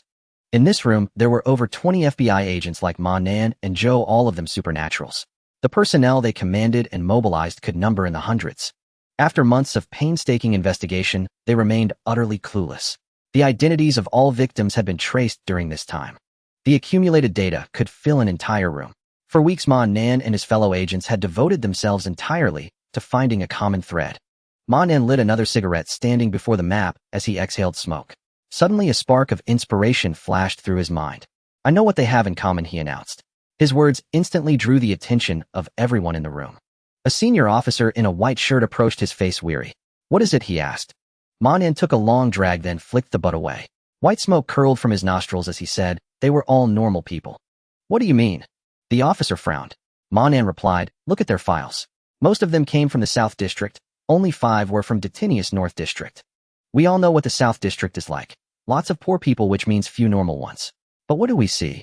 None of these victims had criminal records. They had plans and expectations for the future. They had families. Their incomes varied, but they were stable. They were people with homes, loved ones, and dreams. Normal people." Monin's words prompted others to quickly flip through the files and review the summaries. The officer grabbed a file, and as he read, his eyes lit up. "That's right. That's their common ground." Monin lit another cigarette. "We've been misled all along." He pointed to the spots on the map where victims had gone missing. These disappearances happened within about 2 weeks, meaning they were targeted well in advance. Then the killer abducted them all in a short period and hid them. We couldn't find any connections on the map before, but now we can. Several people gathered behind the officer. "Go on," he urged. Monin exhaled a plume of smoke. "The South District. The pool of suitable targets is shrinking." He pointed to each victim's location, noting how the abduction sites were gradually moving closer to the North District. Especially the last 5 victims who were already North District residents. Initially, the killer targeted the South District, but there weren't enough normal people there. Obviously, if he needed more, he had to look toward the North District. His lair is likely somewhere in the South District. He abducted the victims, killed them, and performed a sacrifice. He's a powerful supernatural, probably serving some malevolent entity. These victims were his offerings. As he spoke, everyone in the room began to think rapidly. Monin stubbed out his cigarette and said with deep meaning, "The Church's intelligence mentioned they sensed a powerful and evil aura, and they deduced that the ritual wasn't fully completed." "I agree with that." The officer's face darkened further. "You mean hell strike again?" Monin nodded emphatically. "It's a reasonable inference. If the sacrifice isn't complete, hell continue abducting victims in the coming days. If I'm not mistaken, it might be 33 more." A collective gasp filled the room. Everyone felt their minds reeling. 33 missing, 33 sacrificed. That alone wasn't the problem for the FBI. Detinius saw deaths and disappearances every day. But this time was different. The victims were all normal people, with families and stable jobs. That meant they had the power to pressure the FBI. Their current overtime was largely due to pressure from the 5 families in the North District. Monan said meaningfully the South District might not have suitable offerings anymore. Monan's words sent a chill through every FBI agent in the room. If another mass sacrifice of 33 individuals were to occur, it would be an absolute catastrophe for them. And not just for them. The state police would face an even greater disaster. The pressure was mounting not only on the FBI, but even more so on the state police in the jurisdictions where the missing persons had originated. The reason they were scrambling was not only the sheer magnitude of the case with its myriad complications involving sacrifice and a powerful entity. Another factor was the pressure from the families. The FBI had it relatively easier. The state police were worse off as their welfare and benefits were tied to donations from the surrounding communities. Now the community leaders in the neighborhoods of those families were urging the state police to solve the case. The officer in the white shirt, after analyzing Monan's words, broke into a cold sweat. Bracing himself against the table, he turned to his agents and ordered, "Quickly relay this information to the state police as well. Tell them to be especially vigilant about recent disappearances, particularly in the North District." The officer said in a deep voice, "Pull yourselves together. We need to catch the culprit as soon as possible, or else the counselors will come after us." For them, in the case of the 33 sacrifices, most of the missing had previously been from the South District. The pressure wasn't too intense then, but if the killer were to strike again, the problem would become far more severe. The counselors would skin them alive. Everyone's face turned pale as they envisioned the terrifying outcome. Agents hurriedly compiled various pieces of information, some gulping down strong coffee to stay alert. Everyone was busy. The meeting room was thick with smoke, almost like entering a hazy illusion. Working late into the night, they managed to uncover some additional clues from the files. Just then a deafening explosion roared, its sound echoing through nearly half of Detenning City. Inside the meeting room, all agents turned their gaze toward the direction of the blast. The next moment, an invisible wave emanated from the epicenter. In the night, a ripple spread outward from the explosion's core, pulsating with spiritual energy. The moment the agents came into contact with this ripple, their expressions shifted dramatically. That's the church," a panicked voice cried out. "Holy crap. No way, something's happened to the church. Don't panic. Call immediately and find out what's going on." Despite his grim expression, the officer forced himself to maintain order. An agent immediately dialed the police station nearest to the church. "What happened? Why was there an explosion?" A panicked voice came through the phone. "The church. Oak Church has exploded." A collective gasp filled the meeting room. The explosion of a church was no trivial matter. The explosion of Oak Church was an event of monumental significance. Because Oak Church was a medium to large church holding an important position for the Detenning City government, the clergy, and the public alike. The officer clutched his head. Fuck. How could Oak Church be compromised? At that moment, the agents' hearts were filled with panic and fear. In the nation of America, churches served not only as vessels of faith. Often large churches had additional functions. The church possessed 3 complete pathways: holy, sea, pure flame, and temple night. Since the Middle Ages, it had been more than a simple religious institution. It was a colossal entity above the state. Beneath some grand churches lay entrances to the underworld. Under Oak Church, one such entrance to the underworld was sealed. And now Oak Cathedral had exploded. The FBI agents in the meeting room felt as if the sky had fallen. Oak Church. At this moment, it was a scene of utter devastation. The main cathedral of Oak Church had once been a magnificent structure 80 meters high. Its white main building bathed in sunlight during the day, exuding an aura of sanctity. There were also numerous auxiliary buildings around it, though they were not open to ordinary believers. Tonight, however, flames raged from this grand church. The main building had been half destroyed by the blast, the remaining half teetering precariously. The other structures had suffered even more severe damage. Inside the church, debris and ruins lay everywhere, engulfed in flames. In many places, shattered bodies could be seen. The closer to the center, the smaller the fragments. On the periphery lay the bodies of sequence bearers dressed as priests and temple knights. Some corpses were relatively intact, but life had already departed from them. At the epicenter of the explosion, a perilous vortex-like region could be seen, the entrance to the underworld that Oak Church had once sealed. Now the seal had been broken, the area resembling a constantly rippling water surface like disturbed mist and swirling eddies. Whoosh! A ferocious figure leaped out from the vortex below. It was a demon wolf, massive in size, at least 3 meters tall, with patches of dark, thick scales beneath its fur. Howl! The demon wolf raised its head and let out a long, echoing howl. It glanced around, then swiftly dashed forward. Behind it, the vortex continued to ripple. Whoosh! Several more demon wolves burst out, some charged directly outward, while others stopped to tear at the surrounding corpses. especially the bodies of the clergy, most of whom were sequence bearers containing spiritual materials. The internal organs of many corpses had already been devoured by the monsters emerging from the underworld. Whoosh, whoosh, whoosh. Not only demon wolves emerged from below, but also other monsters. A hideous wyvern flapped its wings as it burst out of the vortex. With a sharp screech, the wyvern beat its wings and took to the sky. The energy fluctuation emanating from this wyvern was stronger than that of many low-level sequence bearers. It was at least comparable to a sequence 7 existence. But just as the wyvern took flight, a dazzling streak of flame shot from afar through the sky. With a boom, the falling fireball struck the wyvern, directly blasting it into pieces. The remaining flames scattered, igniting several monsters that had just emerged from the vortex, causing them to shriek in agony. A clergyman in a red robe descended from the sky. He wore a mitre, his expression one of intense fury as he gazed upon the ruined church and the vortex to the underworld. The Cardinal of Detinning had arrived. Damn it! He channeled his spiritual power, and the next moment a dazzling pillar of platinum light shone down upon him from the heavens. The pillar of light was at least hundreds of meters tall, growing wider toward the top, like a massive golden funnel. A magnificent winged silhouette plunged straight down from the top of the light pillar. A silent wave of force radiated outward, and an immense pressure was released from the red-robed clergyman. Around him, countless platinum divine runes coalesced, and behind him a pair of massive luminous white wings unfurled.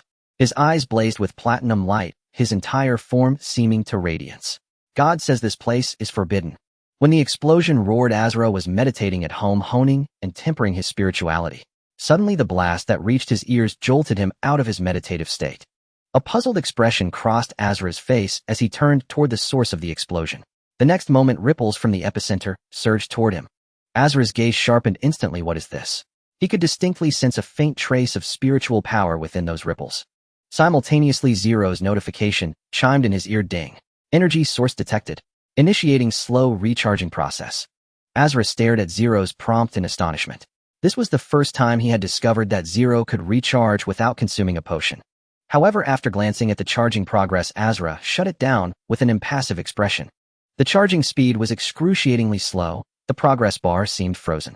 At this rate, it would take at least a week to gather enough energy for a single network search. He dismissed the thought. At this moment, Asla appeared bewildered. What happened? What exploded? He left his room, climbed the stairs to the rooftop, and peered toward the direction of the blast. Though far away, he could still make out part of the scene. The dark night seemed torn asunder. In the distance, towering flames could be seen. The aerial spectacle made Asra's eyes widen. A platinum-white inverted triangular beam of light descended from the sky. Within the radiance, a massive winged figure plummeted from the heights, its body shrinking continuously. Once it shrank beyond a certain range, Asra's vision could no longer discern anything. Yet this scene sent a tremor through his very soul. He had always believed sequence bearers were only slightly stronger than ordinary people. Hearing that sequence 8 and sequence 7 could be killed by bullets, he assumed their enhancements were modest.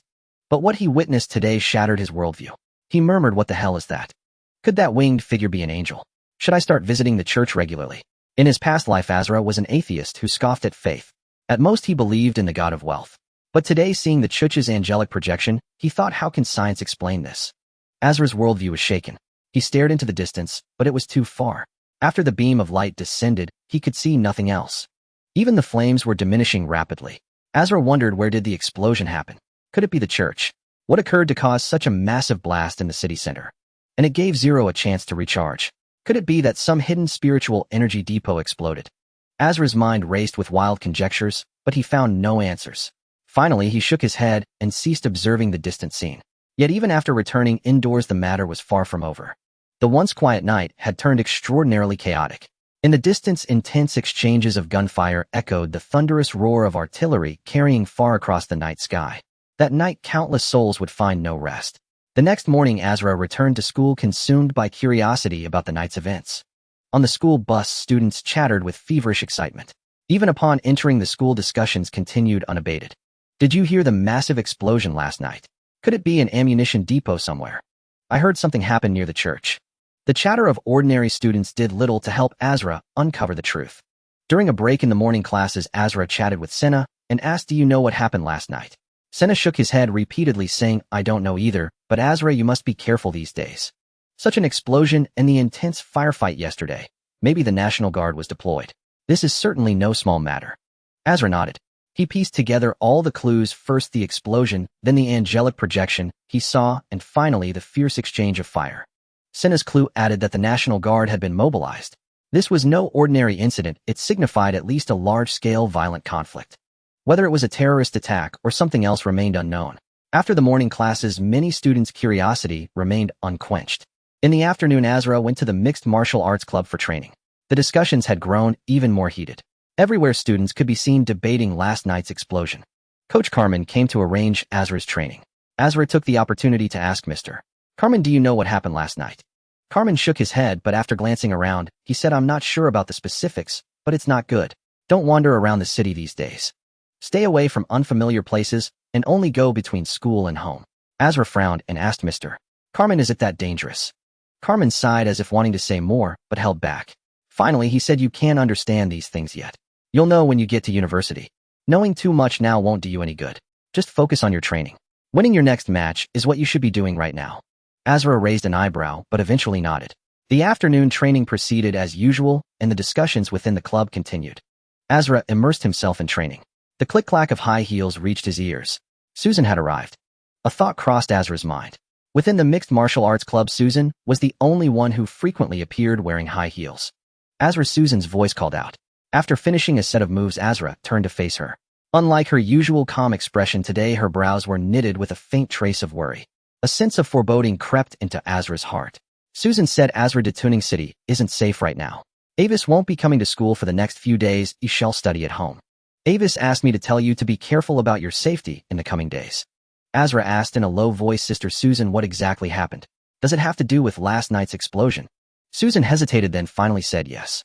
Oak Church was destroyed, and a breach has appeared in the seal of Tuning City's underworld. Asra wore a perplexed expression. The underground world. What on earth is that? Is this still a planet? It's one thing to have extraordinary pathways and beings, but now there's an underground world too. Seeming to notice Asra's confusion, Susan pondered for a moment and thought, since I've already mentioned part of it, I might as well elaborate a bit more. She then said to Asra, follow me. With that, she led Asra towards Ivy's training room. At that moment, the training room was empty. Ivy hadn't come to school today, not just Ivy, but Gray hadn't shown up either. Asra realized that this problem seemed to be quite significant. Once they entered the training room, Susan said, generally speaking, knowledge about the underground world will start to be introduced to you once you enter university. However, this is an extraordinary event, and I think it's best to inform you so that you take it seriously. Asra nodded and said, thank you, Sister Susan, I will take it seriously. Susan then slowly explained, the world we inhabit is not limited to what we see before us. Ordinary people believe that this world consists only of what is visible, which we collectively refer to as the material realm. Upon consuming a potion and becoming an extraordinary being, we can then access the spiritual realm, which is the world of spirits and souls. The underground world, on the other hand, is another layer of the material world, much more expansive, and no one has thoroughly reached the boundaries of this world to date. Asra furrowed his brow and asked, is the reason no one has reached the boundary because the underground is too dark? Susan smiled slightly and replied, not at all. The underground is not dark, on the contrary, it's quite similar to the surface. The underground world has periods of daylight and night, but they differ from our surface world. During the daylight in the underground world, the surroundings are illuminated by a grayish-white cold light, while absolute darkness descends during the night. In this true darkness, even those with night vision abilities among the sequences will find their visual capabilities greatly diminished. The underground world is immensely vast, possessing a unique ecosystem, and its connection with the spiritual realm is more pronounced, leading to a certain phenomenon. The creatures of the underground world generally possess extraordinary abilities. Their bodies are more powerful, and some organs may even be transformed into spiritual organs. This makes some of the creatures from the underground world akin to terrifying combat weapons, even mythological beings. Asra asked a crucial question. Does that mean our pathways are also related to the underground world? Susan nodded meaningfully and said, there is a relationship, but also none. The creatures of the underground world are collectively referred to as demonic beings. Since ancient times, there have been many passages connecting the underground world with the surface world, making survival difficult for humans in ancient times. The original deities chose to assist humanity. This is God who expelled certain demonic beings from the surface world and fought against many powerful entities akin to gods. His followers established the church to protect humanity, leading to significant advancements in human civilization. The church kingdoms and factions subsequently emerged, with people hunting demonic beings to gain spiritual power and organs. In ancient times, people boldly experimented, leading to the birth of the first extraordinary beings. However, many more perished due to spiritual or extraordinary organ revolts, pollution, and corruption. Asla asked, "So this is the potion?" Susan nodded, saying, "This is indeed the potion." The source of the potions for extraordinary pathways comes from these demonic beings in the underground world, yet the surface world does not welcome the arrival of demonic beings. Since ancient times, people have been dedicated to sealing these entrances and exits to the underground world. This has led to countless wars, with the church being the main force behind them. They have sealed many passages, and apart from the church, some kingdoms have also sealed the passages to the underground world. Hearing this, Asla understood. He asked, "So the oak tree chapel that was bombed has sealed one of the passages to the underground world?" Susan nodded. "This passage at the oak tree chapel was discovered and sealed 150 years ago. 150 years ago? Asla expressed some doubt. "That's right. During the period of New World exploration, when decaying state was established, the American Federation and the church sealed this passage together. And this passage has been under the church's jurisdiction ever since." Asla recalled the scene he had witnessed yesterday and asked, "Last night, I saw a miraculous sight toward the direction of the explosion. A light appeared from the direction of the chapel." Susan nodded and said, "The Oak Tree Chapel is a very important church for the church, and there is at least one Sequence 6 bishop stationed there, but due to yesterday's explosion, this bishop was severely injured. What you saw, I suspect, was the manifestation caused by the cardinal bishop. The church's cardinal bishops are usually Sequence 5 cardinals of the Holy Seat pathway, and this sequence possesses immense power.